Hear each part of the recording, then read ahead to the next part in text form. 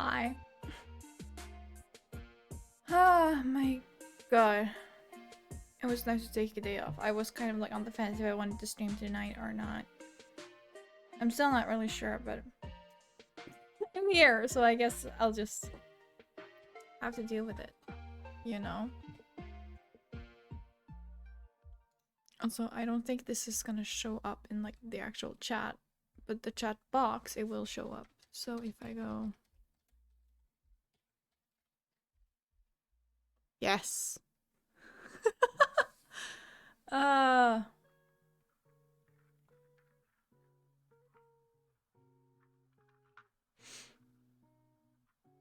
That's great.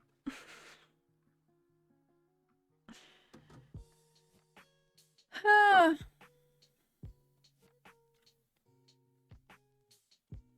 Hold on.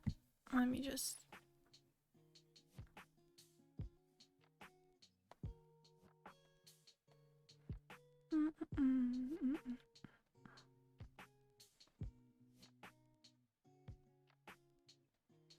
I finally finished watching the anime last night.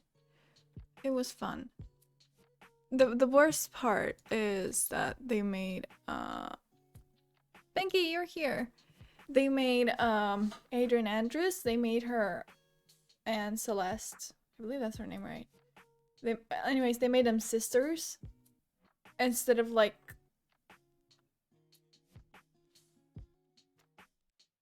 Adrian being very much a lesbian.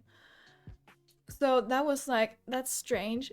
But then we got to like the last episode, which is the bridge to the turnabout. The bridge to the turnabout, that's it. And the part with the earthquake, it was kind of just glossed over.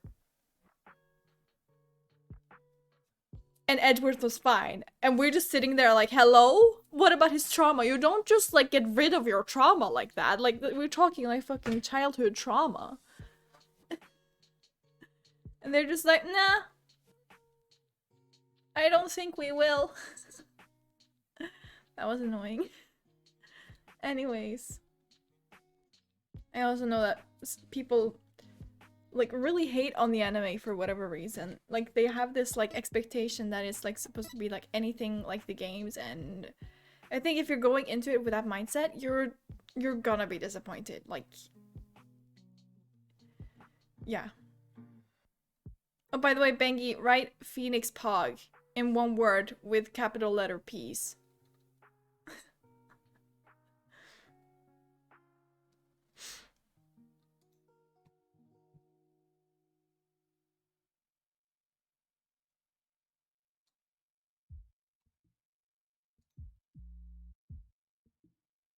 You didn't.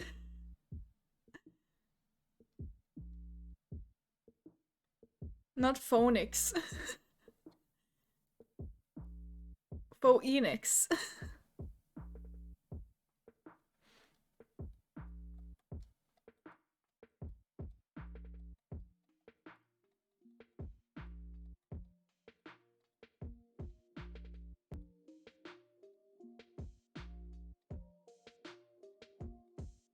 Yes.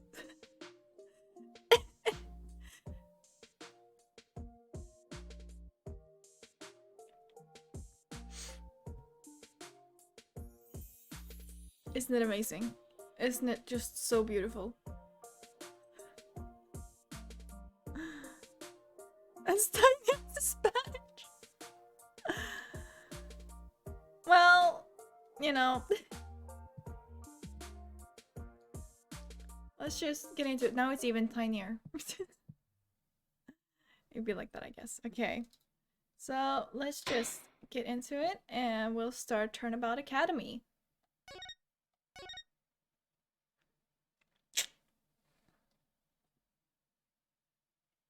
Is it gonna start with a cutscene? Sure is. Themis Legal Academy. Okay, it's Themis. A prestigious high school with alumni in the highest echelons of the legal world.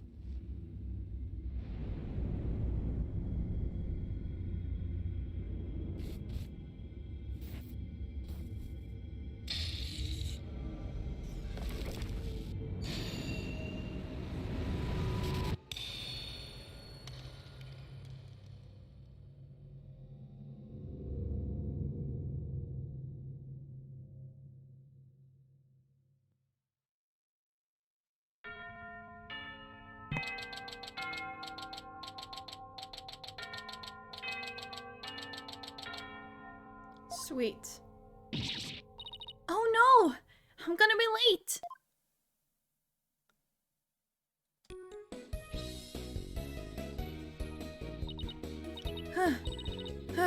Whew. Finally! So this is it. The illustrious Themis Legal Academy. This is the place where many distinguished lawyers and prosecutors got their start. Okay. The news spread that Mr. Wright had gotten his attorney's badge back. He received a call from this school asking him to pay a visit. Mr. Wright brought us along, hoping we'd learn something from the experience. But no, I had to go and blow it by getting here 30 minutes late. Only the manliest of them. Of course. At least it's not all business today. After all, today's their school festival.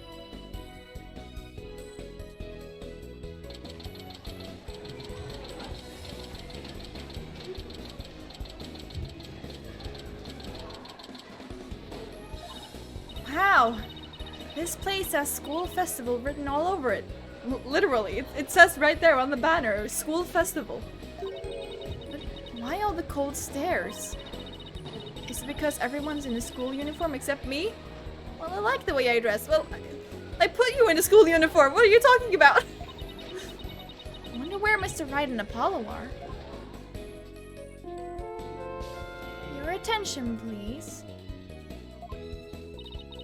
This is an announcement from the mock trial committee. The mock trial will begin shortly. All students and faculty, please proceed at once to the lecture hall. Thank you. Sounds like a mock trial is about to start. And where's this lecture hall? Looks like all the students and faculty are heading that way. Might as well join them. Maybe I'll find Mr. Wright and Apollo there.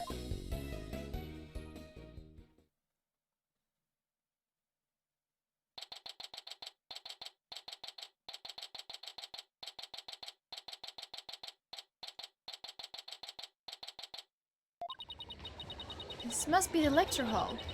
Wow, they spent some serious money on this place.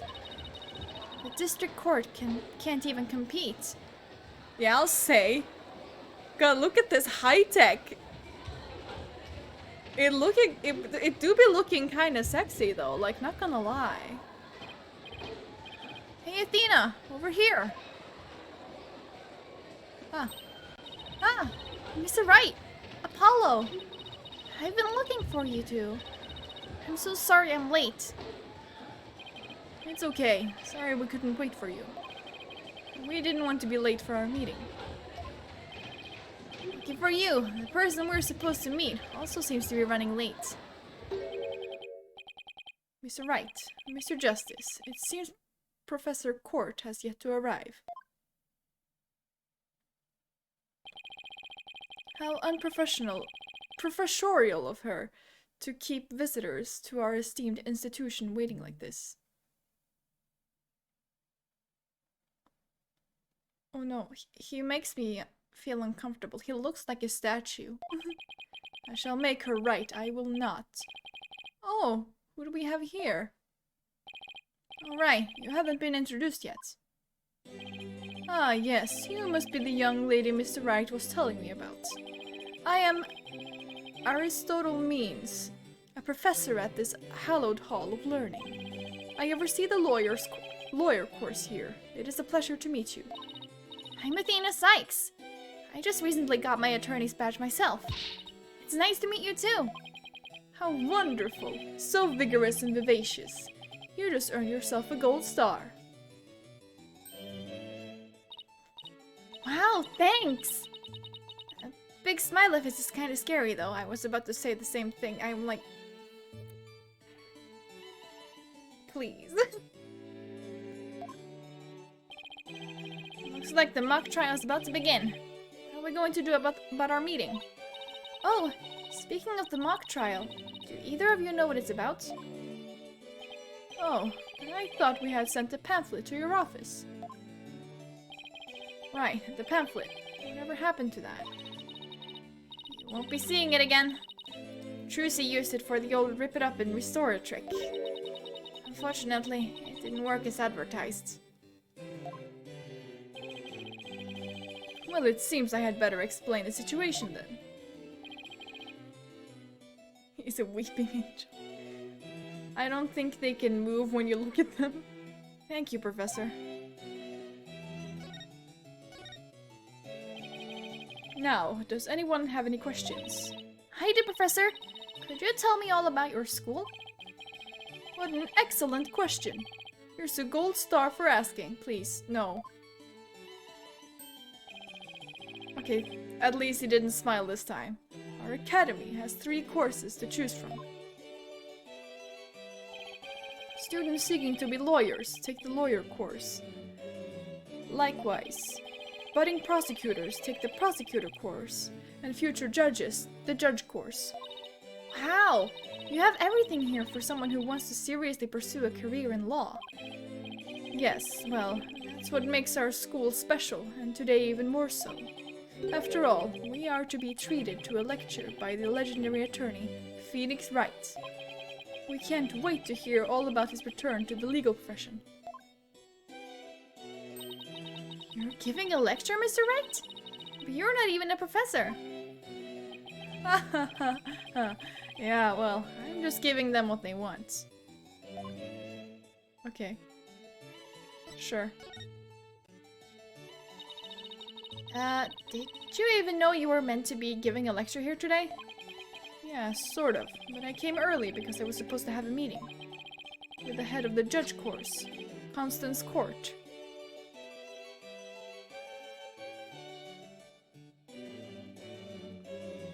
I want to fucking kill something. I want to hit something. These names, dude. It's been a whirlwind of a morning. Let's leave it at that. Professor Court. She is a wonderful instructor, but quite unpunctual. Oh, so that's who's late. From what I've heard, our esteemed Mr. Wright here is scheduled to hold a training seminar tomorrow, in addition to today's lecture. A training seminar? For lawyers? What exactly does that involve? Bluff. Bluff to your heart's content. And if you get stuck, return to the basics.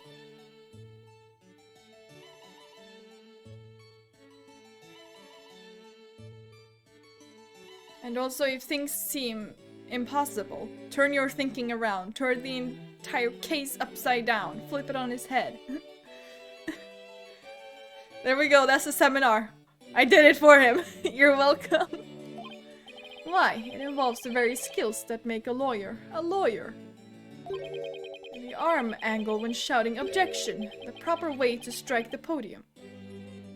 Okay. I see, it's a bit more involved than that. How to project one's voice. And most importantly, how to bluff your way to victory. Bluffing, yes. Huh? Who exactly do you want me to teach stuff like that to again? Smooch with the prosecutor. What a wonderful question. You just earned yourself a gold star. The great honor of taking a seminar by a famous lawyer and a famous prosecutor. That is what is at stake in this mock trial. The crown jewel of the school festival.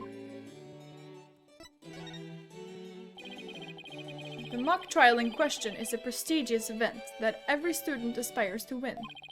The top student in the lawyer course and the top student in the prosecutor course face off in a simulated court case set in this very school. As for the case itself, we select the best script written by a judge course student and base our case on that. Whoa, a one-on-one battle! How thrilling! So if the student studying to be a lawyer wins, they get to take my training seminar. But what if the other student wins? I'm not a prosecutor, so... There's no cause for alarm. We have a famous prosecutor ready for just such a case.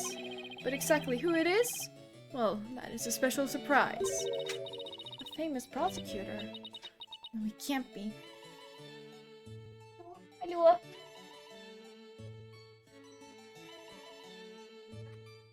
Nice, Dreamer.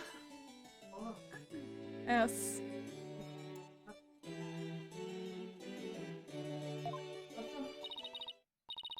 Professor Means, forgive me for interrupting you and your guests.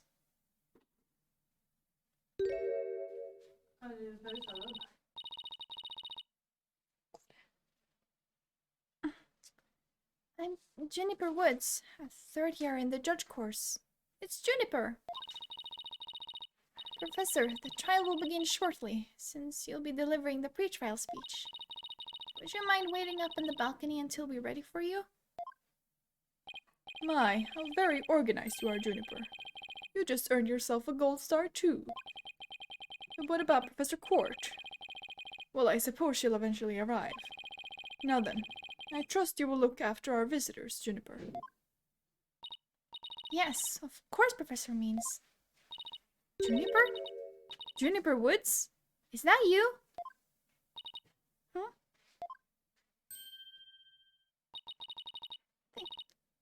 Athena! I almost didn't recognize you. I didn't know you were back from Europe. Wait, you two know each other? Well, that's a coincidence. We've known each other since we were kids. We're like best friends. Right, Junie? Yes. Well, we lived close to each other, so we used to play in the forest together. Yeah, like a lot. Why won't you look at me? I guess I shouldn't be surprised since we haven't seen each other in a long time. Anyway, you're supposed to go wait in the waiting room, right? Not that I wouldn't mind taking in the mock trial you're putting on today. Unfortunately, the mock trial is only for students and faculty. There is one seat reserved for Mr. Wright, but no other exceptions are allowed. Yes, I'm very sorry, but it is part of the student curriculum after all. I hope you won't mind remaining in the waiting room until the trial concludes. Oh, that's too bad. I was hoping to learn something new today. I'll tell you what, Apollo. Why don't you take my place? What? Really? Sure. Besides, I'd like to meet with Professor Court as soon as she gets here. Aw, no fair. I want to see the mock trial too. Sorry, I'm going to let Apollo pull what little rank he has. If it is okay with Professor Means. Well, of course, Mr. Wright. If that is what you wish. It's settled then. We'll expect a full and detailed report. Apollo. Kan du gå? Tusen tack. We'll expect a full and detailed report, Apollo, so pay attention. Being the new kid sure stinks. If you would please follow me, I'll escort you down to the waiting room on the first floor.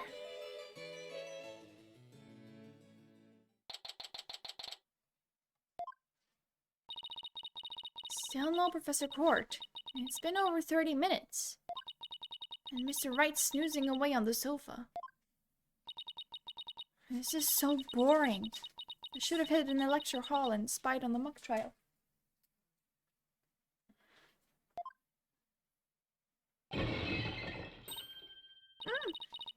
What was that?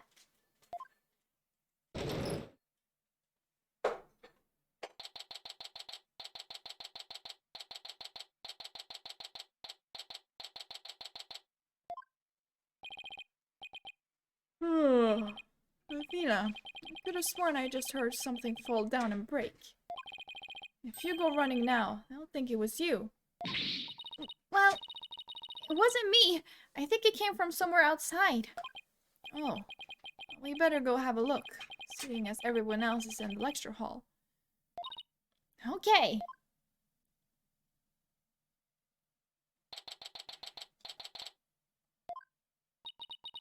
Is this stage for some sort of concert? It kind of reminds me of a courtroom. Wait, Athena, behind the witness stand. What?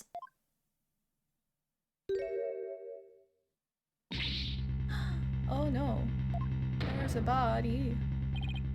Professor Court, can you hear me? Professor! Wait, that's who we were supposed to be meeting with?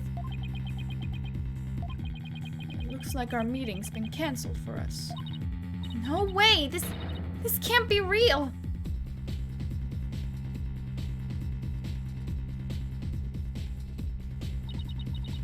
I called the police. They should be here soon. I'll go tell everyone in the lecture hall too. No, wait. I'll find out soon enough once the police get here. Let's do our own crime scene investigation before it gets too crowded around here. Huh? Are we even allowed to do that? It's no big deal as long as we leave it exactly like we found it. Plus... No, never mind. Anyway, we should look around while the scene's still fresh. But...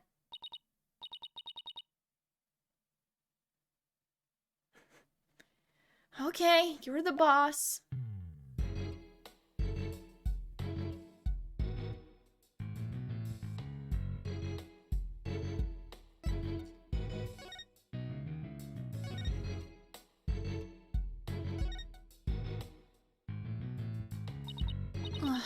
I guess I really do have to examine the body.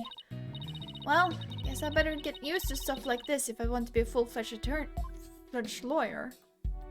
Go for the book first. What do we have here? A book? I'm guessing it fell out of her chest pocket. Wait! What if it's her diary? That's the most private thing a girl has. True, but considering the situation at hand, my apologies to the late Professor Court. No, don't! It looks more like a planner than a diary.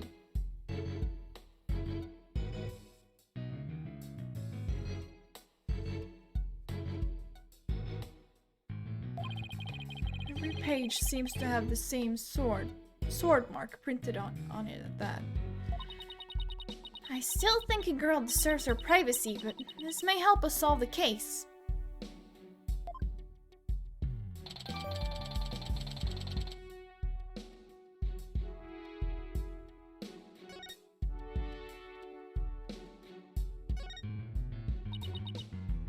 Ugh, there's an arrow stuck in her side. Gunshot wounds and stab wounds are pretty common, but arrow wounds? This is a homicide any way you slice it. In other words, we have a murder on our hands. You sure she didn't just fall on it? A murder? Here? So that makes this arrow the murder weapon. Well, that and the bow that shot it. Right, but where could the killer have shot her from? The stage is a sea of obstructions. I'm no expert on archery, but it can't be easy to hit a target with this much stuff around. Would it be possible to kill someone by stabbing them with an arrow? I'm not sure. I guess we better do some more investigating before jumping to conclusions.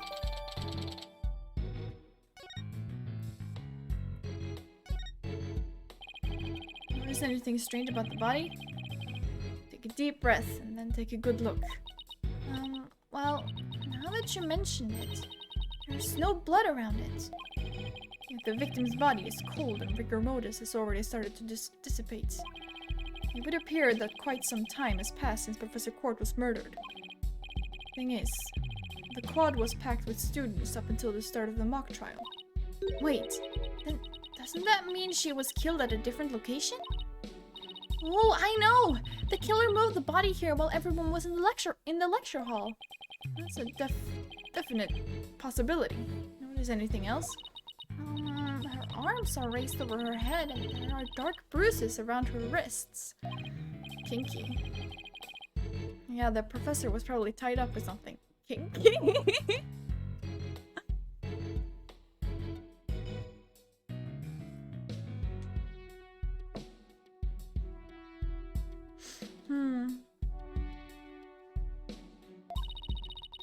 Eventually, her wrists were unbound, and as she reached up to stretch, she was killed? Actually, I'm not so sure about this theory. Well, there's not exactly a lot to go on. I think that's about all we're going to find out from the body for now. Nice work, Athena. Her face only turned 5 shades of pale. I was expecting 50. We should probably take a picture of the crime scene just in case. Okay, I'm on it.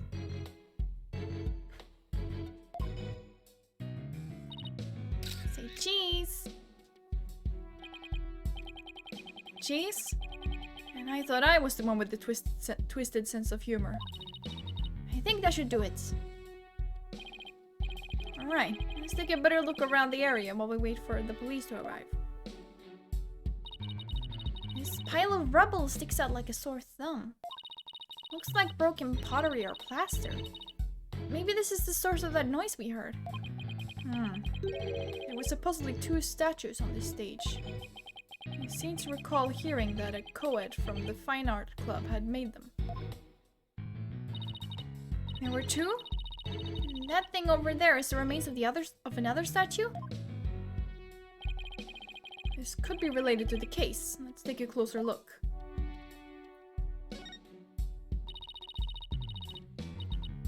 There's something buried in the rubble. The theme is Herald? Wait, we shouldn't disturb it. Let's just read what we can.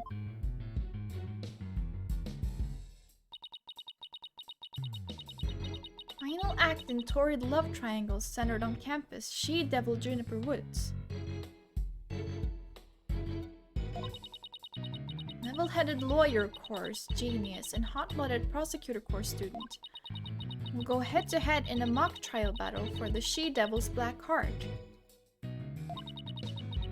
Hugh O'Connor has declared that he will confess to her if he wins. Wait, what? I seriously wish I hadn't read that. I find that more shocking than discovering a murder victim's body. But we're talking about my friend Junie here. She'd never lead guys on like that. Athena, you don't believe everything you read, do you? This article is clearly written with malicious intent. I'm not buying a word of it. You're right, but it's still disturbing. Even if it's a third-rate tabloid material. I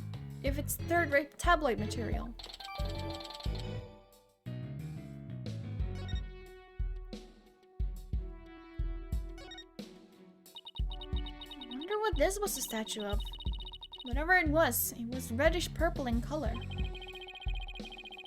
When Apollo and I first got here, both statues were already here, but they were covered up. I bet they were waiting to unveil them when the school festival moved here to this stage. You mean this duffel bag looking thing was actually being used to cover the statues?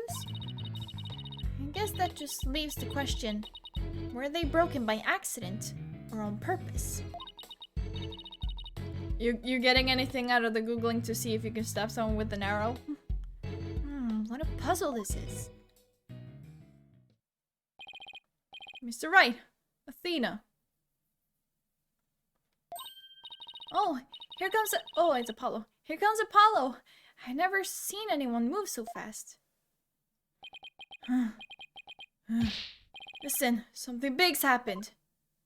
I was at the mock trial when the police announced the body had been found on campus. That's right.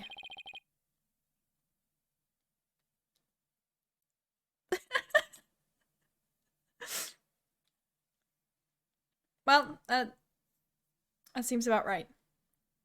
And we're the ones who phoned it in. We found Professor Court dead behind the witness stand over there. What?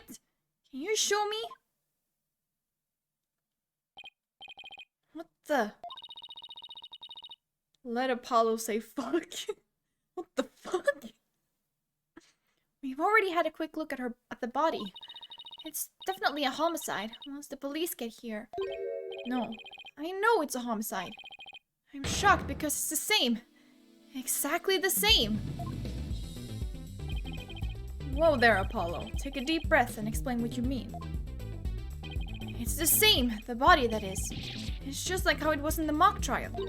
What? It's like the mock trial? I know, it sounds crazy, but... The body's location and position, the murder weapon, the lack of pooling blood.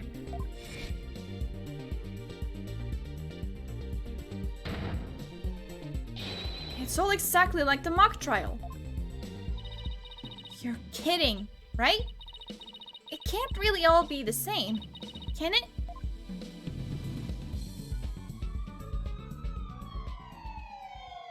Here come the police. Choo choo. Choo, why choo choo?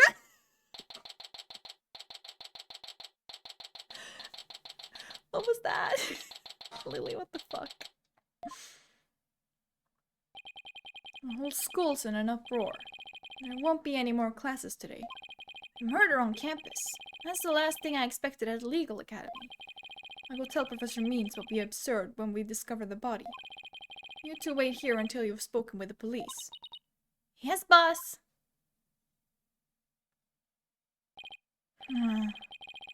I can't believe this is happening. I can't believe we have to wait around here. I can't stay still at times like these. I hope Judy hasn't fainted from the shock of this whole thing. Tina! Athena! There you are! Junie! Am I glad to see you? I was worried that... Don't worry about me. I am student council president after all. I need to be strong. Student council president? Wow, I'm impressed. She's really changed. She used to be kind of sickly and shy. Juniper, was it? You mind if we ask you a few questions? Yeah, we're stuck here waiting for the police and there's really not much to do. Sure. What would you like to know? I haven't seen you in ages, Junie. What's it been, 7 years or so? Yes, and I remember how you were always there for me, Athena. Maybe it's just me, but I wanted to ask why you seem so distant. Remember how you used to call me Thina? I liked it better that way. It felt like we were sisters, you know? Yes, but I'm student council president now. And as a student representative of Themis Legal Academy, I have to act properly. She was never this stiff and formal before. I knew you wanted to be a judge, but I didn't expect this. It's such a prestigious school, and you're in the judge course to boot. Yes, and Professor Court had been in charge of it until, well, you know. Alright. Professor Court was the professor in charge of Junie's course. What sort of teacher was Professor Court? If I had to sum her up in a single word, I'd say she was amazing. A judge must always seek the truth. That was her mantra, and she used it in trying to fix what was wrong with our school. She was a beacon of hope in this dark age of the law. What's wrong with your school? What did you mean by that? Oh, nothing. Never mind. Am I imagining things, or did I just detect something in Junie's voice? Professor Court chose my script for the mock trial. Oh? You mean all the students in the judge course had to submit a script? And yours was the one she selected. Wow, that's amazing, Junie! Oh, thank you, but now Professor Court is... Who would do such a thing? Just yesterday, we were working together, trying to get things ready. Excuse me. Are you alright, Junie? Maybe you should take it easy for a while. So she's still got that cough. She's not as strong as she pretends to be. Why do you need a script and a showdown between a lawyer and a prosecutor?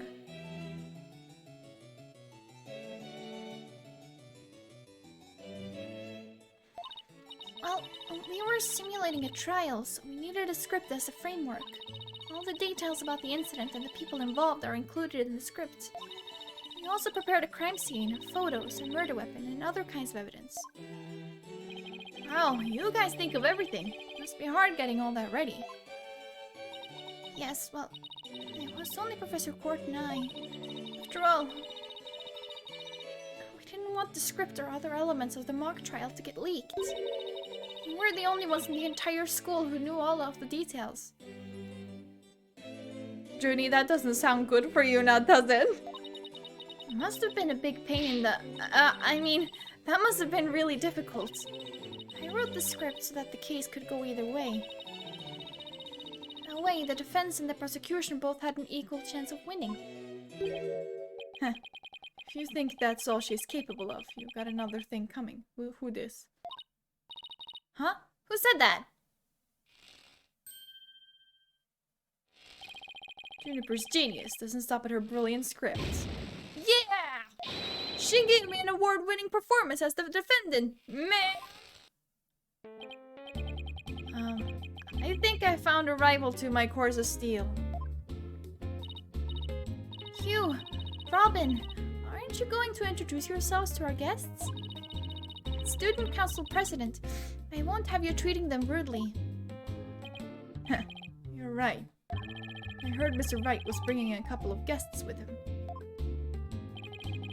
It will be you two, Apollo Justice and Athena Sykes. Yep, I'm Athena Sykes. And I'm Apollo Justice. Nice to meet you. I'll pass on the handshake. I'm studying to be a lawyer. The name's Hugh O'Connor. But some call me Mr. Perfect, because I never score less than 100% on tests. The most pretentious introduction ever! And what's with his hand? Is it glued to the inside of his pocket or what? Yeesh. Let me be the first to apologize for Hugh's totally rude introduction. Sorry! Now here's my intro. I'm Robin Newman. I'm studying to be a prosecutor. Like the really cool kind that nails the bad guys. No! Where's the sincerity? So he makes pottery too. What's that brace-like contraption for? Judy sure has made some unusual friends. These two were the lawyer and the prosecutor in today's mock trial. And even though I wrote the script, I also played the part of the defendant. Final act in torrid love triangle centered on campus, She-Devil Juniper Woods. Level-headed lawyer course genius and hot-blooded prosecutor course student. We'll go head-to-head in a mock trial battle for the She-Devil's Black Heart. Wait, these two are the guys who supposedly have a thing for Junie? Juniper, come on, your role's way beyond just that. That's right! The mock trial's just the start. She's also in the school festival's main event. Live on stage, Juniper Wood. Live live on stage, Juniper Woods, and the crowd goes bananas. Woo!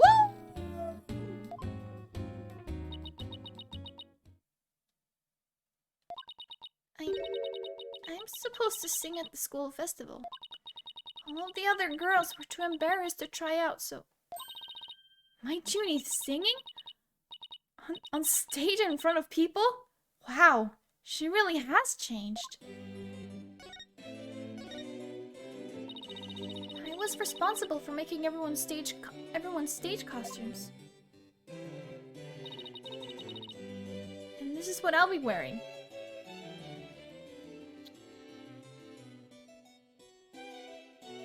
Out of all the fucking costumes in the world.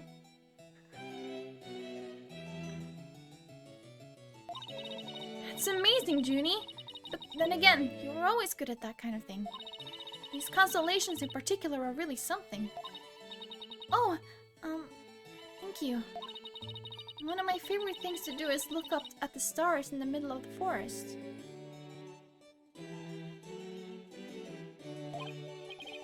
Huh, so you're a fan of the night sky then? More like you were a fan of lmao. Wow, Apollo, didn't know you were such a romantic. It's not like that. I have this friend, and I go way back, who got me really interested in space. I can't be emotional right now, shut the fuck up, okay? Wait, you had friends when you were young? Color me surprised. As student council president, I cannot allow such mean-spirited teasing to continue. I think she's angry.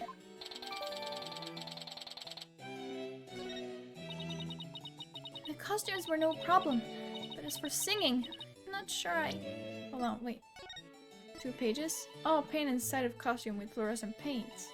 Leave time to dry. Draw constellations on the outside and make small holes according to this pattern. In the dark, the paint will shine through the holes, bringing the constellations to life. I don't quite get it, but sure. No, you can do it! That's That's right. And everyone who says otherwise will have to answer to me. It's like a chivalrous love triangle. A damsel in distress and two knights in shining armor. Maybe that Themis Herald article wasn't too far from the truth. Speaking of the latest news, I wonder how that mock trial turned out. So, how did the mock trial end? We're just about to reach a verdict when the police arrived. We'll never know how it would have turned out. I guess that's what happens when there's a real murder during a fake murder trial. It ended right before the verdict. Talk about bad timing. I was this close, man! I bet I would've won!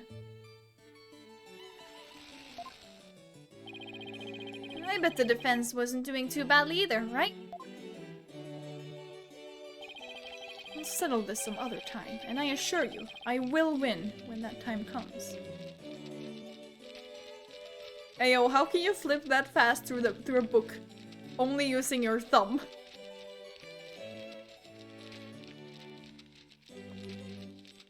Okay. I think I'm gonna let that happen.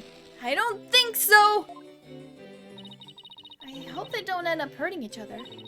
Oh, don't worry. The three of us have been good friends since we enrolled here. We even have proof of our friendship. Proof? Like, physical evidence proof? Yes, we're studying for a career in law, and in the legal world, evidence is everything. Yeah! As long as our friendship lasts, you can bet we'll be carrying them around. Ah, the famous legal academy ingenuity at work. So, what exactly is this proof of friendship anyway?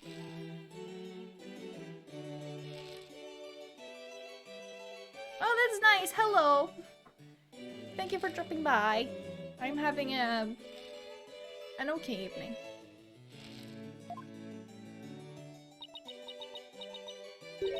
Well, it's a secret. If I show you, it would be bad luck. Oh, okay. I knew it.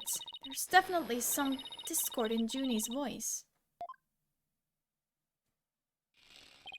Our friendship is sacred and inviolable. It's not something to be put cheaply on display. Proof? We don't need no stinking proof. Us three are friends forever!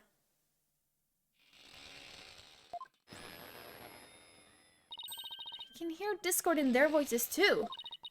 But they're talking about their friendship. What's going on here? Something wrong, Athena? No, it's nothing. Oh, alright then. Hey, isn't that... Everyone, stay right where you are. Don't move a muscle. Ah, of course. Detective Fulbright? Is something wrong?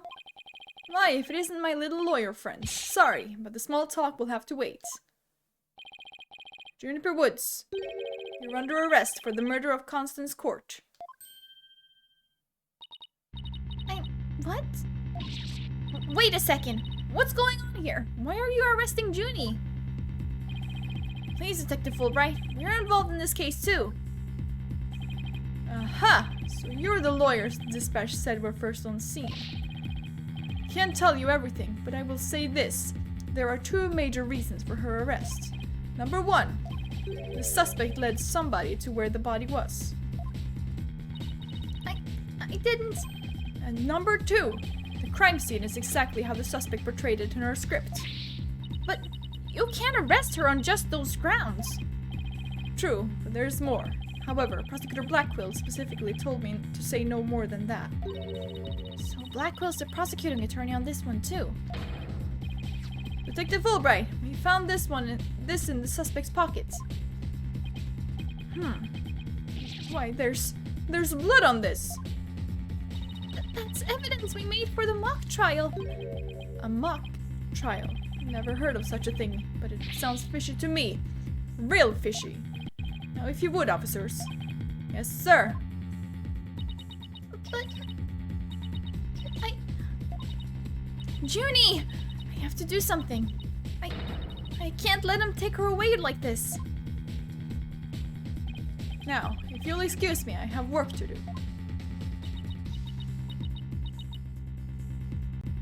Hold it! Hold it! I refuse to believe that she's the killer! Junie! I've decided.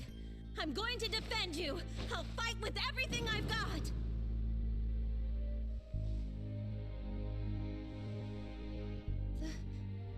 Athena. Junie, it's good to hear you say that name again. We love lesbians. Hate to interrupt your bonding time, but... aren't you rather new to all this? You're barely even a lawyer. Well, I don't have much experience, and I may need Apollo and Mr. Wright's help at times. But nobody believes in Junie as much as I do. I'll help you too, Juniper. There's no way you murdered your professor. Nina. Apollo. Thank you both. I'm counting on you. We got your back, Junie. Guess things worked out after all. Now that you have your lawyers, Miss Woods, it's time for us to head back to the station.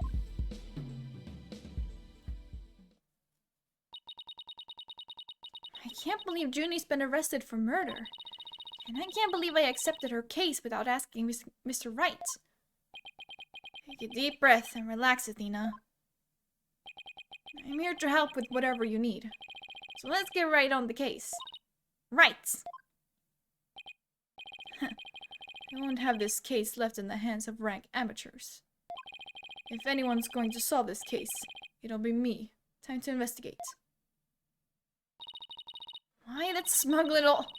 He hasn't even finished law school. Yeah, I was like... Sir?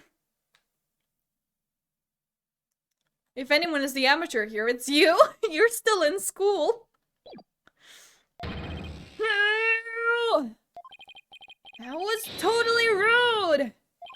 And you're not the only one on the case, man! I'm in too! Big time! Juniper Woods! I'm gonna save you! Now that those two are gone, let's get back to what I was talking about in front of the stage. About the mock trial, that is. Oh, right! You said the victim's location, position, and so on were just like in the script. Exactly. But without the script or any props, it's kind of hard to explain. Perhaps I could help. Here, forehead.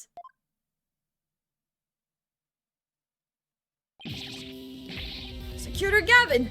What are you doing here? You two seem to know each other. Is someone going to introduce me? Well, I do believe we have a fresh face here. Greetings, Fraulein. I am Clavier Gavin. Some know me as a prosecutor, but I'm most famous for my former rock band. We were quite popular, you know, but regrettably, the band went kaput. Perhaps you've heard of us? The Gaviners? I was the lead vocalist. Never heard of your band. And again, I was out of the country till only recently.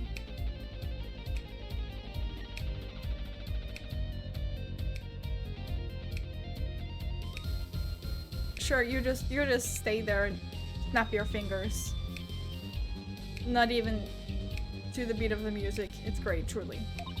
But can I get your autograph? Achtung, baby! You just met him like 3 seconds ago and you want his autograph? Forgive me, Fraulein, but I've retired from the music biz. But I'd be happy to offer my autograph as rockstar prosecutor Clavier Gavin. Yeah, forehead. Oh, okay. That one then. It's a lively one, huh, Mr. Forehead? Why is it Mr.? I don't know. Didn't know she was your type. She's the newest member of Write Anything Agency, that's all. Nice to meet you. I'm Athena Sykes. A pleasure to meet you too, Athena Sykes. Now that the intros are out of the way, I'm sure you have some questions for me. Yeah, Herr Forehead? So what are you doing here, Prosecutor Gavin? I'm here for the same reason as your boss, to give a lecture and a training seminar. So he's the famous prosecutor they invited. And I have another crucial role to play. The Governors are getting back together for a one-time special performance. Even though you guys disbanded, which was a shame, by the way, really. Really? You didn't like them, Apollo?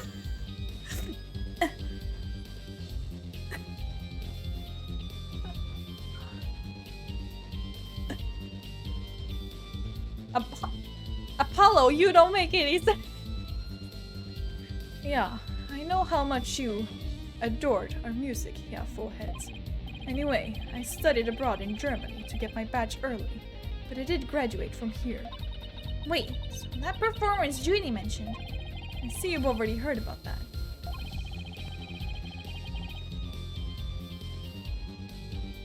One student representative was selected to sing with us on stage. And the stage was supposed to look like this tomorrow. 2 big banners and a pair of wicked statues. This is just an illustration, but it's not half bad. Wicked statues? Wait, are these supposed to be you and Mr. Wright? Bingo, Fraulein. And they were so big and magnificent too. What a terrible waste. But the worst part of this whole thing is my long-awaited reunion with my mentor never came to pass. Wait, don't tell me your mentor was Professor Court. She was the one who taught me how to think about the law. So Constance Court was your professor here at the academy. She may have taught the judge course, but she had a huge impact on me. She was fond of saying the end is only justified through proper means. She wouldn't tolerate dishonesty and always revered what was right beyond all else. I can feel Prosecutor Gavin's sadness. No, I think I'm gonna cry. Athena, are you tearing up? I can't blame you. Prosecutor Gavin knows a lot of who he is to Professor Court. Exactly. So as you can see, we are both joined in purpose, so to speak. Yeah. Now, let's rock this place hard. Huh? I don't follow. Let's rock what? Forget already, half full heads? I said I'd help you explain the mock trial. We're going to reprise it right here in the lecture hall. Why can't I not read today? Like, even worse than usual. It might help us catch her killer.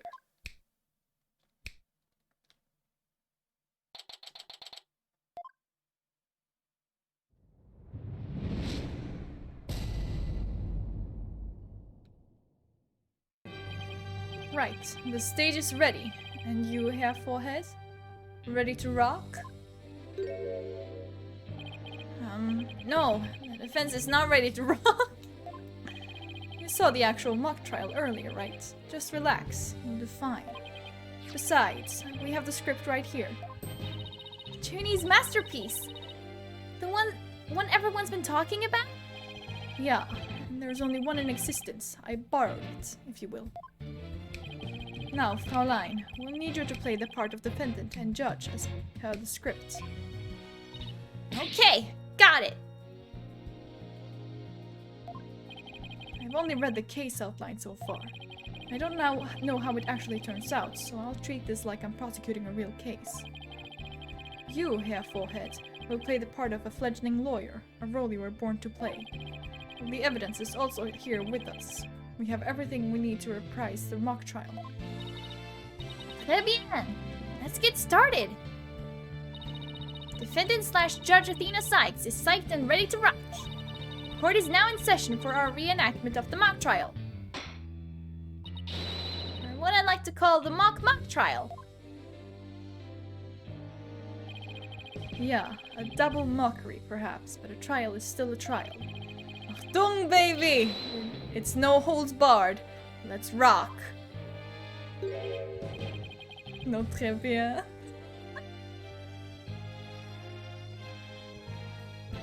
You know, it'd be like that. Aw, can't we take it easy today? Objection! It may just be a mock of a mock, but there is only one way to compete. You play to win. So remember, each time I catch you slacking off, I'm holding you in contempt of court. Great. A judge that voices her own objections and abuses her judicial powers.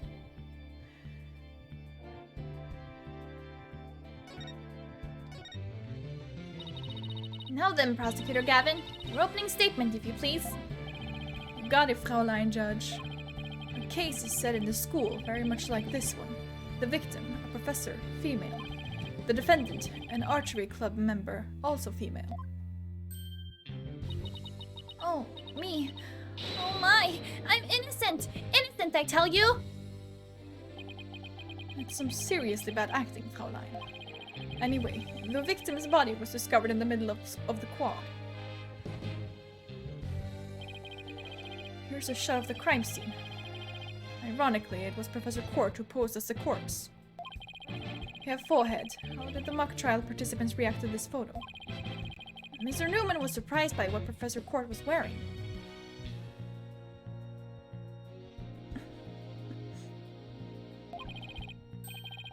He started with, oh, the green sweatsuit. That's not exactly what I would pick to focus on, so why would he care so much about that? Ah, too much of a fledgling to know what's important, that one. In any case, both in the mock trial and the actual case, Professor Court was wearing a sweatsuit. Moving right along. Hold it! Hey, wait a sec. The body was discovered in the same area as the mock case, although there was a stage. Plus the murder weapon, an arrow, and the lack of blood are also the same. That's right, and therein lies the significance of this mock trial. So let's keep rocking it hard, just like that.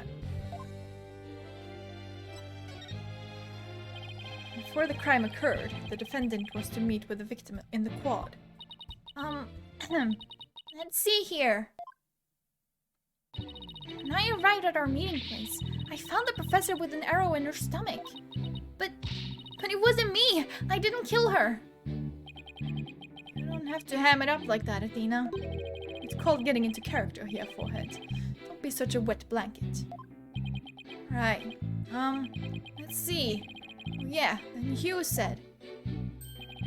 A frail co-ed used her bare hands to stab a professor with an arrow. I don't think so. At the time of the murder, a male student was seen, holding a bow in the archery club room, which has a clear view of the quad. He shot the arrow into the victim before my client even got there.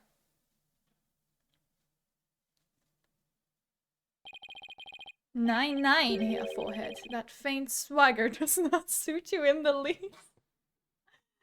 Oh, God. Order! Order! Order! Especially you, Mr. Justice! Me? I was just trying to get into it like Mr. Eurorock or something. Oh, God. So, the victim was shot from the archery club room before the meeting even took place. Hence, the defendant could not be the killer. That seems to be the defense's assertion. Prosecutor Gavin, do you have any objections? The autopsy report notes that the edges of the victim's wound were unusually ragged. Could such physical trauma possibly result from an arrow shot from a bow? 9. I believe the victim was impaled with the arrow by hand, post-mortem. In short, the real murder weapon was not the arrow at all. When Robin was prosecutor, he had a tough time determining the real murder weapon. Well, he's just a student, a warm-up act, while I am the real deal, the headliner, so to speak. The true murder weapon was most likely the awl that was left in the art room. An awl? What's that? An awl, you say? What might that be? It's a kind of tool used for poking holes in paper, wood, and other materials. It's kind of like an ice pick. I have a photo here if you're interested. Gross. It's so bloody up to the handle. Please tell me it's just paint. Most likely, Fraulein. Pretty realistic, yeah? Let's pretend it's real blood for now. The defendant's prints were lifted from the murder weapon. Furthermore, traces of the victim's blood were discovered in the art room. That's where I believe the murder actually took place. So, the question now is, how did the body get from the art room to the stage? The murder took place in the third floor art room, but the body was found in the quad. It must have been quite a chore moving the body all that way. Not at all. There is a maintenance area and storehouse right outside the art room. And a cart used to carry balls around was found there.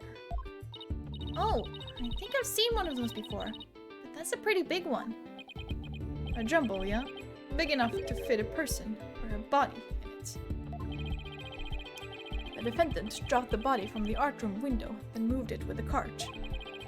That is how a high school girl could easily move a body all by herself. You don't say! Objection! A body dropped from 3 stories up and shows signs of massive blunt force trauma. Objection! What's with his voice? I'm sorry. It may be true, but you failed to account for the large high jump mat in the storehouse. A body dropped onto such a mat would show no signs of blunt force trauma. Yikes. It's almost scary how similar this whole case is to the mock trial proceedings.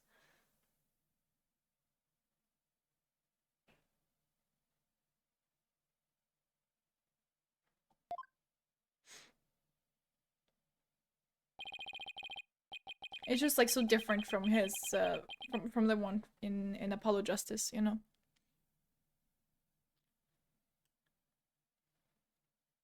I believe they changed like all the voices, so it's not really that big of a deal, but it's just strange. It'll take some getting used to. We have to craft the killer in an attempt to cast suspicion on the archery club. We move the body to the quad, where it would be an easy shot from the club room. And the killer faked the murder weapon by inserting an arrow into the all stab wound. Sounds like he has only high praise for Junie's script. Were there any further arguments from the defense?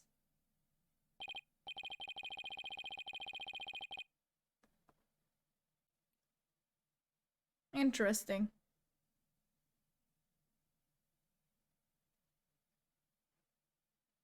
Nope. It seemed like the teacher who was playing the judge was satisfied too.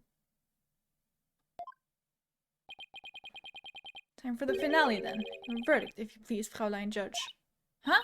Oh, right, that's me. Very well. This court finds the defendant, Juniper Woods.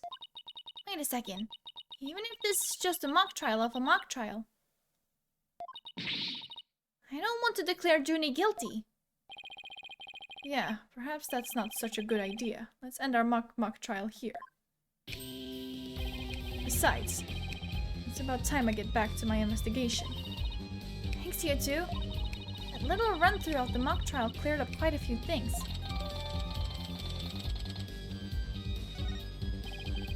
Achtung, baby! The prosecution's already got a witness sized up too. That was quick. Prosecutor Blackwell's almost too good. You're sure in a helpful mood today, Prosecutor Gavin. Well, like I said, I just want to catch whoever killed Professor Court. And there's no reason for me to start butting heads with you two. Anyway, I won't say goodbye, as I'm sure I'll be seeing you later.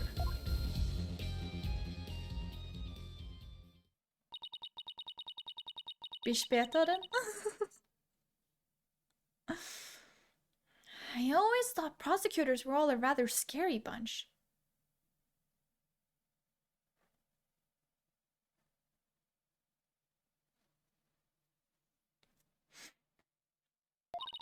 But Prosecutor Gavin seems pretty nice.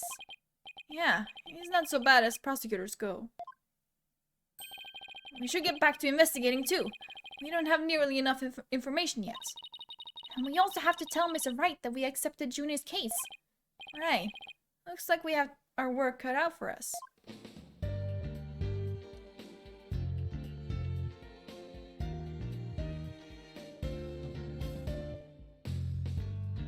Okay, I just moved to the hallway, I guess.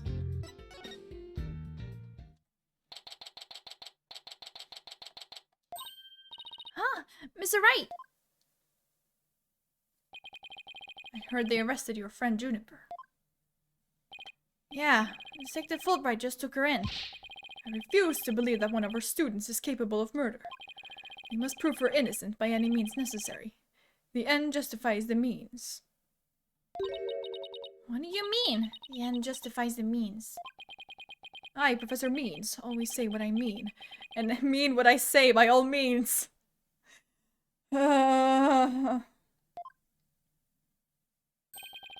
Here, at our esteemed academy, we train our students to produce meaningful results. You believe in Juniper's innocence, do you not? Of course I do. Junie wouldn't even hurt a fly. Precisely. We have justice on our side. The only other thing we need are results.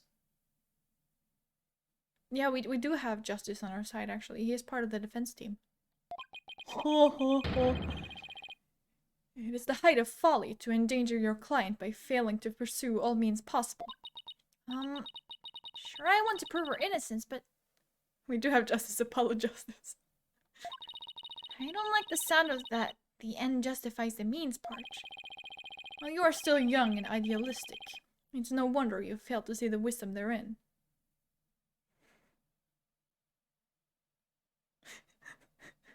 He likes his verdict shaken.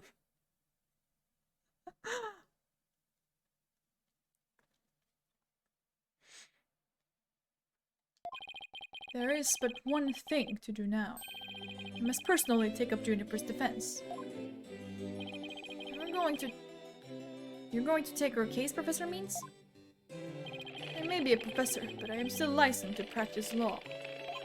In fact, I have even battled Professor Court in court. No kidding! So you guys are rivals or something? No, nothing of the sort. She was an esteemed colleague at the academy and in court. You see, both Professor Court and I graduated from this academy at the top of our class. Wow! I bet they both used to really bring it. Now, if you would excuse me, I had best go discuss the case with Juniper. Professor Means, please wait! I didn't want to say anything, but Apollo and I already agreed to take her case. It's true, Juniper is continue counting on us to prove her innocence. Really now, you two. When were you planning on telling me? Sorry, boss. I know we should have asked you first, but... Relax. Your friend was just hauled away in front of your eyes. Sometimes you just have to make snap decisions, and I think you made the right one. How wonderful. Very well, Athena Sykes. Let me ask you just one thing. As a lawyer, what is it that you treasure beyond all else? That's an easy one, Pete. That's an easy one, Professor. Seeking justice for my clients. What a wonderful answer. Juniper must be overjoyed to have a friend such as you. As a professor, I too shall do whatever I may to help her. And if you decide to take the end justifies the means strategy, come see me at once. Let's hope it never comes to that. Now, if you would excuse me. Well, time's a-wasting. You better start investigating fast. But first, how about I tell you everything I know so far? Yes, please! Have you learned anything new about the case? Nope. Actually, I ran into Prosecutor Gavin, and he told me something interesting. Seems the murder took place in the art room. There's traces of a large pool of blood there. So the police believe the body was moved from there to the stage. What? Really? Just like the mock trial again. Did you have to look that up? To get it right? Because I would not be able to get it right. The police are searching the art room. But whether they'll find anything, well... Well, what? Come to think of it. Let's do our own crime scene investigation before it gets too crowded on here. Okay, you didn't look it up.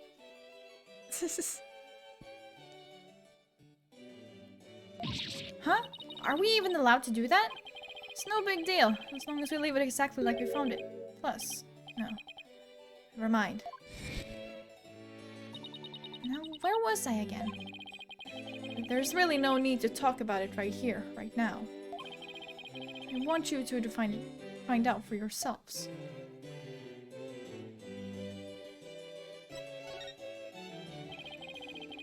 So, are you shocked by your conversation with Professor Means? Oh, I guess so? Actually, that was pretty shocking. The Dark Age of the Law. I'm sure you've heard those words before. Sure, a number of times. Prosecutors file false charges and lawyers fight back by fabricating evidence. There's a lot of that going around these days. The question is, how is it related to the case at hand? Training students to produce results. That is the school's policy. Well, that in and of itself isn't a bad thing. Right. As long as those results come by fair and honest means. Oh, but what was it that Professor Means said? The end justifies the means?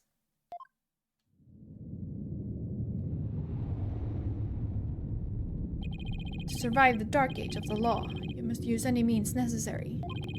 Fabrication of evidence and false charges are unavoidable in the quest for results. That's what they're preaching here at Themis Legal Academy. But what'll happen to our legal system if results are all that matter anymore? Relax, it's just a rumor. I'd take it with a grain of salt if I were you. Oh, that's a relief. You had me going there for a minute. Wait a second. What if Mr. Wright examined the victim's body for a reason? Maybe he was worried someone might actually tamper with the evidence. I think that about wraps up what I know so far. The fact that this case closely resembles Miss Wood's script is obviously important. Pretty much. Knowing that, you should probably try and identify what's the same and what's different. Oh, by the way, if you want to try something kind of fun in chat, if you type out Phoenix Pog with capital letters P and in one word, there will be a surprise that shows up in the chat box there.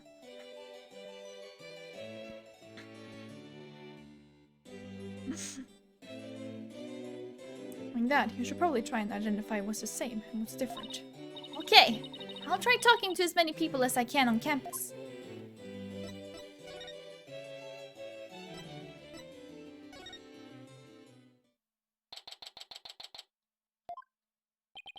I thought the area was cordoned off.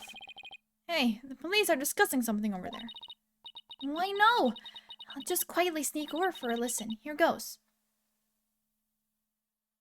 Phoenix Pog. Just capital letter P's. You almost got it. Just lowercase OG.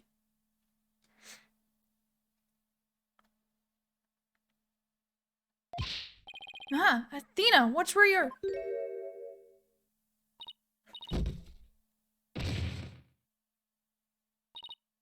Ouch. Who put this stupid box here? Wait. Ah! Apollo! This box, there's... What now? There's someone or something inside. Let it be a snake!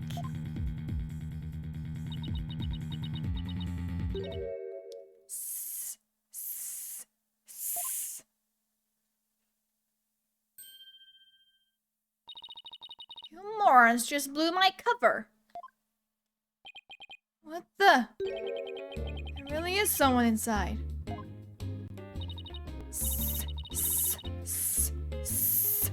That someone is me, Miriam Scuttlebutt. And I'm a senior in the judge course. What's with the box? It's the fate of we who live in the shadows. There's a very good reason why none may see my face by the light of day. Wait, if you're taking the judge course, did you write a mock trial script too? really want to see my script that bad? Well, you better watch out. Read it without my permission, and you'll wish you hadn't. Who cares? I'm sure it was rejected for a good reason.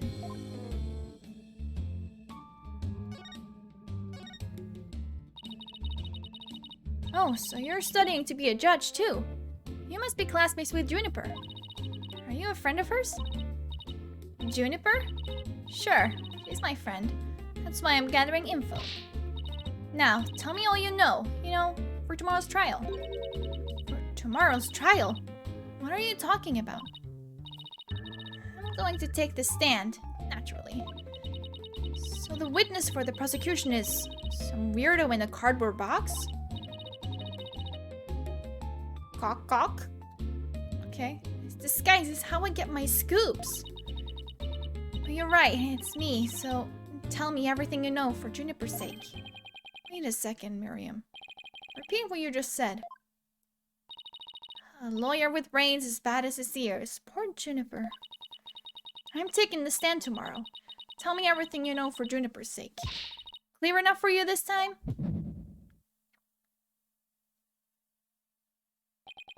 I thought so. Athena, my brace is reacting. Really? That means a lie. Already. That was quick.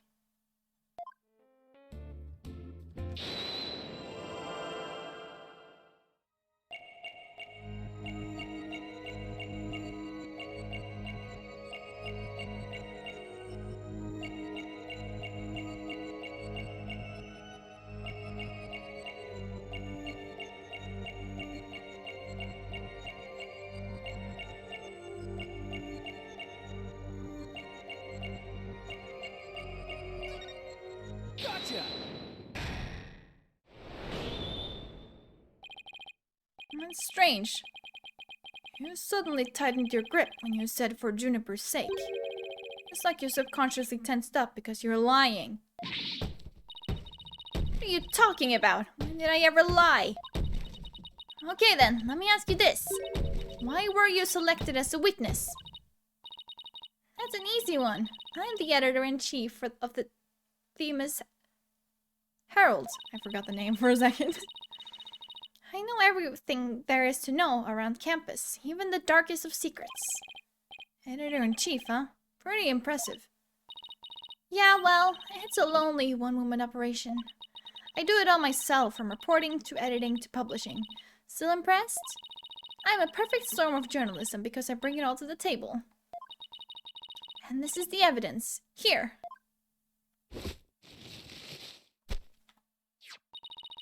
An extra edition of the Themis Herald, published to coincide with the mock trial. Thanks, Miriam. You revealed who you truly are. Someone who's never had Junie's best interest in mind. What? Are you questioning our friendship? Look, you may want answers, but no can do, because what you're saying conflicts with this piece of evidence.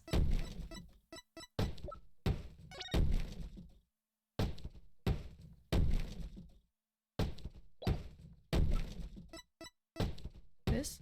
Take that! That's the Themis Herald, the paper I publish. What about it? Are you really that dense? This article is full of malicious lies about Junie. It's definitely not something a true friend of hers would write. You got it all wrong. Another staff member wrote that one. I don't think so, Miriam. You even said it yourself just a moment ago. It's a one-woman operation. Or did you forget already? I did. If you're just giving me the info you have, stupid pawn, Juniper's just using you.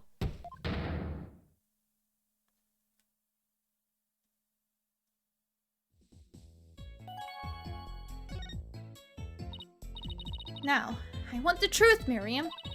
You had it in your box in order to collect gossip for your sleazy paper, isn't that right? You're not really friends with Juniper, are you? No, duh. She's the target of my scoops, and my readers demand dirt. Extra! Extra! The dirty little secret of the squeaky clean student council president. Dirty little secret? Alright, what are you planning to say in court, huh? I'm a witness to her part in the crime. I'm going to tell it all in a shocking expose. The end justifies the means. That's my brand of tell-all journalism. The end justifies the means. Wait a second. In this dark age of law, many of us embrace Professor Mean's methods, even future judges. I've even adopted an end justifies the means brand of journalism, which includes tape recorders secretly hidden all over our campus. Secretly recording every last word without anyone being any the wiser. Doesn't she realize that's totally illegal? And one of them was at the scene of the crime, the art room. You put a tape recorder in the art room. What did it record? You wanna know? You really wanna know? Yes, please! That's so nice of you to... I could really tell you now. The big scoop comes out in court tomorrow. You're so mean, Miriam. According to my evidence, a total fissure had opened between the three of them. Who? Junie, Hugh, and Robin? And what do you mean by fatal fissure? Juniper, Hugh, and Robin used to be the best of friends. Used to be. They still seem to get along fine to me. I did sense some discord, though. You don't know anything. Professor Means has his followers, and Professor Court had hers. Their influence is inescapable. Are you implying that one of them adheres to that extreme idea you and Professor Means have? Why would anyone follow that philosophy? How could you possibly understand? You're new around here. Miriam, wouldn't you feel better if you came out of the dark and into the light? I can see fine in here. You'll be the one seeing the light in court tomorrow. Then you'll realize how guilty Juniper Woods really is. Ugh. We're going to have to cross-examine her tomorrow, but I don't know where to start. Let's at least take care of whatever we can today. You're right. Let's see what else we can find out.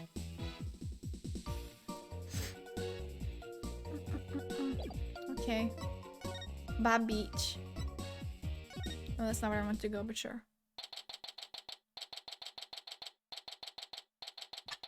No worries. I figured that something was up. So, I didn't want to push you. I just wanted to let you know that I was live. So, but thank you for dropping by. You missed Clavier, though. So, this is the maintenance area. Let's see. During the mock trial, Prosecutor Gavin said that the art room is right above here on the 3rd floor.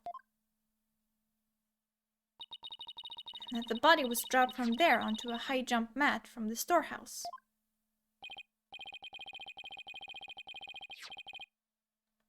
Right, and then he claimed that the body was transported to the stage in the ball cart. And then... There's someone else here. Hey, it's Robin! Whoa, you scared the crud out of me! Hikes, right back at you. So, what are you doing out here? I'm working out so that I can become strong enough to save Juniper! And I'm so worked up! My training brace is almost breaking at the seams! Alright, the girl you like got arrested, so you're psyching yourself up to rescue her. Yes, because I'm the manliest of manly men! That's why I work up with my manly brace! Except that I hear some discord in that manliest of men's voice of yours. I don't mean to be rude, but can't you talk without shouting? Sorry! I'll try not to shout so much. If at all possible, that is. Which is not at all possible by the sound of it. So, do you mind if I ask you some questions as Junie's lawyer? No problem. Ask away. Keep 'em coming, man! Ouch. My ears ache already. I don't think I'm supposed to... I mean, I can, I guess, but,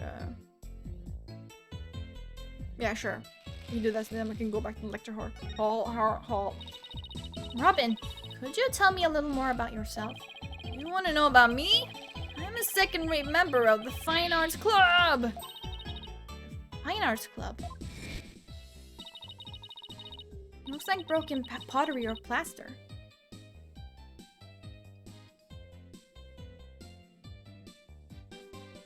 No, it's because Robin is even louder than Apollo. Like, when they met, Apollo was like, I got a runner-up for my Course of Steel.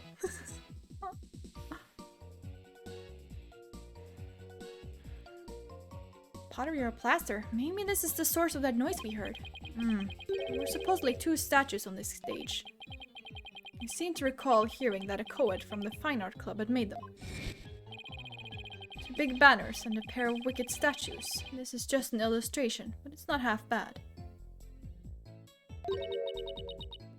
Wicked statues? Wait, are these supposed to be you and Mr. Wright? Bingo, Fraulein. And they were so big and magnificent too. What a terrible waste. Say, did you create those stage statues by any chance? You bet I did. Both of them. Put my blood, sweat, and tears into those things, man! It must have been terrible seeing them all smashed up like that. Nah, I couldn't face Professor Court if I let something like that get me down. What do you mean? Professor Court was the Fine Arts Club advisor. She was all about truth and beauty, man! She always said, the only good result is the truth. That and only lawyers who seek the truth through legitimate means produce worthwhile results. Yes, I'm totally on your guys' side. She must have been an incredible woman. Yeesh, you call me loud when I practice my Course of Steel. Oh man! Why don't you have to take prosecutor course? I mean, how am I supposed to save Juniper if I'm studying to be a prosecutor? Don't worry, I'll clear Junie's name, you'll see. The 3 of us had a dream, and we swore we'd make it happen together! Prosecutor, lawyer, judge, the 3 of us would hold fair and honest trials. The dark age of the law? Ha! We were gonna put a nail in its coffin, man! Wow, you guys swore to do that? No! That stupid school rule had to ruin it! School rule? Which one? Anyone with a prior conviction, no matter how minor the offense, they won't be allowed to graduate from this stupid, holier-than-thou school! A tough legal academy with even tougher rules. Junie will never become a judge unless I can prove her innocence. And if I fail, the 3 of them will never realize their dream.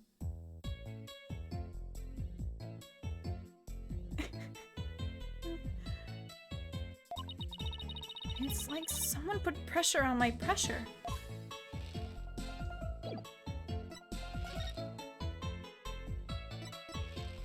Back here. Okay. Look, there's Hugh! Hey, Hugh! Oh, it's you 2. Do you want something? Did you find anything? You said you were going to do some investigating of your own. Nope, nothing yet. I'm afraid it's not looking very good for Juniper. You don't really think Juniper could have done something like this, do you? Only the author and the victim knew the contents of the script. Both the stage and the art room were in the exact same state as described therein. Yeah, you go make your dinner. Nobody could mimic the crime like that unless they'd already read the script or wrote it. Look, Professor Means is better able to handle this than you 2, so just leave it to him. Here it is again! I'm picking up some discord in Hugh's voice. Hugh, would you mind telling me a little bit about yourself? Whatever. I'm 6'1". And under this uniform, I'm 100% lean muscle. Can I go? My grades are outstanding, and I'm the ace of the archery club. Needless to say, I never miss my mark. Oh, and I'm incredibly humble too. Where? How can he even say that with a straight face? Those around me call me a genius, but I pay them no mind. But when it comes to tests, I always get 100%, so I suppose it's only natural for them to say I'm a genius. But as I said before, I pay them no mind. I heard you the first time. What about the mock trial? Felt like you were about to lose to Robin. Also, speaking about this school and like the uniforms, this is where Sebastian, the best, also went to school. Though I guess it's a bit different now because yes, the tiny baby went here. And we have like the judge course, which has like a black uniform. We have the lawyer course, which has a blue uniform. And then we have the prosecutor's course, which has the red uniform. And he was wearing a blue uniform, but he had like a red jacket. So obviously it's changed a bit since then.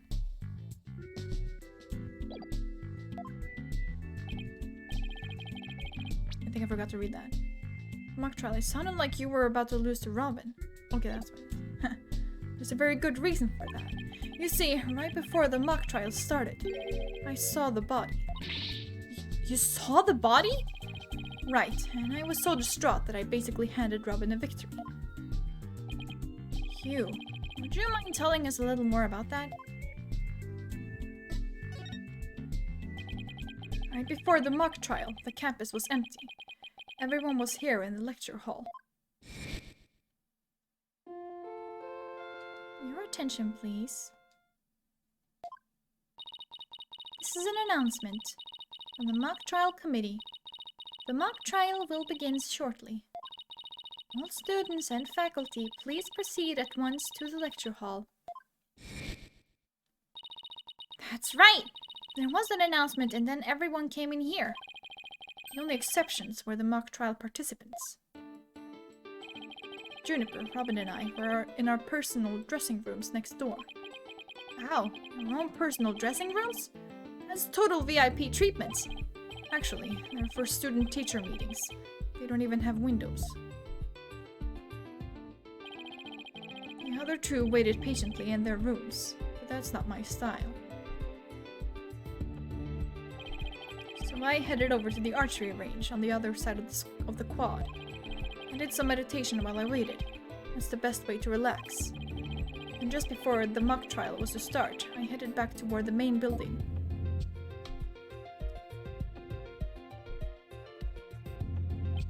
As I walked across the quad, I passed in front of the stage.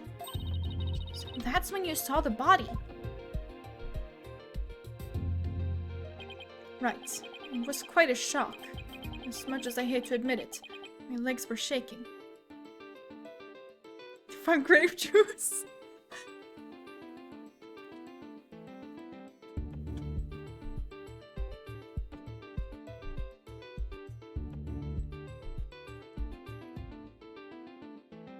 Send me a picture of it so I can like find out what it's called. Because I suppose that the label is in Japanese.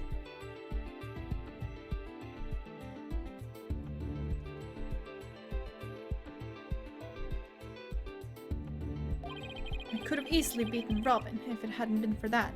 Why didn't you just say like, guys, there's a dead body in the quad? Wait, only right there. You went through with the mock trial even though you had just discovered the body. Apollo gets it. Why didn't you tell anyone? I mean, we're talking about someone getting killed here. I think I know why. Was it because of this? Ah, where'd you get that? So this article in the Themis Herald is true. The winner of the mock trial would get to make his confession to Junie. Right, but if I reported the body I'd found, the whole thing would be called off. You really wanted to win that bad? Bad enough to ignore a dead body? Sorry, but that's not normal. Could their love for Junie really be that strong? Thanks for sharing that important piece of information with us. It may prove useful at tomorrow's trial. Good, because that's all I have to say about the matter. Thanks. Don't worry, we'll prove Juniper's innocence, you'll see. I can't say you to inspire much confidence. Then fucking do it yourself, bitch! Like, what the fuck do you want? Okay, Athena. What next? Well, I think I've talked to everyone who is somehow linked to the case. Okay, maybe it's about time we wrapped up our investigation. Oh, wait! We haven't met with Junie yet. Yeah, you're right. Let's head over to the detention center.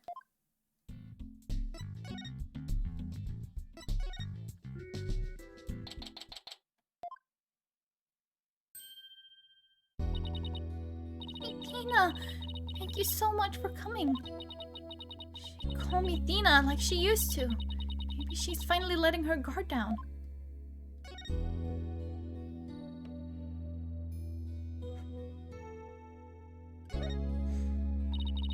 Junie, the crime's unfolding exactly like your script. Any idea what's going on here? We wanted to make it fair, so the script was kept secret until the day of the mock trial. Okay, but like, you wrote it. Can you just like tell us like how the script was like supposed to end?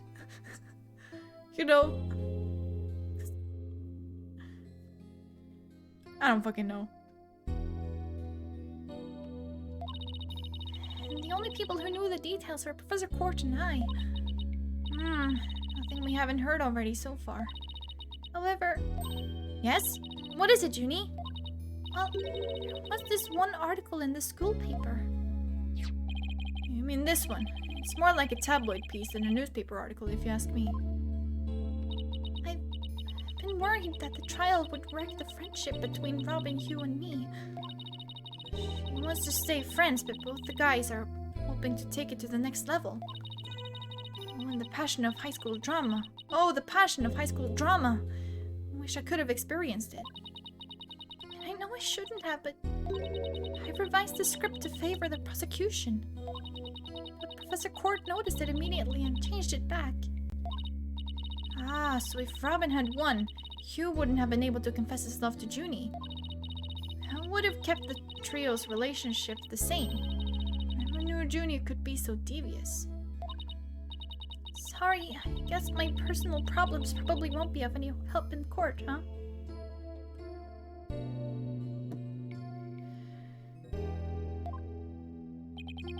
You never know. Help often comes from the most unexpected places. Thanks, Juniper. I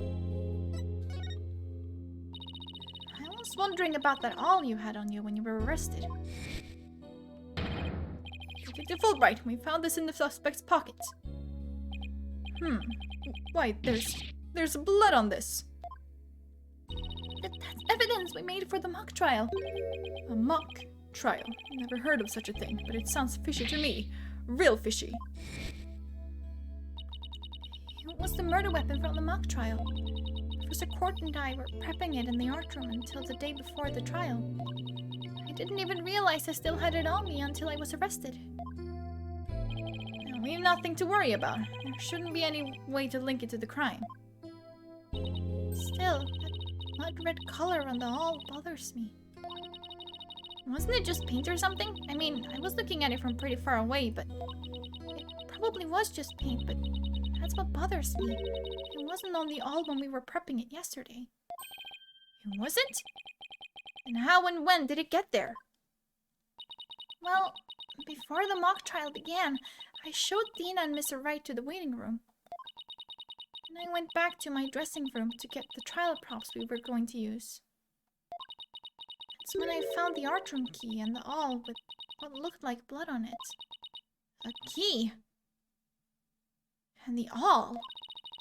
Professor Court normally has the art room key since she's the Fine Arts Club's advisor.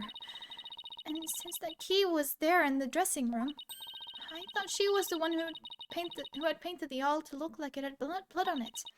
After all, she always insisted that the props should be realistic, so... The awl suddenly shows up on the day of the trial with what looks like blood on it? I have a really bad feeling about this. Me too. Well, let's not jump the gun on this. You and Professor Court were busy preparing for the mock trial together yesterday, right? Was that the last time you saw her? Yes, I left school at around 6 p.m. Did you notice anything different about her? No, I didn't notice anything out of the ordinary. She looked and acted the same as always. I would have never guessed she'd end up like this. It looks like we're about out of time. Thank you for coming to see me. We'll do everything we can to prove you're innocent tomorrow. I know. I believe in you, Tina. Well, I should go now. Bye. Is she gonna be alright? She's like a shadow of the girl we met back at the academy. The Junie I knew was always like that. A little weak and sickly. But the fact that she's lifted her facade shows that she trusts us. Even still. What is it? Well, when Junie and her two friends were talking about their friendship, I sensed some discord in their hearts. Seriously? Yeah, but it was really faint. I might have been mistaken. There's no reason to doubt their friendship. Is there? Don't worry, everything will be fine. You and Juniper are friends, right? You know that friend I mentioned to you earlier? Well, get this. Whenever something's troubling one of us, the other can just feel it. That's real friendship. Sure. Let's call it that. I suppose you're right. Might as well forget about that and concentrate on the trial. Yep, tomorrow's the big day. Let's sort out what we know so far. Okay. The victim, Professor Constance Court, was murdered in the art room on the 3rd floor. Then, her body was moved to the outdoor stage in the quad. Also, the location where we found the body was just as the mock trial script described. I wish those were the only similarities they shared. What do you mean? What I mean is the script in this case are exactly the same in almost every respect. So it follows that the actual trial may very well unfold just like the mock trial did. Oh no! The mock trial ended right before the prosecution was about to win. That's not gonna happen. This time, Junie will be declared not guilty. Of course, I intend to get our results the honest way. We can do this. We'll be fine. After all, I have Apollo and he's the king of being fine. Yes.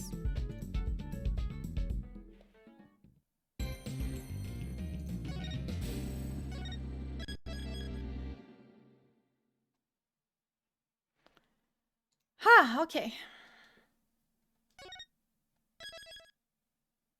Oh, it says trial. Okay, I didn't see.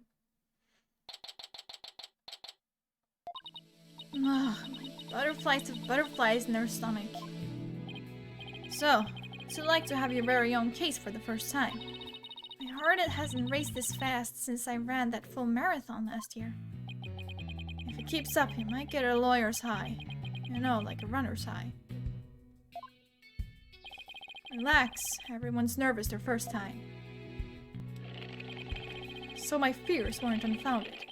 After all, today's prosecutor is so terribly brutal and willing to use any means necessary to win a conviction. There's that the end justifies the means concept again. Now that it has come to this. We have no choice but to fight fire with fire. The end justifies the means. I wish you'd stop saying that. That's your method, Professor. I'm going to defend Juniper in my own way. Besides, just yesterday you told me. As a lawyer, what is it that you treasure beyond all else? That's an easy one, Professor. Seeking justice for my clients. But if this trial proceeds in the same manner and ends in the same way as the mock trial, would you not lose everything you've worked so hard to gain? Well, I'll just have to make sure that doesn't happen then, won't I? My, aren't you a stubborn one? Well, I suppose you will have to learn of your own inefficiency the hard way. Forgive me, Professor Means, but can we just leave it at that? Oh dear, please forgive me. It's just, I wish to protect Juniper by any means I can. I do too, but... Now, if you would excuse me. Thanks to him, I'm feeling even more pressure than before. Let it get to you, Athena. And don't forget to keep smiling.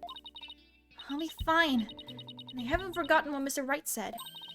The worst of times are when lawyers have to force their biggest smiles. The trial's about to begin. I'll show you to the courtroom, if you please. Apollo, I'm counting on you to support Athena this time. Okay, Mr. Wright, leave it to me. That's right. I have Apollo to back me up. Junie's fate rests in my hands. It won't rest until she walks free.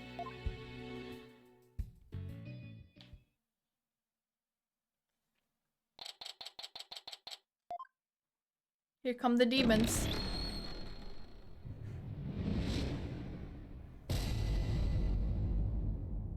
Oh boy. Court is now in session for the trial of Juniper Woods. Athena Sykes, defense team leader, is ready, Your Honor. That didn't sound very confident. You sure you're okay? I'll be fine. Your boldness. I know. As usual, you want me to deliver the opening statement. Ah, This case is crystal clear. I see no need to explicate it any further. Now, summon the witness. Is there something the matter? Please do share your boldness. whatever gave you that idea? Bailiff, please call our first witness. And now we don't even get an opening statement. Huh. Detective Fulbright, he and Prosecutor Blackwell have become quite the team.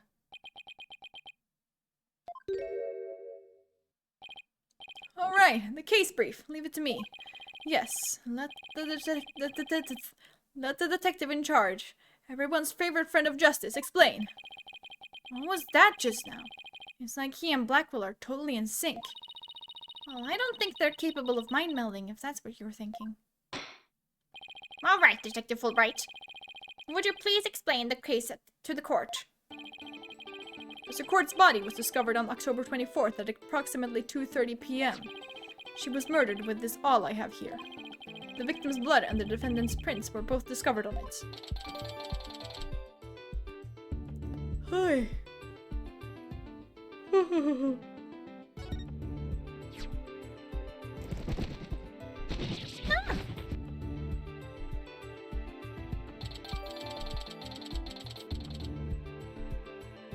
Thanks, Taka. Relate. Cause of death, blood loss from a deep stab wound in the victim's side.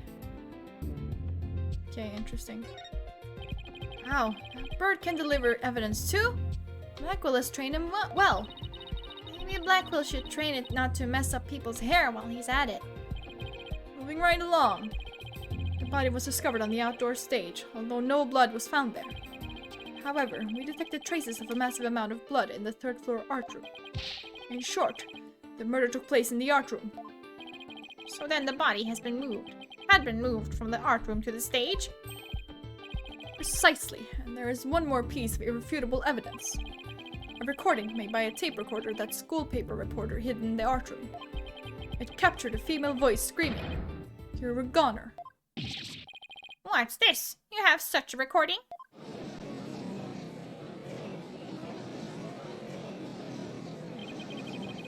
Must be from that tape recorder Miriam mentioned.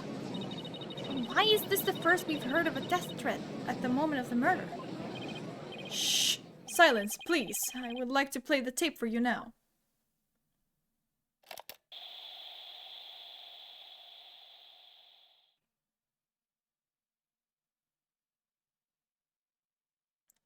You're a goner. Thank you. That really gave me a lot.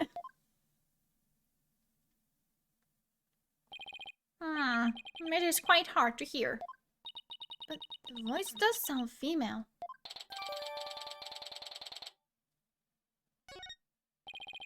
The noise and low volume of the voice have made voice print analysis all but impossible. And you haven't identified the voices belonging to the defendant. Not so fast. After all, voice print analysis isn't everything. The victim was killed at night, then discovered in the afternoon the next day. The question is, when was the body moved? Oh, I know. It could have been moved in the middle of the night when no one was around. Sorry, but no. The campus was full of students that morning. However, no one reported seeing a body. That means the body was moved sometime before the mock trial when all the students and faculty were gathered in the lecture hall, and the rest of the campus was empty. I feel like I actually remember quite a bit of this episode for some reason. I don't know why. It was during this time Hugh O'Connor, one of the mock trial participants, found the body. So the prosecution heard about Hugh seeing the body. Wait one moment. If all of the students and faculty were gathered in the lecture hall, then there wouldn't have been anyone who could have moved the body. Have no fear, for there is always an exception. An exception? The 3 mock trial participants were standing by in individual dressing rooms. They were the only ones who had free access to the deserted campus before the mock trial. What? And that would mean... What would that mean? Those 3 students were the only ones who could have moved the body. In justice we trust. I don't like where this is headed, Athena. Me neither. By those 3, I mean Hugh O'Connor, Robin Newman, and Juniper Woods. I knew it. Please, Detective Fulbright, don't say what I think you're about to say. In justice we trust. I take it everyone understands now. The voice believed to be that of the murderer was female. Female. And out of the 3 people who could have moved the body, just 1 is a girl. That leaves the defendant, Juniper Woods, as the only possibility. No!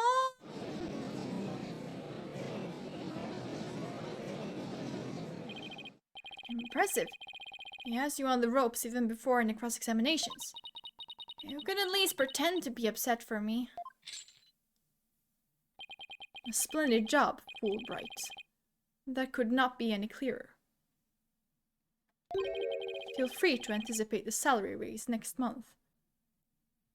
Where is Gumshoe when you need him? I don't do this for the money. It's all about justice. In justice we trust. Not only a half-wit, but a perennial stick in the mud you are. I guess neither the carrot nor the stick works on Detective Fulbright. Now, bailiff, please bring our next witness to the stand.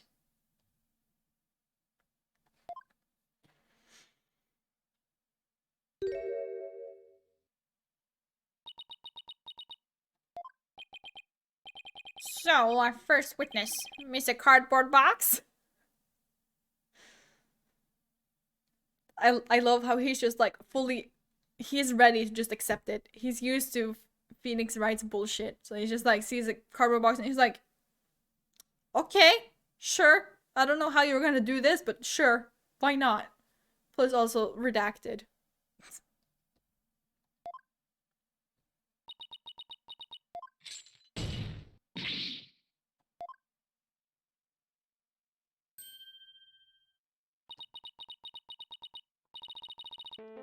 Stealth mode deactivated. Oh my, the box has hands. Smile, Your Honor. What the dickens?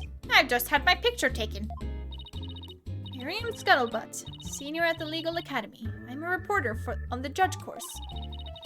Juniper's been a bad, bad girl. I'll tell you all about her crime.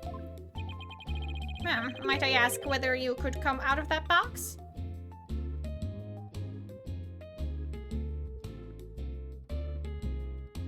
Oh yeah, and if you know what happens later in this game, they're redacted. How will I get any more scoops if I blow my cover? So the answer is no. After all, covert action is an undercover reporter's bread and butter. But testimony from a faceless witness is highly irregular. A former ninja I met in the clink said that exposing those who work in the shadows, shut up you fucking weeb ass, oh my god, is to pass the death sentence upon them. No my, I had never thought of it that way. Very well. If it would spare a life, I'll make a special exception this time. A former ninja in prison? Holy Shinto! Oh god. judge believe this load of crock? Now, your testimony, please. Oh, but take care not to reveal your face.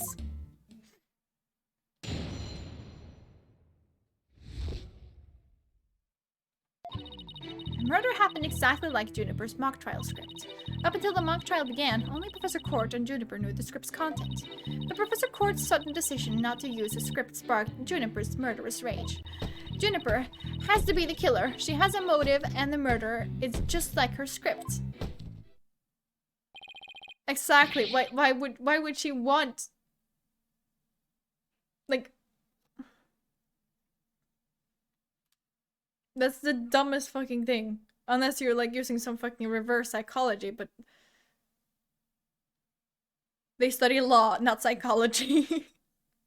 The murder is just like their script. Could such a thing be true? Compare a script with a murder case and crime scene photos, and you'll see. Solid snake. This is so simple. Even an ape posing as a decrepit old judge could understand. Only the victim and the defendant were privy to the script. Ergo, the defendant is the killer. Furthermore, in the art room where the crime supposedly occurred, this witness's script, along with an envelope on which "use" was written, were found. This proves that the accused's script had been rejected the day before the mock trial.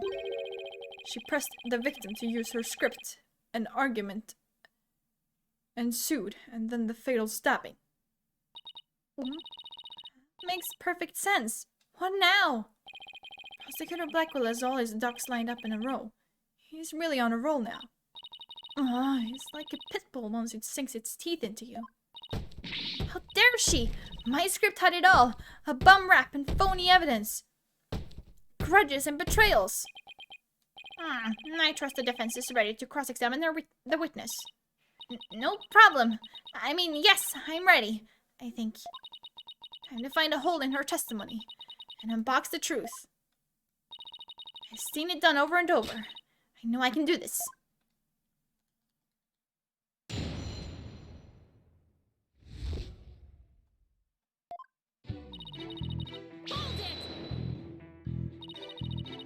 There must be places where the script in this case diverge.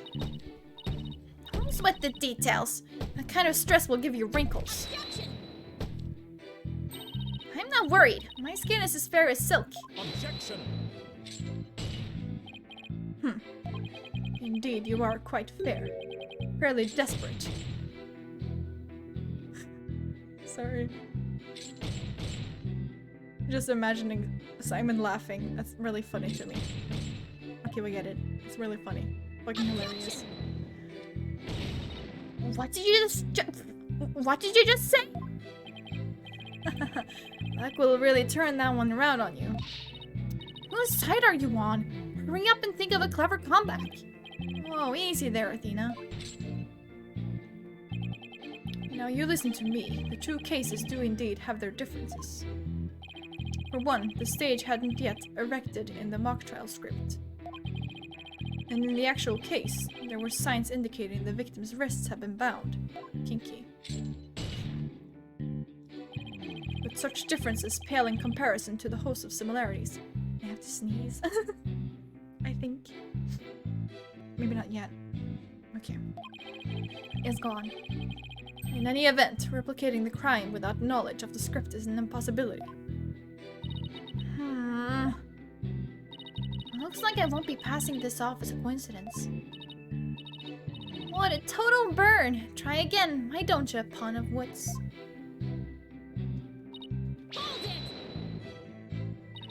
Somebody could have stolen a peek beforehand. I don't think so. I mean, I tried any number of times. Shame on you, Miriam. That crafty she-devil Juniper has eyes in the back of her head. What chance does your average person have if an undercover reporter like me failed? Interesting point. Still. Miss Scuttlebutt, won't you get in trouble later for admitting to such underhanded tactics? Why, you! I plead entrapment! How is you blurting out your own crime entrapment? haven't scooped me yet. And we're all set to use Juniper's script. Hold it! How do you know that Professor Court wasn't going to use her script? There in the art room where the heinous crime took place, an envelope marked use and Miriam Scuttlebutt but the script were found. Evidently, the script that was going to be used belonged to the girl in the box over there. It's only natural that my script would be accepted and hers rejected. I introduced all sorts of brand new concepts, including bribery and fake evidence. It was a cutting-edge script portraying a courtroom battle in the dark age of the law. I can't help but feel Professor Court went out of her way not to use it.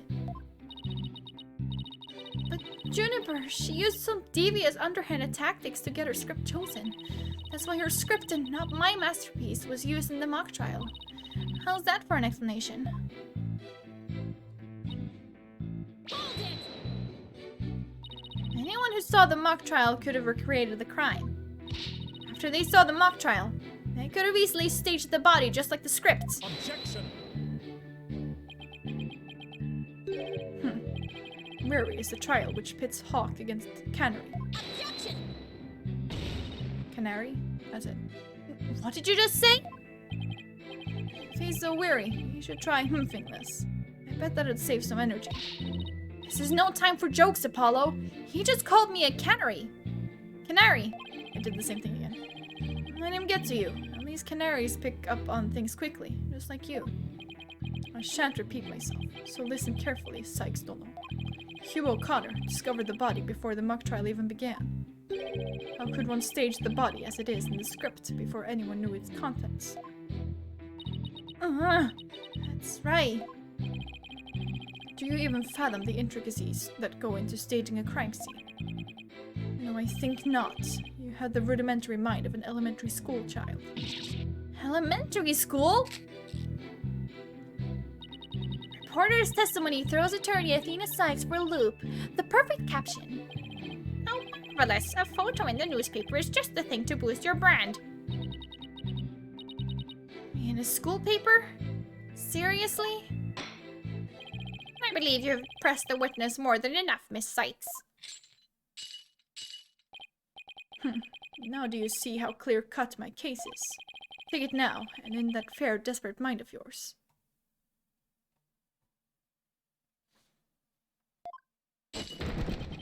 Etch it deep, so you may never forget. No! No! Even my argument gets thrown back in my face. It wasn't supposed to be like this. How would he be great help with dinner? Oh, he got salt, he got roasts. I get it now. Okay. What am I going to do? Athena, you should just about have all the answers you've been looking for now. Huh? Think about it this way. If the killer knew the details of the mock trial, would they really commit the crime in the exact same way? I don't follow. Try to place yourself in the killer's shoes.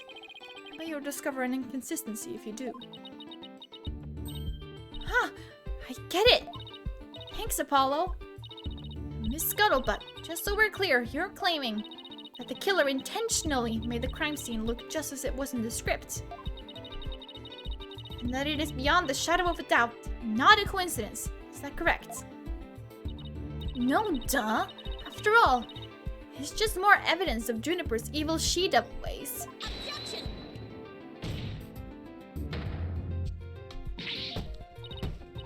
What did I say? What did I say? Her client made the crime scene look just like the script, something known only to her.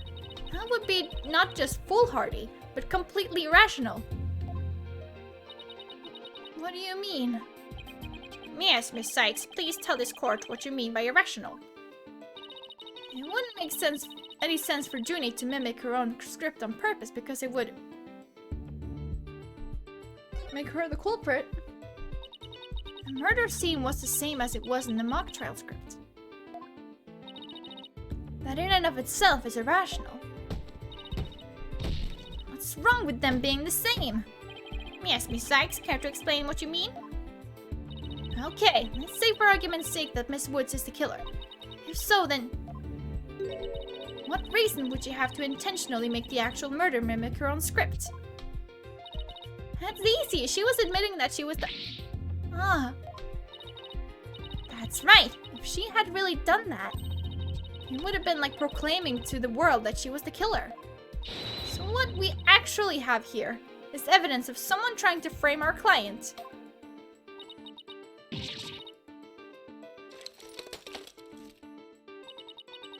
body was found the day of the mock trial. In short, the day the details were revealed. So it would be completely inconceivable for the murder to go exactly like the script. Don't let it go to your head just yet. Objection!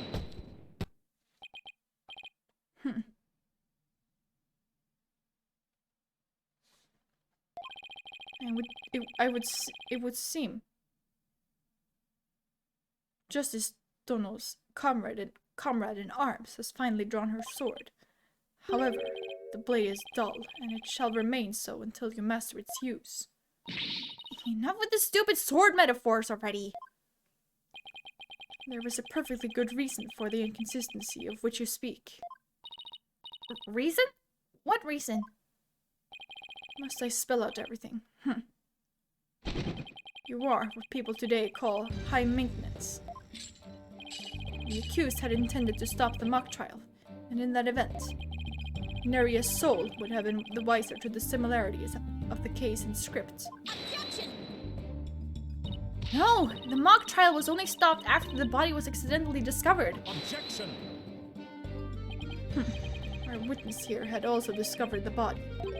In fact, she was led to our dearly departed professor by the accused herself. What? Miss Scuttlebutt saw the body too? Precisely, and with the discovery of the body, the mock trial ought to have been cancelled. Wait, so you didn't call the police? Nope, I kept it secret for my big scoop. You can't do that. I made her pay long and hard penance for her sins, did I not, my little box top? Compared to the work of a war correspondent, the sheer terror of that was... Jeez, I wonder what the Twisted Samurai did to her. Block off all the holes in her box? And spin her like a top while Detective Fulbright cackled in delight? Sounds more nauseating than scary. Enough jabbering. Witness, continue your testimony. Sure, Mr. Samurai. I'm ready to finish off that she-devil.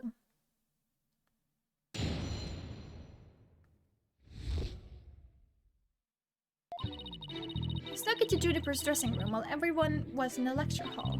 Juniper had changed into her stage costume. I asked her, "What are you doing?" When suddenly she fled into the hallway, as if she wanted me to follow her. I followed her all the way to Professor Court's body. She led me right to it. I'm positive it was Juniper because she was wearing the costume that she had made. Hold it! Why did you withhold such key testimony? What's that supposed to mean? Athena, you haven't even started your cross-examination. I know, but her testimony points to her as being a potential suspect. I don't think Prosecutor Blackwell is... Oh, wait, I bet he's already thought of that. The witness left the lecture hall to sneak into Miss Wood's room before the mock trial. That means she, too, could have moved the victim's body. The prosecution's claim no longer has any ground to stand on. Oh. Now, no need to ruffle your own feathers, so... When you squeak like a little brat, it agitates Taka. Do you want him to pick your eyes out? No, thanks. You listen here. The witness has a perfectly good alibi. Oh yeah, I do. Around the estimated time of death, I was at undercover reporter class. It's right near my home. Undercover reporter class? The proverbial rug has been pulled from under you. The witness could not be the killer. The defense must look before leaping, or at least make sure the rug's secured to the floor. I tried to warn you. Oh. Well, there ends the cross-examination. Let's allow the witness to step down. Huh? No, wait a minute. The defense has no right to cross-examine the witness after that little spectacle. For whatever Roman is sowing, this he will also reap. Ugh. Why can't he say you reap what you sow? Very well. If the cross-examination is over, I suppose the witness may go home. Perhaps spend some time in her lovely box and recover from today's stressful events. Don't you worry about me, Your Honor. There's no rest for the wicked, or journalists either. My third eye is always eyeing a scoop. She's always eyeing a scoop. Well, back to the trenches. Bye-bye. Hold it! Hold it! Not so fast, Miss Scuttlebutt. Apollo? There's one thing I'd like to ask. Did you take a picture of the victim's body? And if not, why not? No, I didn't take one. Well, that's strange. Why wouldn't you take a picture if you're always eyeing a scoop?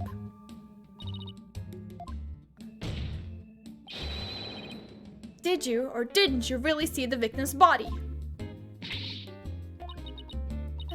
It's not like I, actually saw it, but... The devil! Did you hear that, Your Honor? The witness didn't actually see the body. That completely overturns the prosecution's claim that the witness was led to it. Justice Stono, you dare bear steel at me again. Nice try, Boy Wonder. So, what if I didn't see the body? The fact remains that Juniper led me there. Feast your eyes on this. What exactly am I looking at here? It's a crucial moment, forever frozen in time by my third eye. A photo clearly showing Juniper Woods. This again, huh? This again.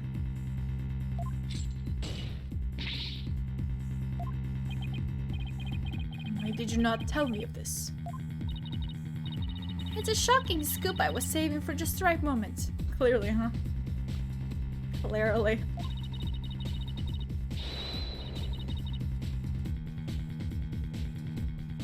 And that will be now, right here in court. Surprise! What'd I do? What'd I do? All journalists keep their scoops secret until the right moment. She's pretty brave hiding it from Blackquill like that. But pretty stupid. Well, this is an unexpected turn. Athena? About this picture. See how it only shows the back of the subject? Yeah, it's kind of hard to miss. Huh? The journalists in this game, God. So then, right. Who knows whether this photo shows Juniper in the first place? Objection! Completely irrelevant point. What is relevant here is there was someone who did try to lead the witness to the body. Take a gander at this. The route by which the accused escaped.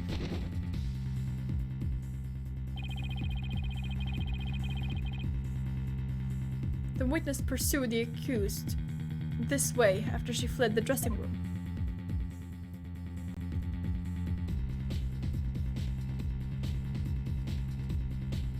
That man sounds like ice cream.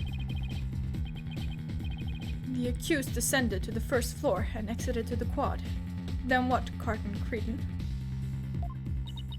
and I tripped and fell. Caught my knee on my own box. She stayed under her box, even while running after someone? Sounds difficult. Recall that the body was already there, where Hugh O'Connor had already seen it. She was trying to show someone the body because she wanted to stop the mock trial. Hold it!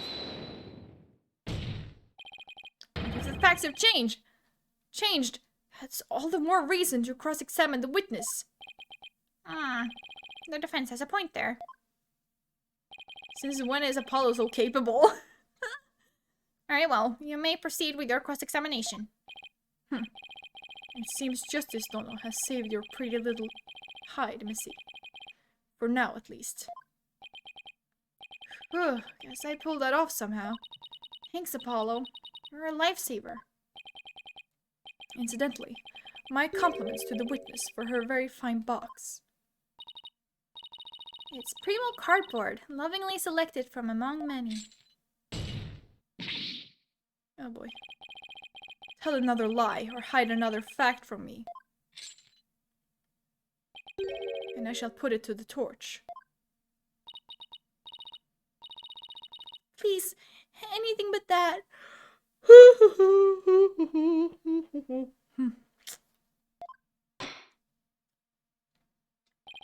I think it would be more eco-friendly to recycle it, but that's just me. Alright, Miss Sykes. You may cross-examine the witness. Sweet.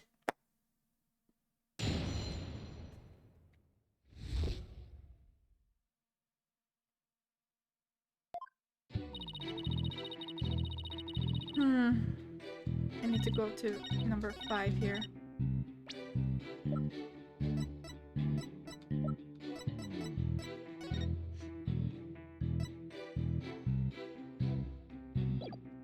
Objection!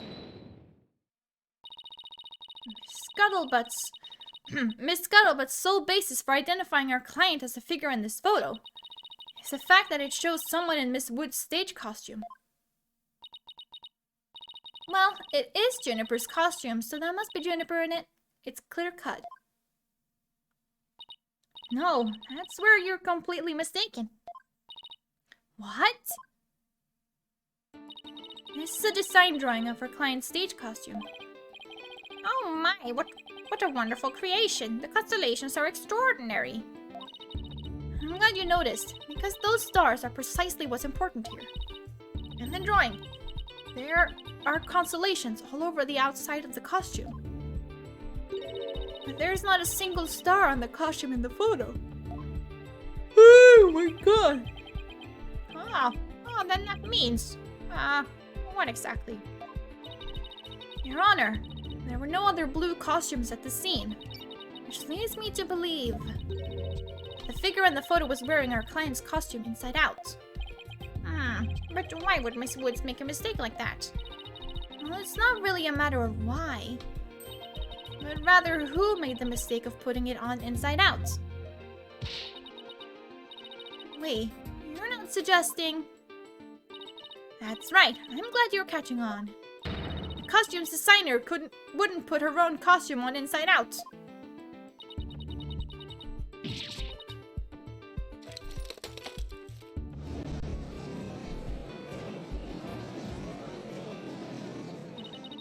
Sorry, Miss Scuttlebutt, but doesn't believing you had a scoop when you really didn't make you a failure as a reporter? A failure as a reporter?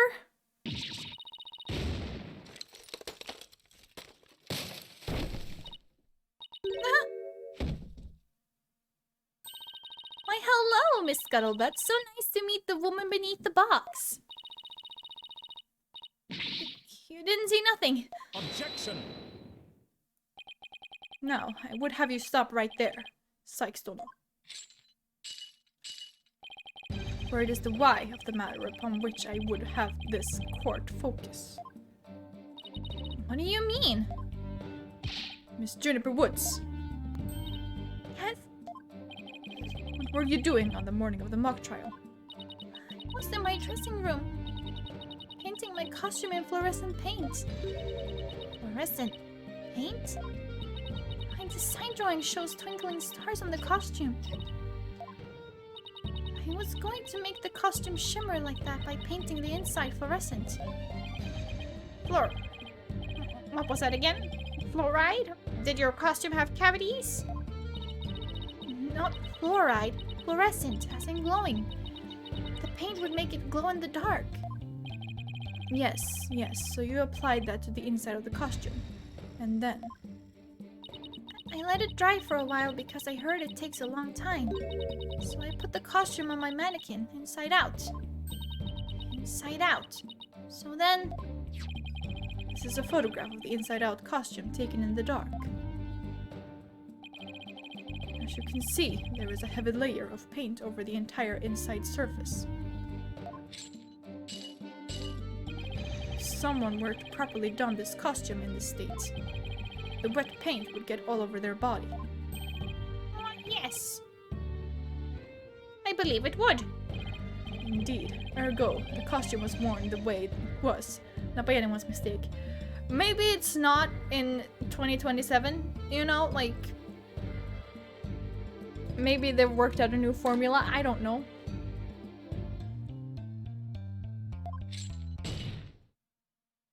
But because this was the way it was on the mannequin, inside out.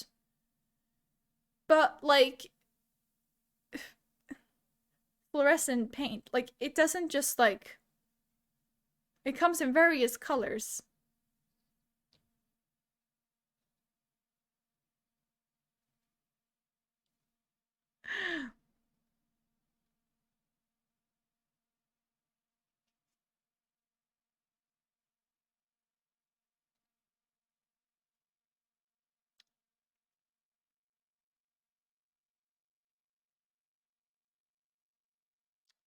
Well, you know, it'd be like that.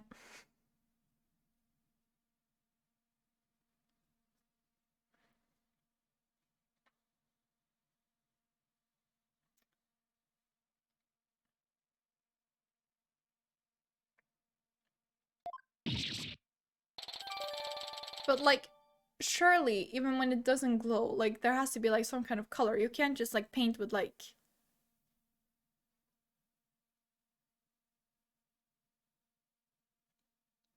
fluorescent paint. Like, it's not blank.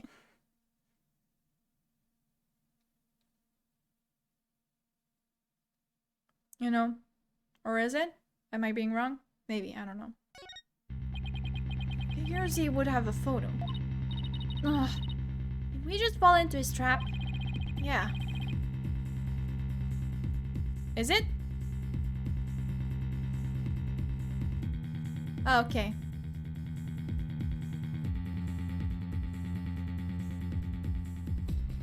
Yeah, I was like also thinking of it as like a yellow.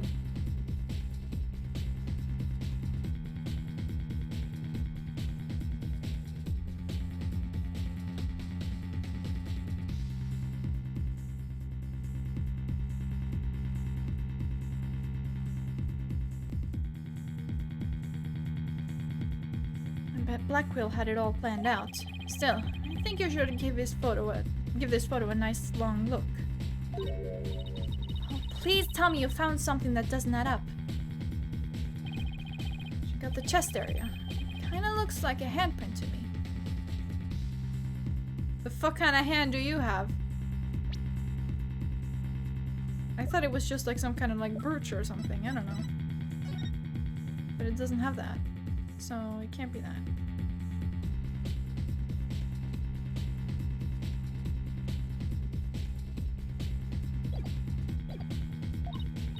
Hey, you're right. Junie would know better than to touch it while the paint was still wet. Objection! I believe the term to describe your thought process is wishful thinking. After all, if master painters make mistakes, why not rank amateurs such as the accused? Objection! So basically, you're saying my claim requires evidence to back it up. Evidence? That shouldn't be a problem, right? After all, you've come this far. Just because I've come this far doesn't mean I've thought everything through, though. What? You mean you've just been bluffing? What did you expect me to do? I'm sick of losing to this guy. You're right. There's only one thing left to do at this point. And that's to present some evidence. Pronto.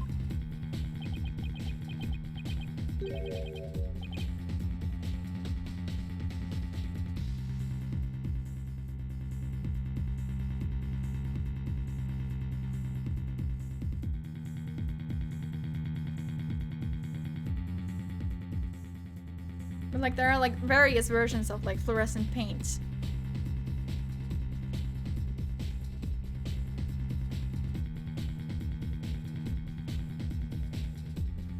Bluff now, think later, pretty much a showdown, is it? I gladly accept. Fluorescent paint must have stuck to the hands of whoever touched the costume. And that paint should glow in dark places. So I just need to carefully check every last piece of evidence. This piece of evidence shows who touched the costume. Okay, hold on, let me...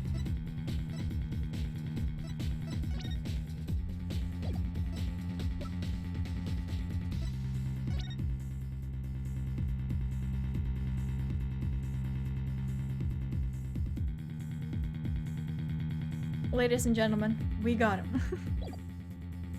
Take that! A school newspaper?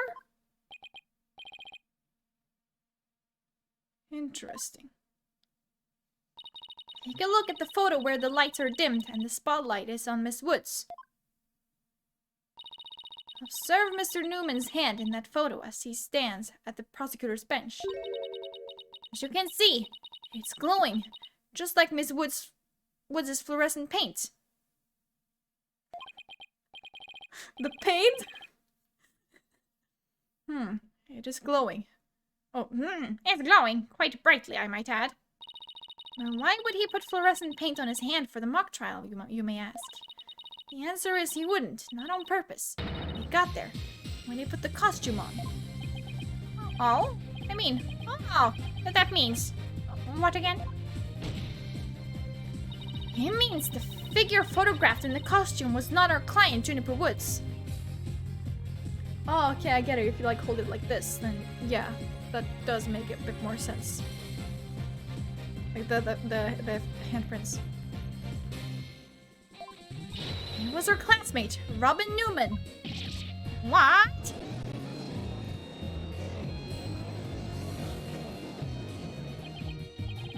I think you were actually able to prove that. Well, you never know what's going to happen next. It's the thrill of the courtroom. So then, does that mean that Robin is our man? Well, that's certainly how it looks. Very well. Robin Newman it is. He is here in the gallery, I trust. Show yourself. I challenge you to a duel.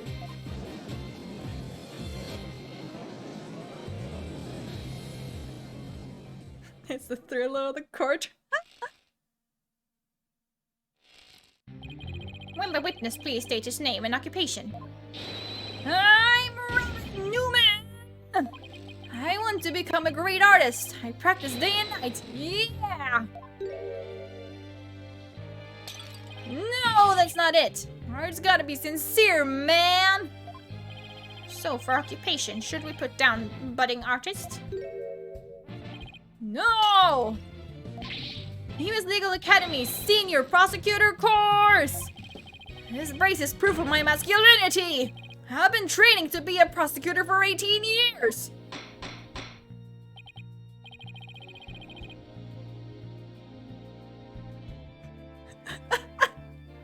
It's because it peaks and it's just like...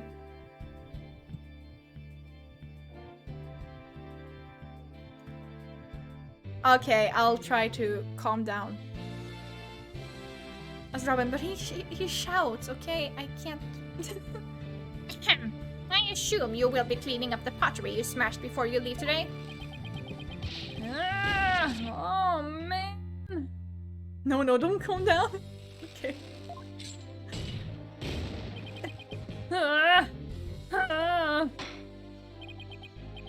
Okay.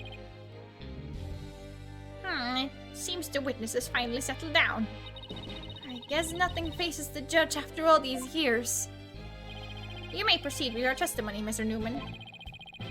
Specifically, the court wishes to hear why you had fluorescent paint on your hand.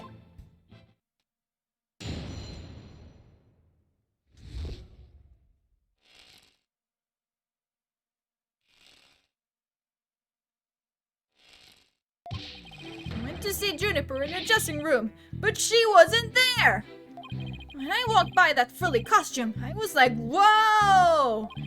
The mannequin it was on, it was about to fall on me. I got that paint on me when I caught it. But I never put it on. That's just stupid! Hold it!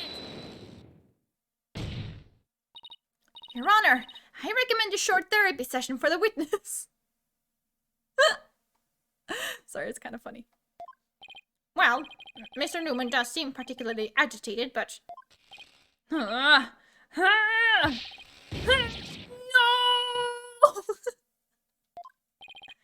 Not again. What's his problem? I sensed it the moment Robin took the stand. Therapy time! Court therapy is a thing. Yeah. The discord in his heart. So you think he might be hiding something? Probably. You ready, Mr. Newman? Let's see what the mood matrix can do for you.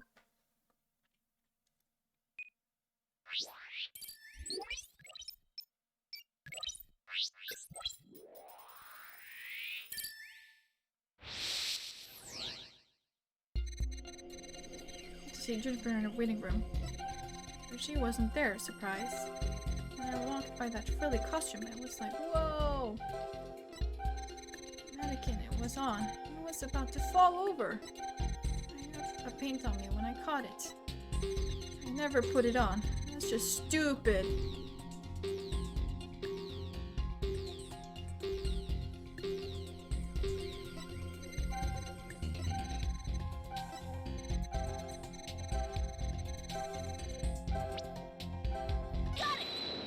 Are you happy?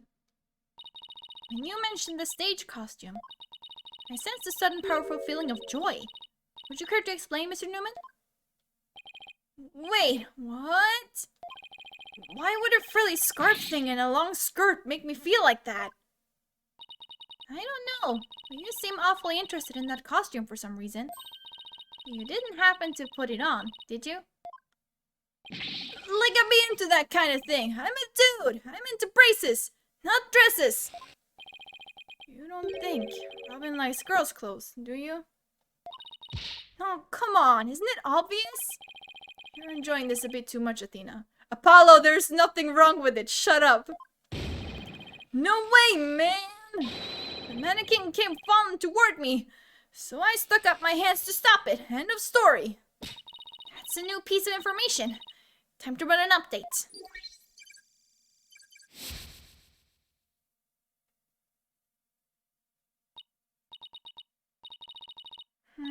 Even after that update, something just doesn't feel right here.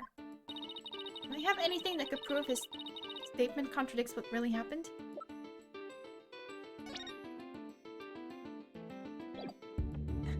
Take that!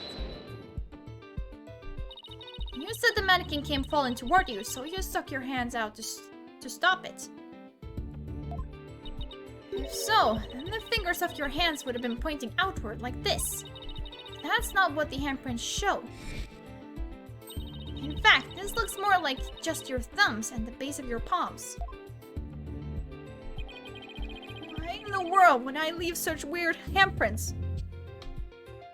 Like this, you know. You know why. You left them when you went to adjust the scarf after putting it on. Just like the model in this drawing. Whoa! Why don't you just admit it, Mr. Newman? You did put the stage costume on, didn't you? And you really do like frilly clothes, don't you? Fine, I admit to putting the costume on. But I don't like girly clothes, man! Yes, new information to plug in. Time for another update.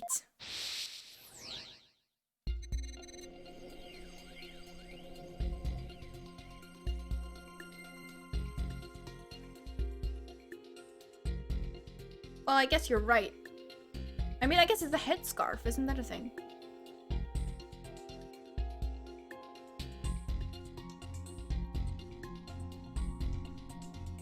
Yeah.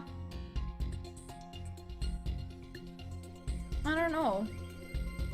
I don't know like the not technical terms, but like I don't know like the actual like differences between the two, if there even is. I don't know.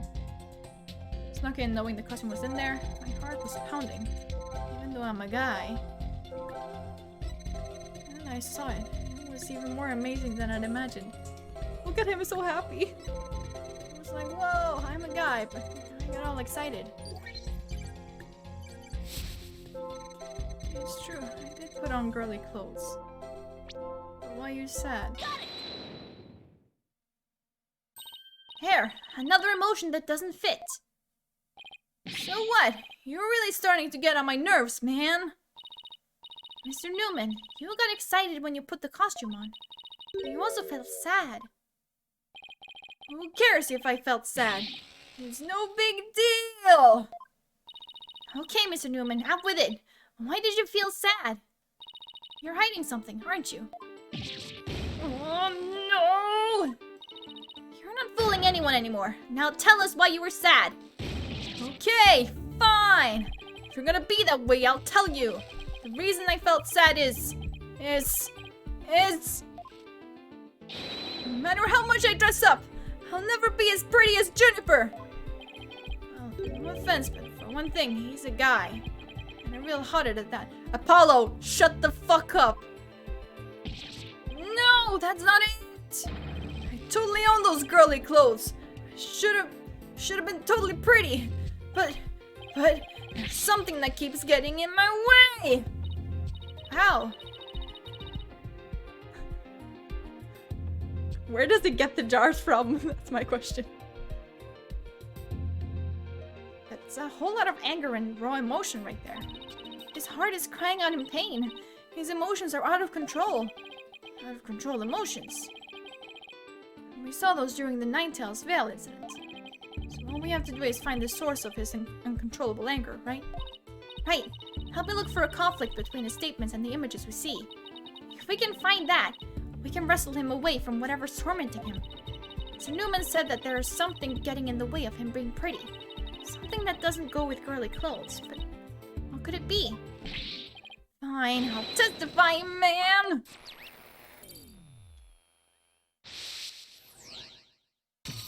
It's his Athena.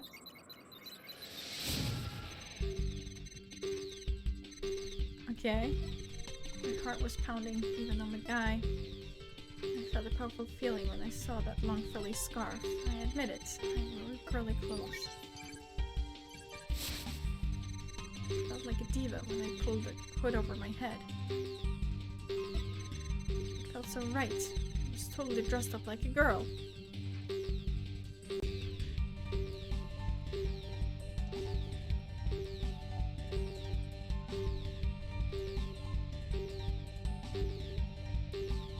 I'm confused.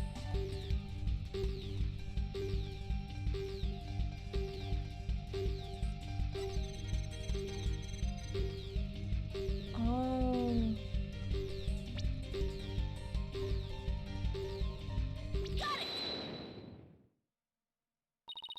Mr. Newman, you feel a great deal of anger toward your brace, don't you? Is that what you feel is holding you back from being as pretty as you think you should be? Huh? What? Mr. Newman, the truth is, you really want to take that brace off, don't you? No way, man. This is a symbol of masculinity. I could never take it off. Is it that you can't take it off, or that you don't want to take it off? Oh, man. I should have kept my big mouth shut. This is really weird. He exhibits intense anger towards his race, which he calls a symbol of masculinity, but he can't take it off even when dressing like a girl. And why is he so interested in girls' clothes in the first place? I have a feeling we're on the verge of uncovering an earth-shattering secret. Athena, you okay? It seems Robin is still hiding a secret. A big one. Bigger than the fact that he likes to wear girls' clothes? Yes, at least I think so. No, he can't be. I just thought of something, but it's totally insane. Mr. Newman! What? I'm onto your little secret. If I'm correct, it's not very little at all. It's huge. This sounds completely insane, but it's the only possibility left.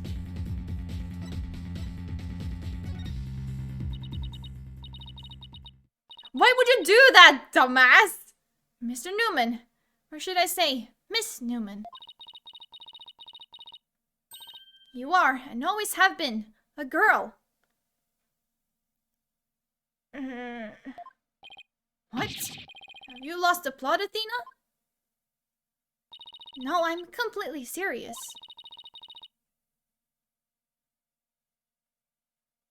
I don't have any direct evidence, but that's what Robin's heart is shouting out loud and clear.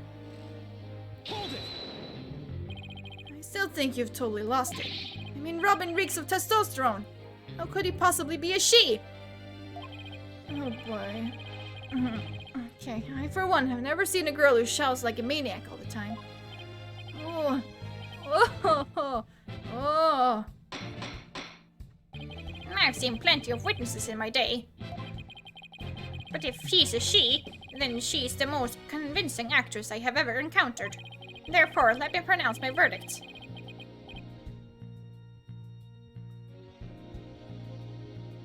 Robin Newman is without question a man.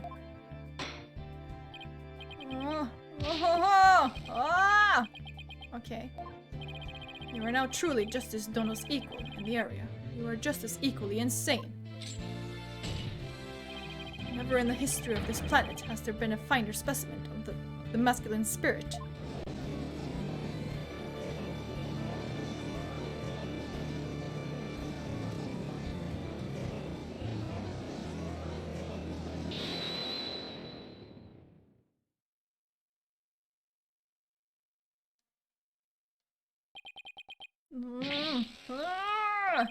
If you guys are done talking about me, I'm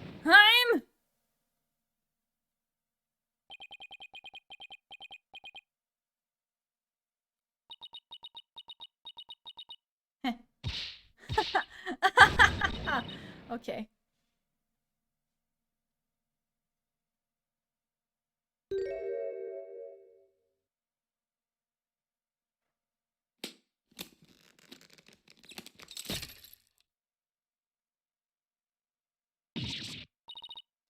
Praise, it's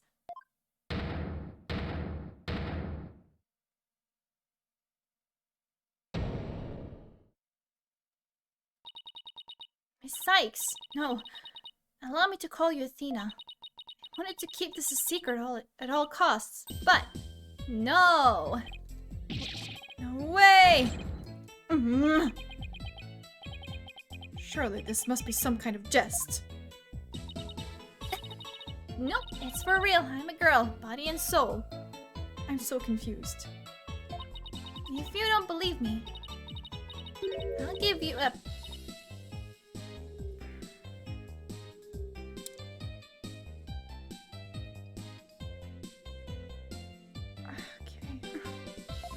Okay. Robin, no. If. Do not flash people. What an amazing transformation. Well, all the Discord is gone. The image is now complete.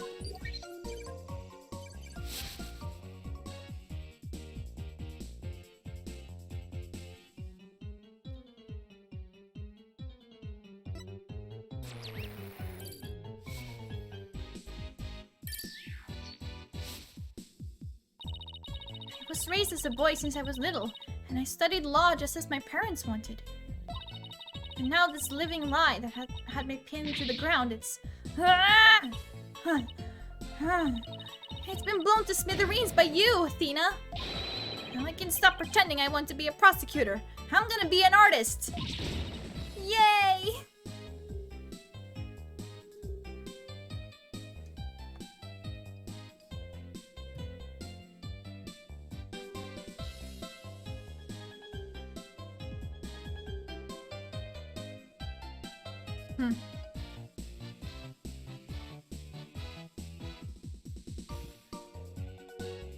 I mean, I understand. It's a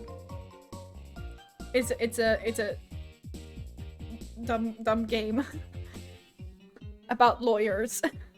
They can't like be like too serious. But the fact that they even like touched on the subject in the first place. I mean, I could probably give you permission, but Nightbot is not is not gonna be very happy about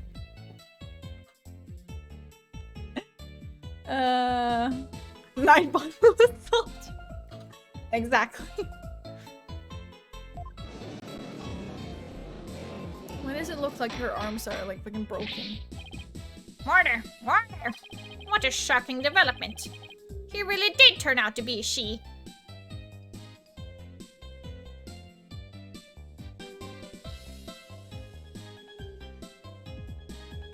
I mean, maybe? I don't know. I'm still very new to this.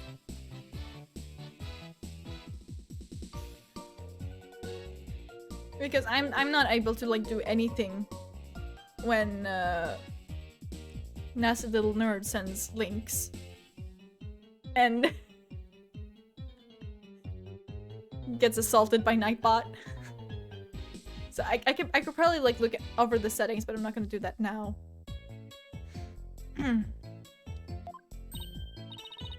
Why is everyone looking at me like that? Feel like a movie star or something.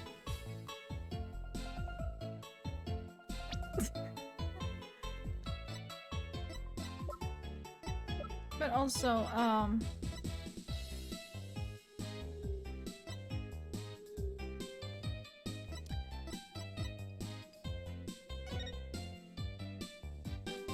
I was thinking about this.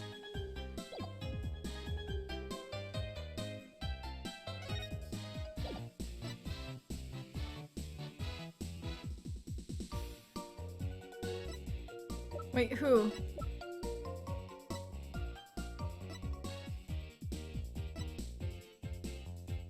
You mean him?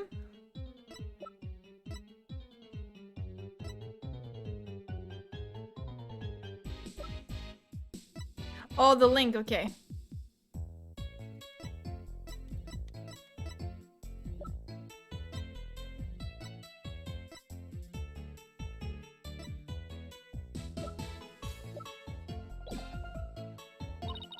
No paparazzi, please. I value my privacy, okay?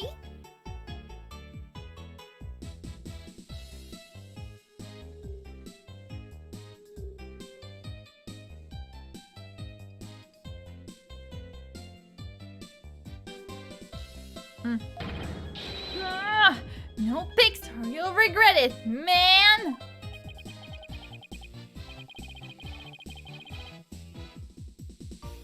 Am I just imagining things, or is Robin even more hyper now than when she was a he? I don't know. Maybe it's because she finally got her troubles off her chest. Literally. This is all well and good, but does he being a she actually change anything? The fact that the witness is actually a girl does change things, because there is now a piece of evidence that we must reevaluate. Very well, let's see what the defense has for us now. What piece of evidence must we reconsider now that we know That the witness is a girl. Oh no. Not that, I hope. Well, no, it can't be that one. No, it's a tape recorder. Oh, the tape recorder. Okay, thank God. Take that! This is what I'd like the court to reconsider. Wow, the tape recorder, the one that recorded the threat. You're a goner. That's right. And we have already established that it's a female voice in the recording. Of all the students who could have moved the body before the mock trial was to start, our client was the only female if you exclude Miss Scuttlebutt because of her alibi. And that's why the tape recorder made our client the prime suspect. So then... That's right, the witness just revealed that she's a girl. Therefore, if we're using the voice in this recording as the basis for hurling accusations, this witness must be labeled a suspect too. Oh no!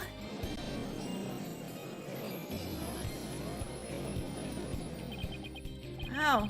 Talk about a sudden turn of events. You've done it.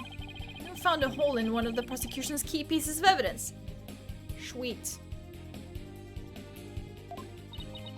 Yeah, but Wow, that was a lot of work for a single one. Objection!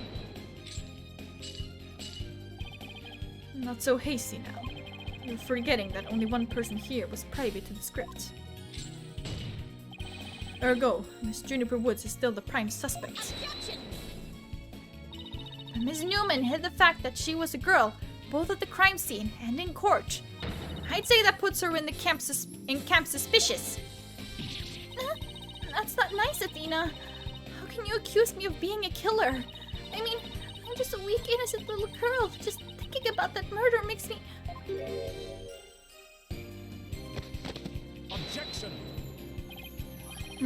Suspicious is a suspicious does. Undoubtedly, the witness does have some sort of connection to this crime. Perhaps our newfound lady is merely feigning ignorance.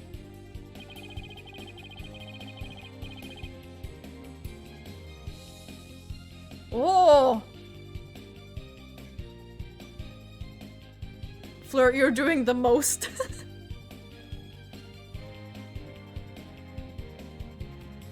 Teach me afterward.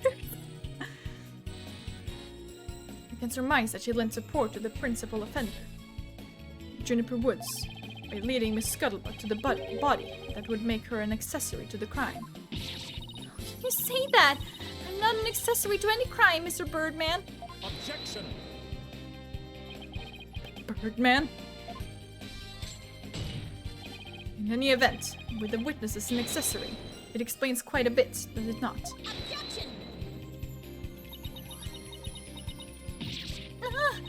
It made it all make sense somehow. I can't keep accusing Junie unless we can show something else. Someone else knew the script's details. But how could someone have gotten their hands on that kind of info? The only way they could have known that it wasn't the script was if they...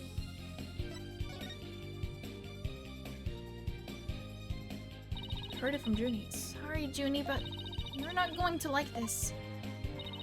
Our client may have leaked the script's details to someone. What the devil?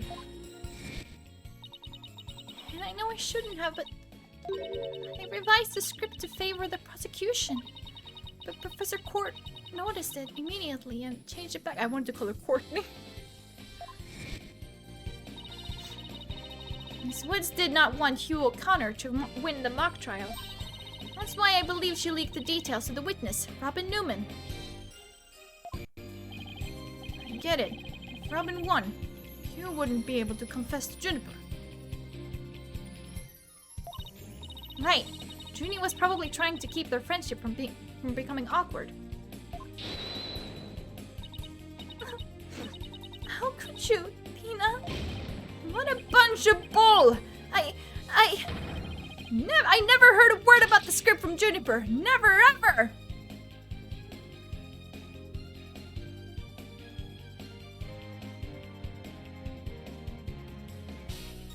I'm alive!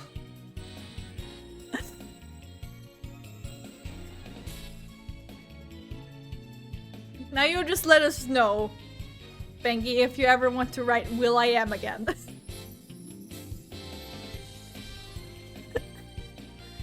Objection! You sure? Can you look me in the eye and swear you didn't? B-A-D, Athena. You don't have any evidence!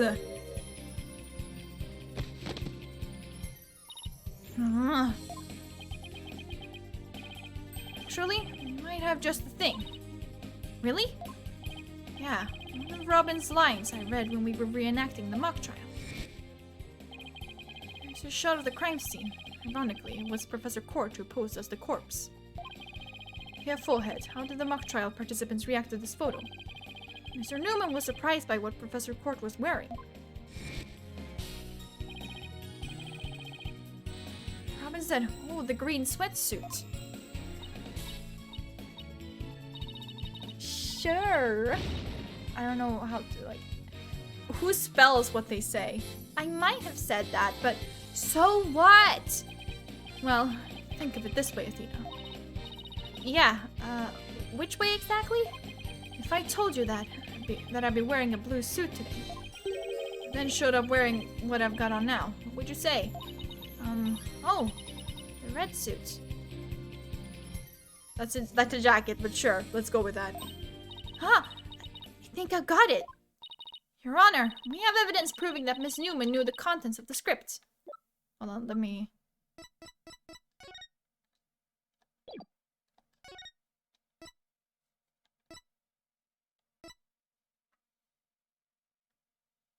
Okay, it doesn't say anything here. Sweatsuit. Our victim's outfit will be a red one from the prosecutor's court.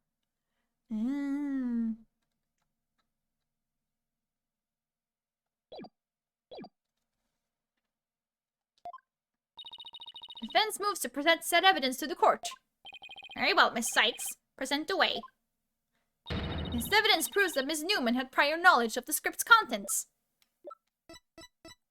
Take that! The mock trial script. Miss Newman, during the mock trial, you were shown a photo of the victim's body. And reportedly, you reacted by saying, "Oh, the green sweatsuit." Oh, yes, I said that. What's your point? You seem to have some issue with the green sweatsuit, and I think I know why.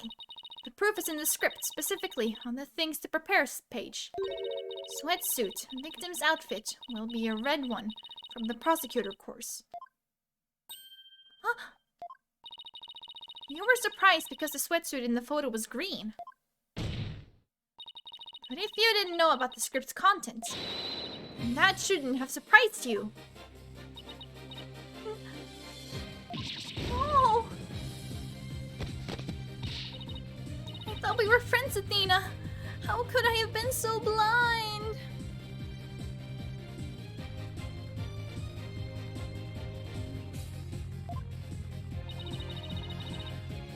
In light of her privileged knowledge, I move to declare Miss Newman a suspect, Your Honor. You what?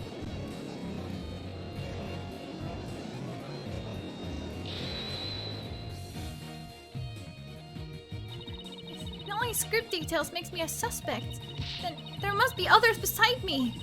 I mean, someone else could have also seen Professor Court's note. Note? What note?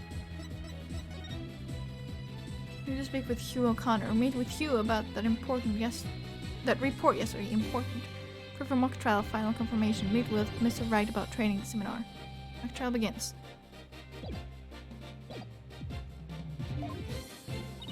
Professor and Juniper were working together to prepare for the mock trial, but only one copy of the script was made to prevent it from being leaked.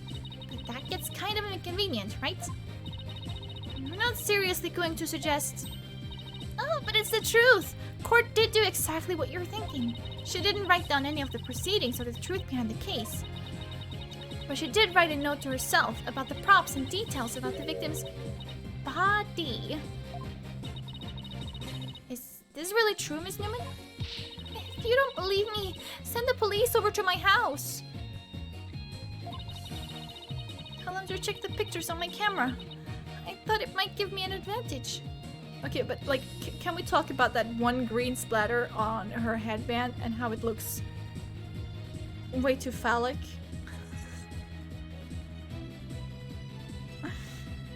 And I don't like it. It's distracting. Out of all the shapes they could have gone for, they went for that. So I took a picture of the note.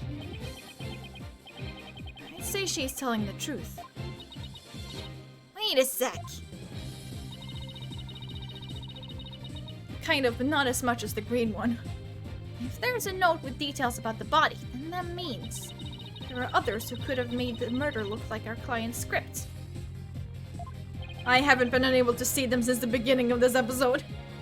Yes, I believe you're right. Apparently, this case isn't as clear-cut as Prosecutor Blackwell would have us believe. This new revelation blasts a big fat hole in the prosecution's case. Objection! Bully for you, Missy, but don't think this spells victory. And why not? The battle is still young, and my blade is now fully drawn. Between it and my next witness, your life will be forfeit. So put away your wooden sword. And show me what you are truly capable of if you wish to live. You want it? Don't worry, I'm gonna bring it.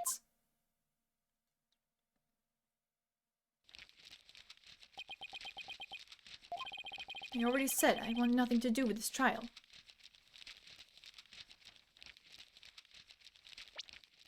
Wait, what did he...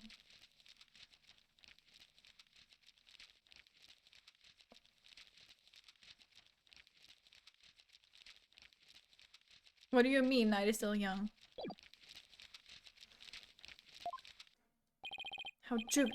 It is not a matter of what you want, for you will cooperate, Hugh O'Connor. Prosecutor Blackwell, why have you called this witness? You will recall that the day before the mock trial, in short, the day of the murder.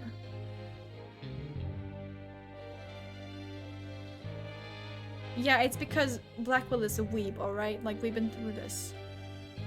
He keeps, like, talking about, like, samurais. And just having real weeb behavior. Referring to the opposing team as Justice Dono and Sykes Dono. You will recall that the day before the mock trial, in short, the day of the murder, the accused testified that she left for home at around 6 p.m.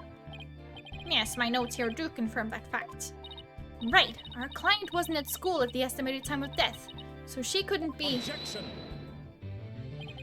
Yet that was but a... Felice shit. Oh my god. I hate you. I hate you. I hate you. I mean, I don't hate him, but I'm...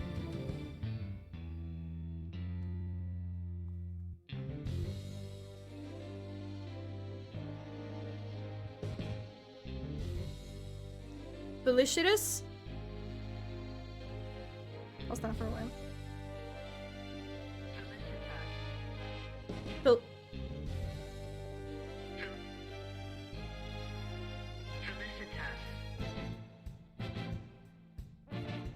I hate that word. That's the fucking ugliest word I've heard. Felicitas? Lie. Or am I mistaken, golden boy? I have no intention of saying anything more. And if you'll excuse me, wait, how old is Blackwell? I was wondering that earlier. He's 28. He's 28? Oh my god. He's older than Clavier?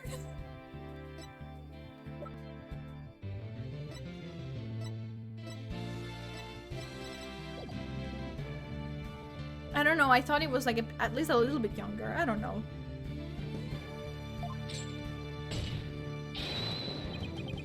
Why am I so scared that he's gonna like just rip his chains apart again?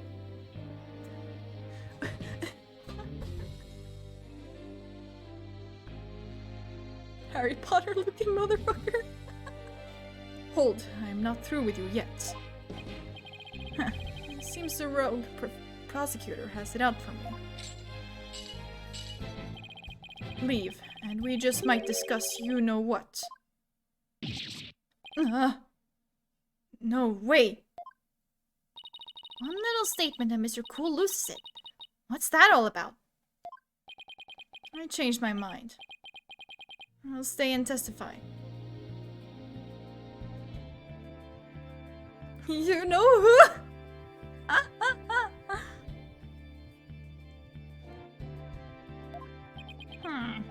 Are you sure, Mr. O'Connor? The word of a genius is as good as gold. Let's get on with this.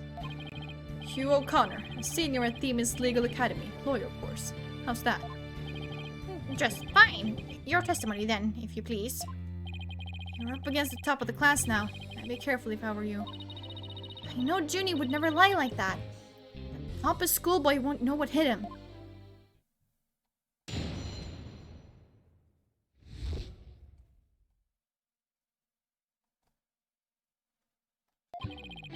Get mentally prepared for the mock trial. I meditated at the archery range till 7 p.m. At around 7:15, I went to the main building before going home. That's when I saw Juniper. We didn't say much as we passed by each other. She seemed her usual self. That's it. Anything else you'd like to ask? That is quite enough. Well done, golden boy. Heh. The final bell rings at 7 p.m., at which point the campus is a desolate place. Now you will recall the tape recorder. We know the time of the voice recording. It was 7:10 p.m., the day before the mock trial. That was the dark hour of this heinous crime. Do you have any proof of that? As its final bell, the school plays a special broadcast when the clock strikes 7. The female voice on the tape appears 10 minutes after that broadcast. The killer waited until the school was empty to spring her devious and deadly trap.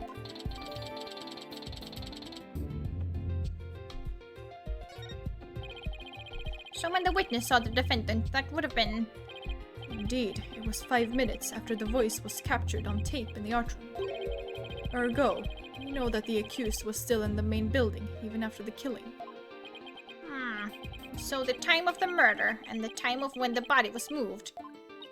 Great, another inconvenient testimony. Miss Sykes, your cross-examination, please.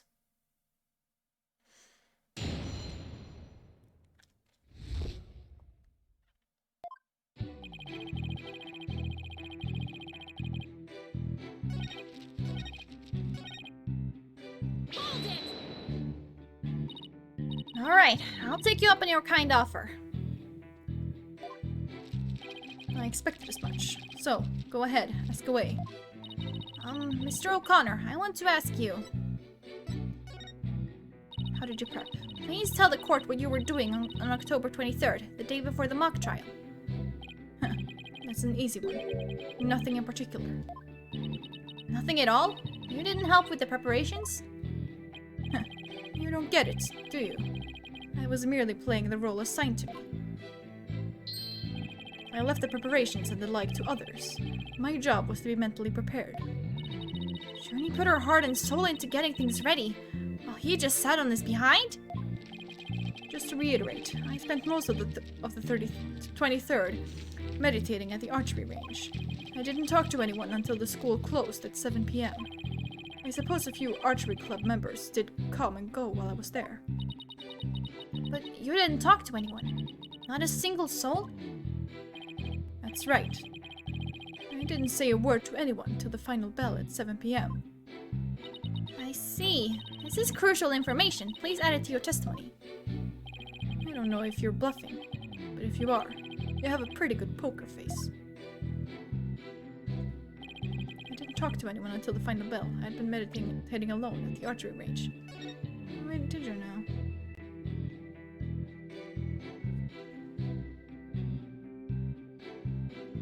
Meet with you about that report yesterday. Objection! So you didn't talk to anybody on October 23rd. Are you sure about that? I already told you. My word is as good as gold. Okay, then how do you explain this? And don't spare any details. Sorry, I've never seen that before. This is the victim's planner. She recorded all of her plans in great detail. Take a look at this page here. It reads 23rd, meet with Hugh, and important. Don't you find that interesting? Where'd you get that? The keyword here is important. You say you were at the archery range all day. But you also said a few students came and went while you were there. That doesn't sound like a great place for an important talk. But the entire campus was buzzing with activity before the mock trial. Where could they have possibly had a private conversation? I thought about that too, but the situation changes after the last bell. What's this now? A witness stayed after the last bell. In order to have a private talk with the victim. Am I right, Mr. O'Connor?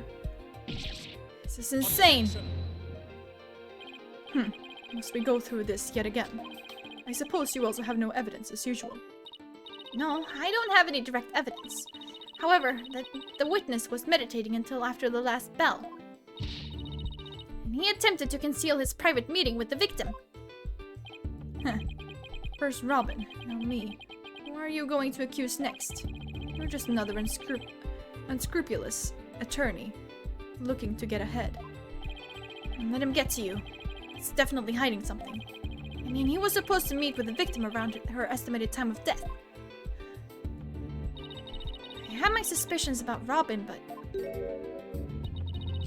Hugh seems just as guilty. These three are the only possible suspects after all. Mr. O'Connor, answer me this. Did you meet with Professor Court that day?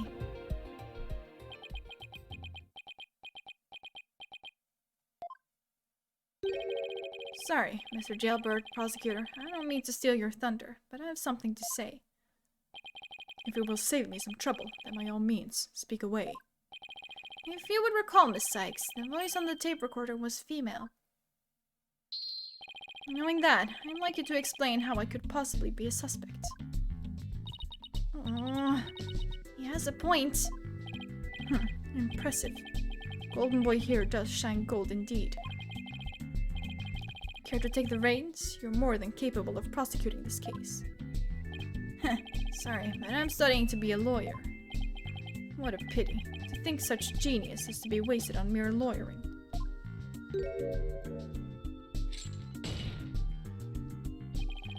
At last, your moment is here, Sykes Dono.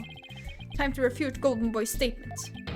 And prove that you're the young prodigy worth of the badge on your lapel. Could he lay any more pressure on? The voice is unmistakably female, so there's no point in arguing about that. Yeah, you're right. In which case, to whom does the voice on the tape really belong to?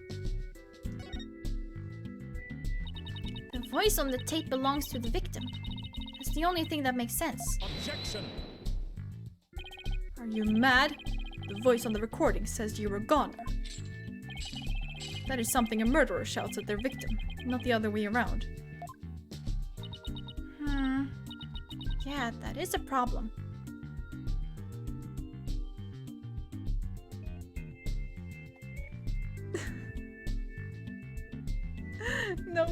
No worries, no worries. Oh, thank you, Basil. Don't comment. No, it's my fault because I don't think I really mentioned it properly. You're a goner. You're a goner. You're a goner. Athena? You're a goner. You're a goner. Hugh O'Connor. Hugh O'Connor? Wait a second!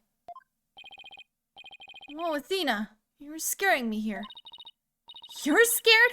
I'm terrified for even coming up with this! With what? Prosecutor Blackwell, you wanted to know if I'm worthy of my badge. Well, I'm about to show you why, despite my age, I'm able to proudly wear this at all. Oh, then can I take it you won't be changing your arguments? Still, it stands that it's a bit odd for the victim to be the one yelling, "You're a goner." I agree, if that's what the victim was saying, but it's not. I assume you have something to back up your assertion, Miss Sykes. Not exactly, but you don't have to add fuel to his fire, Your Honor.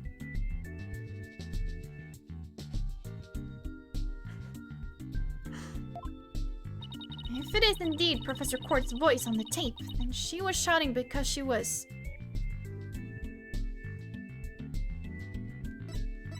Scolding.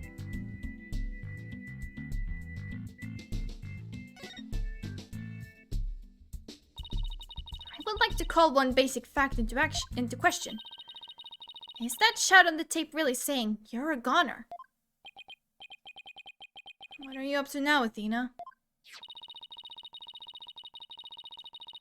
Professor Court's planner says she was supposed to meet with the witness for an important talk. Perhaps our witness, despite being a genius, had done something wrong. And this made Professor Court get angry with him during their private meeting. I don't see how this changes what we heard on the tape. Well, if you want to see how it changes things, then let's try a little experiment. Your Honor, I want you to yell at the witness as if you're mad at him. But And this is important. Use his full name. Okay, let's see. Hugh O'Connor. Huh. What are you gonna do to deserve that? Yes, like that. Now try again, but faster. Hugh O'Connor. Hugh O'Connor. Hugh O'Connor. Hugh O'Connor. Wait a second. No, this can't be. Objection! You'd think I'd spend the energy to lead you this far if it wasn't true? Ah, but it is, Your Honor. Humans are not perfect. That's scientific fact. We sometimes mistake shadows for monsters, or the wind for voices. Now that you mention it. You can do this, Athena. Just give the old guy one more little push. The voice on the tape recorder never was "You're a goner."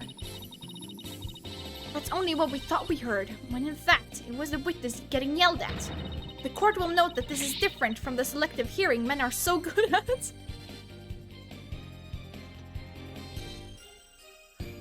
Oh, boy. I think you're right, but what was that last part again? No. Never mind. Athena throwing shade.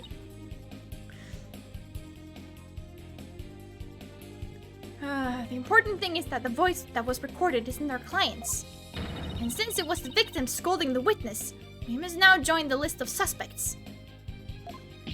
Objection! I had thought that testimony would suffice, but it seems it has come to this. I will not allow such fallacious quibbles to upend this case. The prosecution has one final piece of evidence to present to the court. Evidence? What's it going to pull out now? Feast your eyes on this photo, and let me see that insolent look vanish from within them.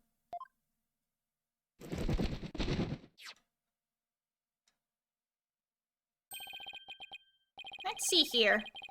Oh, it's a picture of the defendant and the victim. Photograph shows professor and student preparing for the mock trial together. Wait, was this taken in the art room? The room where the murder occurred? Indeed it was, but the revelations do not end there. Do you see the clock on the wall? It reads 7:05, a mere 5 minutes before the voice was recorded on the tape. How do you know that clock wasn't broken? What? The accused brutally stabbed the victim to death 5 minutes after this photo was taken.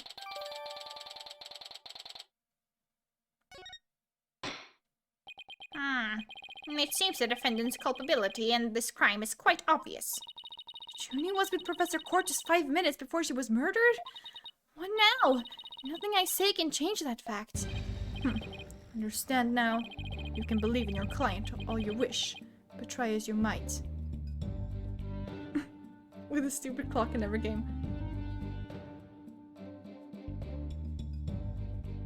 Is it though? Wait, fuck. You may be right.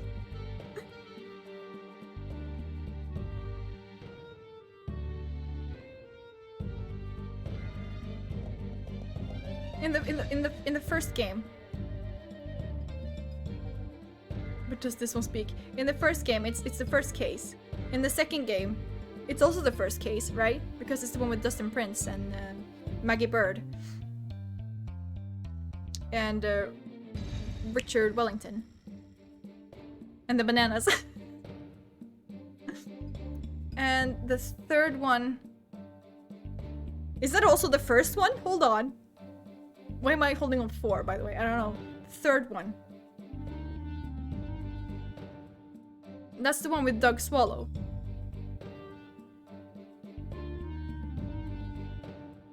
But like in the first 3 games, it's literally like a thing.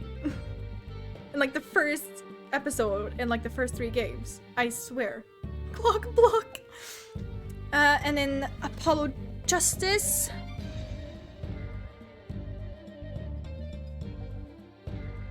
I don't think there's anything about a clock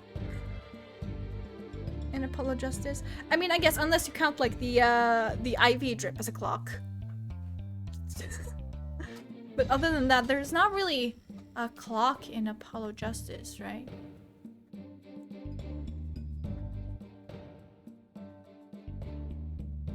Try as you might, such misplaced faith will inevitably be cut down before the cruel, steely blade of truth. No! Listen, Missy, the person you'd like to save more than anyone else in the world, I'd be willing to wager that your defense isn't what they desire. But... I became a lawyer so I could...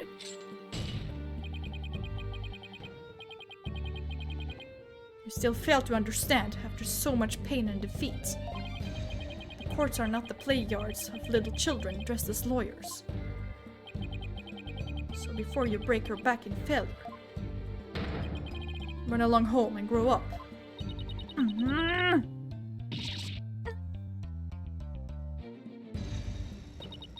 If he thinks I'm giving up now, he's got another thing coming. I have to find my inner strength if I ever hope to save him. I can't think of any way to strike back. The worst of times are when lawyers have to force their biggest smiles. That's impossible. How could I smile under these circumstances even if I forced it? Seems better than bad. Who knew Blackwell had one waiting in the wings? Why didn't that twisted samurai just present it at the beginning? Wait, maybe this was his real plan. Was he just trying to show me how weak and powerless I am? Maybe he's right, because I really haven't got a clue. Who's the real killer? Who murdered Professor Constance Court? Robin Newman, a girl who had been forced to live a lie as a guy. Or was it Hugh O'Connor? The honor student who had met with Professor Court. There seems to be little reason to debate the defendant's guilt any longer. The time for a verdict has come.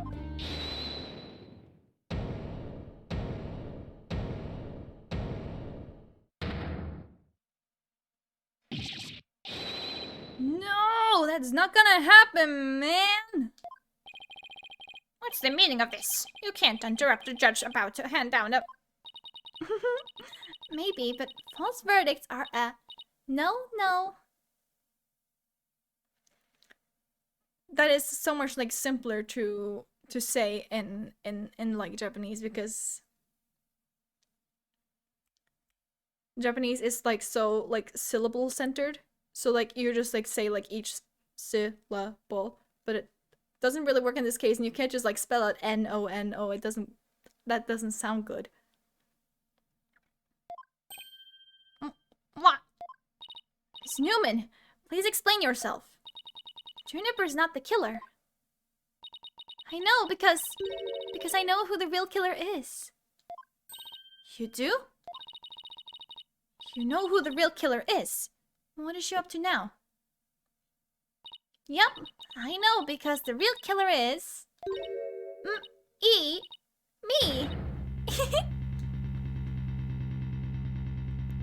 Robin, what the fuck?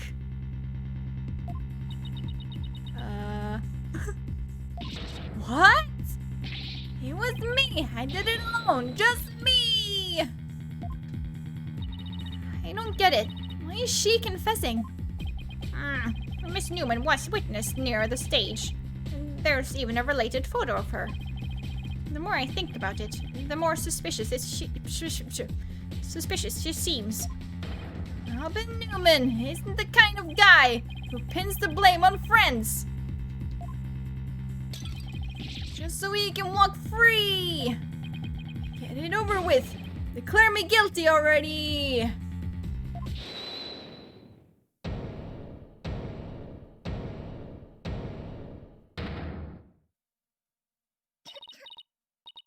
Please, wait. Juniper, what are you doing? Thank you for all you've done, Athena. But you'll have to forgive me. I can't let my friends take the blame any longer. Junie! No! Don't do it! You and Robin have done nothing wrong. You have absolutely no connection to this case. The real killer is It's me. I alone am responsible for the entire crime. What? Junie, you know that's not true. Hurry up and retract your statement. I'm afraid it is true. Forgive me, Dina.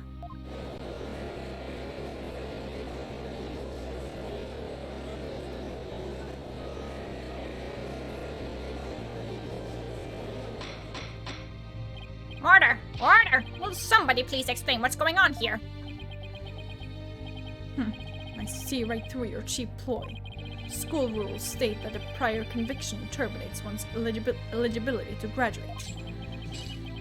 A guilty verdict here would make whatever dreams one had go up in a puff of smoke. Oh, I wasn't aware. Even meek little mice will fight when cornered. A pitiful spectacle, I might add.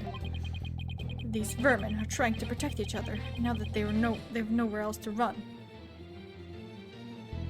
May I just say that it doesn't seem like Hugh is standing up for either of them right now. This would be the perfect opportunity to just throw him under the bus, honestly. Protect each other. Wait. So was Robin just trying to protect Junie too? If so, then the real killer is...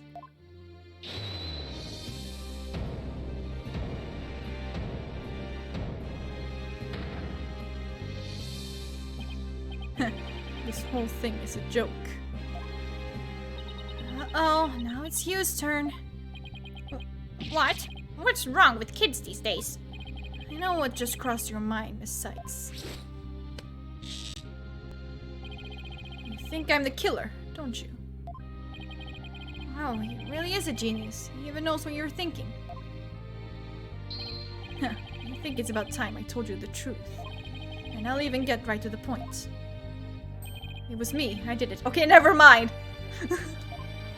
Wait. What?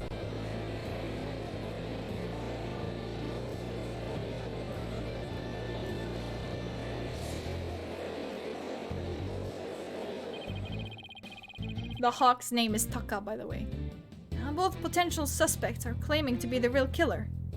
We're all Spartacus in here.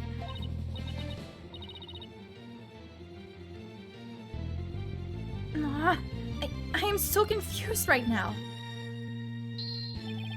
If you still have doubts, how about I detail my murder plot? It's absolute genius. Enough of this nonsense. This is a court of law, not the set of some high school drama.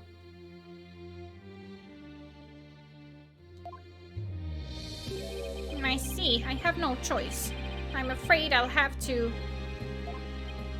Hoy, wait, your baldness. I'm sorry, Prosecutor Blackquill, but I'm in no position to hand down a verdict just yet. I am hoping that the defense and prosecution can come up with some airtight evidence.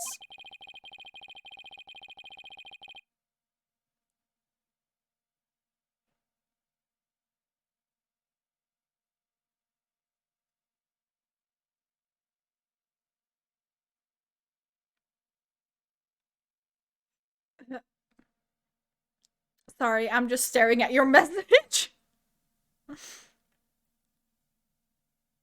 That is why I'm giving you both the rest of the day to continue investigating this case. Pinch me. I think I'm dreaming. Fine. Do as you wish. This brings today's proceedings to a close. Court's adjourned. Oh my god.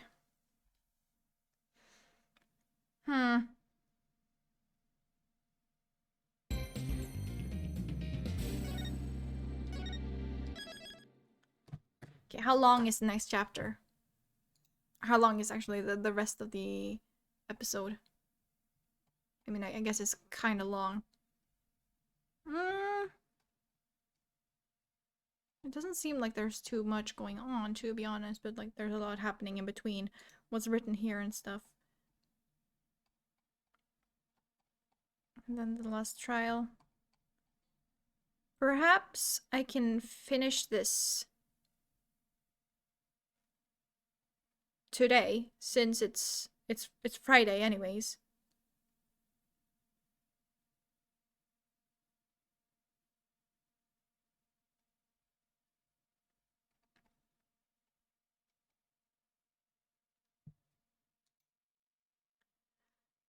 What we thinking?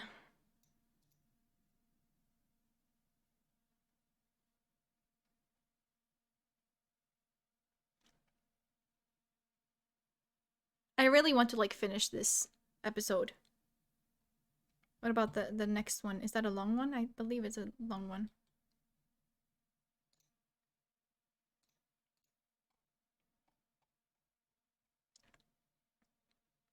No, and that also has 4 parts.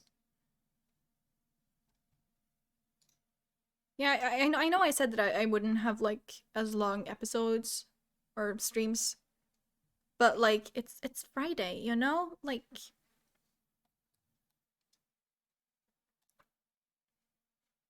and then I can do the other one. The next one. Tomorrow and maybe Sunday, I don't know yet.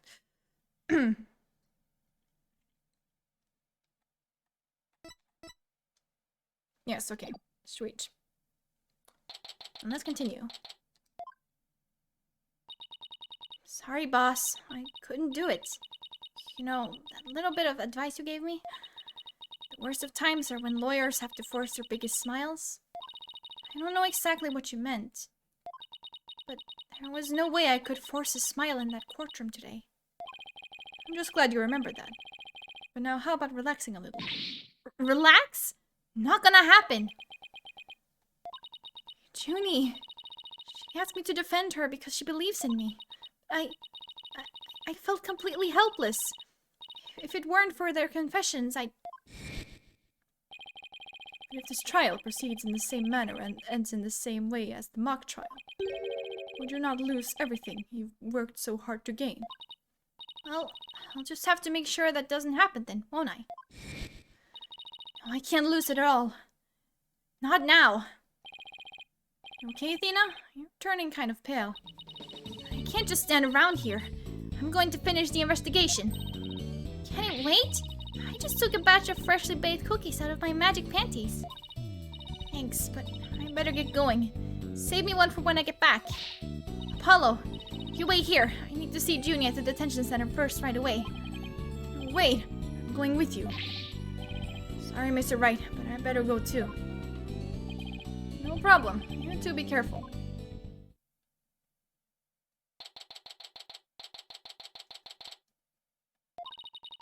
It's her magic panties. They're not her regular panties, you know. Still kind of strange, but... There's so much I need to ask Junie. What happened in court today? Where we go from here? Oh no. Fancy meeting you here. Oh, Professor Means. What brings you here? I asked him to come. He arrived just a little before you. I wanted to ask him something, but first, Athena. I want to apologize for my sudden confession after you worked so hard to defend me. She was calling me Athena until just now. No, I should be the one apologizing. The whole thing spiraled out of my control. Athena, Don't worry. I'll really bring it tomorrow. I'll find something to prove your innocence. How about that? Athena, I've been thinking of asking Professor Means to defend me.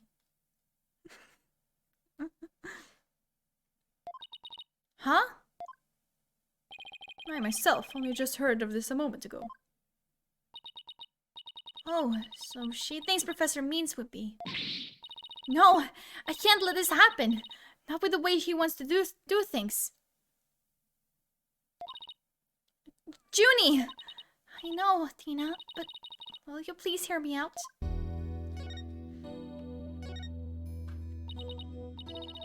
Tina, do you actually think Hugh could have committed this crime? Hugh or Robin? The body was moved right before the mock trial.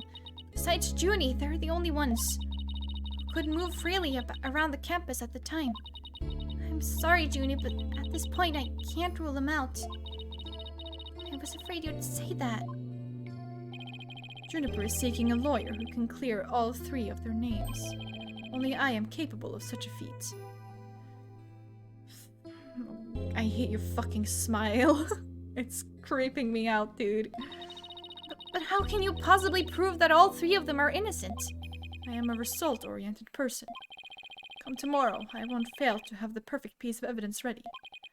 For the end really does justify the means. Especially for me, Professor Aristotle means. I really don't like the sound of that. I'm sorry, but just as you believe I'm innocent, I believe that my friends are innocent too.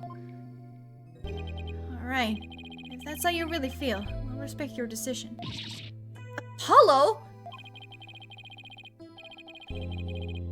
We want to continue our investigation. We ask you some more questions? Sure, I don't mind. Professor Means, would you like to stay and join our conversation? Yes, of course! I am your lawyer, after all. There's that smile again. Why does it always creep me out?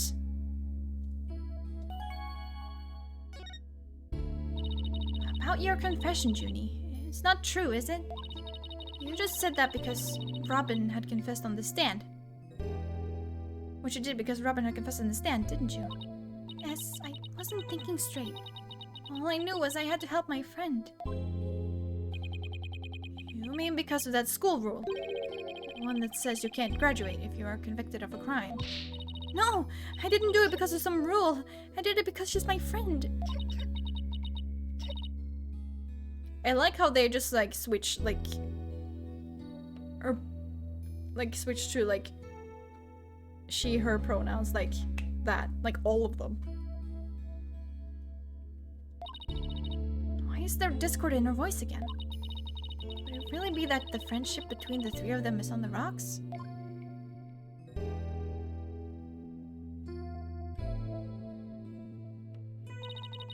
There's more here than meets the eye. When did you three first become friends? Well, even though we were in different courses, we really bonded from the first day at school. We vowed to work together to bring an end to the dark age of the law. That was when our proof of friendship came about.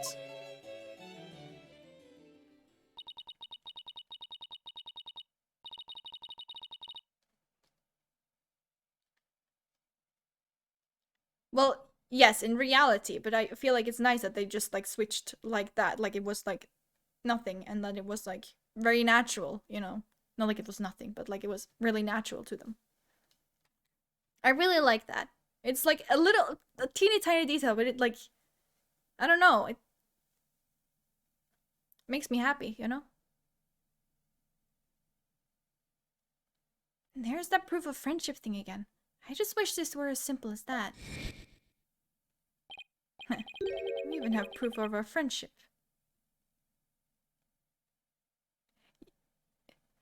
Yeah, at least that's what this says, right? But I can't really read it anymore. But it does say like an alleged love triangle involving Junie.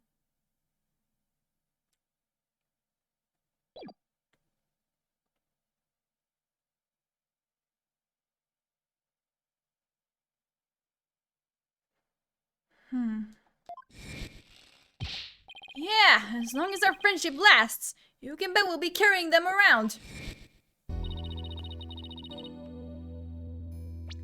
No, they didn't. They didn't. They never like... They don't like lesbians.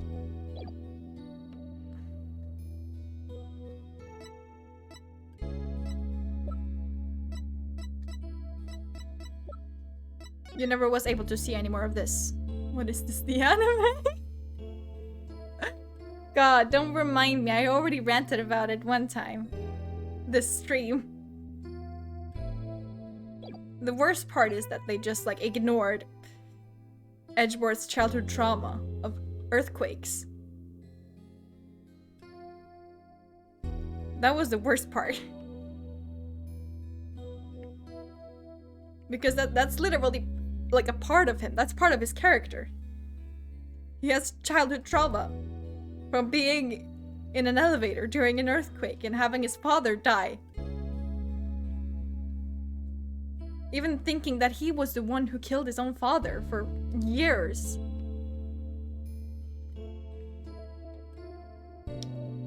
But no, the anime just kind of like glossed over that. Like just like, meh, nah, it's been solved. He's over his trauma now. The situation kind of changed recently when the school's policy shifted to training legal professionals who produce results. Allow me to explain. In the lawyer course I teach, producing results means winning trials. Professor Court, on the other hand, thought that finding the truth was the only valid result. Unfortunately, that clash of ideas created a rift among our students. At some point, we stopped talking about it. Well, that meant fewer arguments. It also meant we couldn't be as frank and open with each other as we used to be. I think I understand now. By putting their friendship on a pedestal, they actually did more harm than good. It seems the relationship between the three of them isn't as simple as I thought. Juniper, thank you for talking to us about this difficult subject. Yeah, thanks, Junie. Now, if you could tell us about the day of the murder. Junie, you told us yesterday that you went home a little after 6 p.m. Is that a lie? I'm sorry, I didn't tell you this before, but what actually happened was I left the art room a little after 6 p.m. and headed over to my dressing room where I worked on my stage costume until 7. That's it? You didn't go anywhere else? No, nowhere else. If that really were it, then there would be no reason to lie in the first place. She's gotta be hiding something else. Junie. Why do you call her Junie? Do you remember this picture? Yes, but something's wrong here. Wrong? What's wrong? I took this picture at around 6, which was before I'd left the art room. What did I say? What did I say? But the clock here says it's just after 7. I mean,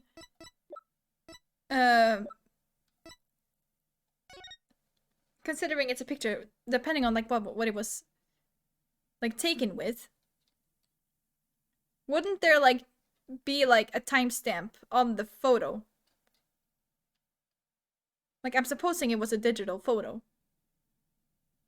Wouldn't it like say the exact time when the photo was taken? Like of course that could be fabricated too. But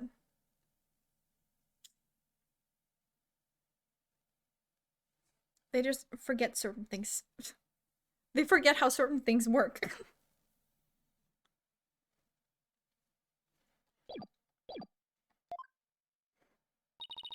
Seven had already been working in my dressing room for some time. So there's definitely something wrong with the time in this picture. I guess we better go check the art room. Okay, just one last question about the day of the murder. On the evening before the mock trial, the evening of the murder, you ran into Hugh. Yes, I did. Around 7:15, I went to the main building before going home. That's when I saw Juniper. We didn't say much as we passed by each other. She seemed her usual self. That's it. Anything else you'd like to ask?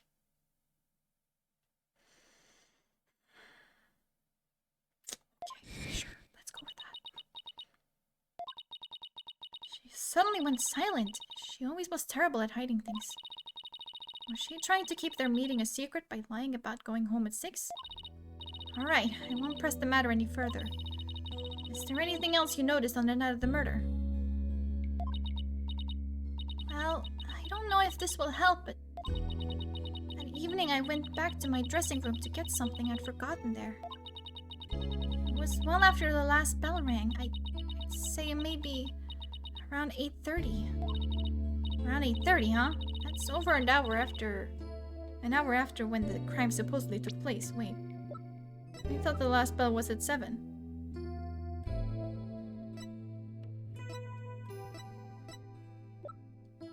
I am confusion. Okay, well after. Okay, never mind. I can't read, apparently. That's when I noticed that both stage statues were finished. They They were quite large, and they were each covered with a white sheet. But I could tell. It made me happy to think that after all that hard work, they were finally finished. Alright, the statues that Robin made, so they were covered in white sheets. Junie, are you okay? Sorry, I'm a little tired, that's all.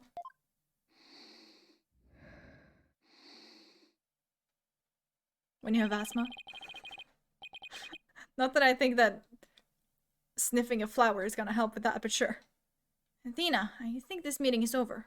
Professor Means? I will use any means possible to get the result I want in Juniper's case.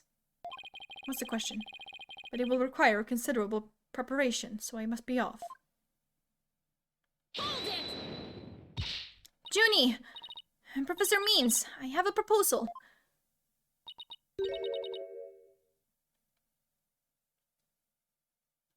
That's what I said. A proposal?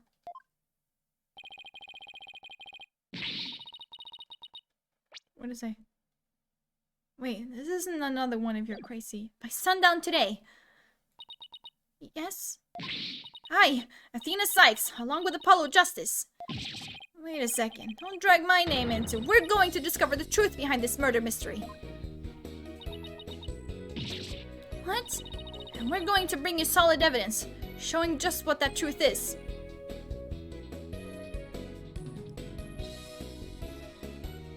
Perhaps. I see. So it has come to this, has it?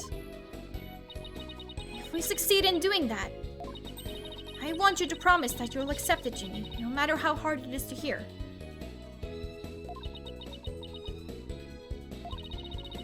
And you shouldn't need anyone else to defend you, except me. Have we got a deal? I trust that's okay with you too, Professor Means. I have no objections as long as Juniper is satisfied with this arrangement.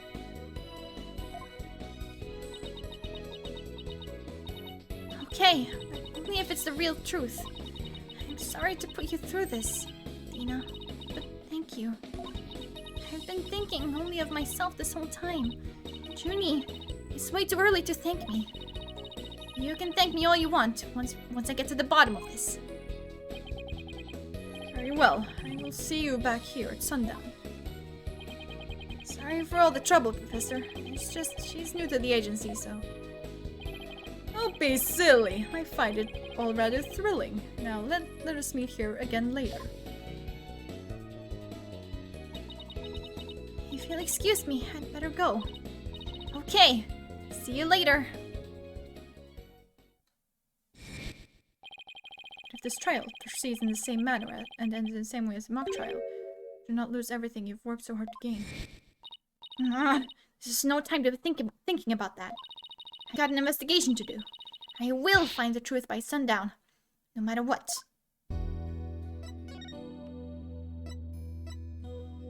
Outdoor stage.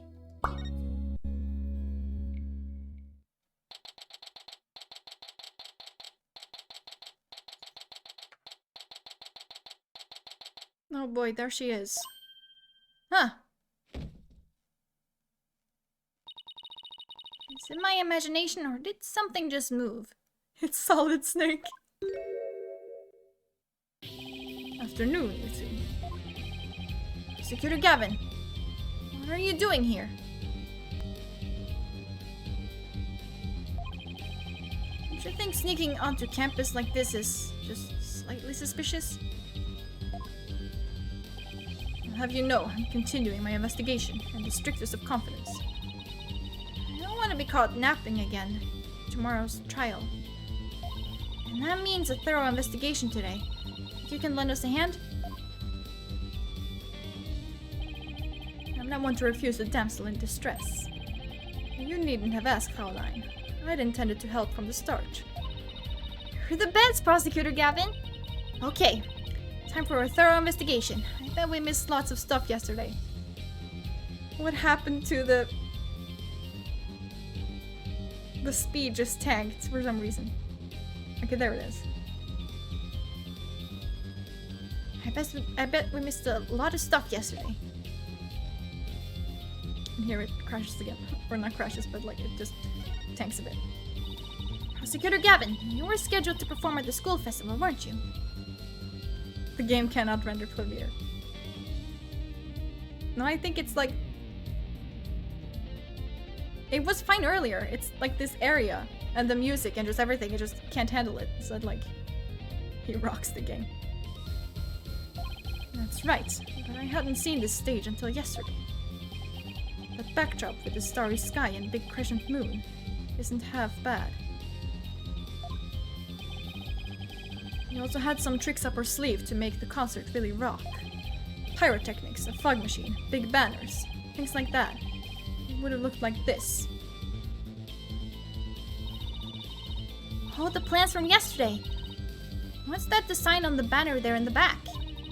I know the scales are the school emblem, but what's with the number 6? It looks like it's in serious pain or something.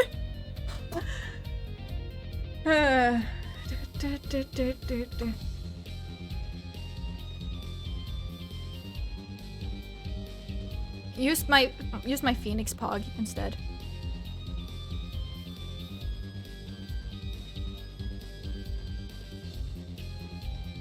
Hold on.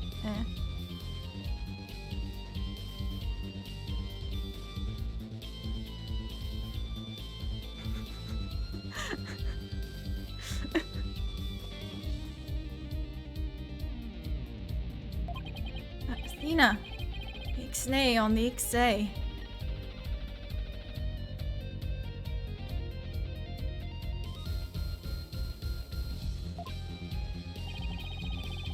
It's the governor's logo, Fraulein. Owen, nice piglet in here, forehead. Really smooth. Oh, I meant it looks like the number 6 rocking seriously hard. 9, Fraulein. It's a G for governors, not a 6. But whatever floats your pretty boat. So where is the banner? I don't see it anywhere on stage. It was an important part of the show, but the school managed to misplace it somehow. God, I'm warm. Whatever floats your coat. Eh.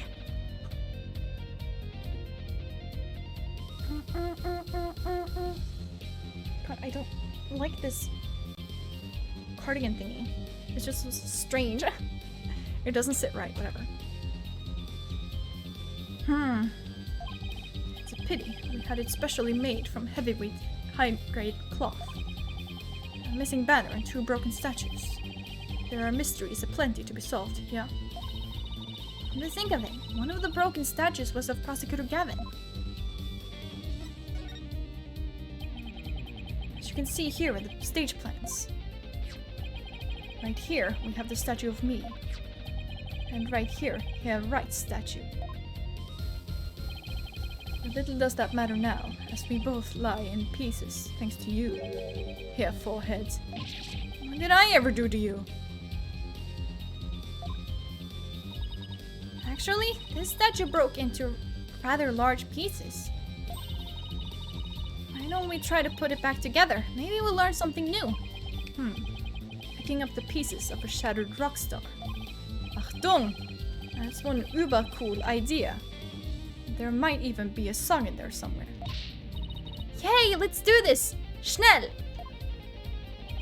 Is this an investigation, or am I interrupting a German language club social event?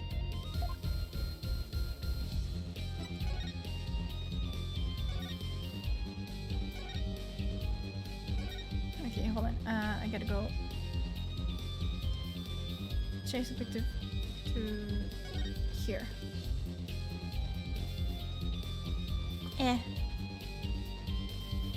Oh, here. Oh! Found one! A piece of Prosecutor Gavin's shattered pride.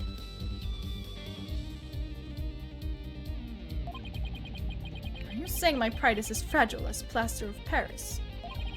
It looks like there are other large pieces scattered about. Okay, let's find what we can.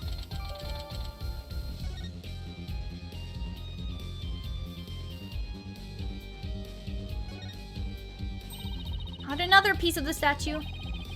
There should still be some more. Let's leave no stone unturned.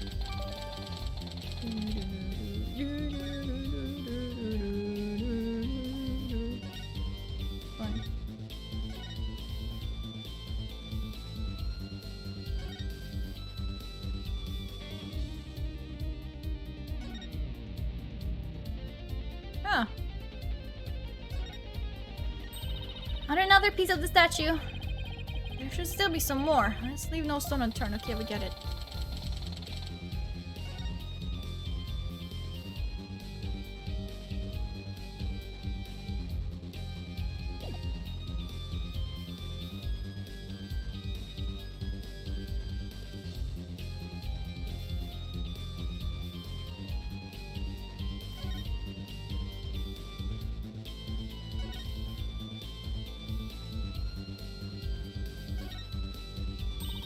Another piece.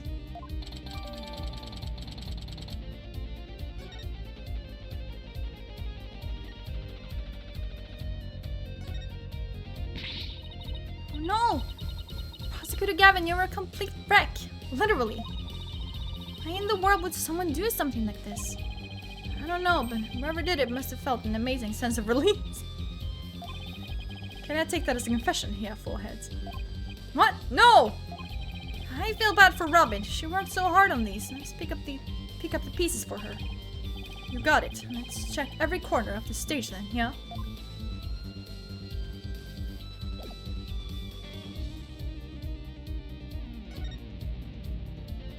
Hold on, I saw something over here. This looks like another piece of the statue. Thanks, Apollo. This makes 5 pieces in all.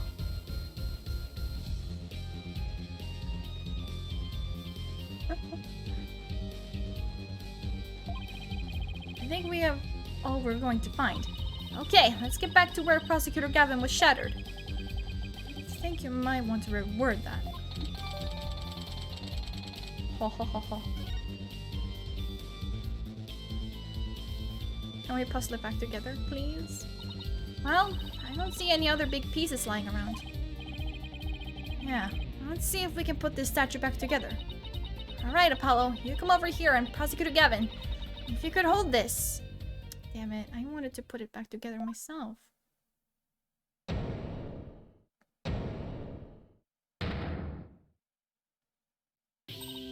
We did it! Not bad if I do say so myself. Yeah, but don't you think it's strange? We put the statue back together, but look. What's with all these leftover white pieces? These two look like they go together. And these pieces too. Dina? What do you think you're doing? Don't stop me now. The artist inside me wants to get out and have a good time.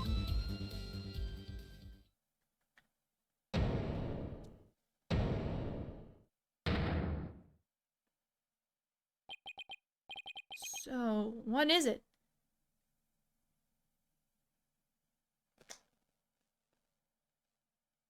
I'm sorry? Ah, it's the goddess of law. Holding a pair of scales in one hand and a sword in the other. Goddess of law! That's quite the feat you pulled off there, Fraulein. Huh. I love that feeling you get after you work really hard on something. No, no, no. I knew who it was. I meant to ask what it's doing here. I can only think of Courtney. You too, huh? Not sure. There's no statue like this in the stage plans. Still, I could swear I've seen this statue somewhere before.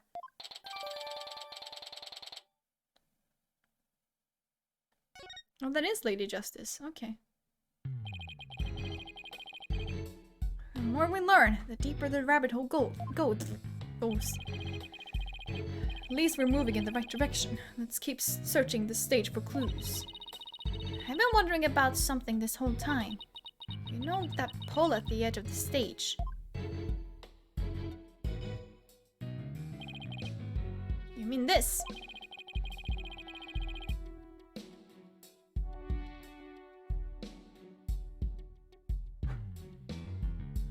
You may have a point there. It has a wire that goes off and connects to something somewhere.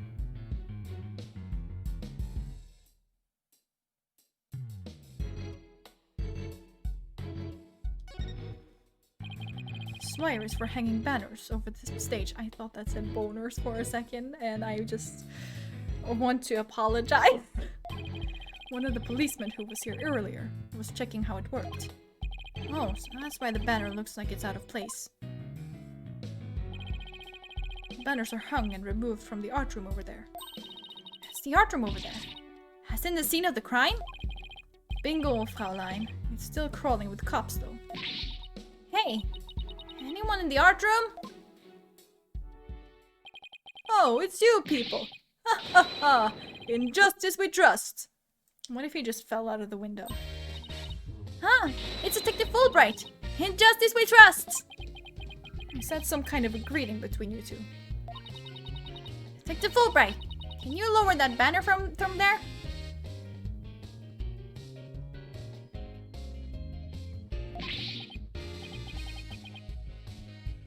Make that a capital J, maybe? That's why Clavier is so confused. It's just like, why are you talking about my boyfriend? Of course, just leave it to me.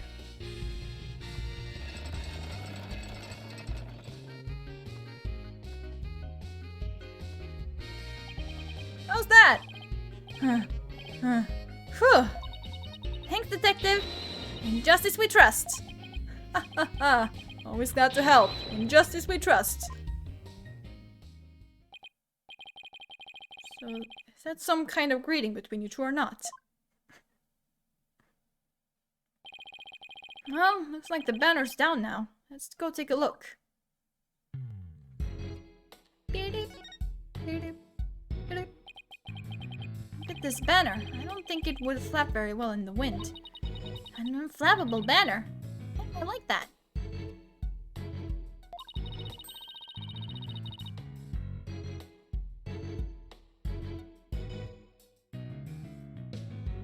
Yeah, it's the Dark Age of the Law, right? Yeah, Dark Age of the Law. Which Phoenix started talking about at the end of Apollo Justice, right? Like in the last chapter, in the last episode. I mean,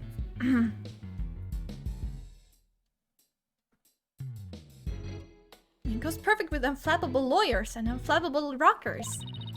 It's like it was made for this very stage. Look at this. The bottom part is all knotted up. Let me try and unravel it.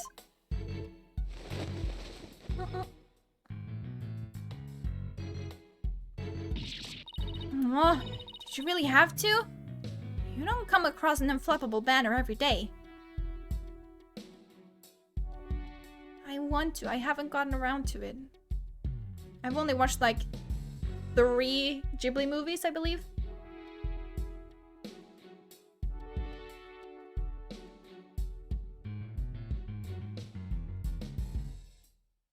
and that's Totoro, Princess Mononoke, and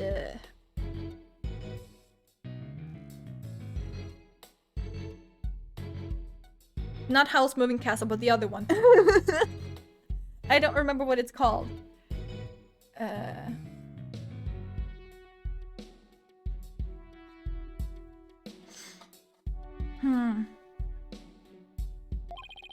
Dina, there are some things that have to yield to forces beyond themselves.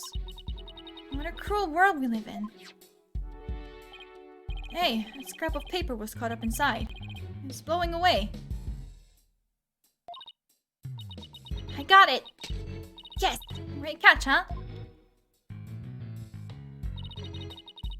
Looks like some kind of note. What does it say? October Hue 120. What's that supposed to mean? A test score, maybe? Pretty impressive when you consider that 100 is a perfect score. I don't see how even Hugh can get beyond perfect.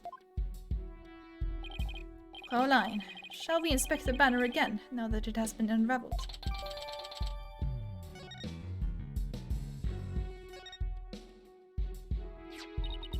This is the emblem that's on Junie's school uniform. Hey, you're right. Wait a sec. It's hard to see against the red material, but look. There's a dark red stain here, just under the emblem. This banner was on a wire connected to the art room. Right, and the art room is where the murder occurred. Are you thinking what I'm thinking? This stain might be from the victim's blood.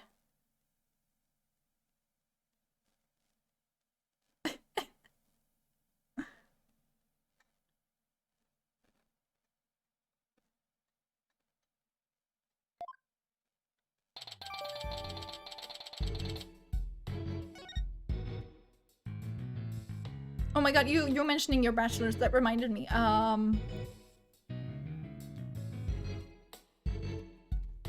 Did you get like... Did your headache go away last night? I mean, I suppose it did eventually, but like... I don't know why that reminded me of that, but it did. So don't question it.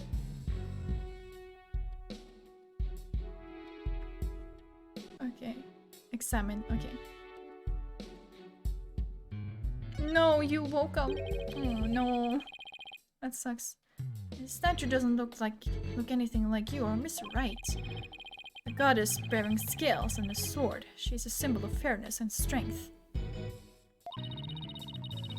She and her symbols were shattered along with the statues of you and Mr. Right. Have any of you watched Princess Mononoke? First of all, it's really long, but it also has like a very obvious theme.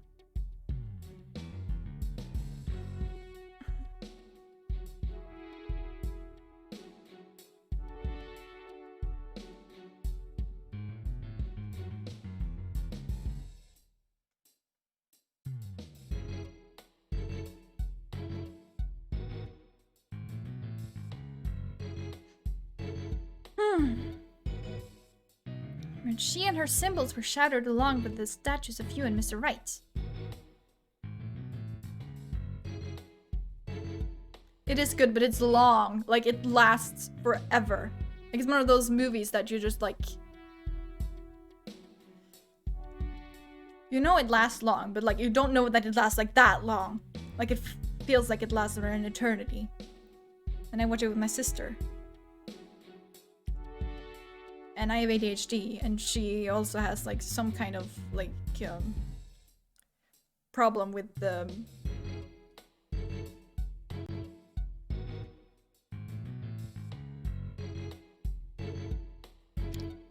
attention span.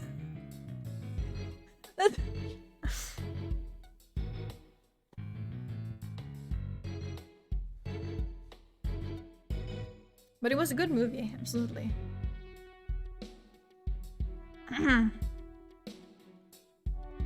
Yeah, this is a direct challenge to the rule of law. Well, if they want to fight, they have got one.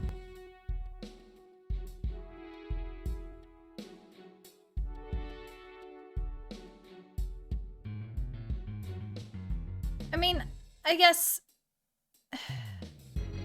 If you think about it that way, then yeah, but... Really just like the way that like the humans tried to ruin the nature and like everything. It's more like humanity was the main antagonist in that movie. Really, if you think about it.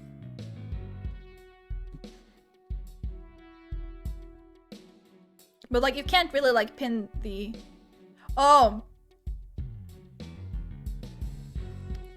Sorry.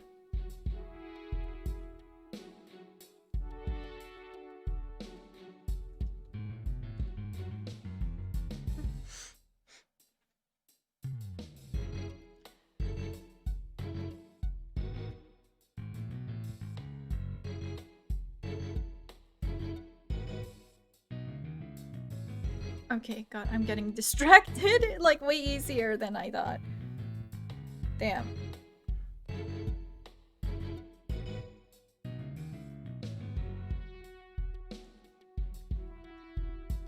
Kind of, it depends on like what like angle you view it from, actually.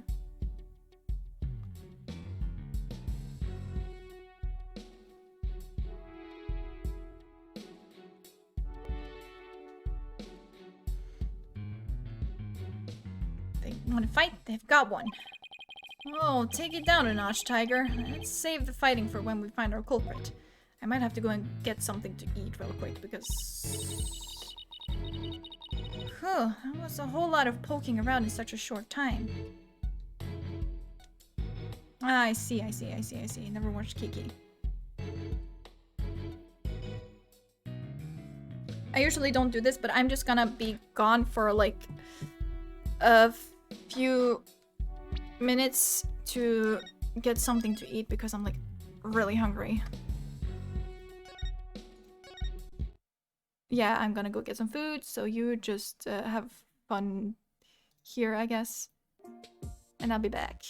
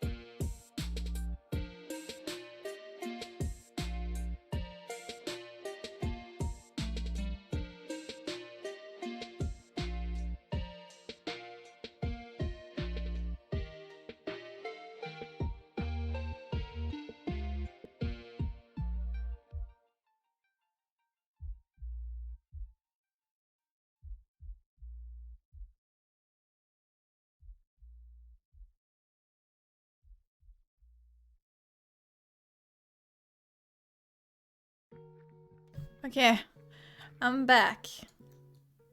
Hold on. There you go. Ah! That was good. I should get better now soon. And oh my god, 8 books? Really?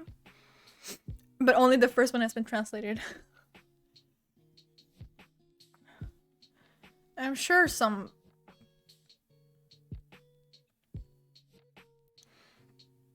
Interesting. I'm sure there probably exists some kind of fans translation out there somewhere.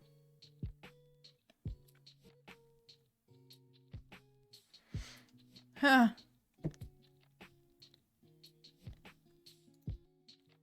Anyways. Let's just get right back into it.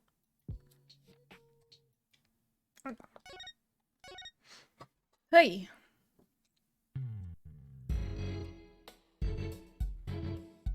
Okay. Whew, that was a whole lot of poking around in such a short time. Does that mean you're satisfied? Actually, there was one more thing I wanted to check out.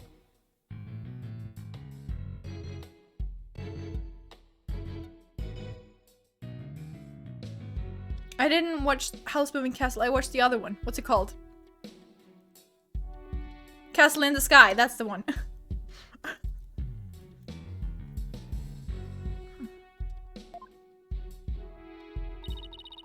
See that metal fence back there? There's just that one segment, so it seems out of place. What metal fence? I mean... Looks like they were in the process of removing them after the stage was set up. I'm kind of confused what I'm looking at here. And they were never able to finish on account of the murder. You should take a look if you think it would be important. Okay, it is back. Okay, it was there.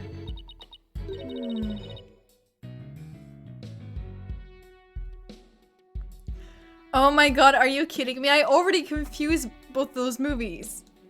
And now there is a sequel. Castle in the Air, really.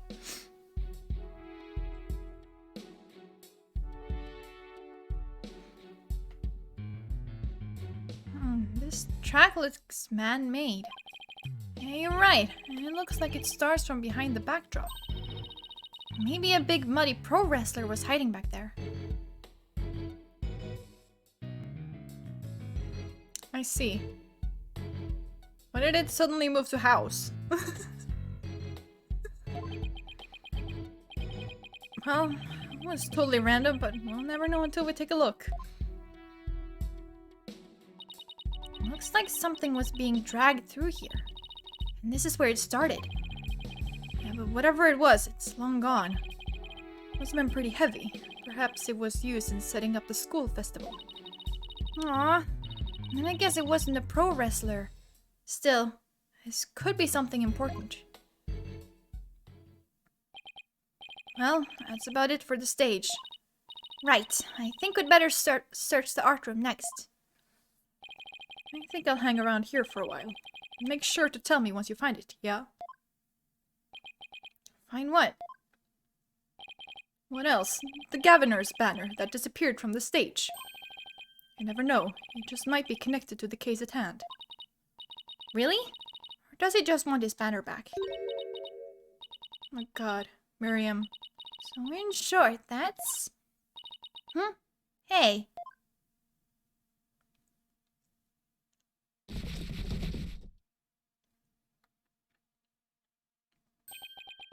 That box. It just took off running. I have a pretty good idea who that is. As I suspect you do too. Come on, we can't afford to have any weird articles written about us. Maintenance areas over in that direction. After that box. What if I just don't?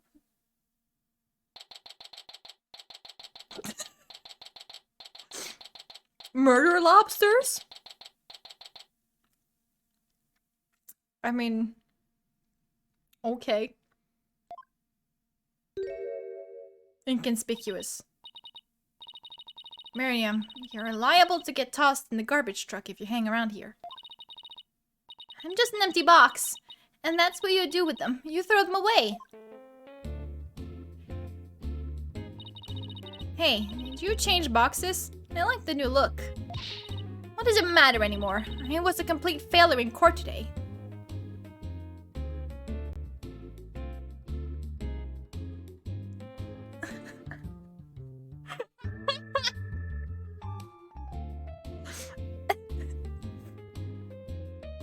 And you've lived in Sweden since you were 5?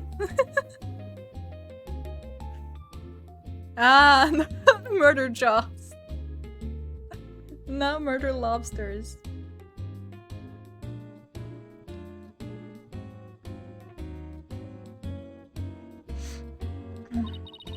My work, my pride, my dreams, everything I worked so hard for, gone. Sorry, Miss Scuttlebutt, but doesn't believing you had a scoop when you really didn't make you a failure as a reporter.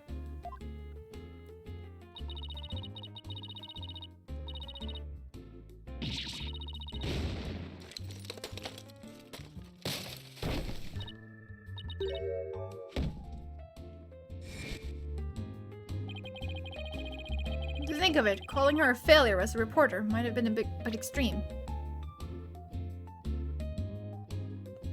Okay, cool. I didn't really miss anything, obviously. Because I've already been through it.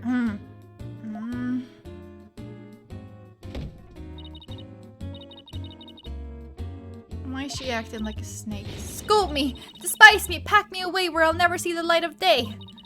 I've been cast aside to waste away into a big pile of mushy paper mache. I kind of feel responsible for this, but it's our chance to prod her for information while she's vulnerable. I bet that's what you were just thinking. What kind of person do you think I am? You read me like a book.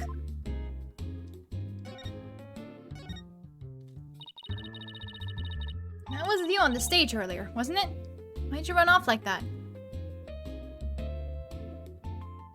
Scuttling scuttlebutt.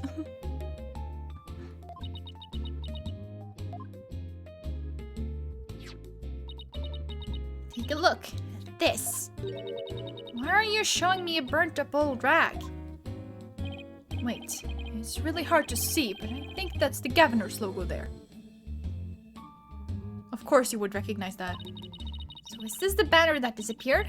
It's all burned up. Don't look at me. I just happened to find it in the incinerator. Incinerator? Black will actually make good on his threat to burn her box? I should probably try to find out whether someone tried to destroy this on purpose. Yeah, this banner is sounding less and less unrelated to our case, Apollo.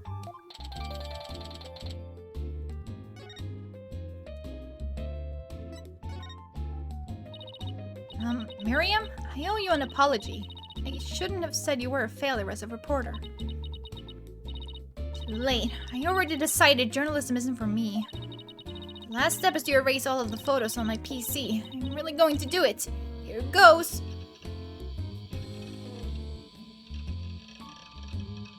What kind of PC do you have? 5%. 10%. 4 years of my life down the drain. Shouldn't we stop her, Athena?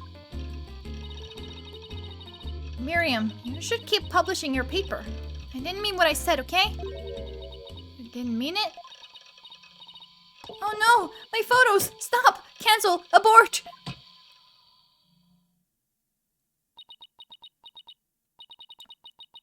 Did you stop it in time? Deletion progress. 99% complete. There are only 2 pictures left. What are you going to do now, Athena? You owe it to her to make this right. I know. Don't worry, Miriam. Your photos may be gone, but the memory of your photographic genius will live on forever in all our hearts. Oh, Athena, that was cringe-worthy.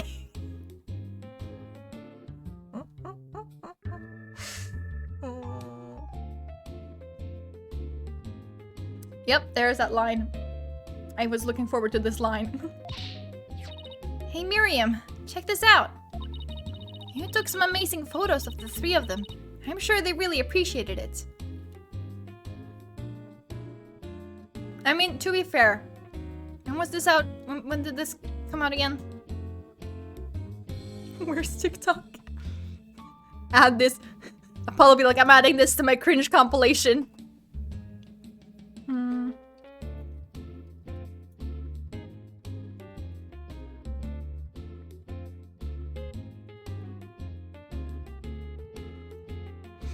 So, it came out in 2013, but that's in America, which is really important to America. No, in Japan, I mean.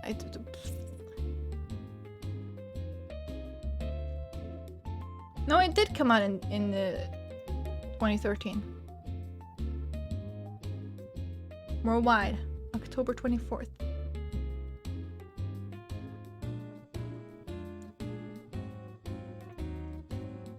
Speaking of release, so was it like that Twitter? Hold on.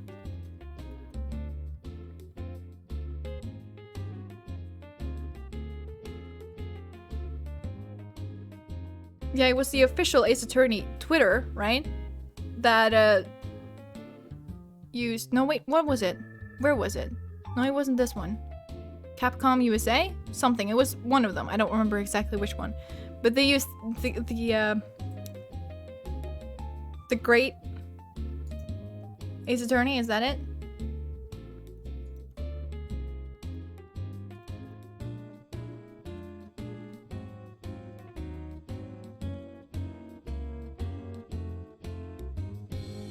They used like that as a hashtag for the first time. In English, and people are like, oh my god! So I think that will be interesting to see what will happen with that. Because if that does happen, then Herlock Sholmes seems to be very, very possible.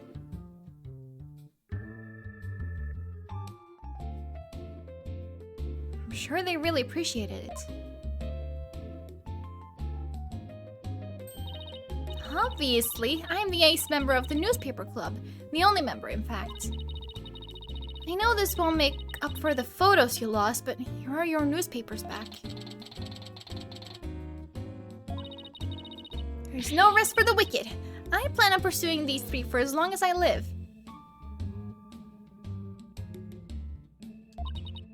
Miriam, why are you so obsessed with Juniper, Hugh, and Robin? Obsessed? I'm not obsessed with them.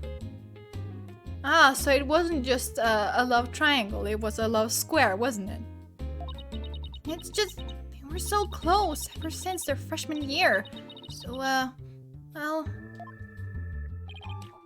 Athena, are you thinking what I'm thinking?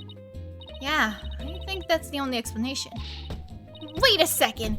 You're not thinking what I think you're thinking. Objection! That's exactly what he's thinking, Miriam. You want in on their little trio. Could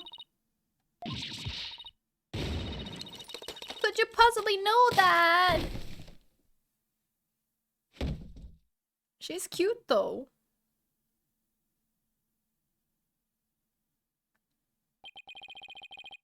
It's one abused laptop.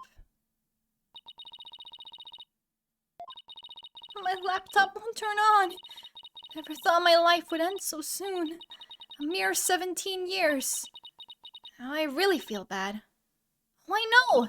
Miriam, we have a laptop at the office. We'd be happy to lend it to you. Huh? You have a laptop I could use? Sure, but on one condition.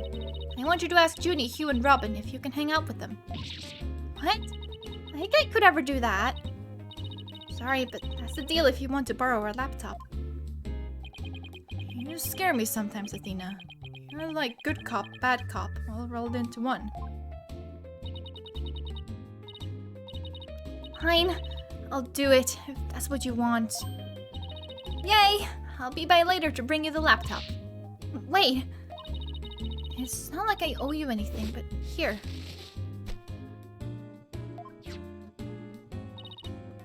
Thanks. Oh, it's a set of pictures. Looks like they're setting up the stage. Yeah, I took them when they were putting up the stage's backdrop. When they were putting the stage's backdrop into place. Wow, you sure have an eye for photography. From what I can make out anyway.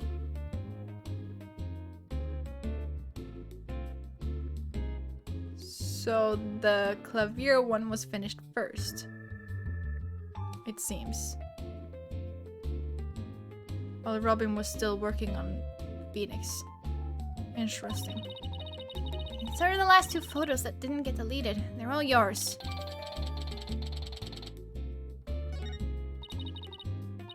I'll see you around, scary lawyer lady.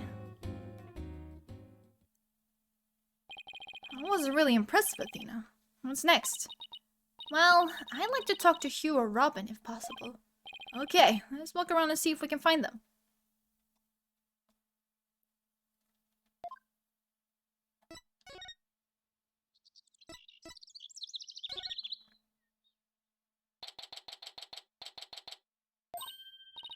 Hey, that's Hugh over there.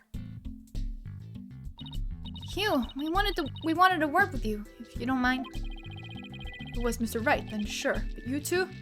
I knew it. There's a hint of discord in Hugh's voice. You're not getting off that easy. After all, you're a possible suspect. Plus, you actually confessed in court. Whatever. So, what do you want from me? I'll make it brief. I don't have a lot of time, and I assume you don't either.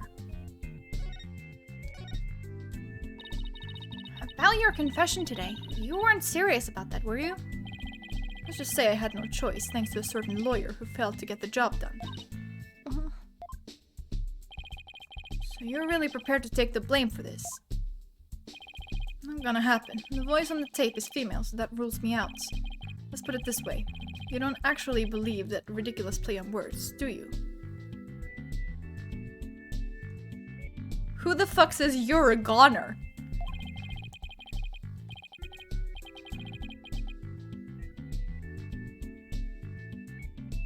Well, my confession is just like that. A means to an end, or as we say around here. The end justifies the means. Ugh, but I actually do believe the voice is shouting, Hugh O'Connor. Juniper's confession was quite advantageous for the real killer. But if Robin or I were actually the killer, we wouldn't have confessed. It's that simple.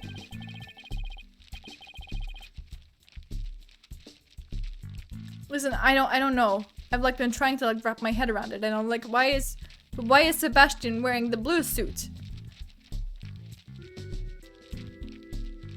If he was in the prosecutor class course, that's it. That's the word I was looking for. I mean, he had the red jacket, sure, but why the blue suit?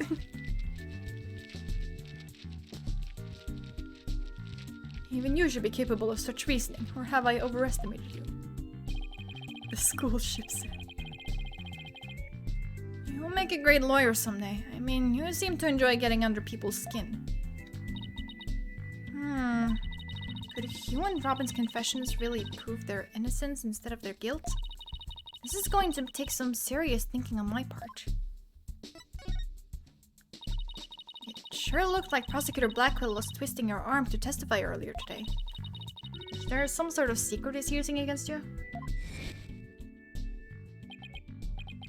No intention of saying anything more. Now, if you'll excuse me. Hold, I'm not through with you yet. It seems the rogue prosecutor has it out for me. Leave, and we just might discuss you know what. No, wait. One little statement and Mr. Cool loses it. What's that all about? Changed my mind. I'll stay and testify. You really are a rank amateur. Even if that were true, you think I'd open up to you? So he's not denying it. That secret might be causing the discord in his voice. And again, we have the same problem with Junie and Robin. You're just wasting your time and mine. Next question. About that meeting with Professor Court on the 23rd. Why did she want to see you? No intention of telling you. You'll have to force it out of me. Any way you can. Professor Mean strikes again. And again, Hugh is in the lawyer course. But didn't Professor Court used to say that the only good result is the truth? So why don't you drop this whole charade and just tell me the truth? Truth? How can you be so sure it will help you solve this case? The truth isn't necessarily your friend, nor Juniper's for that matter. Oh, you're wrong! I don't care what anyone says. I'm going to defend Junie the right way, using the truth. It's the only way to honor Junie's wishes and Professor Court's memory. I see. Very well, Miss Sykes. I'll testify tomorrow about that truth you're so interested in. Hugh. But... Don't look to me if something happens to Juniper because of it. Understand?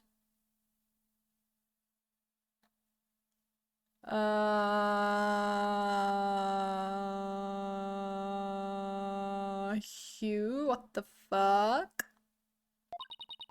What's that supposed to mean? Blackmail. What a terrible thing to say. I thought you guys were friends. Yes, we were. Until just recently, actually. Were? I already told Juniper, so I might as well tell you. I don't really care about her anymore.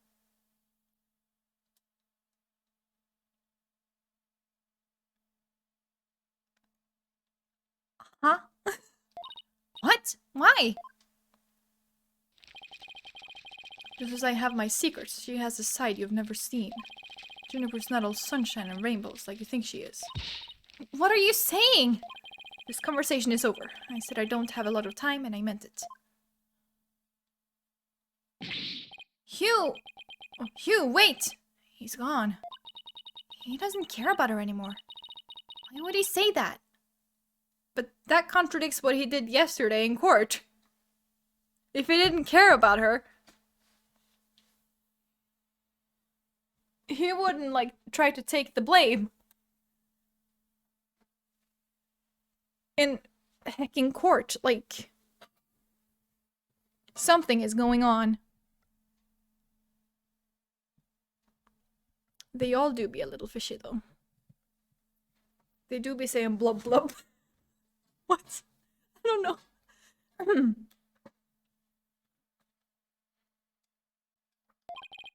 didn't go so well. I guess we'll just have to pin our hopes on his testimony tomorrow. Athena, when you say we head over to the art room, might be a nice change of pace. Hopefully the police have completed their investigation. Alright, we don't really have much time left anyway.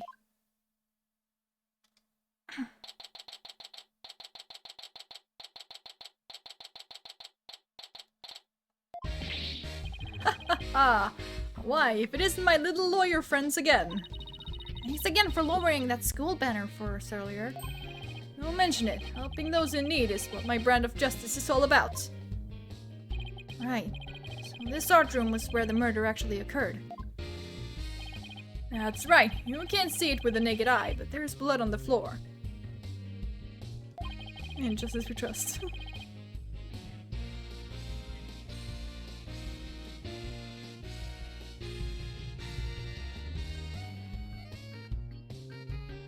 Area roped off in the middle of the room marks the spot.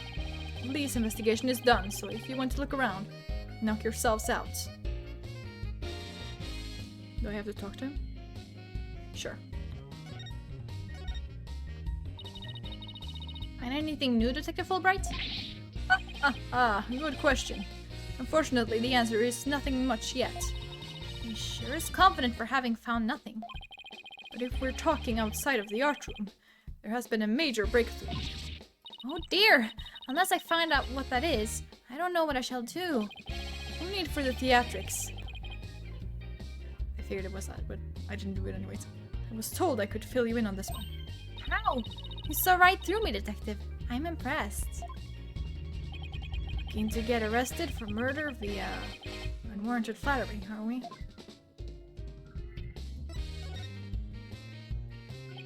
So, what's the major breakthrough you mentioned?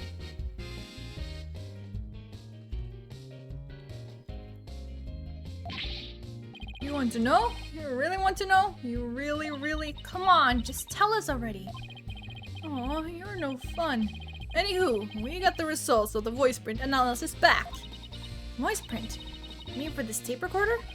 Exactly, the voice belongs to the suspect, Miss Woods, beyond a shadow of a doubt. See right here? We analyzed the voice on the tape inside and out. Interesting. And you thought the voice on the tape was saying Hugh O'Connor. I mean, that could still be what it's saying. I'm just... Thanks for the good laugh, Miss Sykes. It's the last person I want laughing at me. So now there's evidence of Juniper shouting "You're a goner" around the time of death. If we were to take this as truth, how are we supposed to make sense of it? I don't know. I can't think of any reason why Junie would shout that in the first place.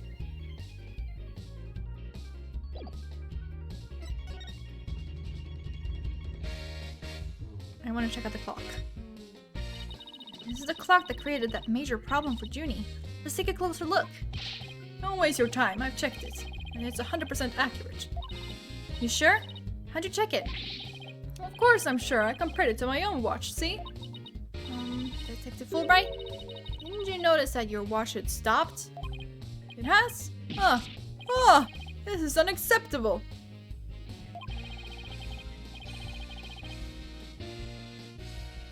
We obviously can't rely on him. Let's take a look for ourselves. Let's see. Wait a second. It's ahead by 1 whole hour. Well, Detective? Huh. But The clock must have also been an hour ahead when this photo was taken. If so, that would fit perfectly with Junie's testimony.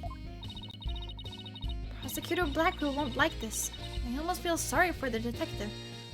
Almost. you can at least pretend to feel sorry by wiping that big grin off your face. Just 1 minute! The clock is an hour ahead right now, sure. But what proof do you have that it was running ahead on the day of the crime? That's a good question.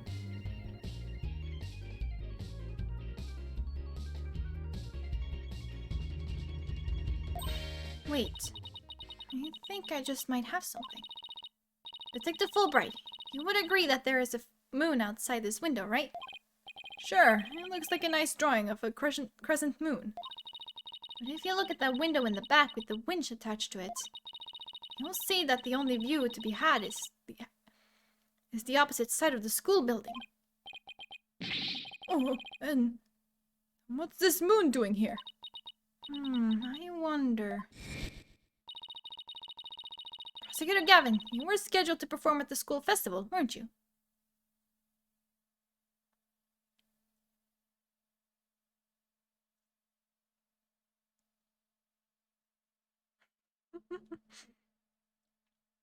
You recognize that those are words.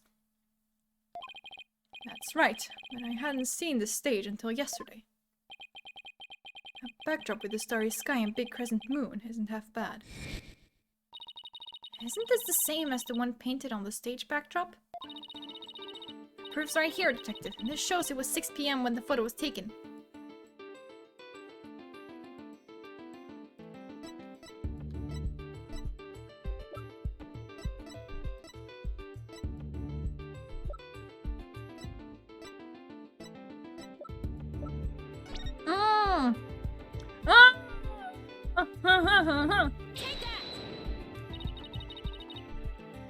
I know what this moon really is. And if you look at this photo, you'll know it too. It shows where that moon in that photo came from, and the truth of Judy's testimony. What? Where? Where does it show that? If you look right here, it will all become crystal clear. And we're still prepping the stage, so its backdrop wasn't in place yet. This photo shows them in the process of moving the backdrop into position. I can see that. That's a big board hanging there. The size matches too.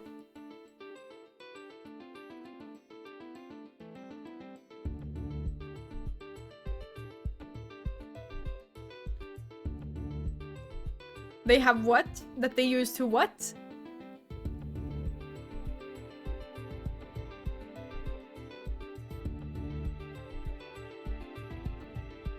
Shark's Kabadon?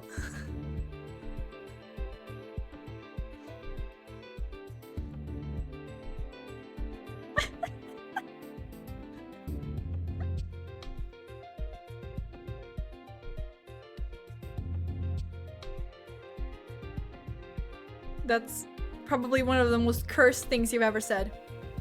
Hold on.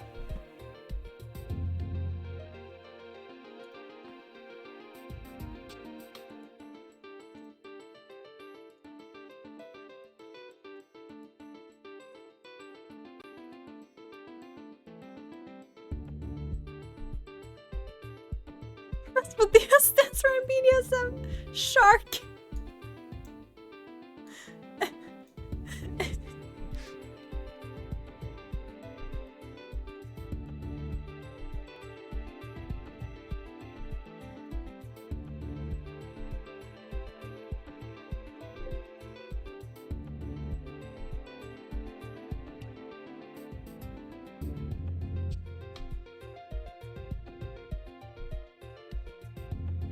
Size matches too.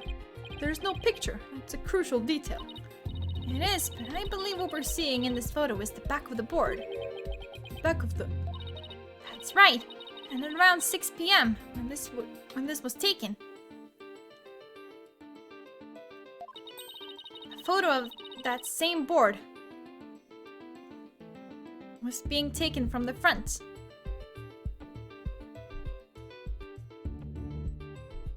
She's not gonna be able to make it. What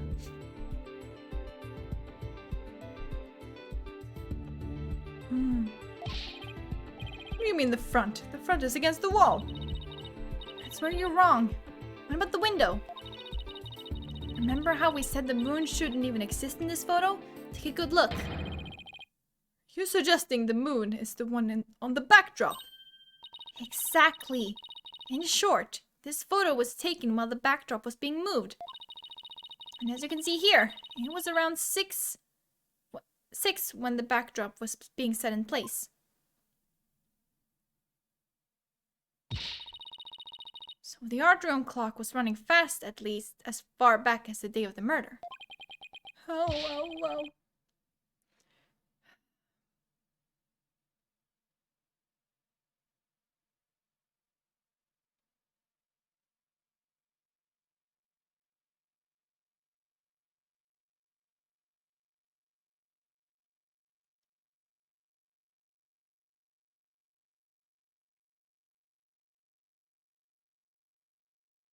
There you go.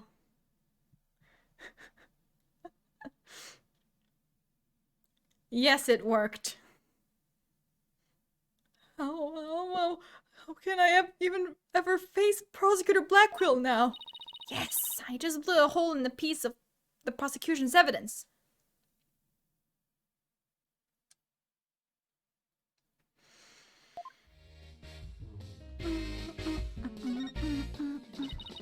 Some wire and a winch, so this is how they reel the banners in and out.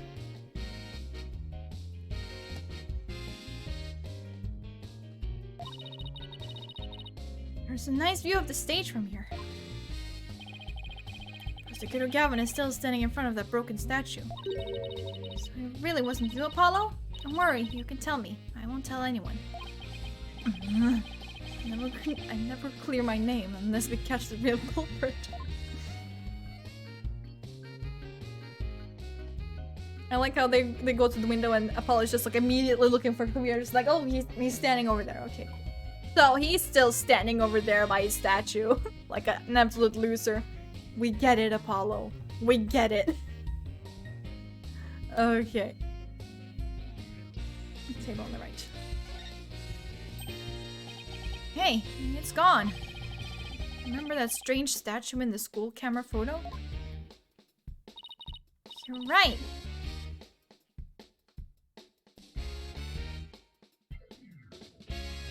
Of course.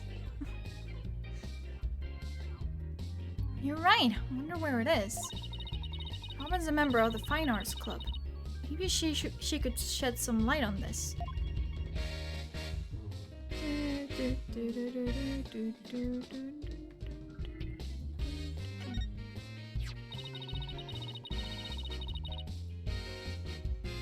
A mock trial script on the floor, and nearby an envelope marked "Use."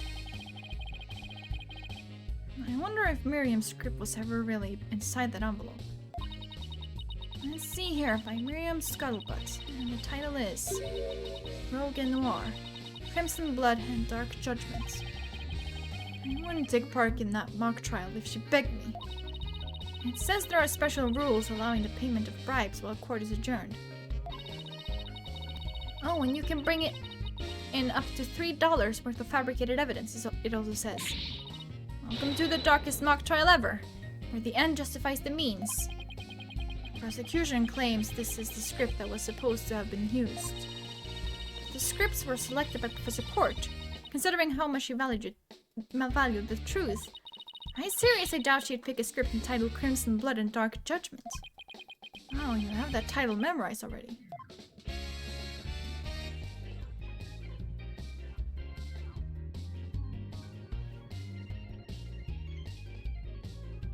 Okay, pottery beneath the window. There we go. Look, a piece of pottery. Looks like it's already been fired. I bet Robin made it.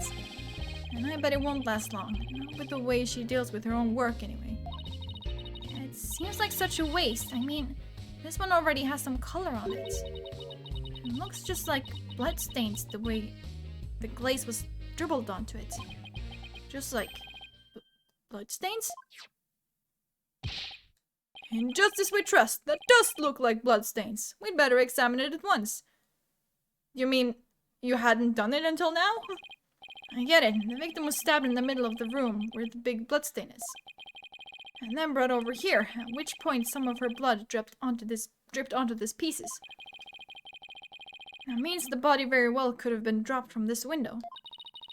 In the mock trial script, the body was dropped onto a mat, and a ball cart was used to move it over to the stage. The maintenance area is below this room, and the storehouse there has a mat and a ball cart. So, even the moving of the body was carried out just like in the script.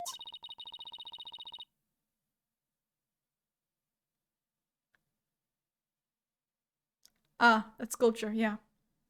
And the killer sure had a thing for Junie's script.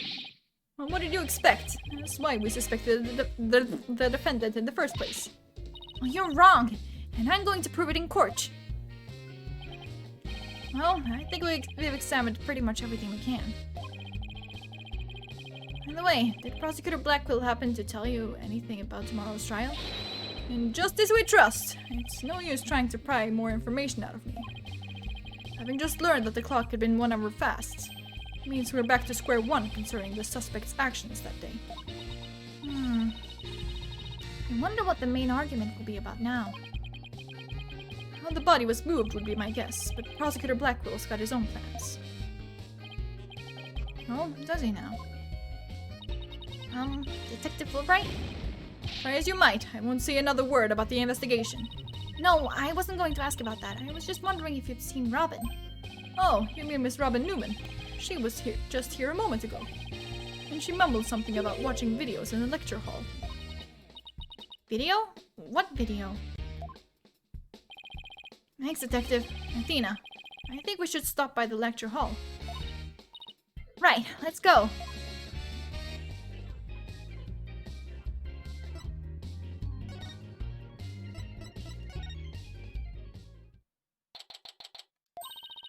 There she is! Robin! Hey, Robin! Oh, Athena! Apollo!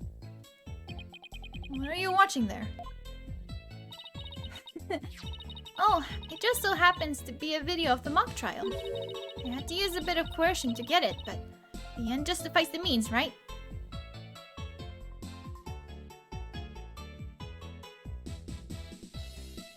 Okay. Here it is again! Professor Mean sure has a lot of influence around here. Care to look into the true connection between the murder and the mock trial with me? Sounds great, but do you mind if we ask you some questions first? Sure. I'll tell you anything you want.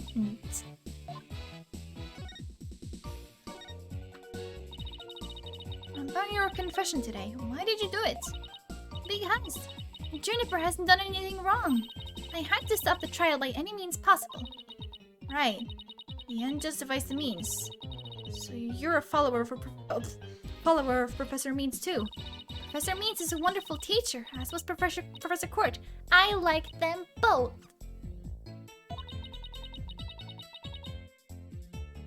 She brushed that one off like a pro.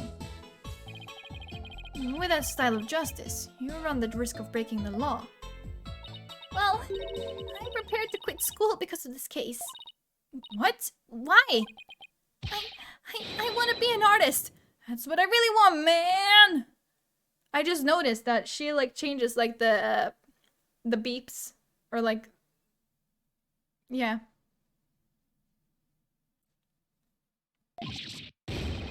No! My parents forced me to study to become a prosecutor. But if the trial went south, you'd have to drop out and give up on being a prosecutor.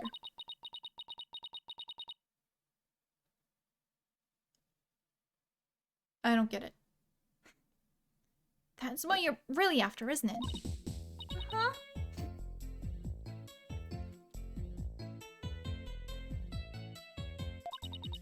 Talk about someone who literally changes at the bat of an eyelash. I guess she's been dealing with her own problems too. That totally makes sense. Yeah, I suppose so, but that doesn't make what she did right.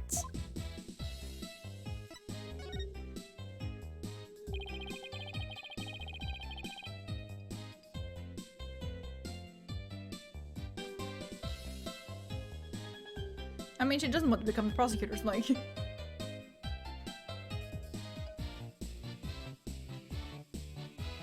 you tell us about what you were doing on the night of the murder? Finishing a statue. I was on the stage until the last bell. That's right. You made the statues of Mr. Wright and Prosecutor Gavin, didn't you? Oh, yes. Yes, I did. Both of them. It is just a formality, but... Can you prove you were making the statues at the time? And then she switches over to like the male sounding. Oh, I don't know how to like phrase it, but like the masculine like the beeps. She uses like both of the beeps, the manly beeps, yes. But I didn't really want to like call it that because it's like you know. I just realized she like switches between the two.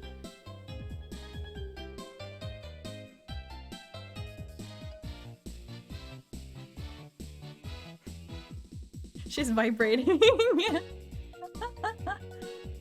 Can I prove it? You think I'm the killer?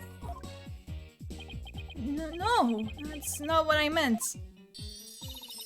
Both you and Robin were still at school after 7 p.m. But neither of them can prove exactly what they were doing. I think that was what I was thinking the first time I played this game. Something like that, anyways. Though I think she leans more towards a female, I guess. Because that's at least that's the way that she really wants to be. Just like going into fucking deep like character analysis about this like minor character in one Eggs Attorney game.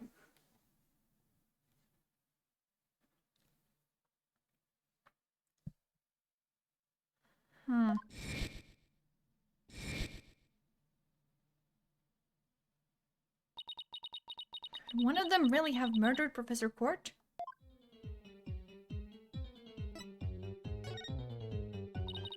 Have there been any problems now that everyone here knows you're a girl?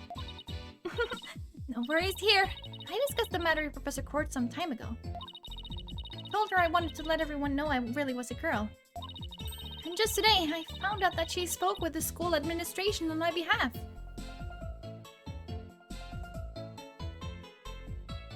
The ground is soft and we are ready today.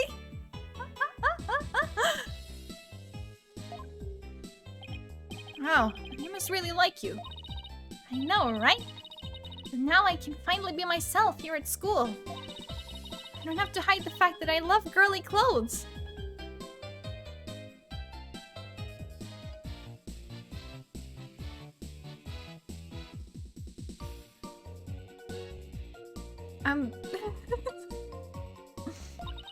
I think too much. That's why, Athena. I simply must have this. And this, by any means possible. What? But this is evidence we need for the trial. Sorry, but no can do. Aw, don't be a party pooper, Athena. Come on. Please, pretty please. Taken in classic and justifies the mean style. Oh my god. Oh, darn it. Anyway, thank you again, Athena. Thank you for revealing who I really am. Like, I know that there are, like, certain parents that, like, project onto their own kids. Like, if they have, like... If they get, like, a daughter when they wanted a son, and vice versa. Like, I know that some parents do that.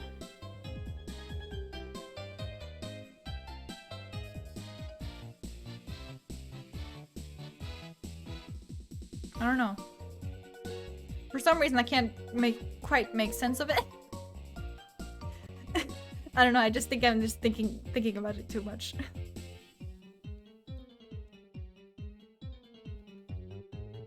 Not that she needs to be put into like a box at all. But yeah. I wanted everyone to know before the snitch found out. The snitch? Sounds like a new lead.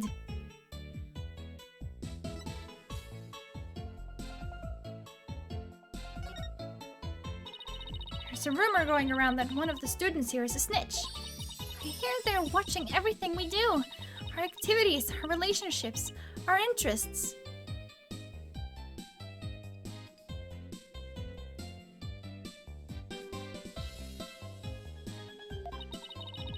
I'm reporting it all to one of the professors.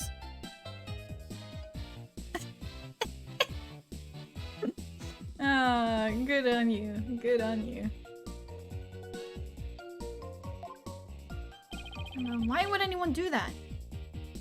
Officially, I heard it is to seek out misconduct among the student body. The rumor has it grades are being bought and sold through this surveillance network. That's bribery. The situation at Themis Legal Academy is worse than I thought. While all of this is important stuff, I still want to ask about that thing in the art room. I'll have to present some evidence to show her what I'm talking about.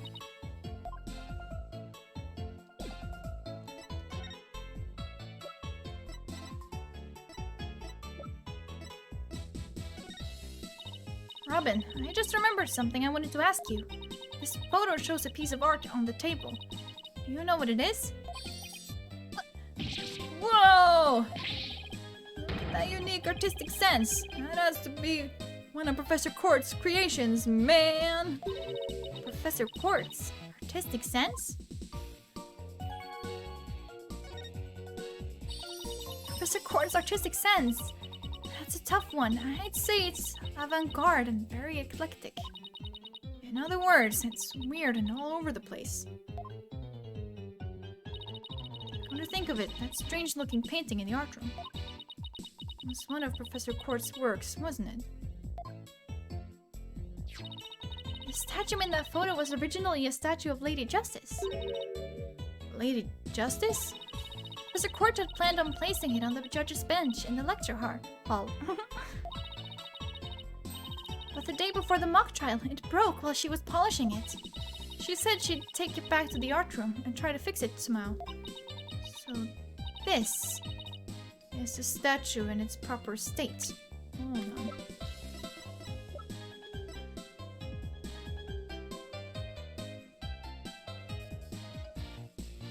Interesting.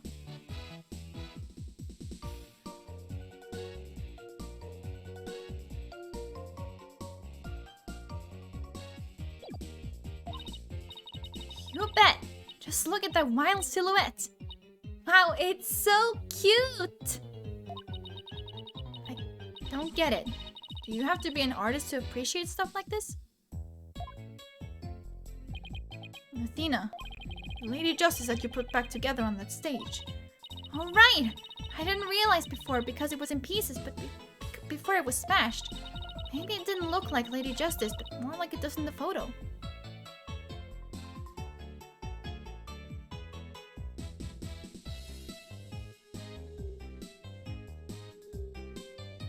That took me a moment. It took-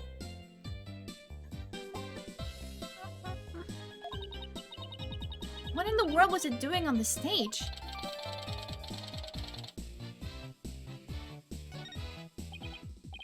Well, I think that about covers it. Okay, then how about watching the mock trial video with me? What do you say? Sure, sounds good to me. So how do you want to watch it? All classroom desks at this school have their own built-in computer, you know? Wow, this place is definitely a lot cushier than I thought.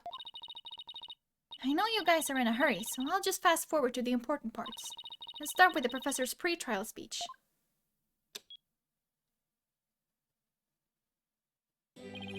Good afternoon. I would like to start by thanking you for coming here today.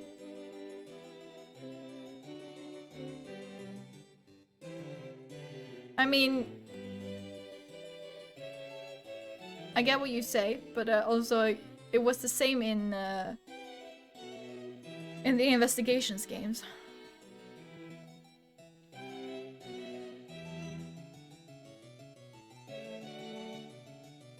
And they're like sometimes just like stood on top of each other and looked like they were like locking arms, and it was just really a lot of fun.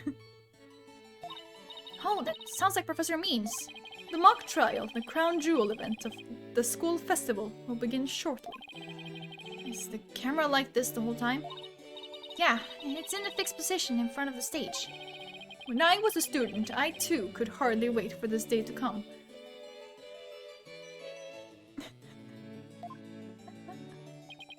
How come teachers' speeches always make me so sleepy? Let's just skip to the end of the speech. Now, let the mock trial begin. Hey, what's the deal here? Why is Junie so large in this shot? Looks to me like she cut right in front of the camera. Juniper was also in charge of the audio.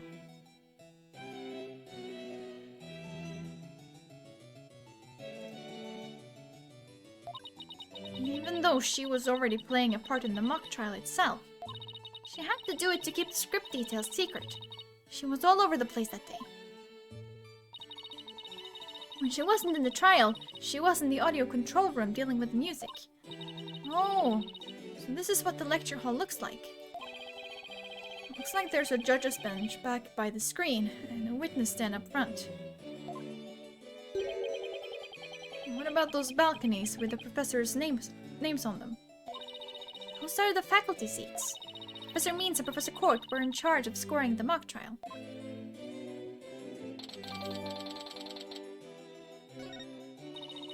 Okay, let's fast forward a bit. That's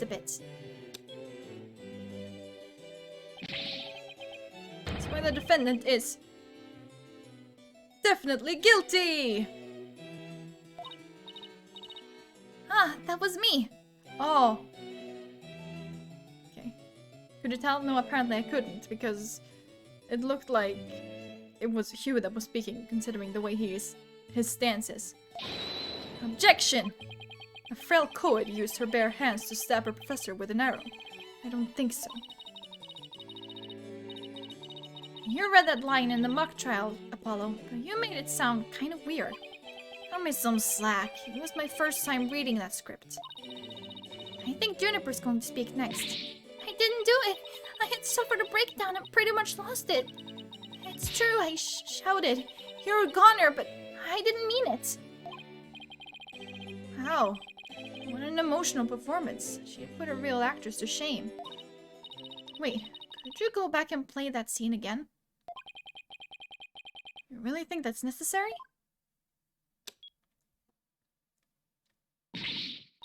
it. I had suffered a breakdown and pretty much lost it. It's true, I shouted, "You're a goner." But I didn't mean it. Did you hear that? Who the fuck says you're a goner? I think you're onto something. Let's play that last part again. I don't follow. What are you guys so excited about? I think this piece of evidence should explain it. I'm going to show Robin a piece of evidence that links the line we just heard of the case. Where is the, heck. Take that! I'm sure you remember this. It contains a female voice shouting a violent threat. I'll play it for you. You're a goner. Voices and performance do sound similar, but I can't believe this is happening. It's just a possibility, but if the voice on this tape is really a recording, one made from the mock trial video, then that means this evidence was fabricated. We didn't get to do a voice print analysis in time for court today. That's why the gender of the voice became so important. And if the real killer had foreseen that gender would become key in today's trial, he would have tried to deflect attention away from himself by making the suspect female. So basically, the only one with something to gain from doing this is our sole male suspect. Wait a second. No way! Professor Means' credo. Credo? Just the end justifies the means. So it makes perfect sense that a student who took those words to heart would fabricate evidence. We need to get that tape analyzed as soon as possible.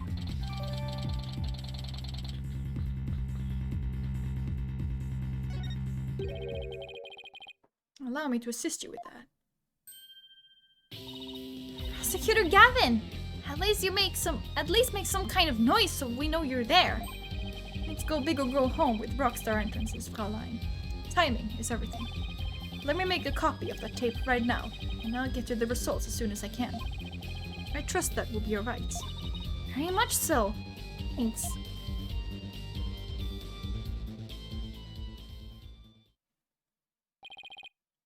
Well, Athena, it's almost sundown. Isn't it about time we head over to the detention center?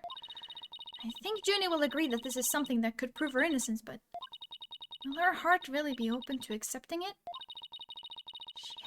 She had to have known this was what I'd find.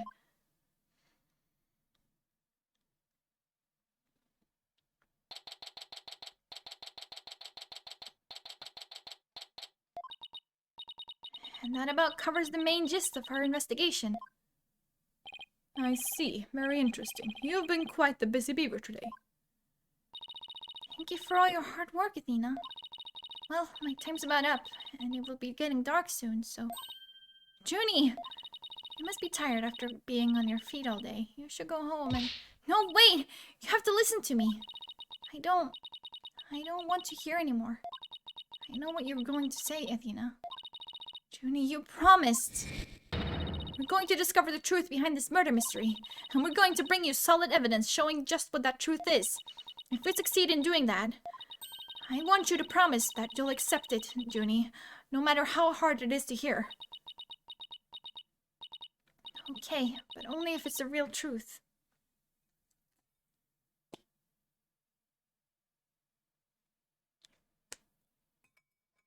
So please just listen to what I have to say. Once you've heard me out, I'll let you decide what to do.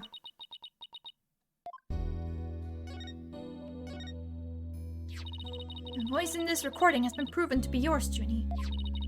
And in the mock trial video, we can hear you reading your line from the script. We're having both of them analyzed now, but from what I can tell, the voices are the same. And the only one who'd benefit from faking the voice recording would be Hugh. But that doesn't make any sense. I mean, Hugh confessed in order to protect me. This may sound strange, but his confession is a ploy to make himself look less suspicious. In other words, he was just pretending to protect you. Besides, his confession came after you and Robin had already confessed. If he hadn't confessed right then as well, wouldn't that have seemed a little suspicious? Say what you will, Athena, but none of us would hurt a fly, let alone kill someone.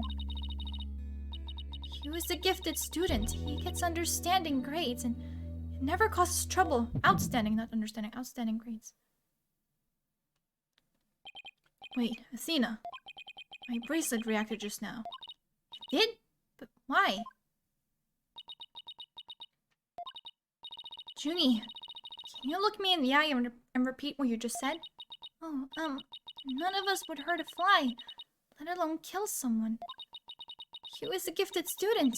He gets outstanding grades and he never causes trouble.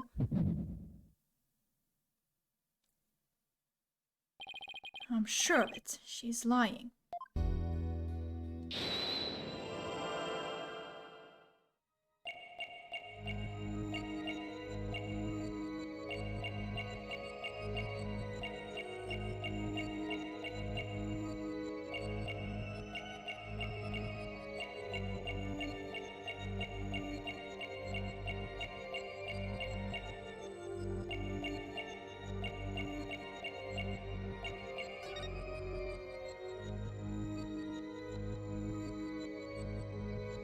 You know, I don't think it works like that. Gotcha! Juniper, you start coughing. Oh, okay. When you're under stress. You can't hide it from me no matter how hard you try. And you said it never causes trouble. A cough escaped and made your scarf flutter. As for why you were stressed, it's because you were lying.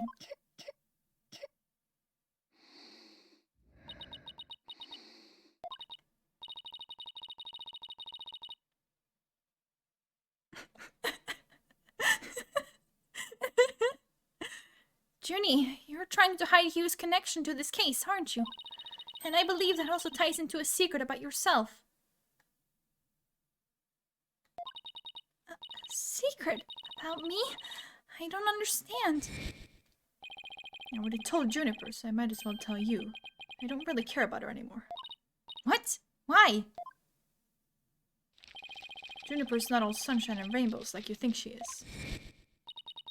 He ended their friendship after he found out about Junie's secret. Which means... Hugh must have felt betrayed by Junie, making her... the snitch. You were Professor Court's snitch, weren't you? There's a rumor going around that one of the students here is a snitch. Junie's a lesbian. Yeah. No, Ron. I agree with you, but that was unfortunately not one of my choices. Here they're watching everything we do, our activities, our relationships, our interests, and reporting it all to one of the professors. And while fulfilling that role, you learned something about Hugh you'd rather forget. I don't know what you're talking about. Junie, please, stop hiding things from me. I hate having to force things out of you like this. Looks like we're going to have to do this the hard way. Time to review the evidence and see if I can't prove my hypothesis. I must have something that proves Junie is a snitch and Hugh's connection to the case.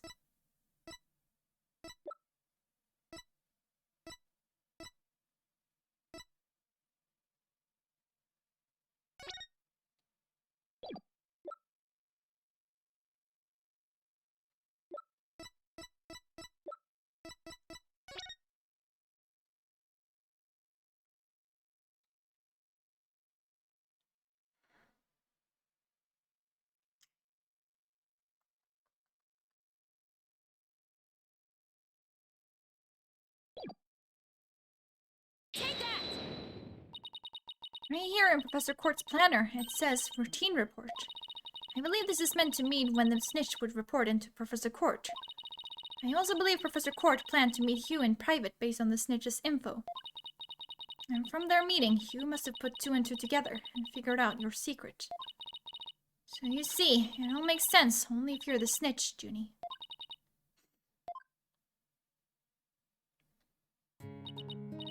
Oh, forgive me, Tina. I've been lying to you this whole time. The truth is, I suspected Hugh from the start. You did? Now this is surprising.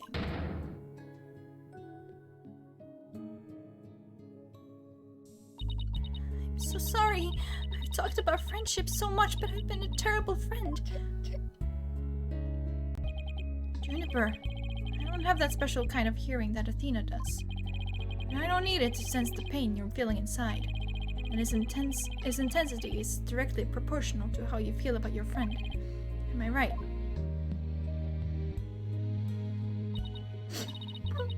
Apollo! Please, Junie. Tell me why you suspected Hugh.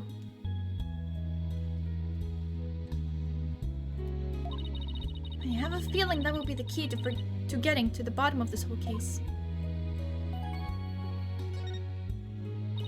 What exactly was your role as a class snitch? Professor Court had told me how Academia alumni had strayed from the path of justice. The dark age of the law, huh? She didn't want any more of her students going astray like that, but few others at the academy shared her view. I thought her ideas were beautiful, though sad and unrealistic. She asked you to be her eyes and ears, didn't she? You used to report to her once a month about any wrongdoings I'd see or heard about. And that report session in her planner, the one from October 22nd, was a part of that. Yes, that's when I reported Hugh to Professor Court. She snitched on her own friend? I had accidentally overheard Hugh talking. What did you hear? He was talking to someone on the phone. I think it was one of his parents. What were they talking about? Something about having paid money for good test scores. I only overheard him talking, so I never did find out who the money was going to. What?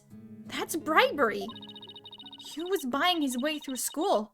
And if that's the case, then that evidence that always seemed out of place might actually be about his secret.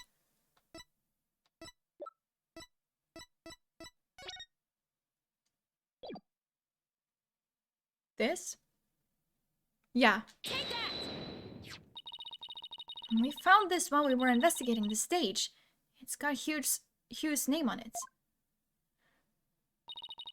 I didn't know what the number meant at the time, but now that I'm hearing about bribes, it must mean that a bribe of 120 grand Must be paid in October. Oh my god. What's more, take a look at this mark. That same mark is on the pages of Professor Court's planner. Hey, you're right. Wait, but why would Professor Court have that kind of information in her planner? You don't really think the person who was taking the bribe money was... It's just a possibility at this point, but it may indeed have been Professor Court. But... That is impossible. She'd be the last person I'd ever suspect of accepting bribes. Like I said, it's just a possibility, but a rather good one. Maybe their private talk had to do with the possibility of the bribery being exposed. And what started out as a little argument soon got out of hand. It's not your fault, Junie. Anybody would have suspected Hugh if they knew what you knew. Oh, I don't believe that alone would have driven him to murder her. There's another reason why I suspected Hugh. You gotta be kidding me.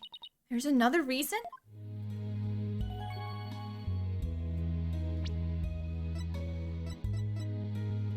He does! The tiniest little... It's either that or it's like one of those piercings that you put through like the nose ridge. Is that what it's called? I don't know. I saw Hugh around 7 p.m. on the day before the mock trial.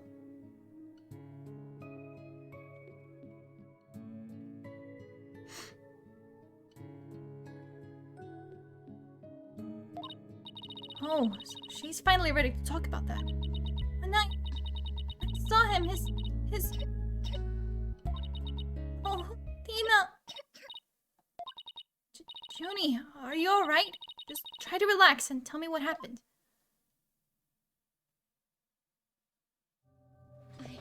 I never wanted to see what I did. But I'll have to live with it, won't I? In that hallway, Hugh's hands...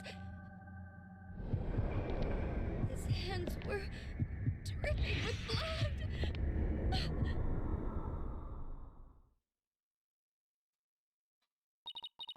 Ayo, what the fuck?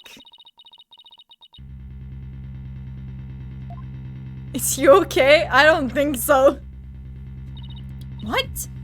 But why? What am I going to do? Deep down, I know Hugh can't be the killer, but my mind keeps telling me he is. No matter how hard I try to convince myself he isn't. Oh shit, are you okay? What am I going to do? Hugh, he's... I can't take this anymore. Tina. So she hid the fact that she had seen Hugh and said she went home at 6 because she wanted to avoid talking about what she saw. Junie, It must have been terrible holding all of that in. But it's going to be okay. I'll get to the bottom of this. And that's my promise from one good friend to another. I'll be defending Juniper tomorrow.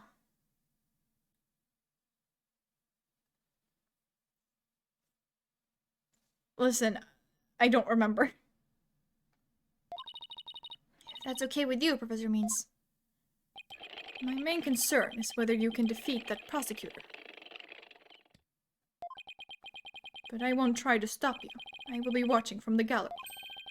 And shall look forward to seeing what sort of results your methods can produce. Good luck tomorrow. Now if you would excuse me. Tina, I'm sorry. I really mean it. I wish I had trusted you from the start. What do you mean?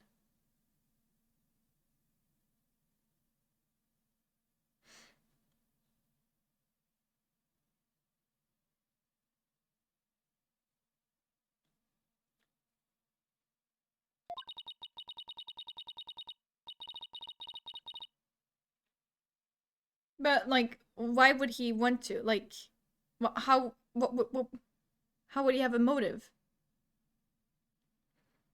You have to uncover the truth tomorrow. I know you can do it. Don't worry, we already know that the prosecution's key piece of evidence is a fake. And thanks to you, we figured out the motive too. Let's give this our best shot, Athena. Let tomorrow be the day Juniper walks free. I wouldn't have it any other way. We should be all ready now. What could possibly go wrong this time? Athena, no. Still, there's this strange, uneasy feeling I can't shake. I better be imagining it.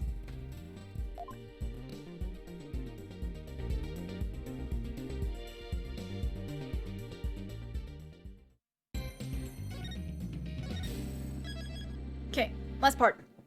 Last part. You're just jinxed everything.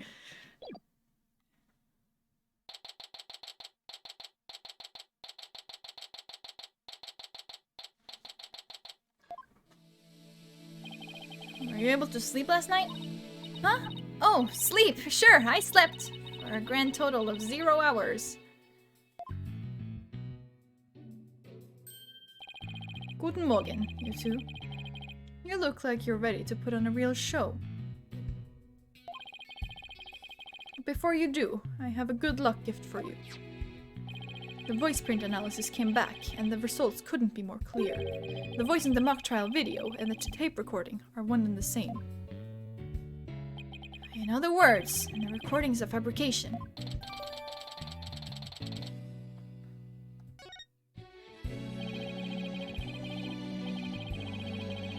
The lab is continuing their study of the tape. So far, they found signs of overdubbing. But it's going to take a bit longer to recover the audio that was erased. Who's there? Wait! Did you see who it was? No, I got a quick look, but they got away. Okay. Good night.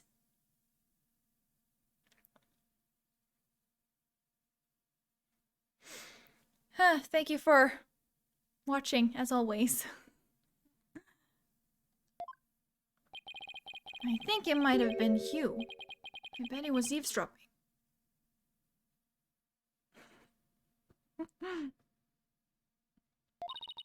I wonder if he saw our hand. I'm sure he wasn't the only one just now. I bet Robin and Boxgirl were listening in too. I will make sure they don't make a run for it. That's my final gift to you. Clavier, you're so helpful. Honestly, what did we do to deserve such a good, helpful prosecutor? Honestly? Though that's why they don't really use him like as like the main like prosecutor much anymore, because he's too nice. Okay, all that's left now is to reach out to the truth. Time for a mini Cords of Steel workout. I'm Apollo Justice, and I'm fine. Your turn. I'm Athena Sykes, and I'm fine.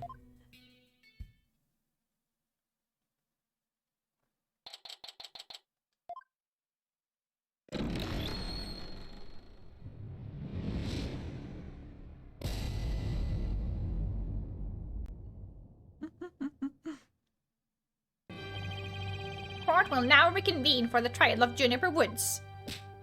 The Sykes Brigade is totally psyched. The defense is ready, Your Honor. The prosecution is ready as well. Isn't that right, Prosecutor Blackwell? Okay, yes. Yes, well, moving right along. Yesterday's adjournment was unexpected, yet necessary. But I'll be running a tight ship here today, so no funny business from anybody, understood? Your boldness, Robin Newman and Hugh O'Connor have recanted their confessions. But later, I shall grill them at leisure to find whether I can charge them with perjury. Well, this sure complicates matters. Still, one must not overlook the facts. Now about the school camera photo that was submitted yesterday. A pity, but that evidence is no longer relevant to this case. The art room clock runs fast. It cannot function as an accurate measure of time. As for the bungling detective who overlooked that, he is paying for his failure as we speak. Poor Detective Fulbright. I hope he returns to work with all his body parts intact. But if that's the case, then what will we...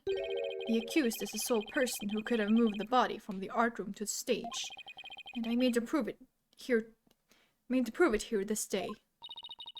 It's just like Detective Fulbright said. And what else does he have up his sleeve? My understanding of the heinous crime is thus. The murder took place near the center of the art room, as evidenced by the bloodstain. Blood was also found on some pottery next to the window over the maintenance area, which is to say the body was carried over to that very window. From there, it was dropped down to the maintenance area below, and though there was nary a scratch to the body aside from the fatal wound. That too was per the script. A high jump mat was employed to cushion the fall. Then a ball cart was used to haul the body over to the stage. That's not very clever. It's the same exact body moving scheme as the script. Anyone could have moved the body that way. Objection! Your propensity to spew forth words before you think is not very clever either. Moreover, the prosecution has a witness, which is most unfortunate for you. Witness, it's time for you to come forth.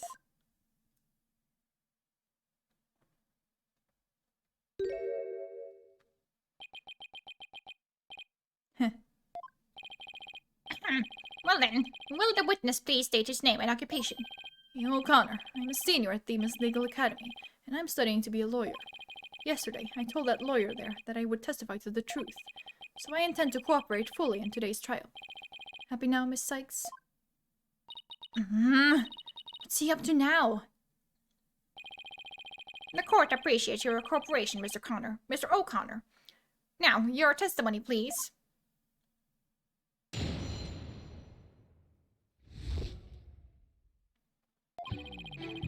The lecture hall was packed before the mock trial, but the rest of the campus was empty. That's when I saw Juniper dragging a large mat from behind the stage. I was watching her from a vantage point between the stage and the maintenance area. She was heading towards me, so I assumed she was on her way to the maintenance area. But I didn't have the time to stand around and see what she did after that. The real truth hurts so much, doesn't it, Miss Sykes? Or maybe you thought I was going to bring up something else entirely against your client. Never a snappy comeback when I need one. He's coming straight at us today, using any means possible. I was so busy bribing teachers. Sorry, getting my parents to bribe teachers. To protect the students who had to climb up high when setting up the stage, a mat was brought over to the stage from the storehouse. Our client is the student council president. What's wrong with her taking it upon herself to put the mat away after they'd used it? Objection. Oh, there was plenty wrong. There was but one mat in the entire school that could cushion a fall from such lofty heights. Ergo, the mat in question was indispensable to moving the body.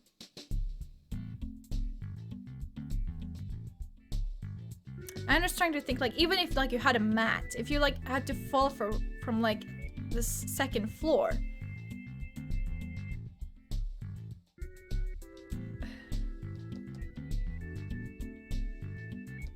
Surely you wouldn't be unharmed. Right? Like, there are, like...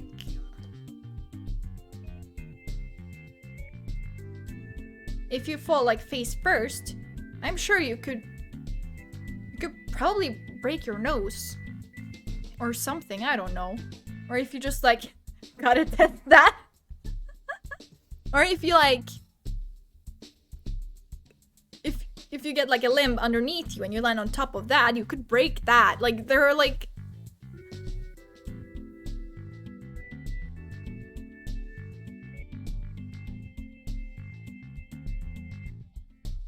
I don't know.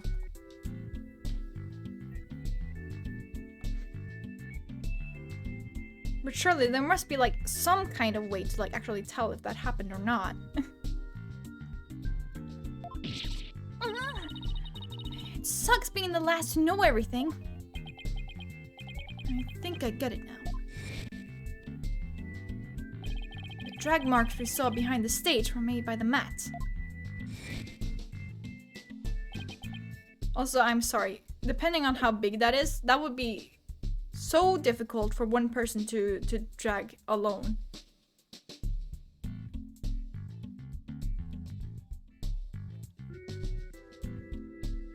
Because if you drag it when it's just like actually like facing like down, that would be like so heavy, and it would just be like really hard to drag it if you're one person. A 14-year-old can shoot a gun.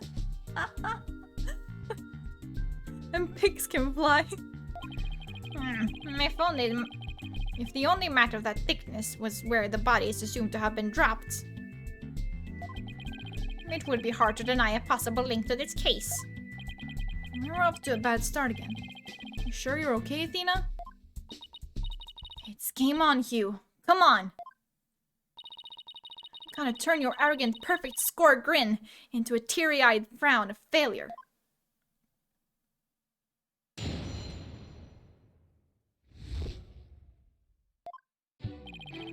The lecture hall was packed before the mock. Okay, I already did that. Okay, we go. Present stage setup photos. Watching her from a vantage point between the stage and the maintenance area. You say. So you say, but from where exactly? Like, you couldn't just... Objection! Dum-dum. So, you saw the back of the stage from between the stage and the maintenance area. Well, let's take a look at this photo taken by Miss Scuttlebutt, shall we? This photo shows the students setting up the stage the day before the mock trial. Do you see the big construction screen to the right of the stage in the background there? Why, yes, in fact, there were a bunch of those next to my house until a few days ago, too. It was so noisy behind there, but I couldn't take a peek. Oh, how it piqued my interest. Exactly, Your Honor. You cannot see past such screens. That is their purpose. Now let's see. How exactly is that screen positioned again? Aha! Since it was to the right of the stage, it should be right here. And from this vantage point, the witness claims to have seen our client behind the stage backdrop. Oh my, but the screen would have been completely in the way. That's right. Therefore, the witness couldn't have possibly seen our client from this point. Ouch.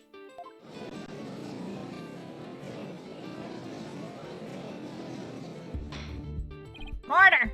Order! Mr. O'Connor, have you been lying to this court? The screen. Right. It must have slipped my mind. You know the giant screen that I can't see through? Must have forgotten about it. Must have slipped my mind. What? Are you telling me you, Mr. Genius, forgot something as literally big as that?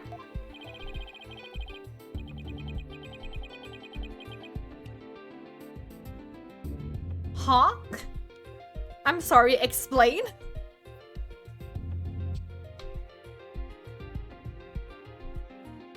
Ah, I see. There are two kinds of memory lapses. The normal kind you mouth breathers have. Shit. And the genius level lapses of memory that people like me have. Why don't you just admit that it was a normal everyday brain fart already? Will the witness now please restate that what he remembers minus the lapses of memory? That's easy. It was on the other side of the screen. In other words, I witnessed Juniper from the stage side of the screen. Objection! You are testifying that our client was behind the stage. Need I remind this court? The back of the stage is not visible from the front. To actually see our client behind the stage from the stage side of the screen, the witness himself would also have to be in the same area behind the stage. But in that case, our client would have definitely seen Mr. O'Connor.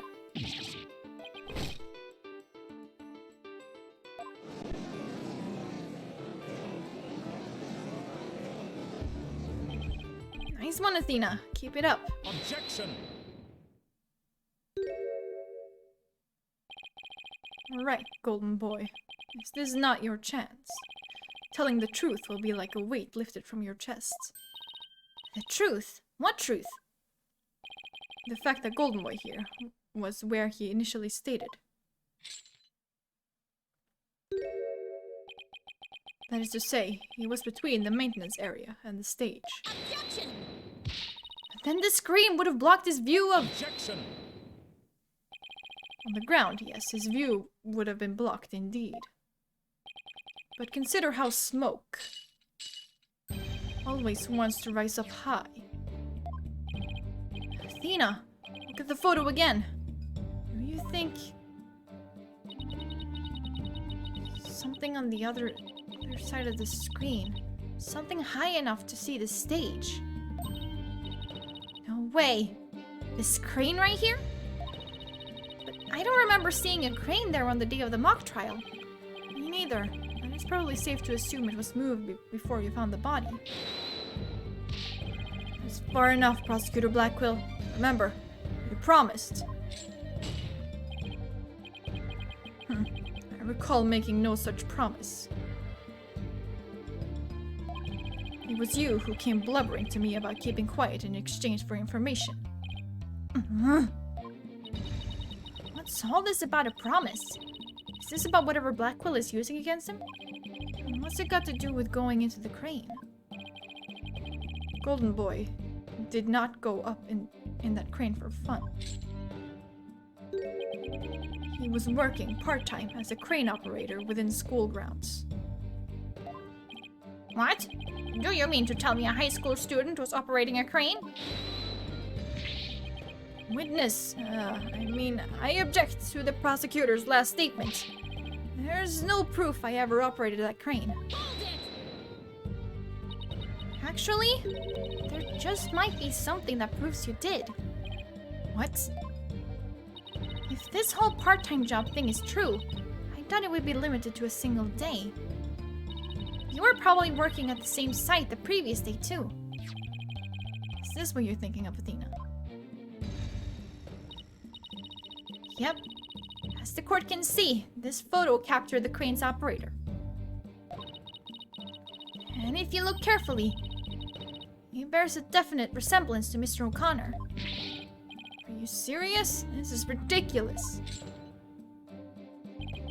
How very interesting. Let's ascertain whether this is as ridiculous as the witness maintains. The defense agrees with the prosecution. Let's bring the facts to light.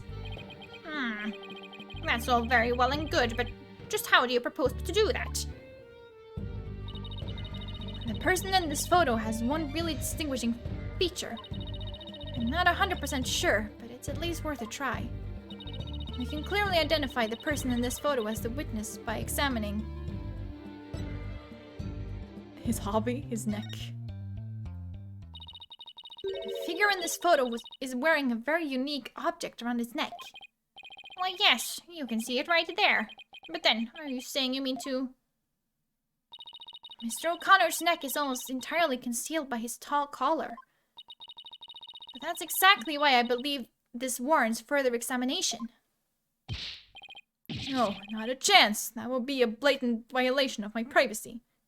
Bro, it's your neck, alright?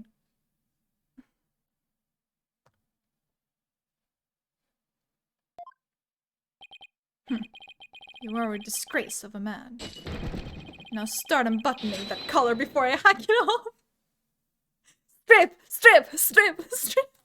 What is this court? Yeah, what's the big deal? Now let's see your neck.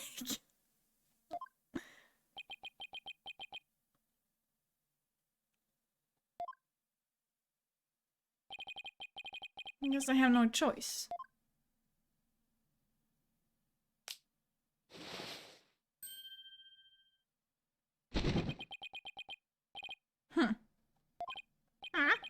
Oh my. So where did you buy that neckband, if I might ask? I didn't buy it. It's handmade, and there is only one like it in the world.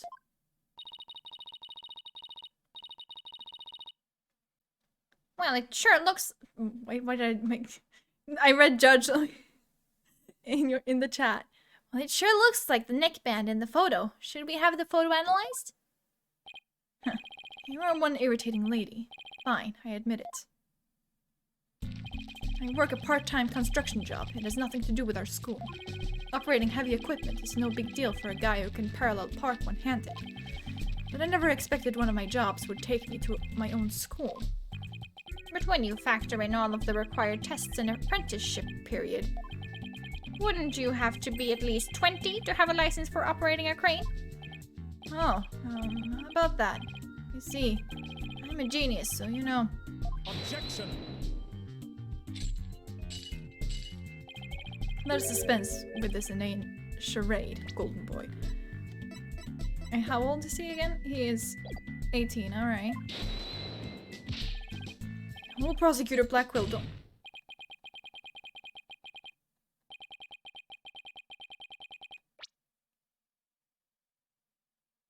Please don't, okay? That's what is it? School seniors are 19 at most, thus they fail to complete the requirements. But that does not apply to you. Does it, Mr. O'Connor? Why doesn't it apply? He's a senior, so he's around that age, right? That age, right? Oh, don't, please! Actually, Golden Boy here is 25. He took a 7-year break from school. Simon. It's not that funny, alright?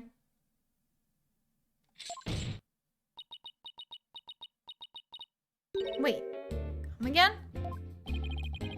Take a gander at the official school enrollment documentation. It is all right there. Ouch. 25? You mean he's older than me? A 25-year-old in high school?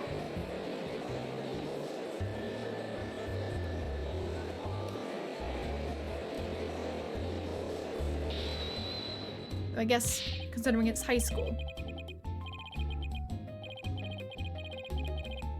Sorry, I wanted to know it. Okay, that's what it said, okay.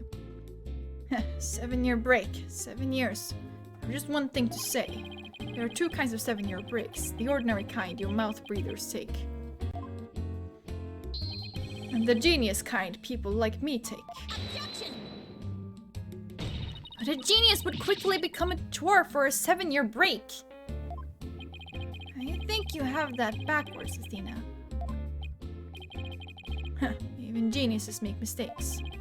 I just happened to make mine only 7 years in a row. Only Hugh could get away with using only like that. Enough of this jibber-jabber. Suffice to say, the witness was up in the crane when he saw the accused dragging the mat. The accused readied all she needed to move the body immediately prior to doing so. That much is clear. I see no need to deliberate the matter further. Considering that the body was moved in the same manner as in the script. I find Prosecutor Blackwell's claim to be quite persuasive. Does the defense care to dissuade me?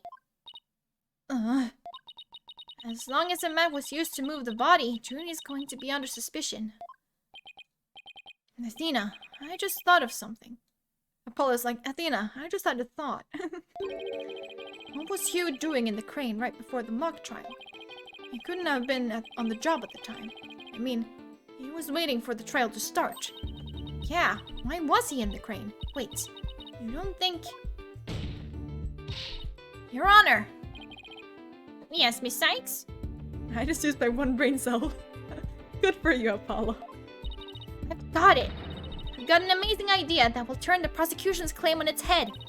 A little conjecture has never stopped us before. Interesting. Mr. O'Connor, you're using this crane to... Move the body. The body was just like it was in the script, so it must have been moved like in the script too. At least, that's what the prosecution believes. How simplistic, even foolish. Those are pretty strong words, Athena. Are you sure about this? And witness is a licensed crane operator. So, licensed. So he could have used it to move the body.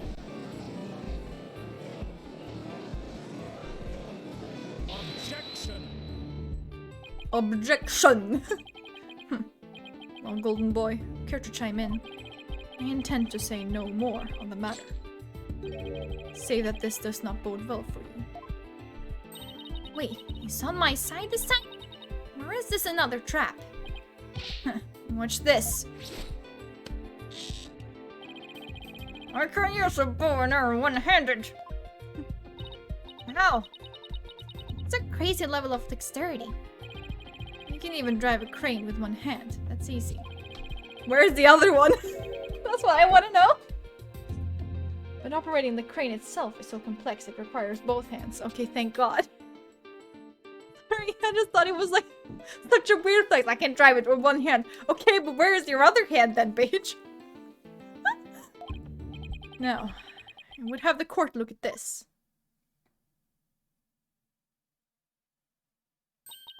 Oh. Please tell me that's a ketchup stain. You know, suddenly it makes sense why he had his hand hidden all this time. You wish. My hand was injured and required surgery. That's the reason I kept my hand in my pocket all this time. I have already verified this with the hospital of treatment. Quite a nasty wound, they say. So, how did you hurt it? I see no need to discuss that. It has no relevance to this case. 2 hands are required to operate complex machinery such as a crane. Ergo, on the day of the mock trial, the witness was incapable of moving the body by crane. Now I'm the fool?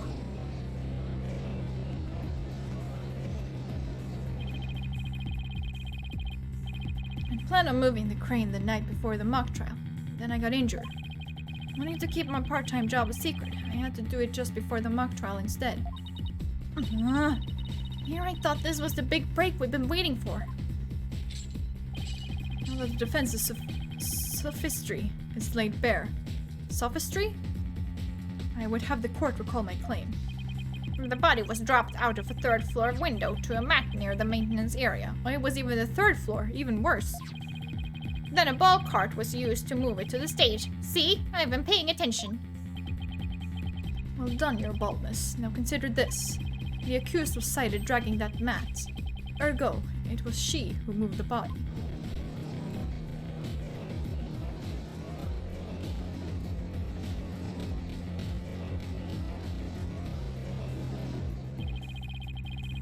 Well, I think you were on the right track, Athena. You do? Yeah, Juniper remains the prime suspect if we assume the body was moved per her script. So as the defense, you have to figure out how else the body could have been moved. But... Oh, is he telling me to think of another way besides the crane? Miss Sykes, if you have a counter-argument, this court would love to hear it. And if you do not, it is time for the verdict. Isn't that correct, your baldness? Objection! No, not yet. All I have to do is show that the body was moved like it was in the script, right? Well, that would show that the match had nothing to do with the case.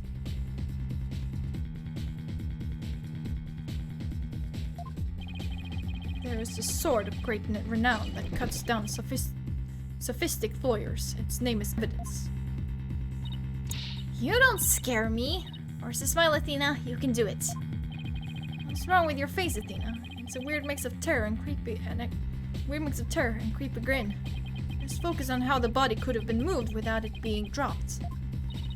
How could anyone lower it without just dropping it? It's not like it could fly. Or maybe it could. After all, there is the way to sit between the art room and the stage.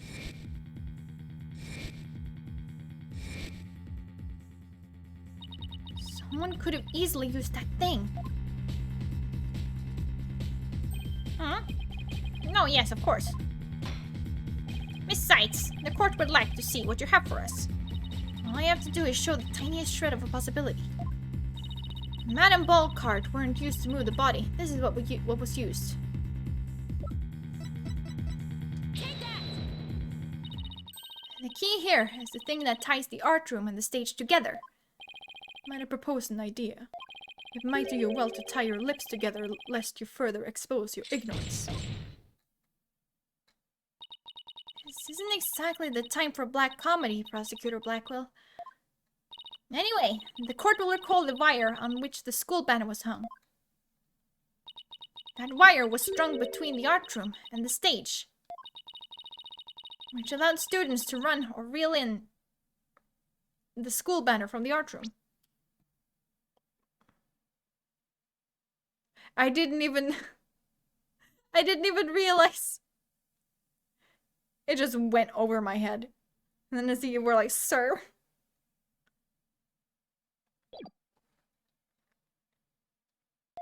The body could have easily been lowered down to the stage via this wire.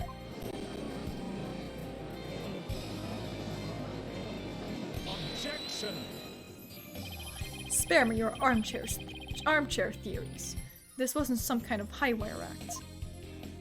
The body surely would have fallen. Yet there are no signs of blunt force trauma. Objection! No? You surprised me, Prosecutor Blackwell. You didn't actually think I failed to account for that? I'm sure that's exactly what he thought. When we investigated the stage yesterday, the bottom part of the school banner had been tied into a pouch-like shape. And pouches are useful for carrying things. What do you think this one could have carried? Well, go on. Please explain. The body was bundled into the pouch-like section of the banner and sent down the wire. The body would have been down.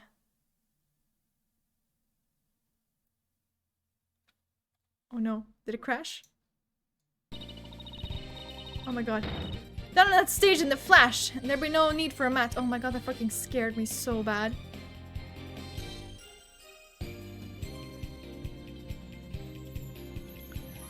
Oh, I'm saving. Just in case. Oh god.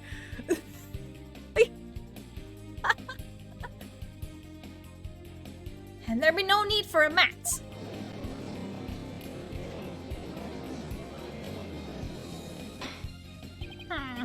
I've heard the phrase carrying the banner, but this banner doing the carrying, but the banner doing the carrying. Objection. Can we get Courtney for a second? Ah, the prince is the goddess of justice. It's the goddess of law. Overruled! I have no patience for you and your cheap parlor tricks. Your claims as shaky as a corpse performing that absurd highwire act. If you have an actual objection, then just come out and say it. I trust you recall the bloodstains left on the art room pottery. If the wire, I can speak. The wire had been used to move the body. It would have to be via the window above the quad, the one with the winch. However, the bloodstained pottery was next to the window above the maintenance area.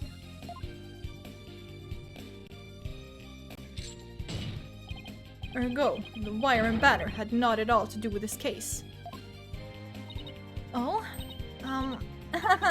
The bloodstained pottery, I remember that. This doesn't look good. We'll be back to the mat theory if we don't do something. Well, Miss Sykes, I hope you have something better this time than a circus act. If my wire theory is true, then that blood on the pottery must not have been the victim's blood. Maybe it's not the victim's blood. Did the police check to see from whom the blood on the pottery came from? Shame on you, Sykes-Donald. Have a little more respect for the constabulary.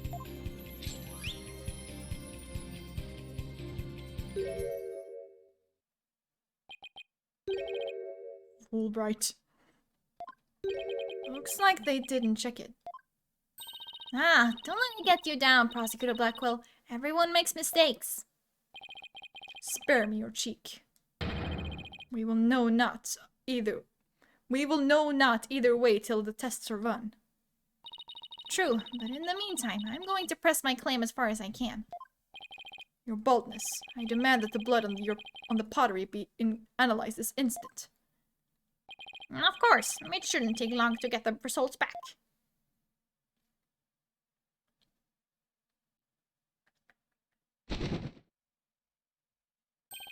Oh my, that was quick.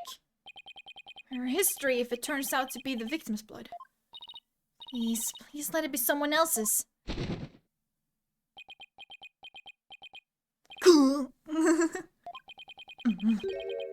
Seems the blood was not from the victim. What?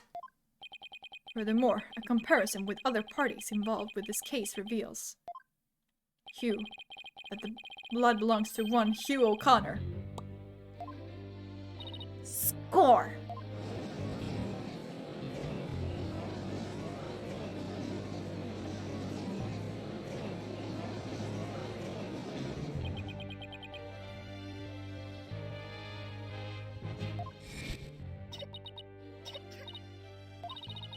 Don't worry, Junie.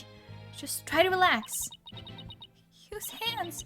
His hands were dripping with blood. Your Honor, as we saw earlier, the witness's left hand had suffered a serious injury. He sustained the wound in a struggle with the victim, and his blood got on the pottery. Pottery. I can... Then Junie saw his blood-stained hands as they passed each other in the first floor hall. It's the only explanation that covers everything. Objection. It actually ran like kind of okay that time. That was surprising. There was but one way to turn aside her blade.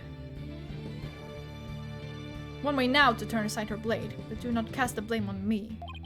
Your grudge is with Sykes-Donald, for it is she who forces me to expose your secret. Fine, whatever. Wow. How much dirt does he have on you?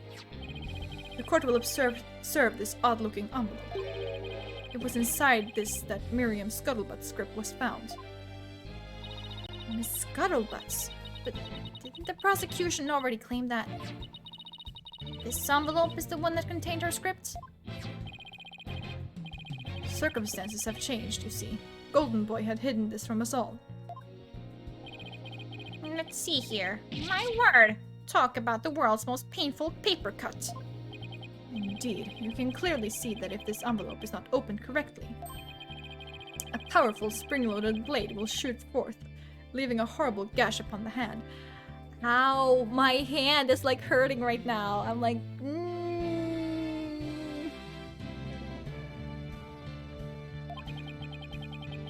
The only one who had been told of the correct way to open it was Constance Court. You really want to see my script that bad? Well, you better watch out. Read it without my permission, and you'll wish you hadn't. Yikes, Miriam wasn't kidding when she said that. The blood on the blade is the witnesses. Our genius here tried to sneak a peek at the wrong script, and paid for his foolishness. Ouch! This guy is the worst genius I've ever seen. Don't worry, Athena. The wound isn't that deep. You've still got the wire theory. Yeah, I've got it. Since the blood by the window overlooking the maintenance area isn't the victim's, there is no longer any basis for denying the body was moved using the wire and banner. Therefore, the defense once again asserts just that.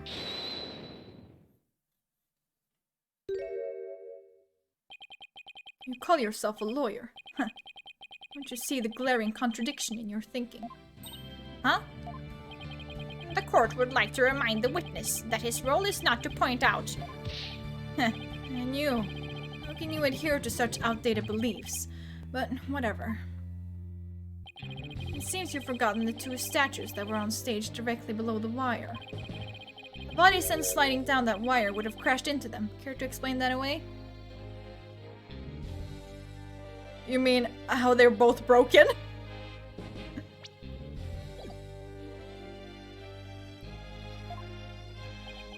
But they were broken, genius. Why? I believe he's right. The statues and the wire are extremely close together. So the body would have collided with the statues. What if they did collide? Wait, that's it!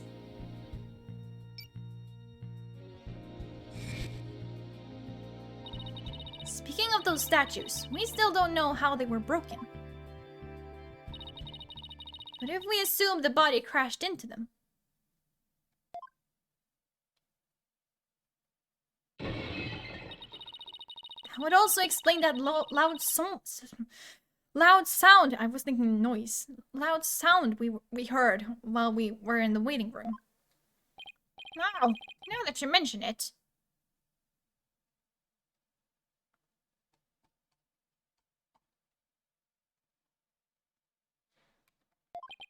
You and Mr. Wright went out to the stage after you heard that sound, correct? Objection. Interesting. How very interesting. But may I ask just one question? When was it that you heard said sound? It was a little after the mock trial had started. Mr. Wright and I were practically bored to tears there in the waiting room when...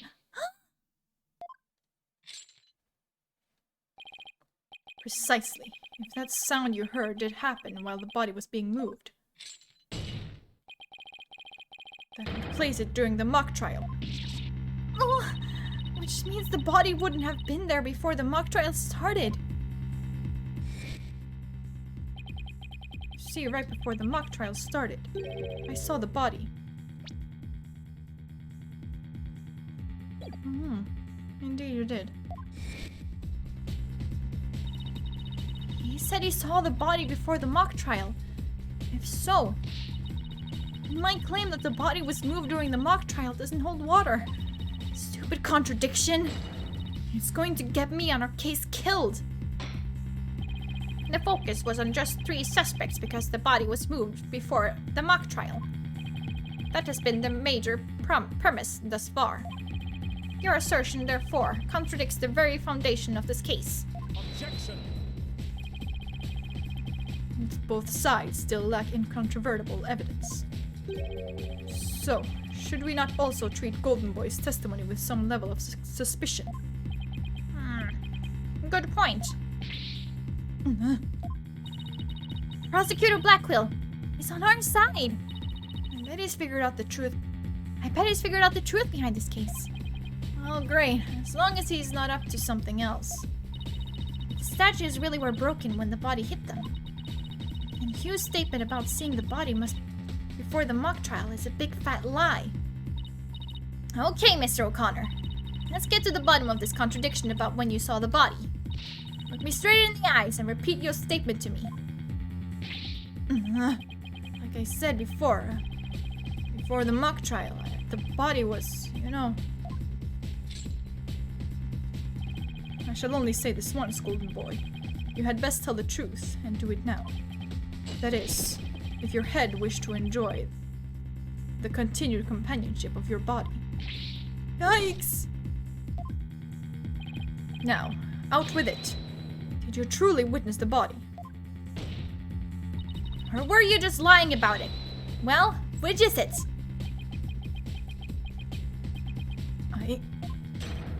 What? I never saw the body. Are you sure about that? Lie to this court again, and I'll charge you with perjury. There was no body on that stage. I've been lying about that this whole time. I'm sorry.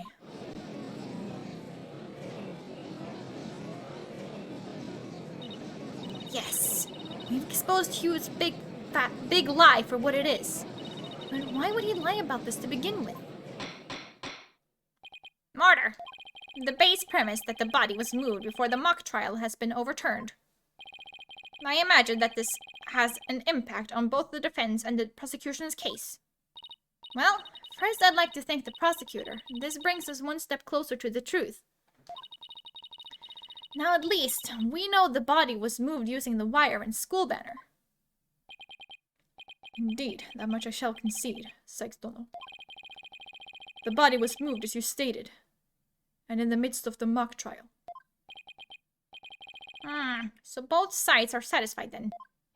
If the body was moved before the mock trial, we have our 3 suspects. But if the move took place in the midst of the mock trial, it is an entirely different story. Right. All 3 suspects were in the mock trial. That gives them solid alibis. Objection. How simplistic. Did you forget about the student in charge of the audio? Amidst the mock trial, she was the one soul who could leave and re-enter the lecture hall. What's this? Who is this person in charge of the audio? His smile is creeping just on the ground of his smile. Oh no! How could I forget? It was... Hey, what's the deal here? Why is Junie so large in this shot? Juniper was also in charge of the audio. When she wasn't in the trial, she was in the audio control room dealing with the music. Indeed, the one who could enter the art room amidst the mock trial to move the body was none other than the accused, Juniper Woods, for she was in charge of the audio. No!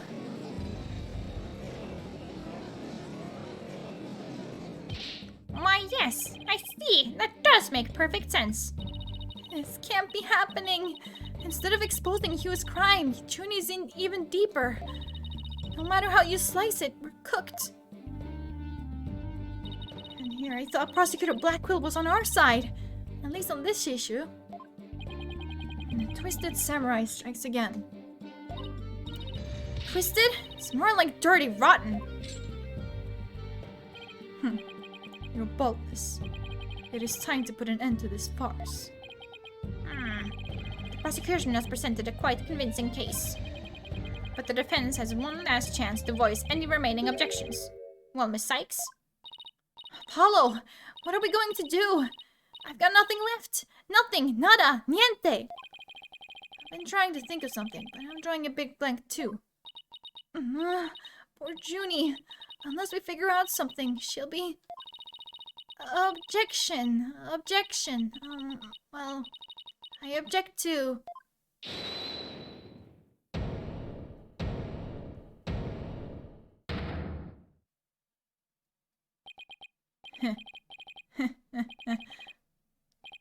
Stop right there.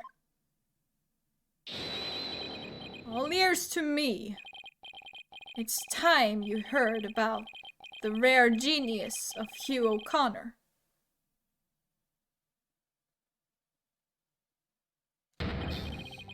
Listen, and you will hear the secret behind my perfect crime.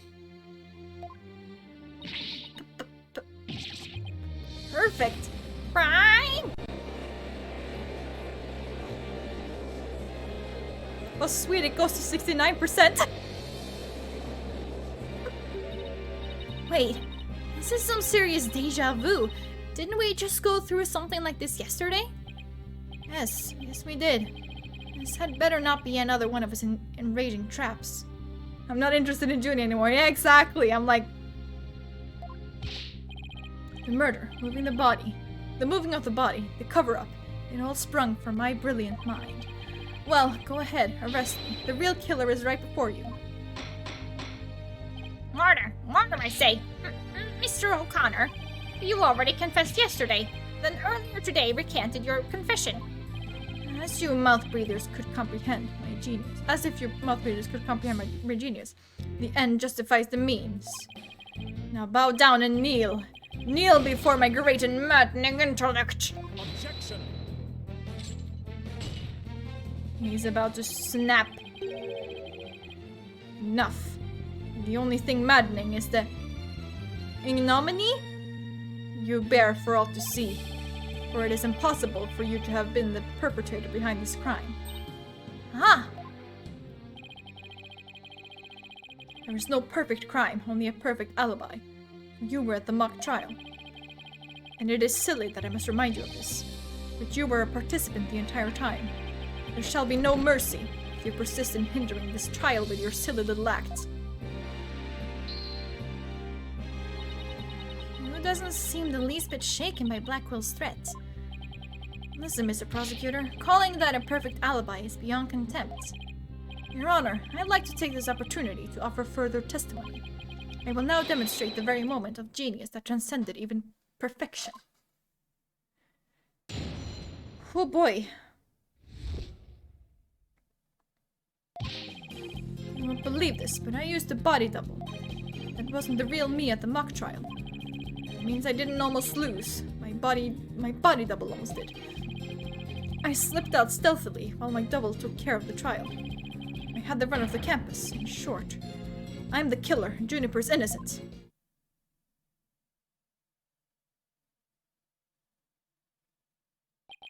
I have a question I was hoping the defense and prosecution might help answer. Is it just me, or does the witness's testimony make no sense at all? No, it's not just you, Your Honor. All I got from listening to that was a headache.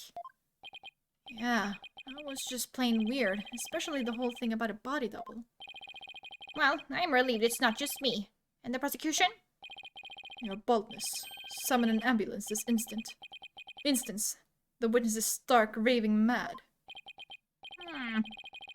Yes, I think that would be for the best. Now then, let's pretend that never happened and move on to my verdict. You people don't believe me? It's not a matter of not believing you. It's more along the lines of questioning your sanity. Yeah, the funny farm just called. They want their genius back.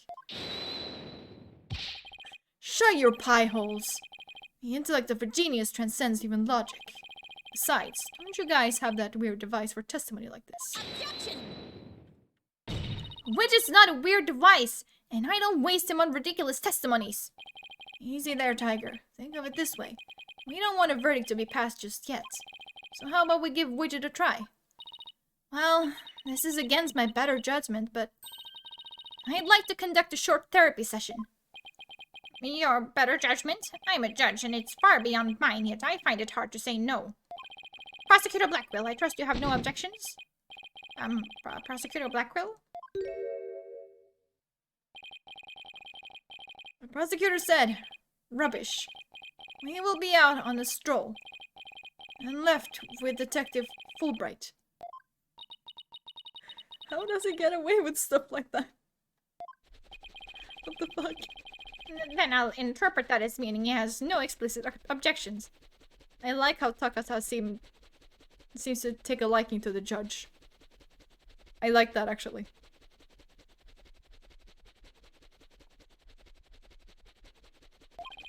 Alright, Miss Sykes, you may proceed with your therapy session. I've seen my share of crazy trials, but this one takes the cake. Boy, you're just too wait.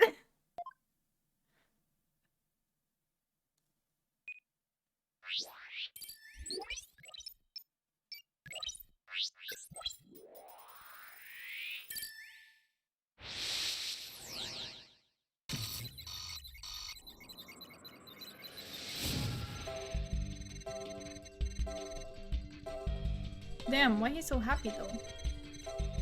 That wasn't the real me at the mock trial. It means I didn't almost lose, my body double did.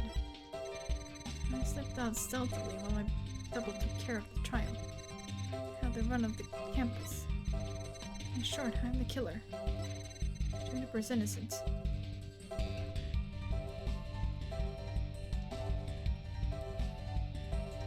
Huh. Okay, what do we got here to probe?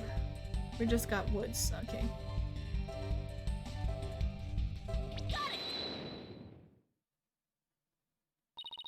Mr. O'Connor, yesterday you said that you didn't really care about Miss Woods anymore.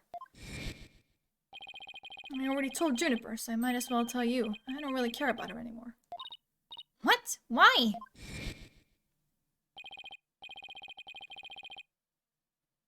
Yeah, well, Juniper reported my secret to Professor Court.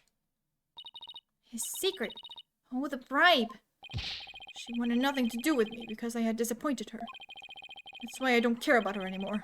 I was never trying to protect her. My confession was always about one thing, and one thing only, the truth.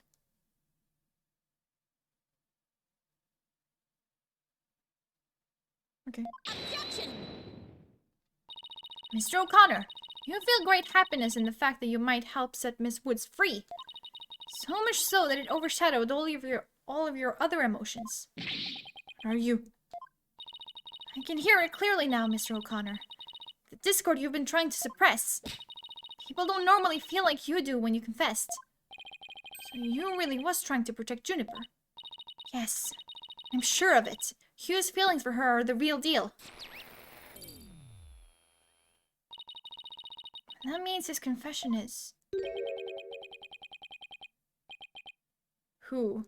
Finally figured out the obvious, haven't we? Ah, you're back.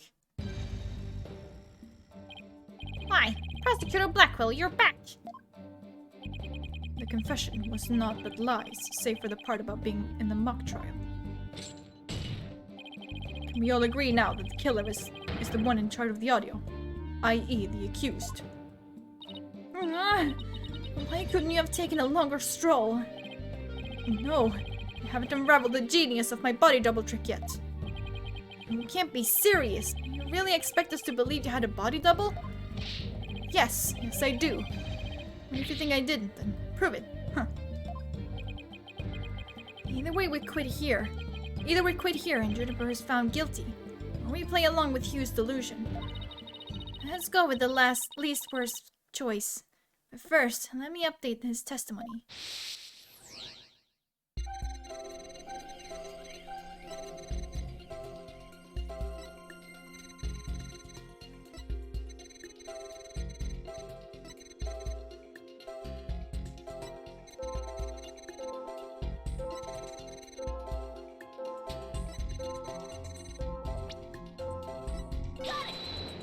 Nope, that's not it.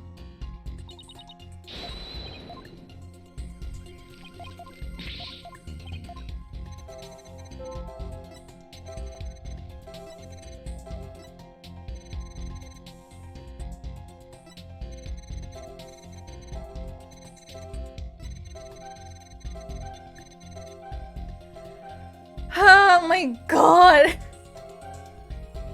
Fuck! Why am I struggling with this?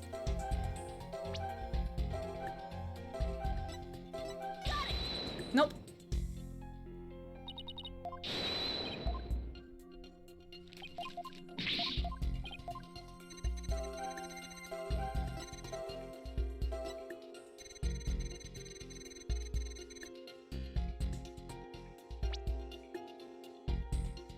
But there is no emotion! What do I do?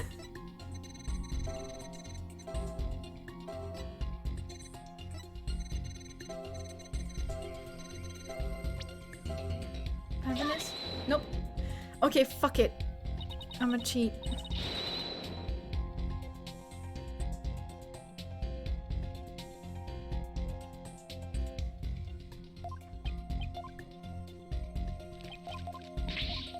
Ah, okay, I get it. So it is here. So like he's happy, and then he's happy, and then nothing, and then he's back to being happy again. I see, I see.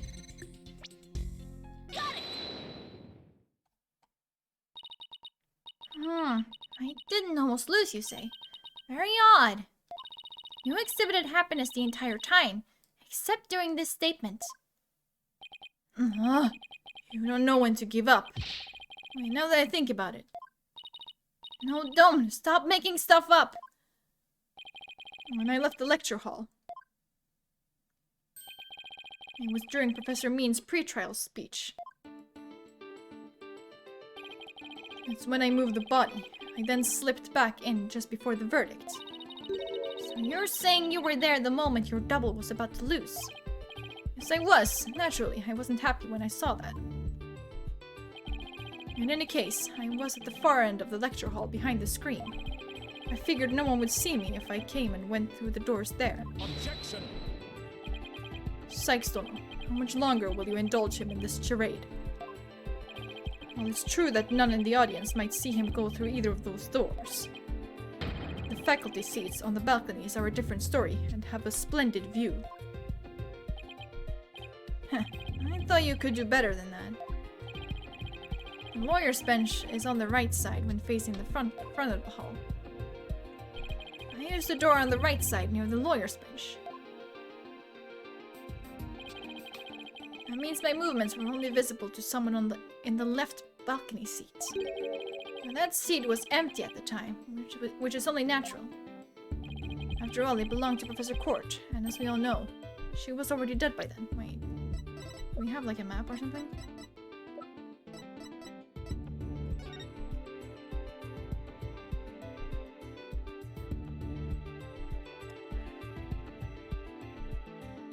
Huh. Did it now? That don't seem to be adding up.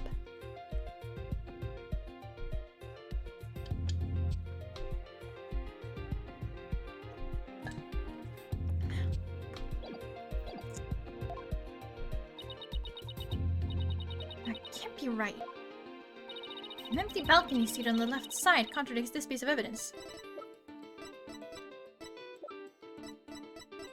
It's not that he's lying. I have no idea where this contradiction is going. And I don't have any other moves at this point.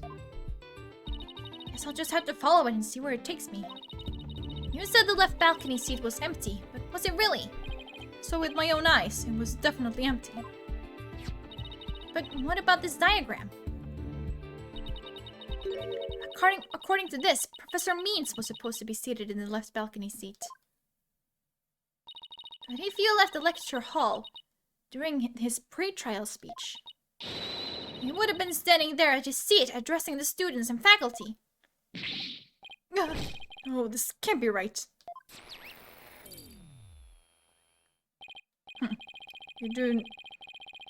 You do no one any favor by exposing the falsities of his confession. I've told plenty of lies so far, but this part is true, I tell you. There was nobody in the left balcony seat. You gotta believe me. It doesn't seem like he's lying this time. Okay, Mr. O'Connor. Let's have you testify again. But this time, don't spare any details. You got it. I'll repeat it as many times as you like. I mean, my ingenious escape act warrants repeating, considering I'm the real killer. All I really care about is whether that seat was empty or not.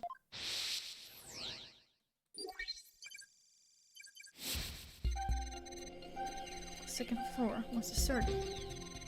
Don't believe me, it's true. I tell you.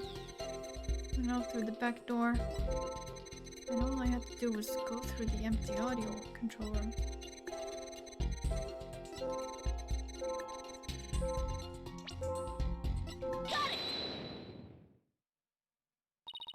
I detected powerful sadness and fear right after you said this part. It's as if you had said something you shouldn't have. What's wrong with you? You shouldn't reveal a person's inner feelings for all to see. Mr. O'Connor, it's you who is revealing your inner emotions by the way you speak. Plus, I have a good idea about why you're feeling sad. Ugh, horrible person. Can't you just leave me be? You said that you went through the empty audio control room. But that's not true, is it? There was someone who returned from there once Professor Means finished his speech. And that someone who was in the audio control room was... I mean, it has to have been, Juniper, right? I know you realized there was a problem with your statement as you were saying it. That's why you felt so uneasy. If the audio control room really was empty, that would mean Miss Woods was roaming around the campus. Mr. O'Connor, if you really want to protect Miss Woods, just tell me the truth. If you believe in her, revealing the truth is the same as protecting her. Juniper's innocent. That's the truth. But in this dark age of the law, the truth can be easily twisted to serve anyone's needs. When the end justifies the means, your only choice is to fight back with lies. He was hard-won holdout under this battle between truth and lies. Is there something I can do to make him recant his false testimony? I fear nothing now that I have lost everything. Go ahead, Prosecutor Blackwell. Cut me down if you wish. I thought you'd never ask. With you gone, we may swiftly proceed to a verdict.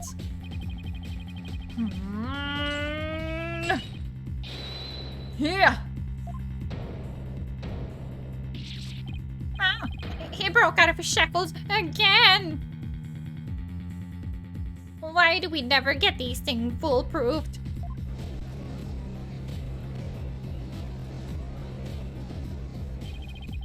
I don't want to be the poor accountant down at the detention center. Hugh O'Connor, in interference to your valor, I will limit your suffering with one clean blow. Could you wait just one moment before you cut him down? Silence. Do not come between a samurai. What? And his foe, Sykes Donald. That's what I said. I never learned about this in law school. Careful, prosecutor. Remember that shocking experience you had last time.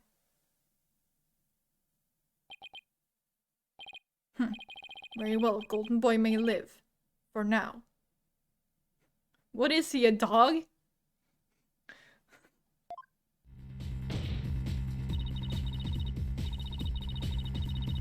Enough already, Mr. O'Connor.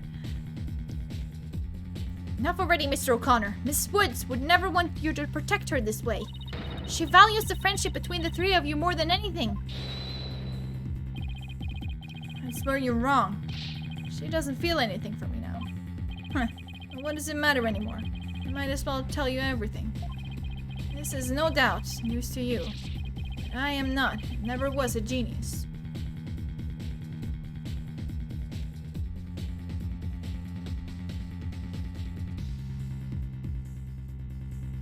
You don't say. Sorry, but I already knew. Me too. And don't forget me. Though in all fairness, it was pretty obvious. I thought he was a genius at first, but... The stuff he said was crazy. You need to rub it in. Just shut up and listen. It all started several days ago. I accidentally learned that my parents have been paying good money for my grades. But that's bribery. It also sounds like Sebastian's father, Blaze.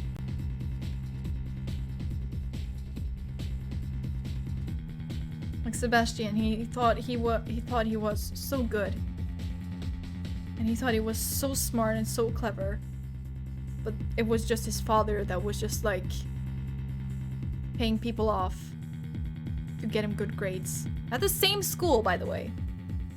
That's bribery. So the bribery wasn't Hugh's idea, but my perfect scores were the product of cold hard cash, not genius. Even worse, when I confronted my parents about it over the phone. Juniper overheard me. Oh my, what a terrible misunderstanding. I've been living a lie.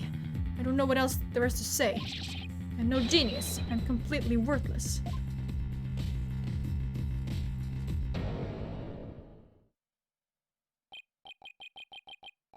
Perfect zero.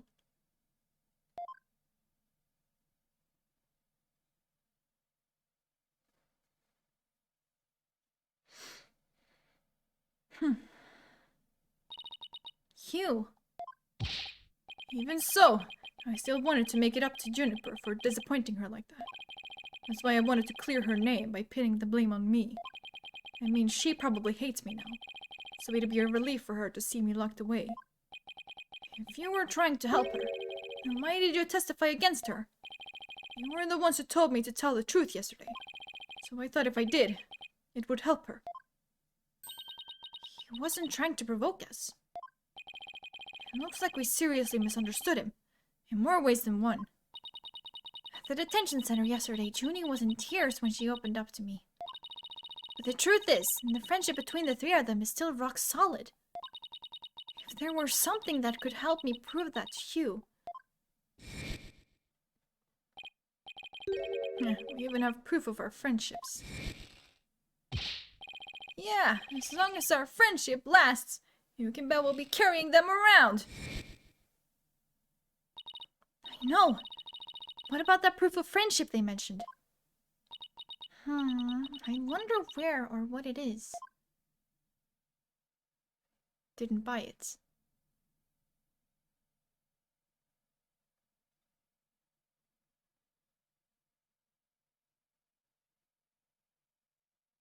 It's handmade, and there's only one like it in the world.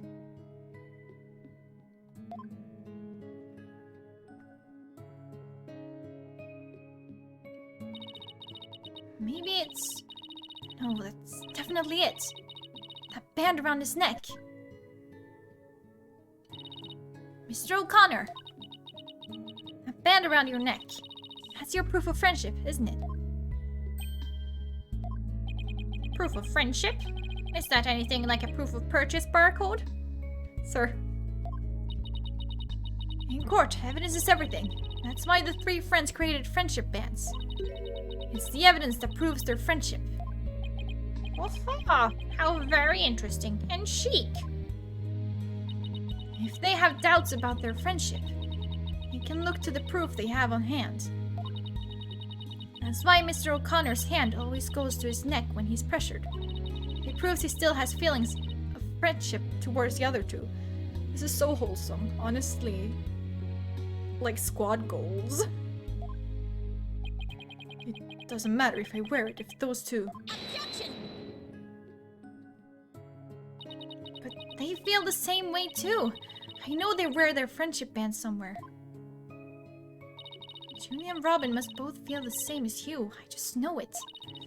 Everything Hugh has said leads me to believe that. In fact, he may have also just told me that the others wear their proof of friendship.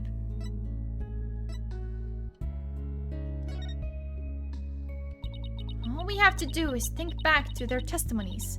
Ready? Miss Newman holds her arm when pressured. Miss Woods holds her wrist. I know Miss Woods very well. She would never abandon her friendship with you over something like this. And taking the blame for her will only succeed in making her terribly sad.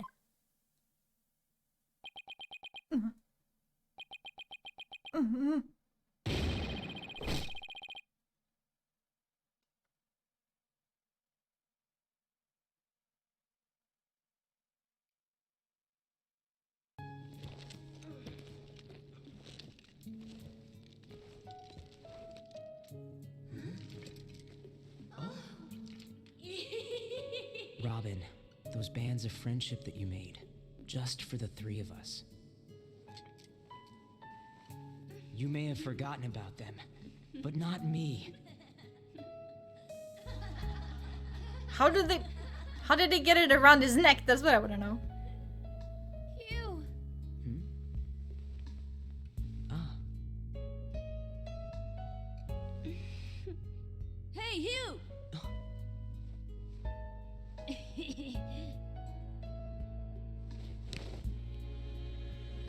and to think, I should have known better than to doubt my best friends.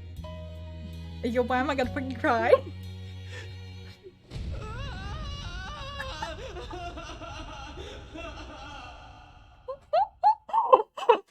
Oh god, I was gonna cry and then he just fucking screamed like that and I was a goner. What was that sound? I don't know. I didn't kill anyone and I didn't have a body double. I didn't move the body. I didn't even see it. And it may look like I'm speed reading. Zen and the art of mastering the bar exam, but I haven't read a single word. Ah, indeed. That is indeed the book he is reading. Or, reading, I guess.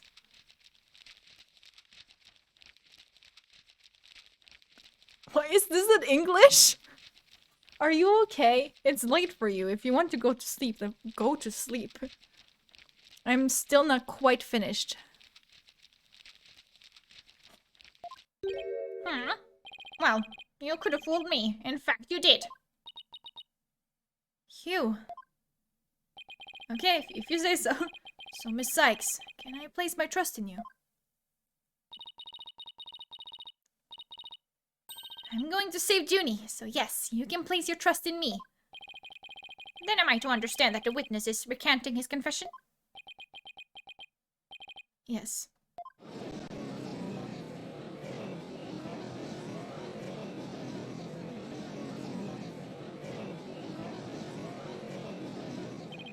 A most roundabout trial. I much prefer the turnabout variety myself. He said the thing. He said the thing. I'm just gonna save because I'm scared.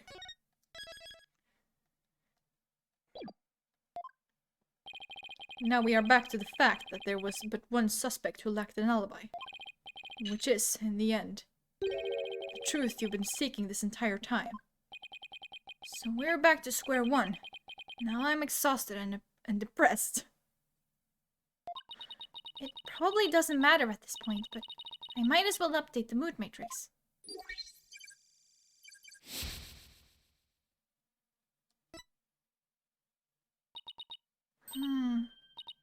Huh? Does this mean...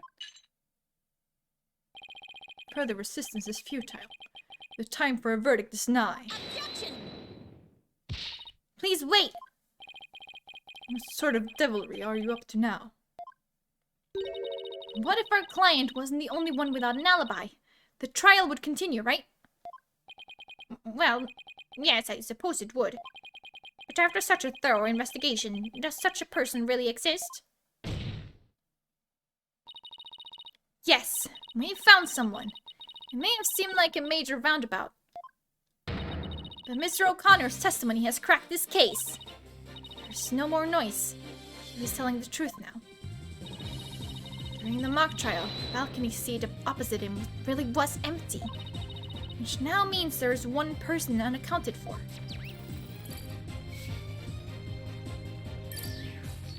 Bye-bye. Besides Junie, the only other person without an alibi during the mock trial is... The balcony seat was empty. How much is true, isn't it, Mr. O'Connor? That's right. How many more times do I have to say it? So basically, Professor Means wasn't where he was supposed to be during the mock trial. Silence. Need I remind you, every last soul in the lecture hall heard him deliver his speech. Objection! I know, and that's not in dispute here. Now let me explain how a speech could be given from an empty seat. It was pre-recorded. What if the speech was pre-recorded? That's the only way the speech could have been delivered from an empty balcony seat. That fucking demons. It's so funny. Every single fucking time. Wait, are you accusing Professor Means? That's insane! I mean, he's the one who gave me the tape recorder.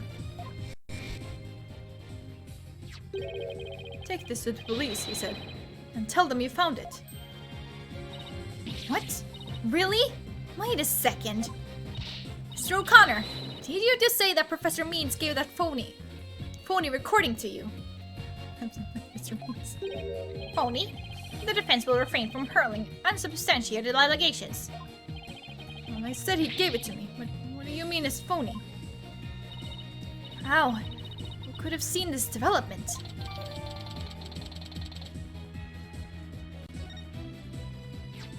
The voice shouting "You're a goner" as recorded on this tape was dubbed onto it using a line our client said in the mock trial video. Why this is an extremely crucial piece of evidence.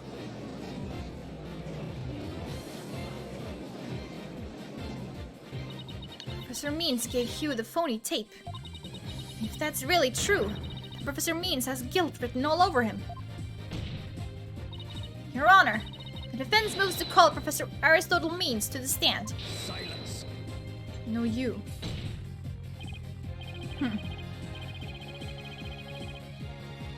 God.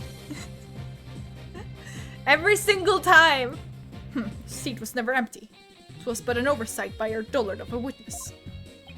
An inmate who was formerly a surgeon once told me something. He said it's often all too easy to overlook critical symptoms. Objection! Well, we're not going to overlook this oversight. If the speech was pre-recorded, the basis for suspecting our client would be shattered. Let's check with Professor Means and see whether the empty seat was a witness oversight. A verdict without first looking into that would be inconceivable. That's enough, both of you. Now here's my opinion on the matter. While a surgeon overlooking critical symptoms is a problem, a witness's oversight too must not be overlooked. Thus, as to the matter of whether Professor Means was or was not in his faculty seat, I believe we must ask the professor himself. I agree. Professor Means should be here in the gallery today. Do as you please.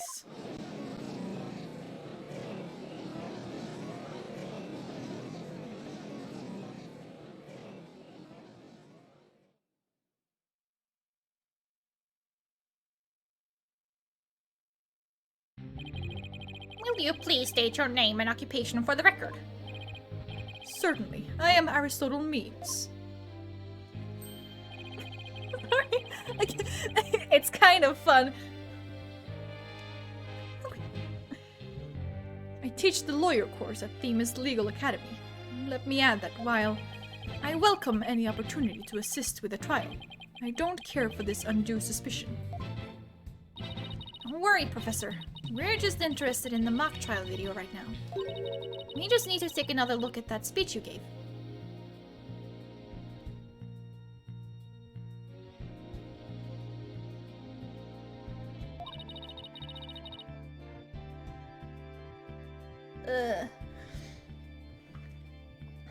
Can we count on your cooperation in this? What, like you mean in real life, or? Very well. If that is all you're interested in, please proceed, Miss Sykes. Yeah, I figured you meant real life. I was like, huh? We need to find some sort of evidence that shows this speech was pre-recorded. Alright, I believe we're ready. Let's roll the video.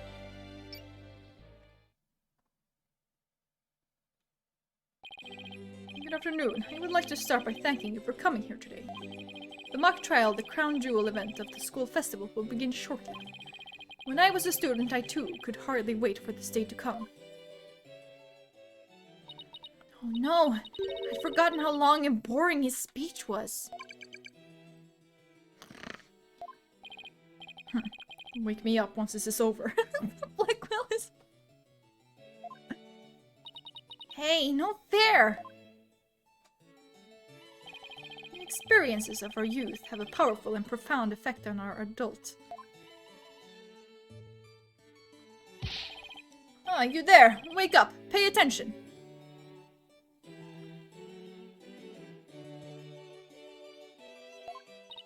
Huh? Ah! I'm awake. Isn't that right, Your Honor? Huh? What? Awake too. Wide awake, Spee. Black will actually fall asleep. Love that for him. Once again, our pure white Lady Justice will be watching over all of you today.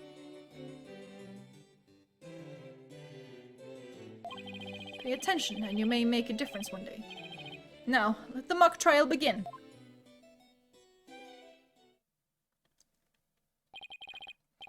That is about it. One of my better speeches, if I do say so myself. I don't want to know what your worst speeches are, if that was the best. Okay, or one of the better. I even saw some of the students with tears in their eyes. He's obviously not familiar with the phrase bored to tears. Listen, Sykes Dono, you have subjected me to this epic study in tedium without purpose. Taka will feast on your tongue after I've cut it out. But you were asleep the whole time. Well, Miss Sykes, did you notice anything strange about that speech? Could I please hear that last part again? Once again, our pure white Lady Justice will be watching over all of you today. Hold it! There! I finally found what we needed. Professor Means, I have only one question about your speech. Why does that last part we heard contradict with this? Take that! The professor said the pure white Lady Justice would be watching over them. But the Lady Justice in the video isn't even close to being white. It's as gold can be. I'm not sure I can wrap my jaw around that to test its authenticity. I didn't say it was made of gold, Your Honor. Now, it's true that this statue is pure white, but it broke before the mock trial began, and what you see here is its replacement. Ah, well, that's a shame on every count. Ironically, this golden statue sticks out like a sore thumb compared to the white one, meaning the professor couldn't have made a mistake in its color if it had been present. Yes, let's go! It seems that I have caused some confusion, but it was merely an oversight on my part. Objection! The statue was in the middle of the room. How could you not know what it looked like? Well, I was in a balcony seat. Furthermore, the statue had previously been white. I'm afraid this isn't sufficient evidence of the speech being pre-recorded. We had our answer long ago. The accused was the only one to leave the lecture hall. Oh, wait! There's gotta be something that can prove that the speech was pre-recorded. I like how she, fidgets with her earring. I like that. According to the mock trial video, the speech started here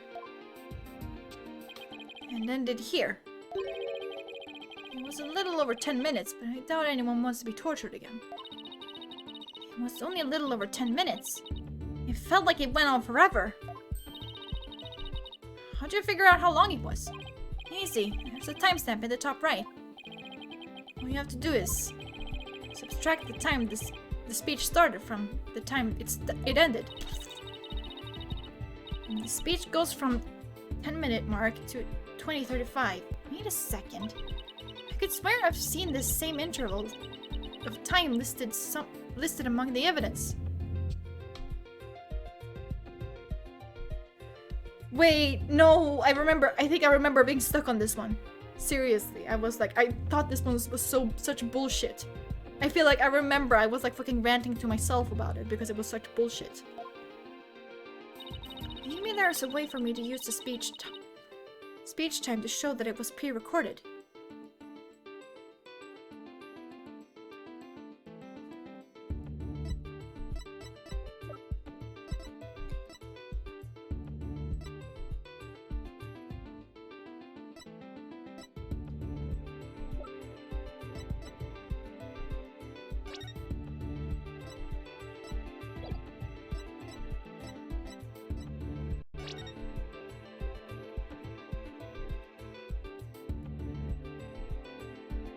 Oh, here.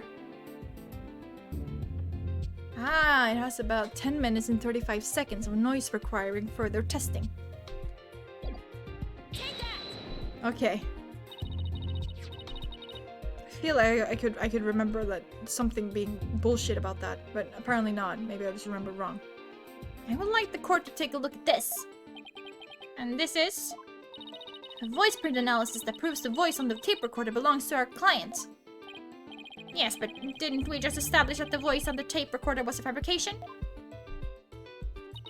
We did. And what I'd like to focus on is the noise that is also there. Noise. Yes, and the defense believes it resulted when the tape's previous recording was erased. And what do you hope to prove by that? The length of the noise is what's important. It's 10 minutes and 35 seconds in all. Wait, I just realized something.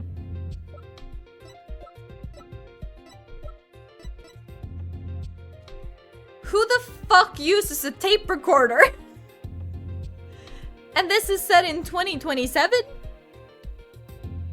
Who the fuck uses a tape recorder? I'm sorry.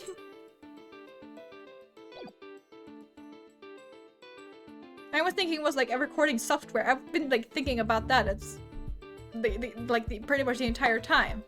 Then it was like, but when you delete something, you literally just like delete it. It was just like a file, you know. But like, I bet that was why they used a tape recorder.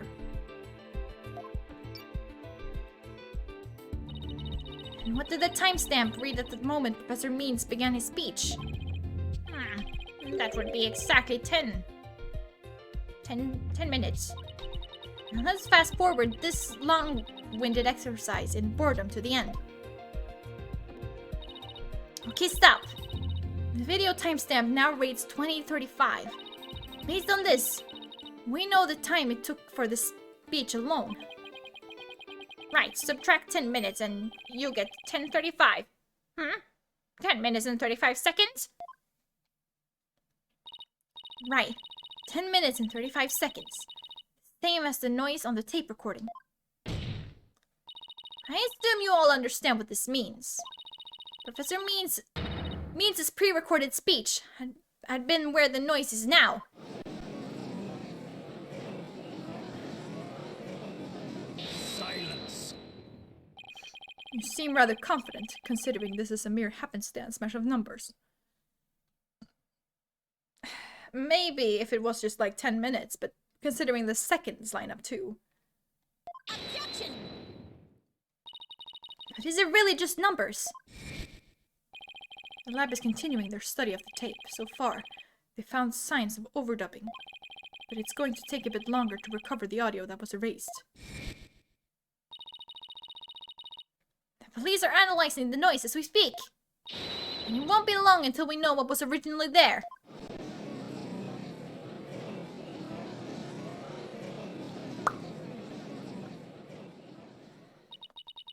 I'm sure of it. The professor was trying to create an alibi with the recording. By pinning the crime on Junie. Well, he's not gonna get away with it. Not on my watch. Miss Sykes.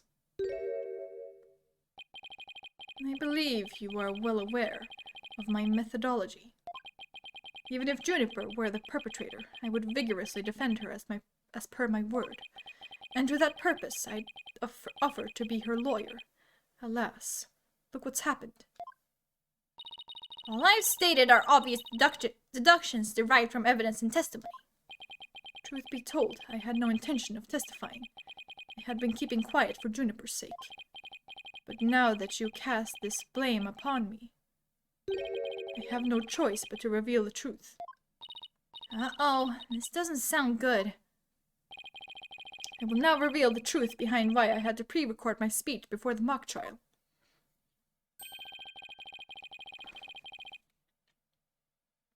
I, Professor Means, always say what I mean, and mean what I say by all means.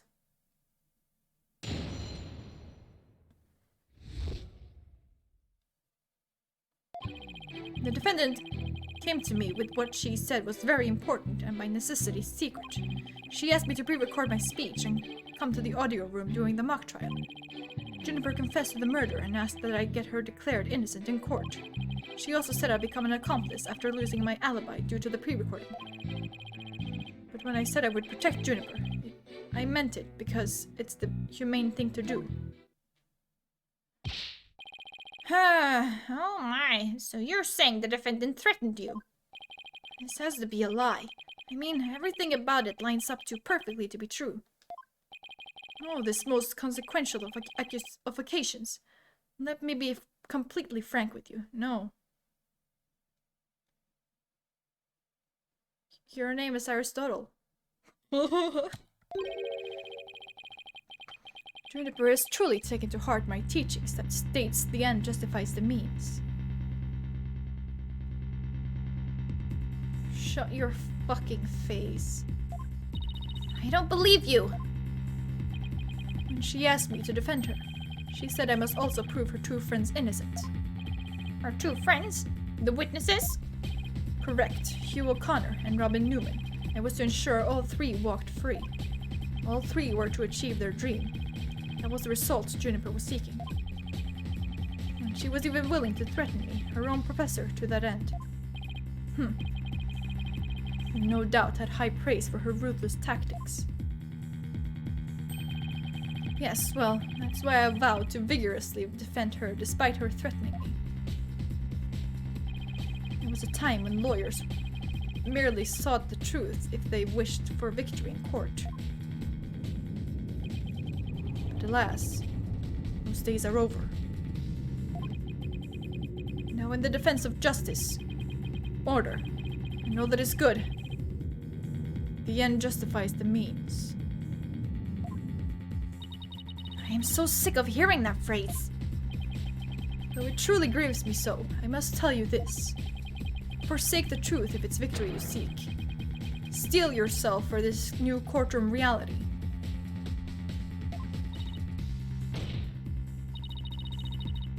That does it. He's gonna regret dragging those dismal, depressing ideas in here.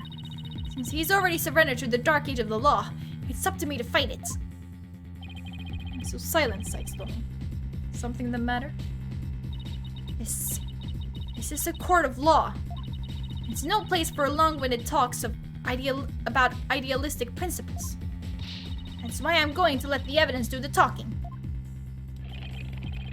Let's not get carried away now, Miss Sykes. It will not do to have you attempting to discredit my doctrine. Do not force me to rectify the situation. No, go ahead and rectify it. Only if I lose and you win, that is.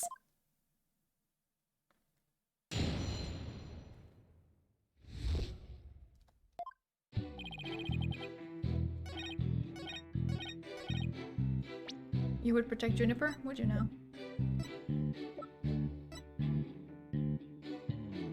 Objection! Ow. God. So let me get this straight. You were trying to help Miss Woods. Ha! That's nothing more than a bald-faced lie. No offense, Your Honor. Such defamation of my character and your hair follicles, Your Honor. It is an outrage! Miss Sykes will clarify her statement, but leave my hair follicles out of it this time. Yes, of course, Your Honor. Now please take a look at this. The witness gave this tape to Mr. O'Connor. And he slightly whispered, "Take this to the police and tell them you found it." There was no whispering slightly or otherwise involved. I simply did that out of kindness. The tape contained our client's voice. In short, it is incredibly damaging evidence. Why would it even exist if the witness wasn't trying to pin the murder on our client? They say the road to hell is paved with good intentions, but not yours.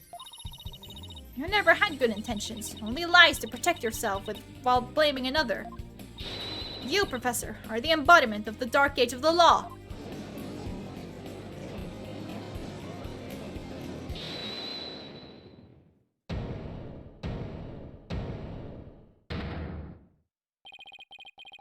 You little... Tiny Glasses Man is mad. You dare call my teachings and methods lies.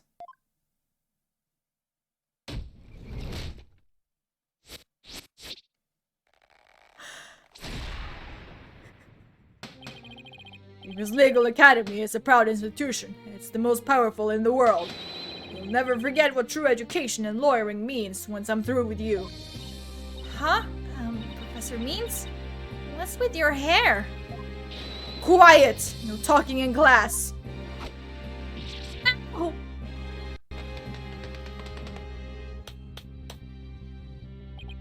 Eyes and ears up here, everyone. Homeroom is now in session. We will begin with roll call. Athena Sykes. Huh? Oh, here? Apollo Justice. I'm fine. I'm here. Fool! The proper response is here, without any extraneous information. No! Here. Next, Your Honor. Here. See, class? It's the proper way to answer.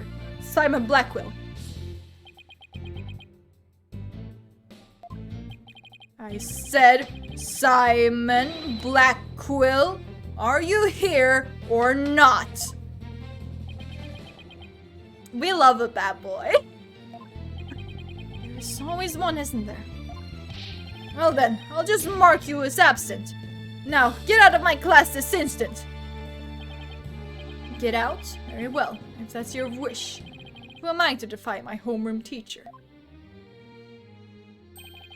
Is that such a good idea?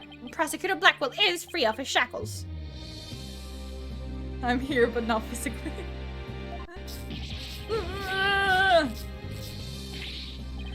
It just so happens I was a member of my high school's disciplinary committee.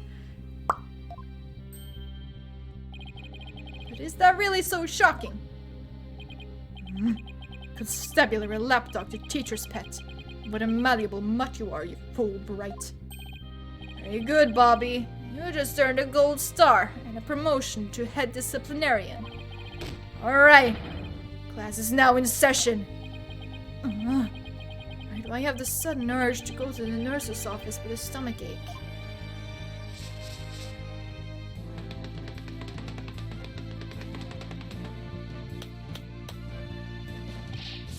Pay attention. I am not the killer. Juniper is. This will be on the next test. So you had better be listening. Objection! But, Professor, you created the phony tape to pin the blame on Juniper. Plus, you were the only one who could have moved the body during the mock trial.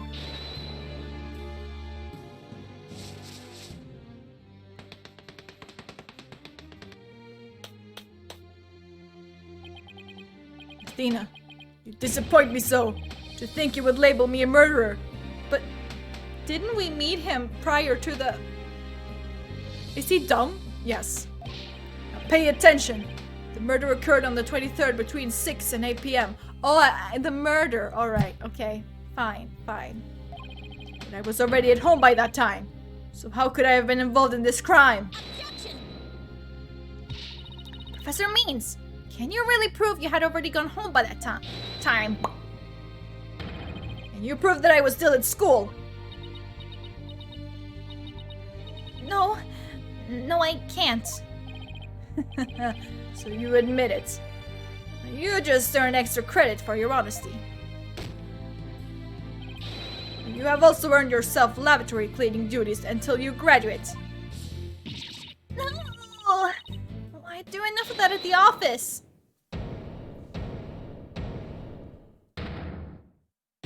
No way, man! I totally object! Robin? I can't believe I fell for the professor's silver-tongued lies. Why, you! How dare you talk to your teacher like that? Talk about your teacher like that. I'm not listening to you anymore, man! No way, no how! How, I have a confession to make. You know those 2 statues that were on stage? I didn't make them all by myself! The statues on stage? Do I want to know where this is headed? I was able to finish one of them, but the last bell rang before I had time for the other one. So I asked Professor Means to make it for me. In other words, the professor was there on the stage after the last bell. Right! And it would have been way past 7 p.m. before he could have finished. Professor Means was still at school? This is incredibly important testimony.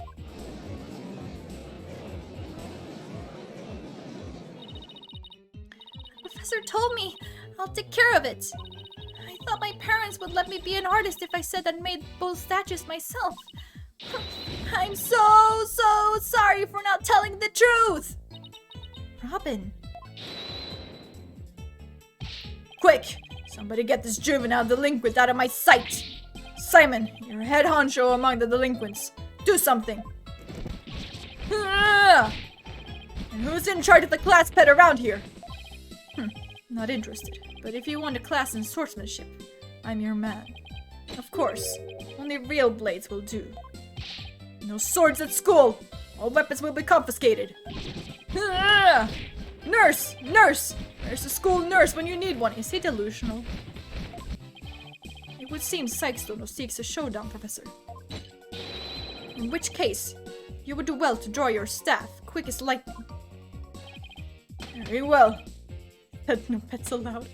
Then I will just have to prove my innocence myself.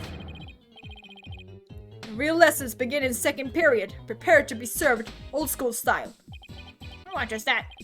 No, never mind. Your testimony, please.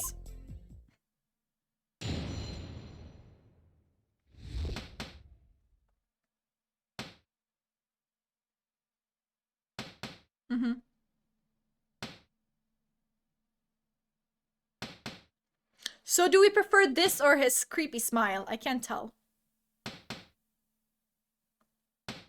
Also, I get so distracted by that badge or whatever he has on his chest. None. Pay attention. Robin took over half a day to complete one statue.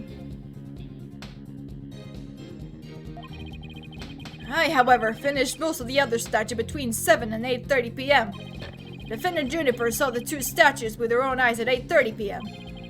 Completing a statue so quickly meant I could not leave the stage for a single second. How could I possibly have had time to go to the art room and commit murder? You're saying the defendant saw the finished statues. Oh god, it's so... It's so awful.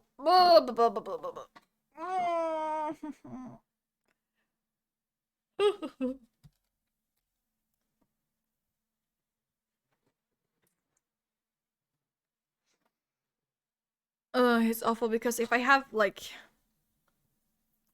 one of these like over my ear and the other one is like letting me be able to listen to myself speak, it hurts like the top of my head. If I wear them both on both ears, then I'm fine. It doesn't hurt at all. But I can't hear myself speak properly when I have these on. Not that I actually can hear myself speak. I mean, I can hear myself speak, but I still can't speak properly. So, but yeah, I don't really know like how loud I am. and stuff. Like, I guess what I could do is...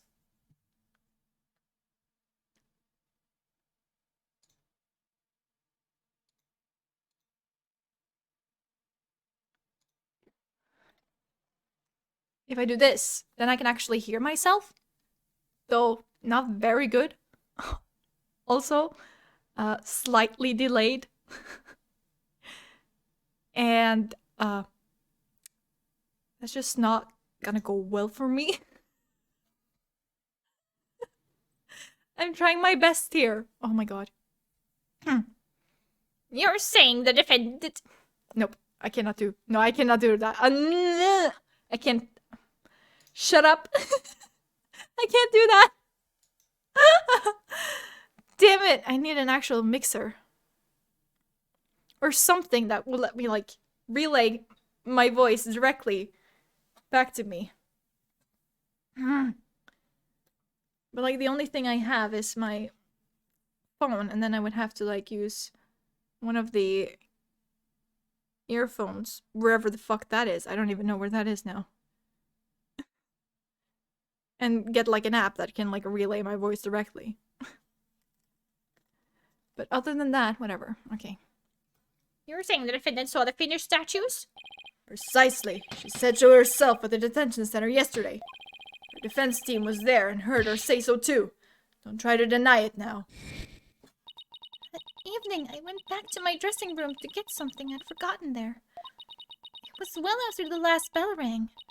I'd say maybe around 8:30. That's when I noticed that both stage statues were finished. They were quite large and they were each covered with a white sheet, but I couldn't tell. Alright. The professor was there when that matter came up. Before I address the professor's charges, I have a question for Robin. How hard would it be to complete a statue like that in 1.5 hours? It would probably take me at least twice as long.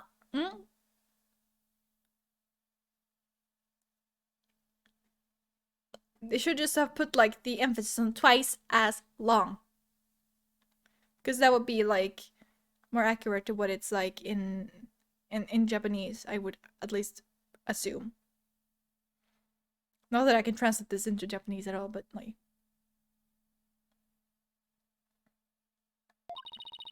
So personally, I think it would be incredibly difficult to finish in that short a time.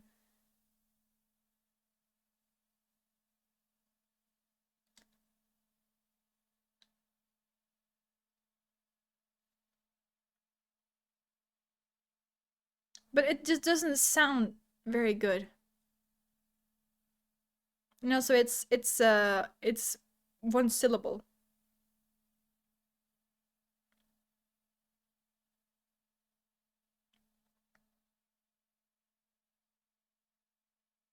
I'm trying to think of, like, something to say, but in Japanese, but I can't really think of something.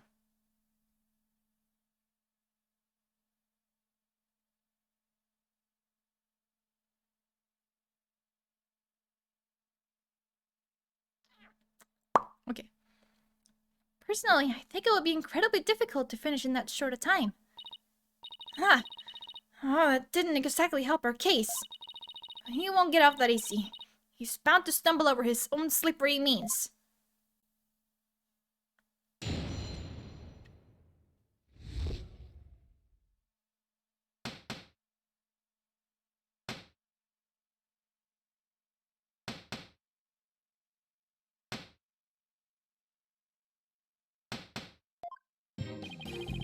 Pay attention. Okay, here, we got that.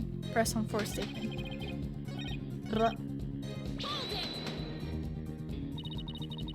Why were you in such a hurry? In illegal work, nobody may speak with me. Your body is your capital. The early bird gets the worm. That's why I get to bed at 9 p.m. each and every night. I could never. And that's why I was working as fast as I could. I didn't want to miss my bedtime. Oh my god. Well, ready to concede that I never left the stage. Well, Miss Sykes, do you accept the witness's claim? Yes, I accept it. I've tried everything, but I still can't prove anything. I guess I concede. I couldn't hear you. Say it louder this time. His sleep is his bladder. I can see that Professor Means never left the stage. That's right. But what took you so long? I was there at the stage the entire time. I couldn't possibly have committed the crime. I'm not gonna give up here. I'm afraid I have to side with the witness, Miss Sykes. And unless you have any further objections, I'll have to put this issue to rest. Objection! Not yet. The defense still has an objection. Athena, you have thought of something. Well, as I said, not yet. Oh, so it's time for legal smoke and mirrors. Not yet, Athena. It's not yet time to quit. It's at times like these, when it seems like there's no way out, that you have to...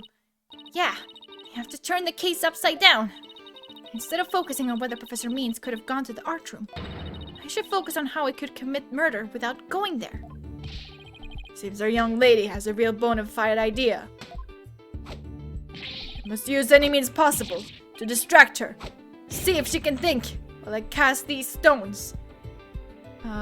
They're called chalk? Who brought the bird to school? Yeah, you go, Taka. Rip his eyes out. Gouge his eyes out. Sykes, Dono. If I hear one word of your usual jibber-jabber, I shall have your head. The murder occurred in the art room, yet the witness was on the stage. How do you propose to fill the vast gap between the two key facts? If I accept the premise that the professor was on the stage the entire time, the only other answer is that we got something else wrong. Wait, that's it! Every last one of us made a huge mistake. We were totally wrong about the... crime scene? If Professor Means was on the stage the entire time, then he must be the killer. Ridiculous! The defense has become utterly incoherent. No, it's just the murder wasn't committed where we thought it was. Continue, Sykes-Dono. Okay, the murder was actually committed here.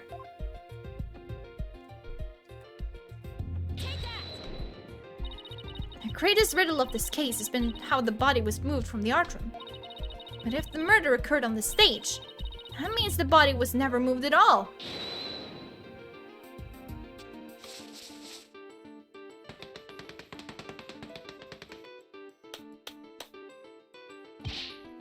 Silly girl. When the body was found, there wasn't a drop of blood on the stage floor. Surely there would have been some blood if that's where the murder was committed. There wasn't any blood on the stage, really. But there was something on stage at the time of the murder that's now bloodstained.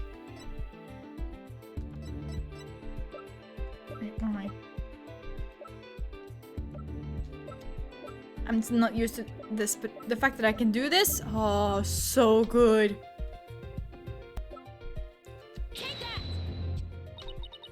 It's true there were no bloodstains on the stage floor, but there was something on the stage that did have a bloodstain. And that will be this school banner. No blood would have gotten on the floor if this were under the victim when she was killed. Oh my, that's quite a compelling theory. Silence. What is it now? My theory makes perfect sense. That was a pathetic attempt. You must put every inch of your body into your attacks. The autopsy states the cause of death was loss of blood. Yet only a trace amount was found upon that banner. Where did the rest go? Blood getting on there when the body was moved by wire makes more sense than not. Very good, Simon. Tell me, what's your first choice for higher education? I'll write you the ultimate and recommendation letters. You're all but guaranteed to get in. Objection! Actually, the defense has something to explain that as well. You do? If there was only a trace amount of blood on the school banner. And there must have been something else the killer used to soak up the blood. All I have to do is figure out what.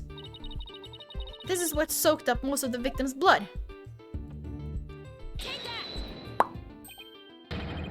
Why, it looks like there's some other piece of fabric on top of the school banner. It's the Gaviner's banner that had been specially made for the school concert. Since it's on top of the school banner, the blood would have hit it first. It could have easily absorbed most of the blood like a dishcloth. And only a small amount would have soaked through to the school banner below. So, it makes total sense for the school banner to only have a little blood on it. So the banner absorbed the blood like a dishcloth. Yes, that would explain it. And the Gaviner's banner was like a dishcloth? Surely it was at least towel quality. Okay.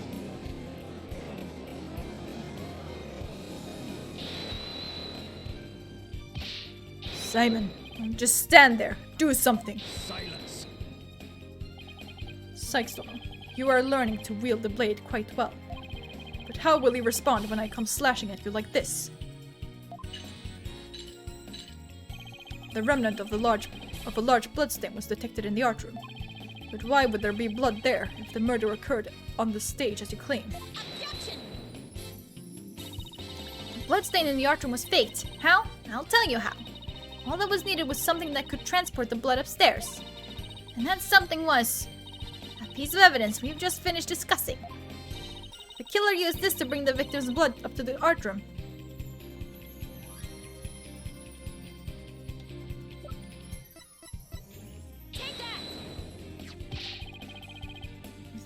To think you'd stoop so low as to present mere garbage to this court.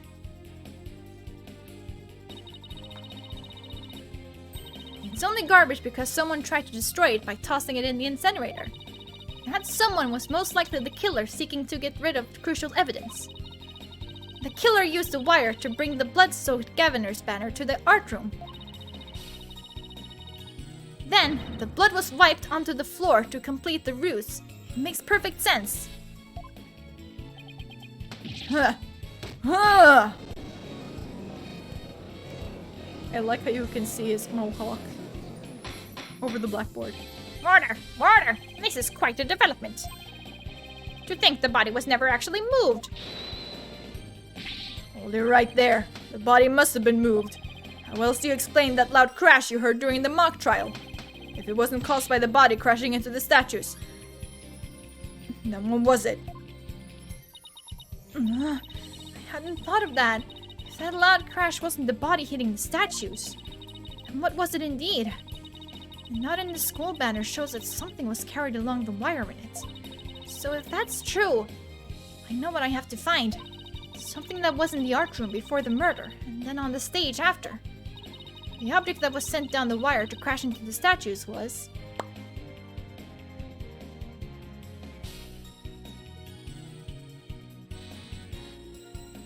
Have you all been paying attention?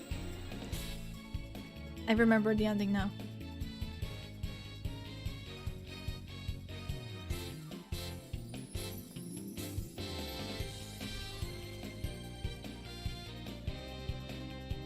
Eh.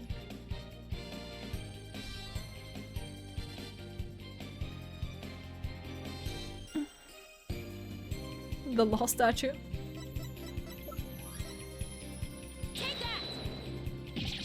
Ugh, that statue.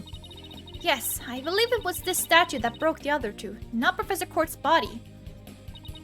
The unique statue you see on the right. That's the pure white Lady Justice from earlier. Professor Court accidentally broke it while she was polishing it the day before the mock trial. But she used her own unique artistic sense and technique to repair it as you see here. Nobody would have guessed that it was originally Lady Justice. Silence. Perhaps you are onto something. But why? Pray tell, would anyone move that scrap heap relic in such a tedious manner? Excellent questions, Simon. Keep them coming. You know why, but the fact that you won't acknowledge it Shows how twisted you are. Lady Justice was moved during the mock trial. During that time, Professor Means was fabricating an alibi with his pre-recorded speech. If we consider the fact, then Lady Justice was moved in order to Interrupt the mock trial. Nope. Not it. Never mind then. Point us to the body. Professor Means used his pre-recorded speech to fake an alibi during the mock trial. He wanted to make it look like he couldn't possibly have moved the body. Ah, of course. Moving Lady Justice was his way of pointing us to the body of cementing his alibi. That's quite a persuasive argument. For a while there, I thought you weren't taking the trial seriously. Well done.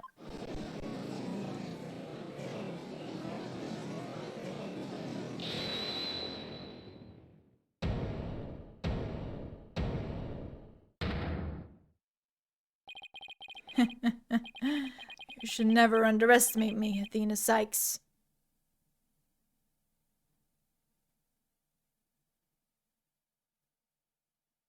Who? Means? No, they're still there. Oh my god, he really is a statue. Professor Means always means what he says, and says what he means by all means. Oh, he removed them, put them back. Okay. Fine then. Say it already. I'm waiting. Murder occurred the night before, but the body wasn't found until late the next day. Countless students passed the stage till they met in the lecture hall for the mock trial.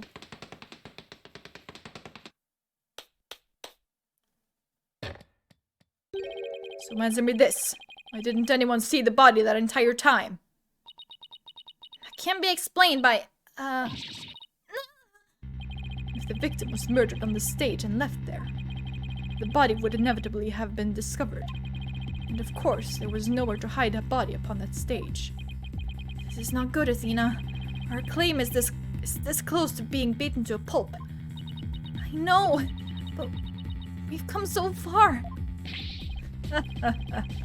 Consider yourself schooled.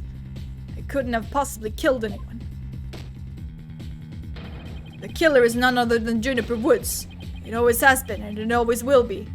I thought you were gonna defend her. I thought that's what you wanted to do. So you're just saying you were lying the entire time? Huh? Giant Beach?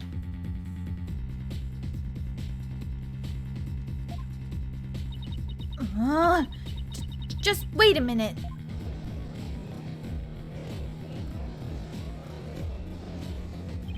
For Juniper, she must seriously regret having asked you to defend her. To add insult to injury, you nearly had Hugh convicted for murder.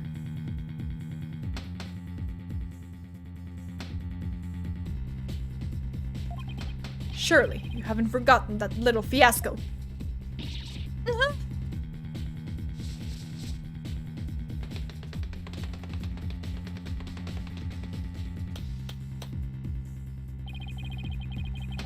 Not only did you fail to defend your client, you also raised false charges against her friend. You have no right to call yourself a lawyer. If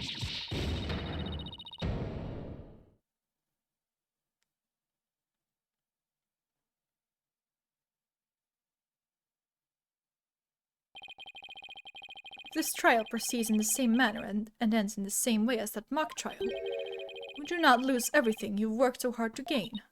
Well, I'll just have to make sure that doesn't happen then, won't I?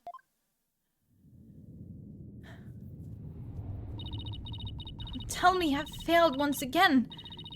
Failed to save someone near and dear to me. I worked so hard to become a lawyer and even studied psychology. Has it all been for naught? Am I just doomed to relive that all over again?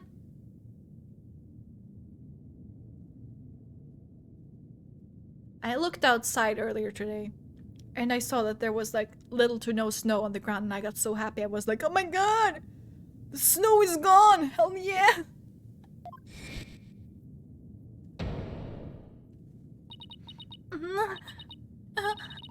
Oh no. Athena, what's wrong? Breathe in, breathe out. Breathe in. Relax, Athena. Breathe. It's not working. Everything's going dark. After all I've done, is this how it ends?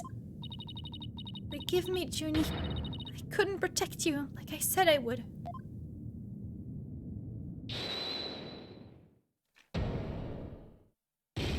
You leave Athena alone, man! She's the one who saved me!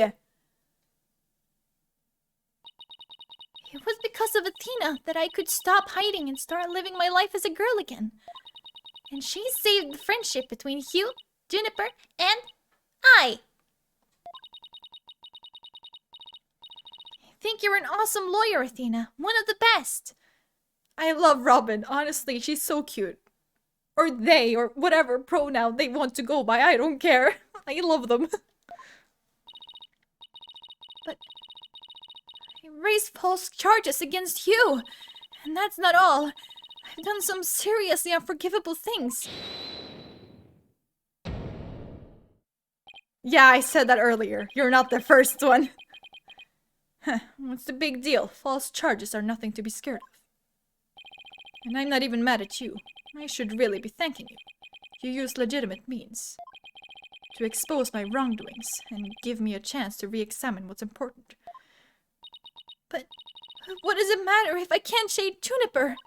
I mean, the whole reason I've come so far is... It's not over yet, Tina.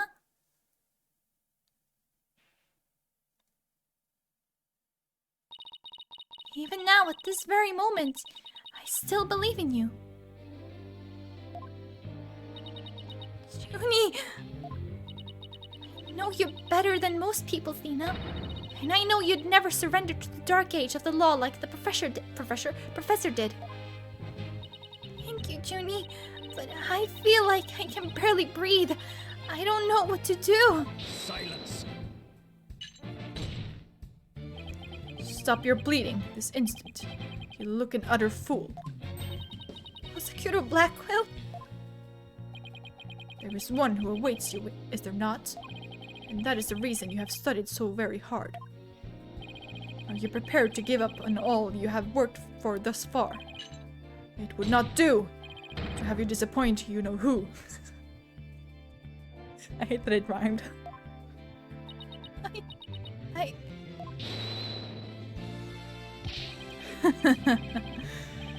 You're wasting your time. You have nothing on me. No evidence or anything else to establish my guilt. You are helpless before the might of lawyers for whom the end justifies the means. Objection! Don't worry, Athena. You're doing fine.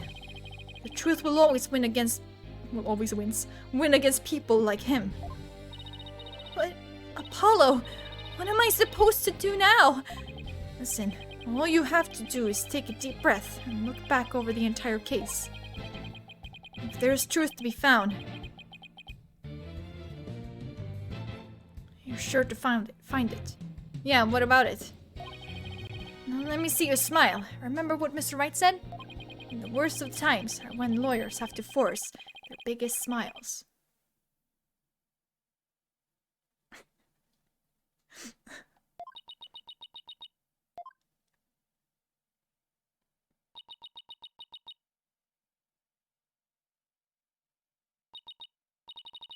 Thanks, everyone. You don't have to worry about me now. The worst of times are when lawyers have to force their biggest smiles. Athena Sykes is psyched and ready to rock. Prepare for your utter defeat. Oh, sweet! Yes! Professor Court wasn't killed in the art room. She was killed right where her body was found. We know because there wasn't any time to move the body from somewhere else.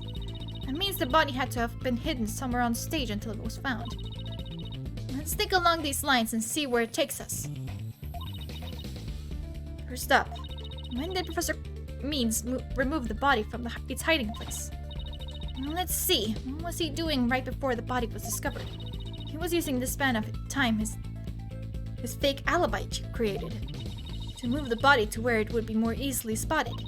Therefore, the only time Professor Means could have removed the body from its hiding place is during the mock trial. It was during the mock trial, specifically.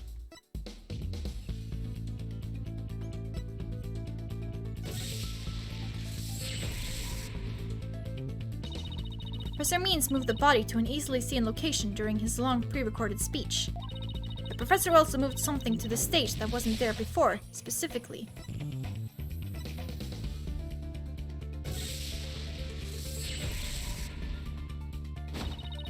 During the mock trial, Professor Means wrapped the White Lady Justice in the school banner and sent it zipping down to the stage with a crash, killing 2 birds with 1 stone.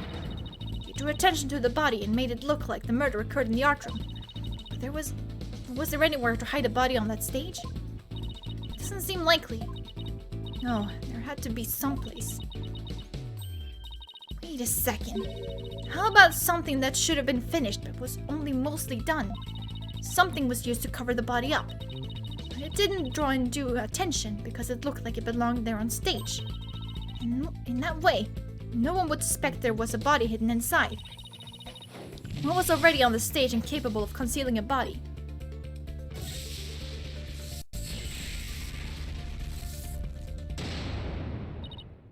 Oh, I know! The Mr. Right statue was never actually finished! The body was wrapped under some cloth to hide what was really inside, cleverly disguising it as the boss's statue.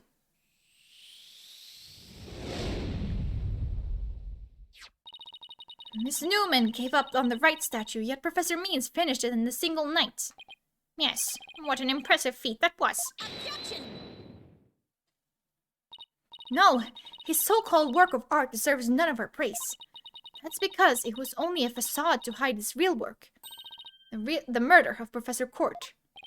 Come again? I'm afraid I don't follow. He hid the body by making it look like the statue of Mr. Right. With the body wrapped under a piece of cloth, it looked just like a statue. Got up in light for almost 8 hours. Second, now what? Now this is getting interesting.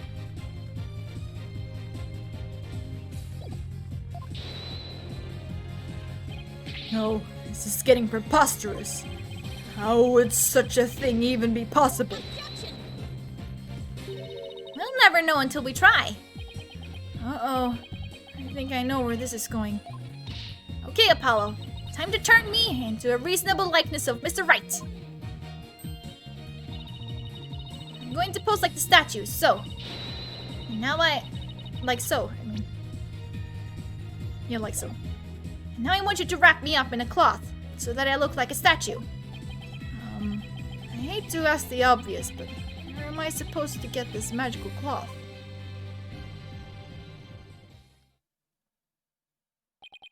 I'm afraid that isn't the right color, Mr. Justice.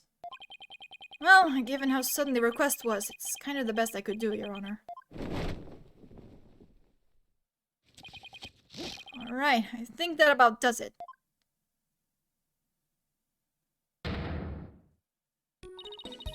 Well, what do you think, everyone? Do I look just like a statue of Mr. Right or what?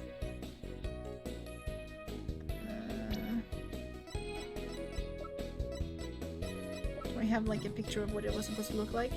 I do not. Well, what are we thinking, boys?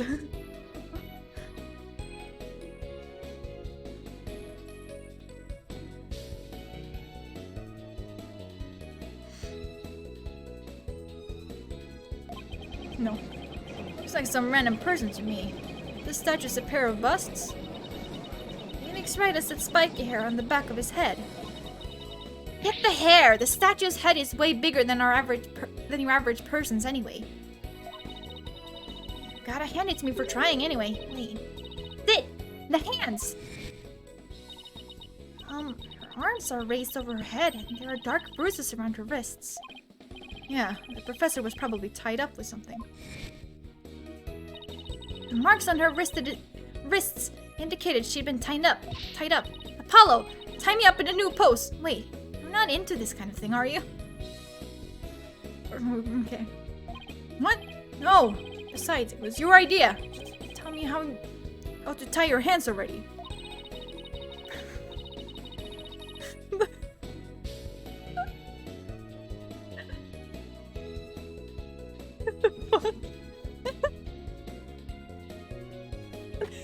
They really said going rated M, huh?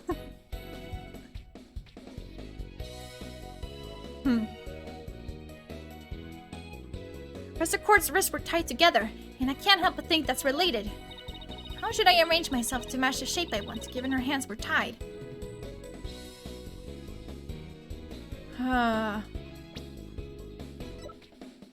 See, if I only had a... And I'm weird for saying sharks are into BDSM.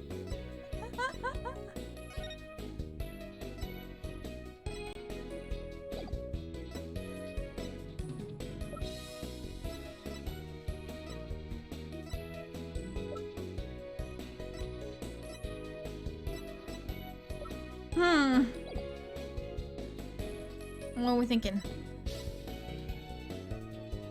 You could just say 1, 2, 3.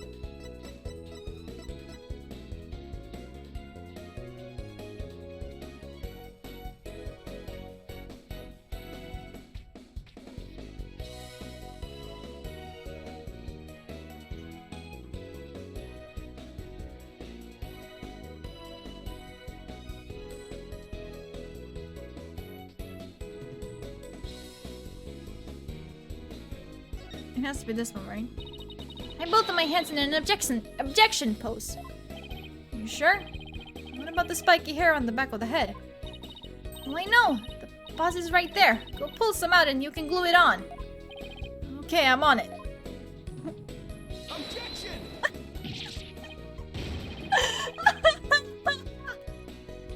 What do you think you're doing, Apollo? Sorry, Athena, I couldn't do it.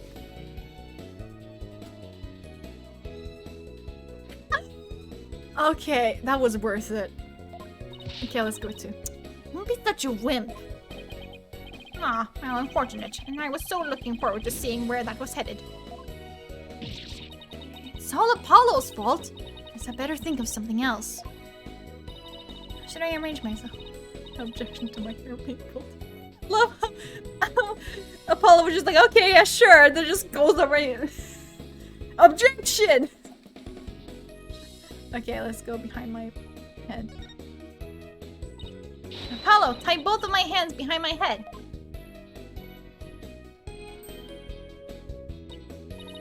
See? This makes it possible to fake the spikes on the back of Mr. Wright's head. Sure, but then what about the statue's arm? With both arms behind your head, you can't exactly complete the pose. Yeah, it would be awfully hard to make the objection pose like this. I can't help thinking you've forgotten something, Athena. Something on the body that you don't have right now. What did the victim's body have that I don't? Take that! Alright! There was an arrow sticking out of her side. Okay, Apollo, take that and plunge it into my side. What, are you crazy? Fine, then go get some duct tape. Rapido, schnell! Alright. I don't need to know other languages to know bossy when I hear it.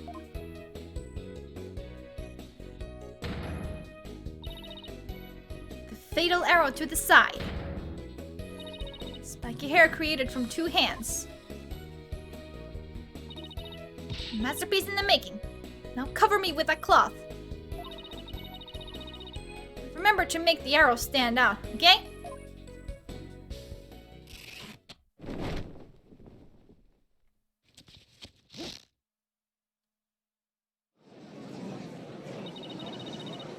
Mommy, the arm's too short. Shh, remember your indoor voice, dear. Nobody's buying it. The arrow's nowhere near long enough. But what else could you use for the arm? So won't give up, huh? I must commend you, if only for your spirit and determination. And of course she's not giving up.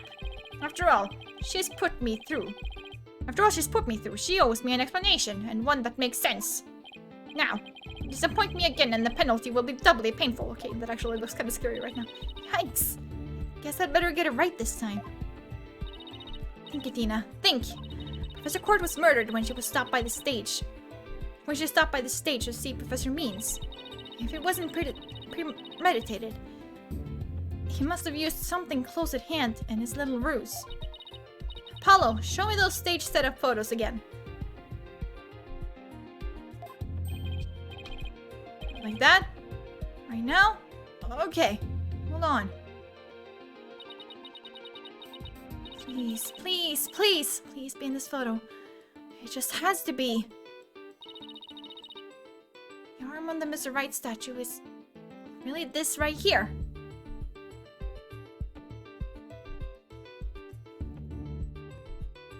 You're probably right. Got it. I know what he used for the arm on the statue of Mr. Right. This is absurd. There is no such thing in this photo. Don't play dumb with me, Professor. It's the staff you have right there.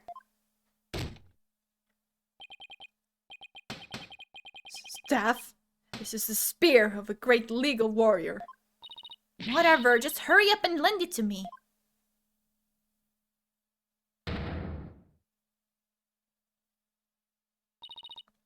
The length is perfect. Mr. Wright couldn't possibly object to such an awesome arm. Okay, go for it, Apollo. Sure, I'll give your arm a hand. Cloth and binding coming right up. That time when they did bondage in the courtroom. Objection!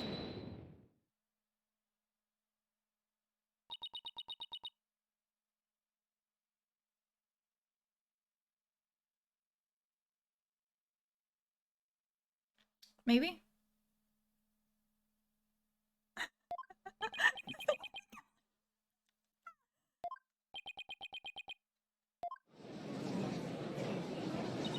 Is Phoenix right? Look, it's that famous lawyer. That's definitely him. I know that pose anywhere. We did it. Didn't we? Ha! Well, am I not the spitting image of the legendary Phoenix Wright? The man who will bring us out of these dark ages and into an era of brilliant golden light. Golden light, all I see before me. It's the pink specter of a man. This can't be fucking real. It's just because Mr. Wright likes his statue. He's positively tickled pink. Get it, Apollo? He's tickled pink. That joke deserves a pink slip. And it seems the gallery is quite impressed with the defense's sharp thinking. And the witness? Huh. The resemblance is nothing more than a coincidence. Objection! Not so fast there, Buster. Unfortunately for you. I can prove my theory to be more than mere coincidence. To prove that the spear was thrust into the victim, all I have to do is... That's a spear for blood, right? I had assumed the victim's jagged wound came from the arrow being forcibly shoved in.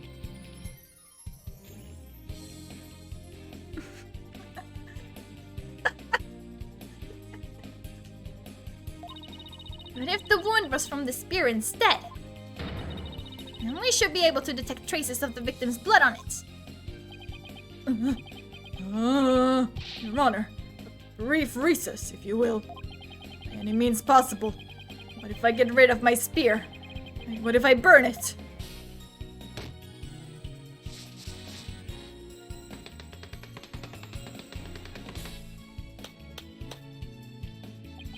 If I do that, I'll be found innocent.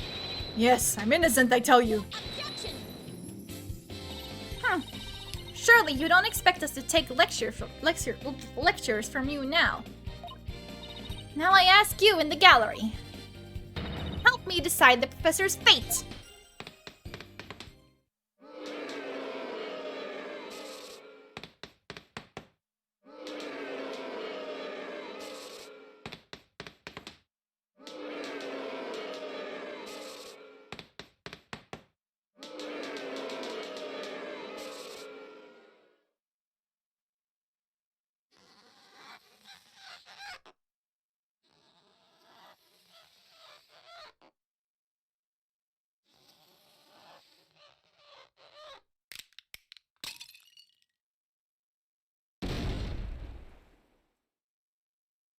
What was the G for?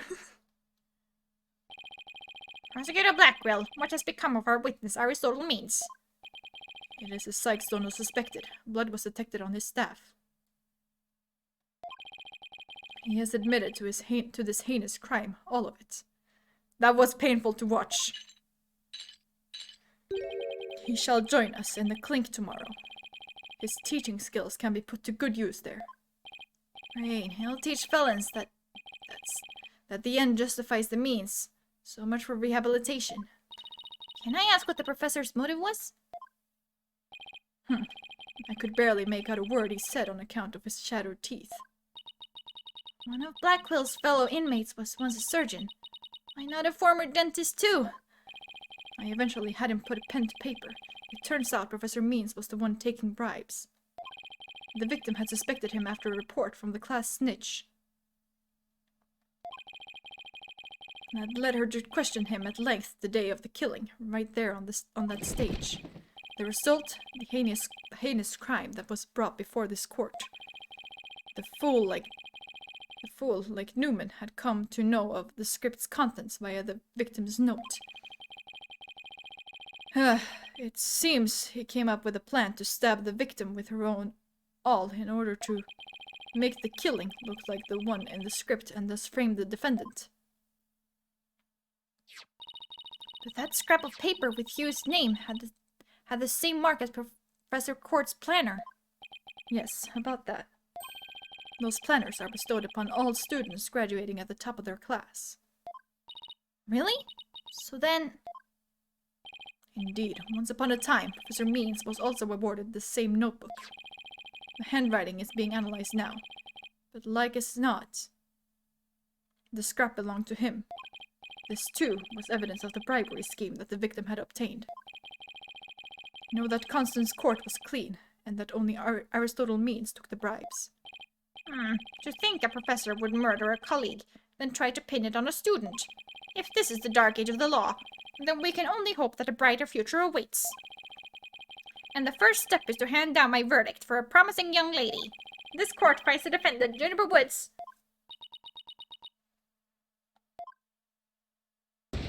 Yes!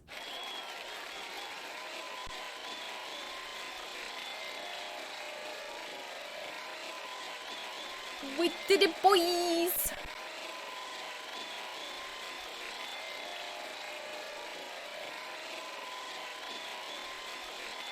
The demonic cheers.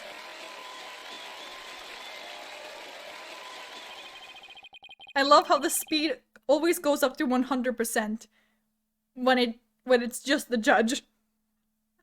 I wish you all the best on your road to becoming a courtroom judge. We will need young people like you, if we ever hope to restore the law to its former glory.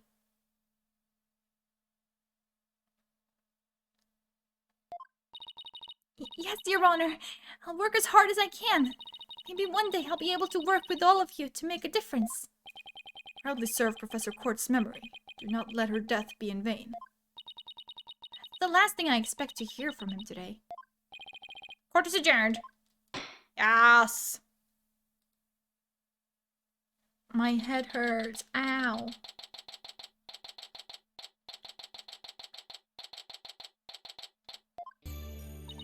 Thank you, Dina. I really mean it.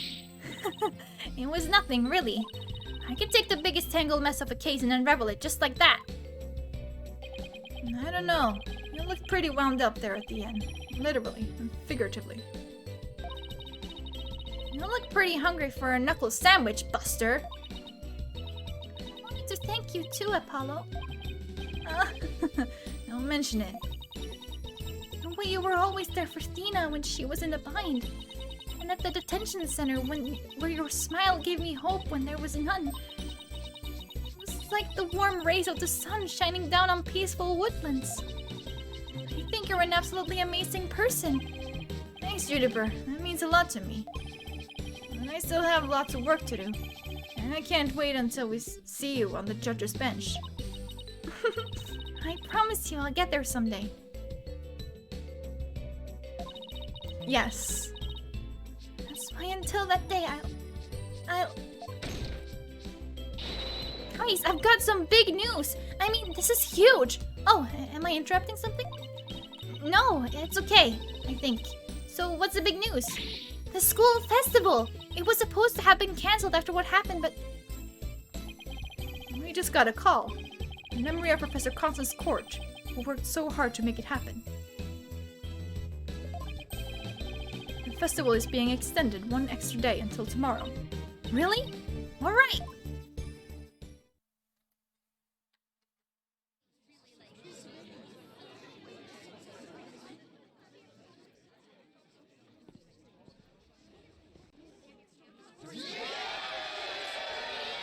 We've got a special treat for all of you. A love letter for Themis Legal Academy.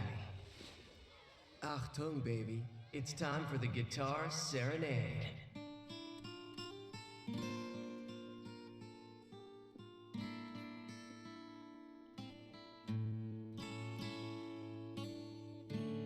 At least it's not orange anymore, am I right? Damn it, I wanted to enjoy that! Fuck!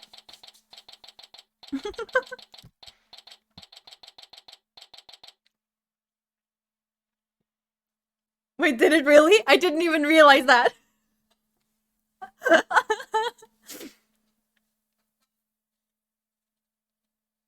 Yeah, sorry, I'm not a good clavier. Wow! That was so much fun! School festivals are amazing! I think you and Robin are getting a little carried away. Your singing voice, Juniper! It could melt my heart! Like, it doesn't work. Mr. Wright, thank you for that training seminar. Just remember, the objection pose is all about attitude. Oh, and congrats on your mock trial win. Although Robin had you for a while there. I did, didn't I? But I'm just glad we're back to how we used to be, thanks to Athena. And you know what? I think I'll stick with becoming a prosecutor after all. Oh, 100% not. I'm going to make up for my mock trial loss by winning the real deals in court. Mock trial loss. What loss? Wait, did they reprise that trial and Hugh won? Level-headed lawyer course genius and hot-blooded prosecutor course student. We'll go head-to-head in a mock trial battle for the She-Devil's Black Heart. So, does this mean it's really gonna happen? Juniper, there's something I've been wanting to say to you. Huh? Oh god. I'm like... Oh, is he going to do what I think he is? Juniper, can we still be friends? You know, best friends like we've always been. God damn it, dude. Huh? Best friends? Hugh, weren't you going to profess your love for Juniper if you won the mock trial? No, I was going to confess that I'm not a genius, and that I'm really 25 years old. You got it, dude. You got it. Oh, but you already dragged it out of me during the trial. Whoops. Listen, Hugh. You too, Robin. Miriam. Me too? Miriam's got this tactical espionage action stuff down to a science. I've been thinking. It's up to us to put an end to the dark age of the law if we can. Let's all work together to usher in a new age where winning only results from the truth. And the end never justifies the means. Count me in! I wouldn't have it any other way.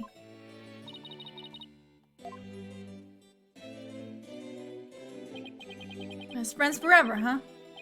No matter what anyone says, nothing beats true friendship. You bet! And what about your BFF, Apollo? Aren't you a bit too old to be using that word? Yeah, he's the best friend a guy could have. Which reminds me, we're supposed to meet up and gossip about the new girl in the office. Hey, no talking about me behind my back. So, what kind of guy is he anyway? Well, if I had to describe him in one word. And so, after some slight arm twisting, Apollo promised to bring me to meet his friend. Unfortunately, that promise was never meant to be fulfilled. Not long after, their friendship was mercilessly severed by fate. And the bonds between us began to fray and unravel as well. Sorry, but I'll be taking a leave of absence. Even now, those words continue to ring in my ears. The discord in our ever-cheerful Apollo's voice made him sound so cold and distant. Why, Apollo? Why? Why would you leave us all behind? So you remember how he was at the beginning of the game? Yeah, we're gonna find out why. Yes!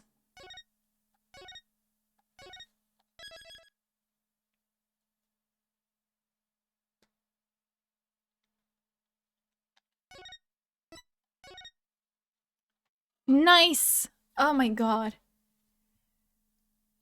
Ha!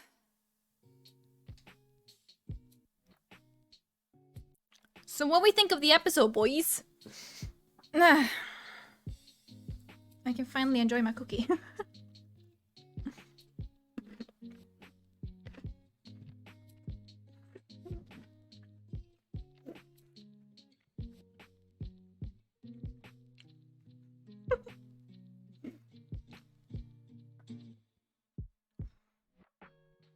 Well,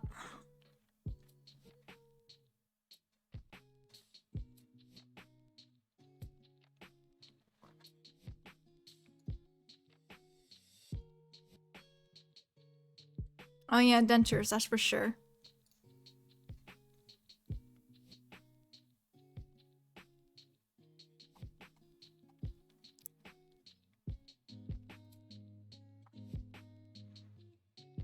And an attitude check. Ah, my god. Hold on, let me see what were my first like thoughts on Robin.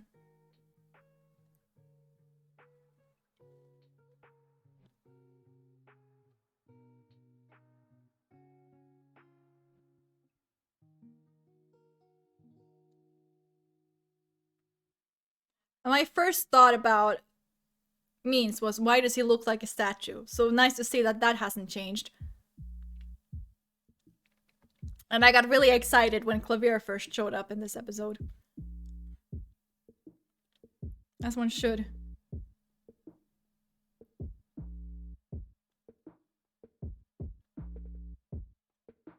Ah! And also when Apollo was like, you don't think Robin likes girls' clothes, do you? I was like, Apollo, you absolute piece of shit. There is nothing wrong with liking feminine clothing.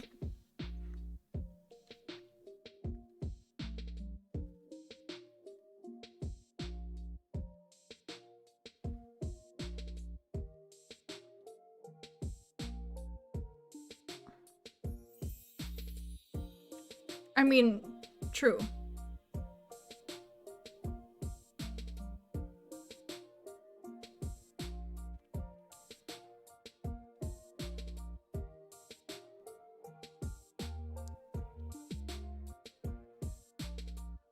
And when Robin was like,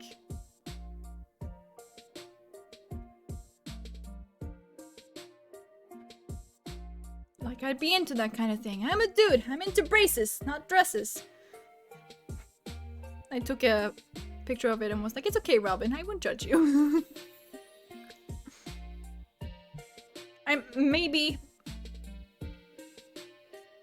it seems like familiar, but like I don't really know. You did.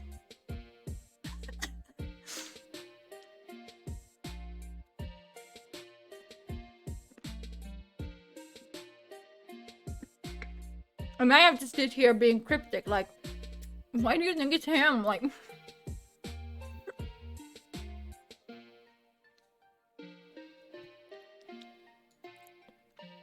well, that's not really cryptic, but like, it was. Mean suits him better than means. He is mean. He is, indeed.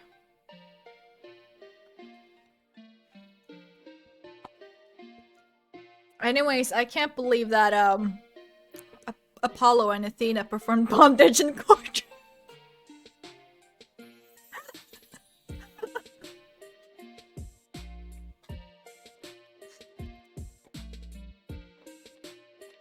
Warriors.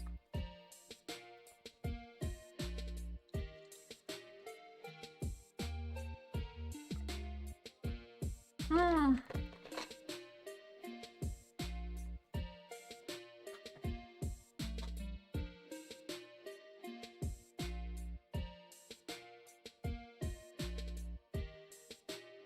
Oh my god. Warning, I will probably cry in the next episode.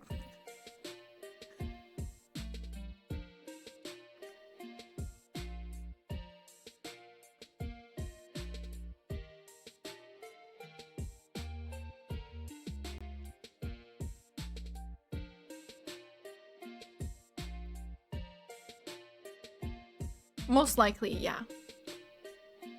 I almost cried in this episode because when I voice the characters, I get so into it. So I was like almost fucking gonna cry when I voiced Juniper, and she was like fucking crying. I was here like almost crying, and I'm like, no, you put on makeup, you bitch, you can't cry.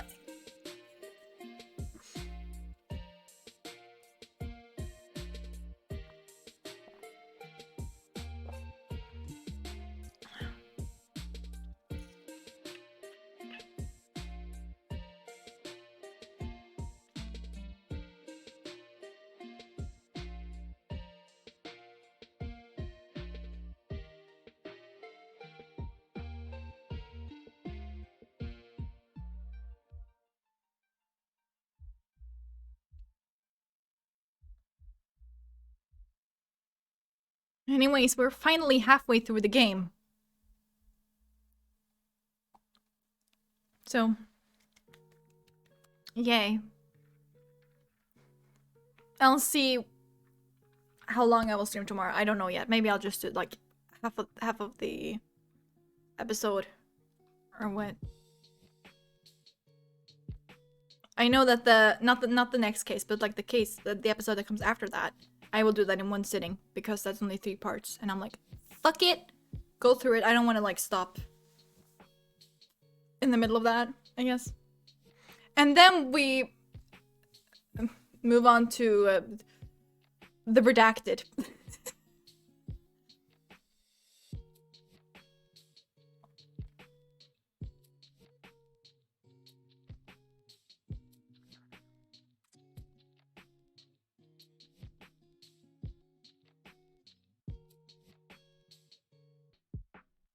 I'm so excited. I'm actually like, I remember, I actually don't remember much of this game.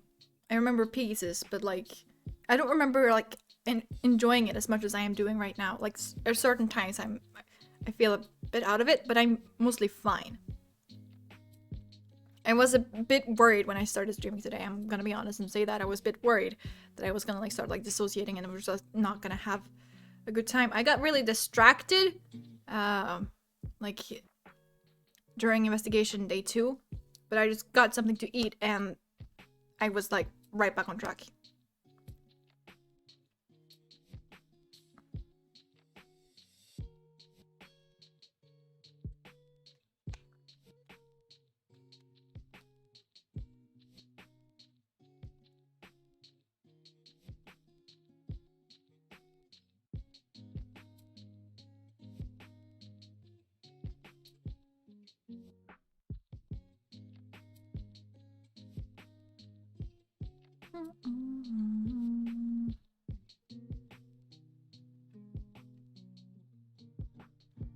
That's true. You're not wrong. But it's like, I just want to play, dude. I want to, like, get further into the game. I want to continue playing. It's so much fun, and it's so much fun when there are people in the chat that get along, and, like, I love that. I love seeing that when you're just, like, having, like, conversations, like, between yourselves. I love that, honestly.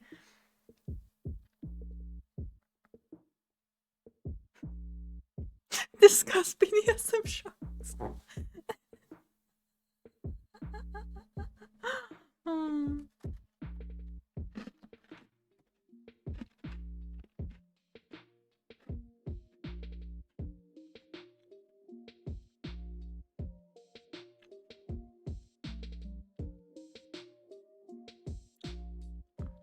I love how you could literally get Apollo to, like, attempt to steal Phoenix's hair.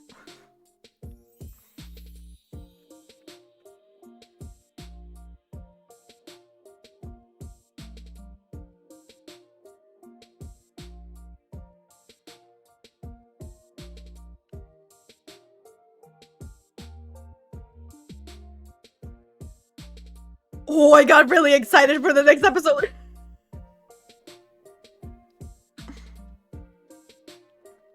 No, please, I love your random blabbering. It's great, honestly.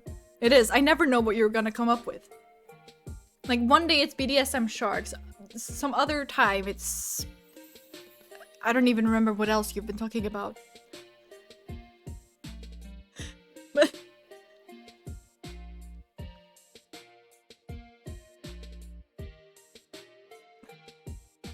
Not just wig. Oh, for sure.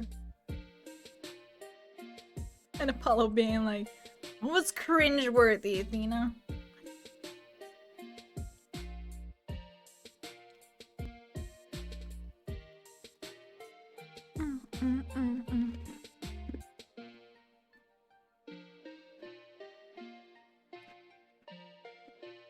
Okay, you actually got it this time.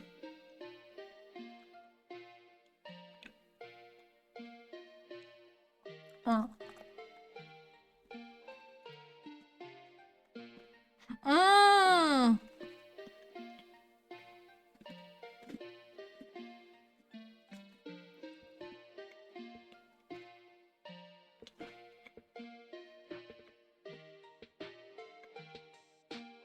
Hmm.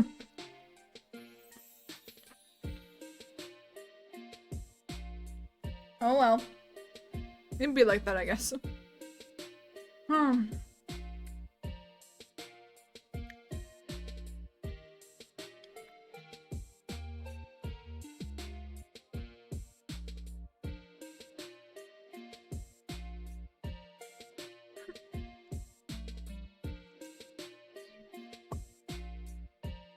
Anyways, it's like 2 a.m. here. That means it must be 4 a.m.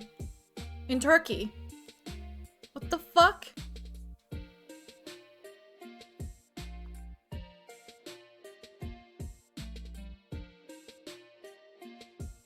Yeah, I'm gonna go to bed after this, but Benki, it's 4 a.m. What was I thinking about? I was thinking about something, and then I forgot what I was thinking about.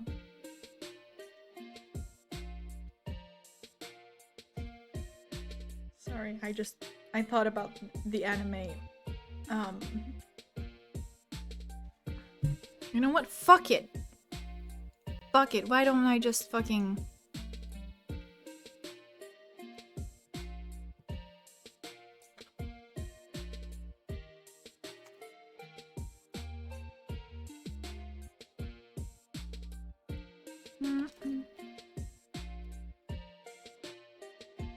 Not that, dumbass.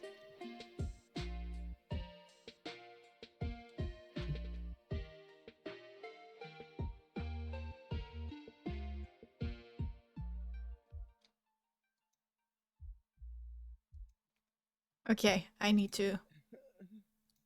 Why is everything in Japanese? Oh my god. Sorry to burst your bubble, but I have more evidence against you. You are so f***ed. What nonsense! God, these are so fucking dumb. What is this? Something smooth and hard. Sorry. I don't know. That's a hard line to deliver. Okay. But what if it turns out that Ron Delight isn't really mask to mask after all? Oh, because his wife said he was delusional? Come on, Nick, she's not even that hot! And she's fine. She's prettier than you. What is this? Something smooth and hard, like a dildo. The f***? What are you doing? Fingerprints? Really? Oh dear. Don't make me laugh, sir lawyer. That's your big reveal? My. How thick-headed. It would be perfectly understandable if that urn was covered in my fingerprints. After all, I was the slick sentinel assigned at safety. Not presenting your fingerprints as evidence. Huh? Mr. Abney, do you recall you saw me yesterday? The crane urn in your bag was there then, wasn't it? That's quite impossible. Sure, I didn't look in my bag myself, but even better than that, I touched whatever was inside. What? You did? Your Honor, it's a bunch of stuff past my line. Can I go home? Otherwise, I suggest you throw out the pot and try another grind. Yes, indeed. You're rambling randomly and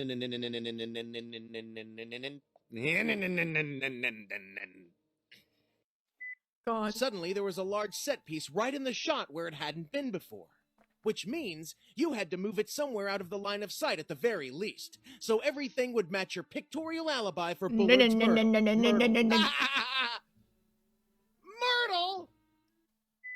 You guys did such a wonderful job in there! Major congratulations! What the f***? What the f***? The defense gave a childishly amateur I can't even read those words. Oh no! I shall hereby hand down the verdict in the case against Maggie Bird. Guilty as fuck. I'm going to settle this in court tomorrow. And the shadow of the Cadaverini crime family looming over it all. But I was able to figure out who was my imposter. A dangerous lone bleh. There is only one thing on my menu. Dick. Gumshoe. It is true that the bottle in question was presented as evidence in Miss Bird's first hearing a month ago. Listen, bitch, this is my case, my witness. Shut up, old man. Beard and stupid fart. Oh, God. So tell us, Mr. Tigre, on the day of your murder... You don't remember that, do you, because you're dead? What? I don't know nothing about none of that or what the hell a trait being even is. You're fucking lying. Nuh-uh. Then God. explain this note, bitch. What the? What's that? Explain this note. Ahoy, Steel Samurai! Can Can I fuck it? Edgeworth, you say? God. That's right. He and I used to do some pretty gay stuff. He's a prosecutor, so he's like Nick's rival. No, it's not my fault. It couldn't be. I didn't kill this guy. I kind of did. Well, that's my God. personal philosophy. Nice. I've been thinking about taking some law classes, and it's got me thinking about taking some law classes. because that's what I was thinking about. And after meeting you, I don't want to be a lawyer. Oh, really? It sounds like a really job, and you're not really good at it. And everyone hates you afterwards. I mean, not as much as if you're a voice actor in anime, but they still hate you. Yeah. I've been doing some thinking too. About what? Penises, mostly. She would God. never have said and done all those terrible things. I'm such a bitch. It's tough, but learn from this and move on. You pansy! I know. God. Looks like a pretty old one. Yes! Since we're here, let's ask the Lord and Savior Jesus Christ for help. Would you please help us, Jesus Christ?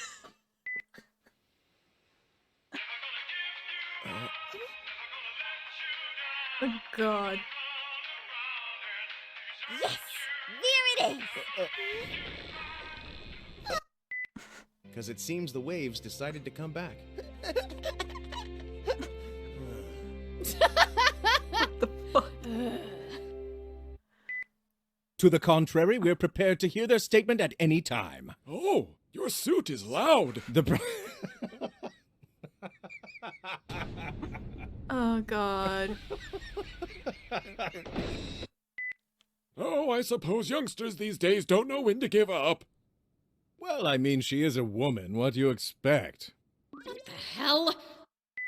Standing tall as a proud member of the detective unit! I don't believe that's relevant. Detective! Shut the up! God. What? The victim was in on it?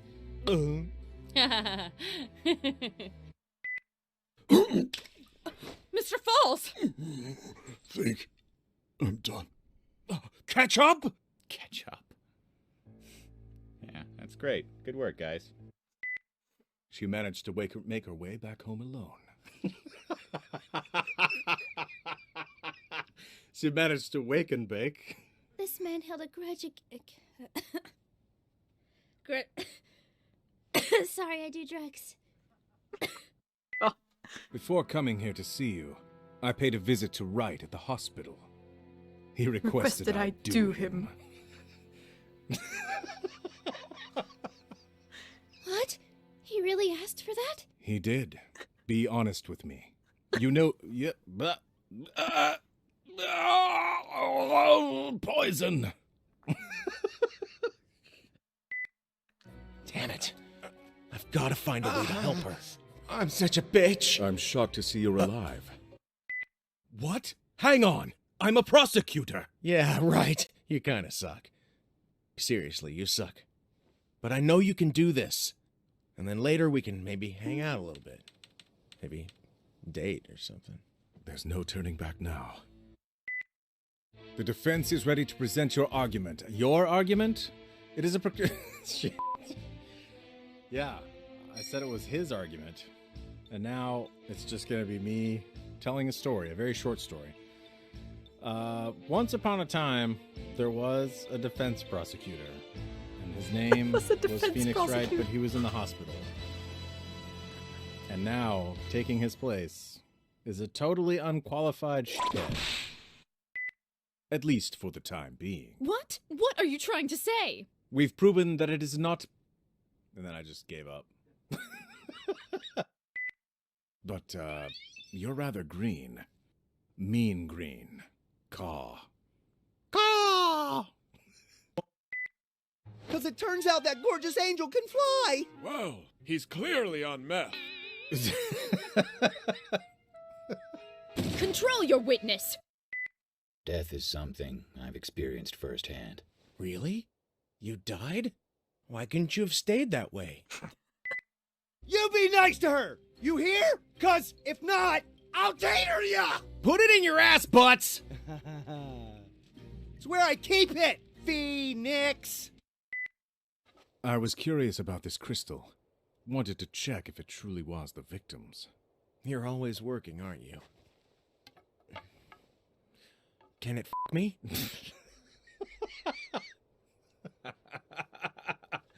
Can it f me? Is just such a nonsensical question to ask.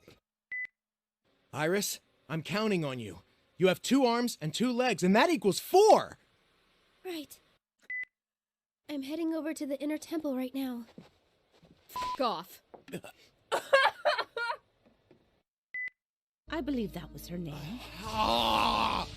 I'm being electrocuted! And whoever did it was a child, I'm sure. The f you mean by that? I mean, it's pretty obvious no adult would have made a silly little mistake like that. Bitch! And that's how Iris got here. How much do you know about the twins? Do you at least know fucking... Was it Dahlia? Yes.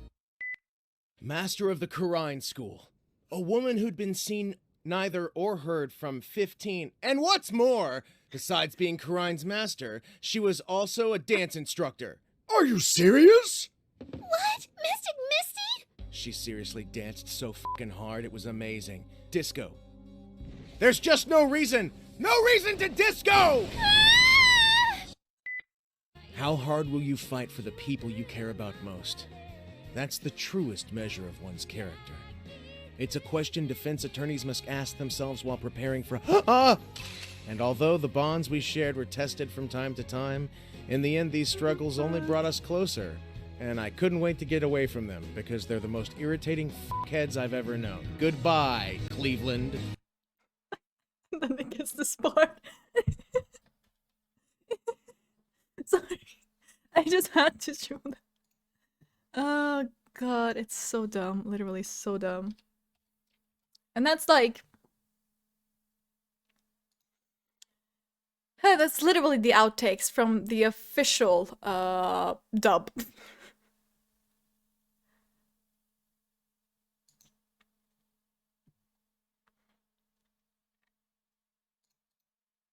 Oh, wait, is that what I want to do? Whatever. Anyways.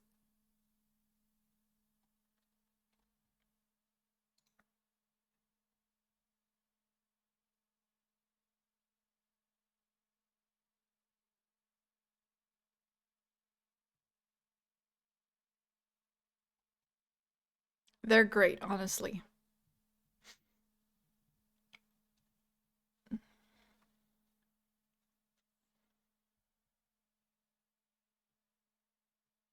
So, yeah. That was it for today.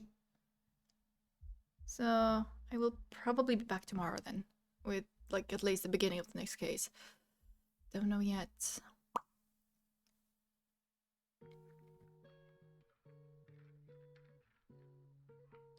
Oh my god, it did? And just now it froze. You know what? I'll allow it. If it was literally any other time, I would have been like, no, bad Wi-Fi. But now, it's lasted you so long, I'll allow it. Progress.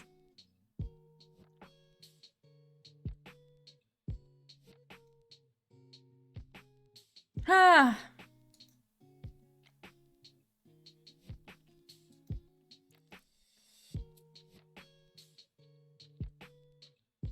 But yeah, I hope you guys had fun with me. I know I had fun. Character development and Wi-Fi.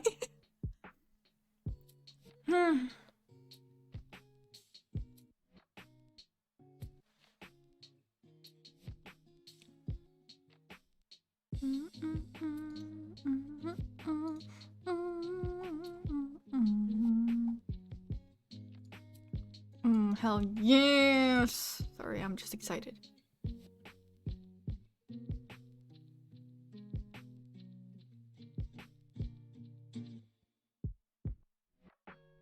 I believe the next episode is gonna be like Apollo focused.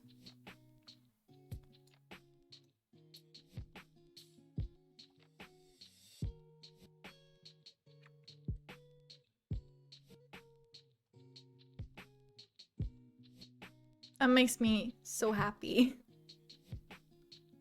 that you guys enjoy the streams as much as I enjoy having them. Let me just see here who is the lead. Yeah, defense team leader, Apollo.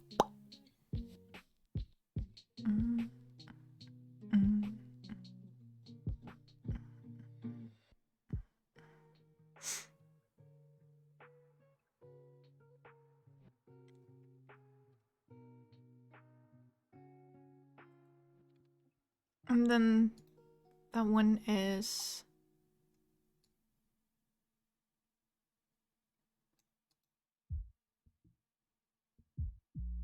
Oh. What did you open?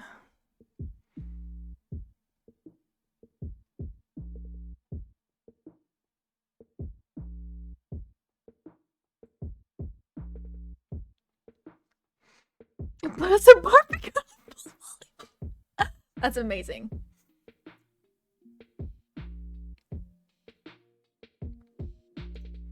And this one also has Phoenix as the lead, yeah.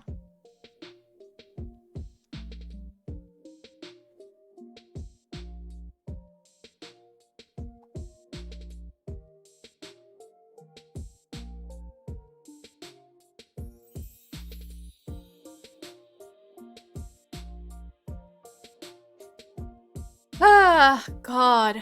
I am so excited. I'm just like...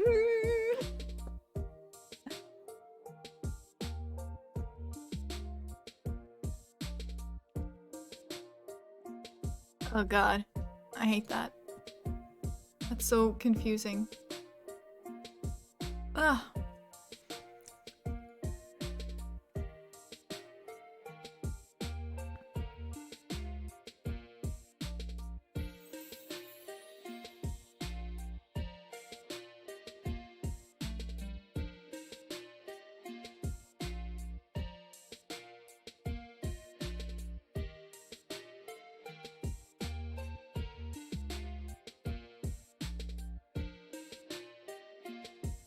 Oh no, did I jump scare you?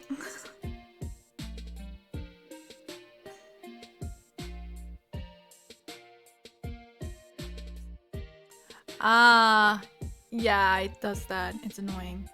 I don't like that. I mean, I guess you can turn it off. Well, you need better TTV, I guess.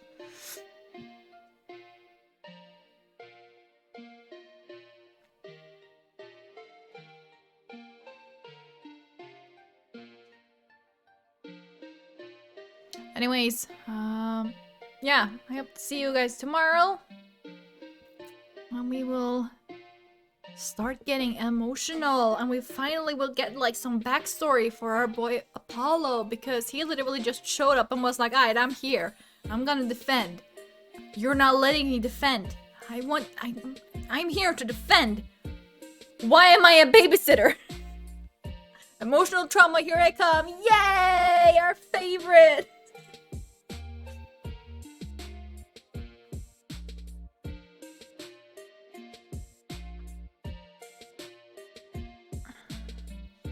Anyways, I just keep saying anyways. First sleep. Yeah, sleep. So good night, everyone. I love you a lot. See you all tomorrow.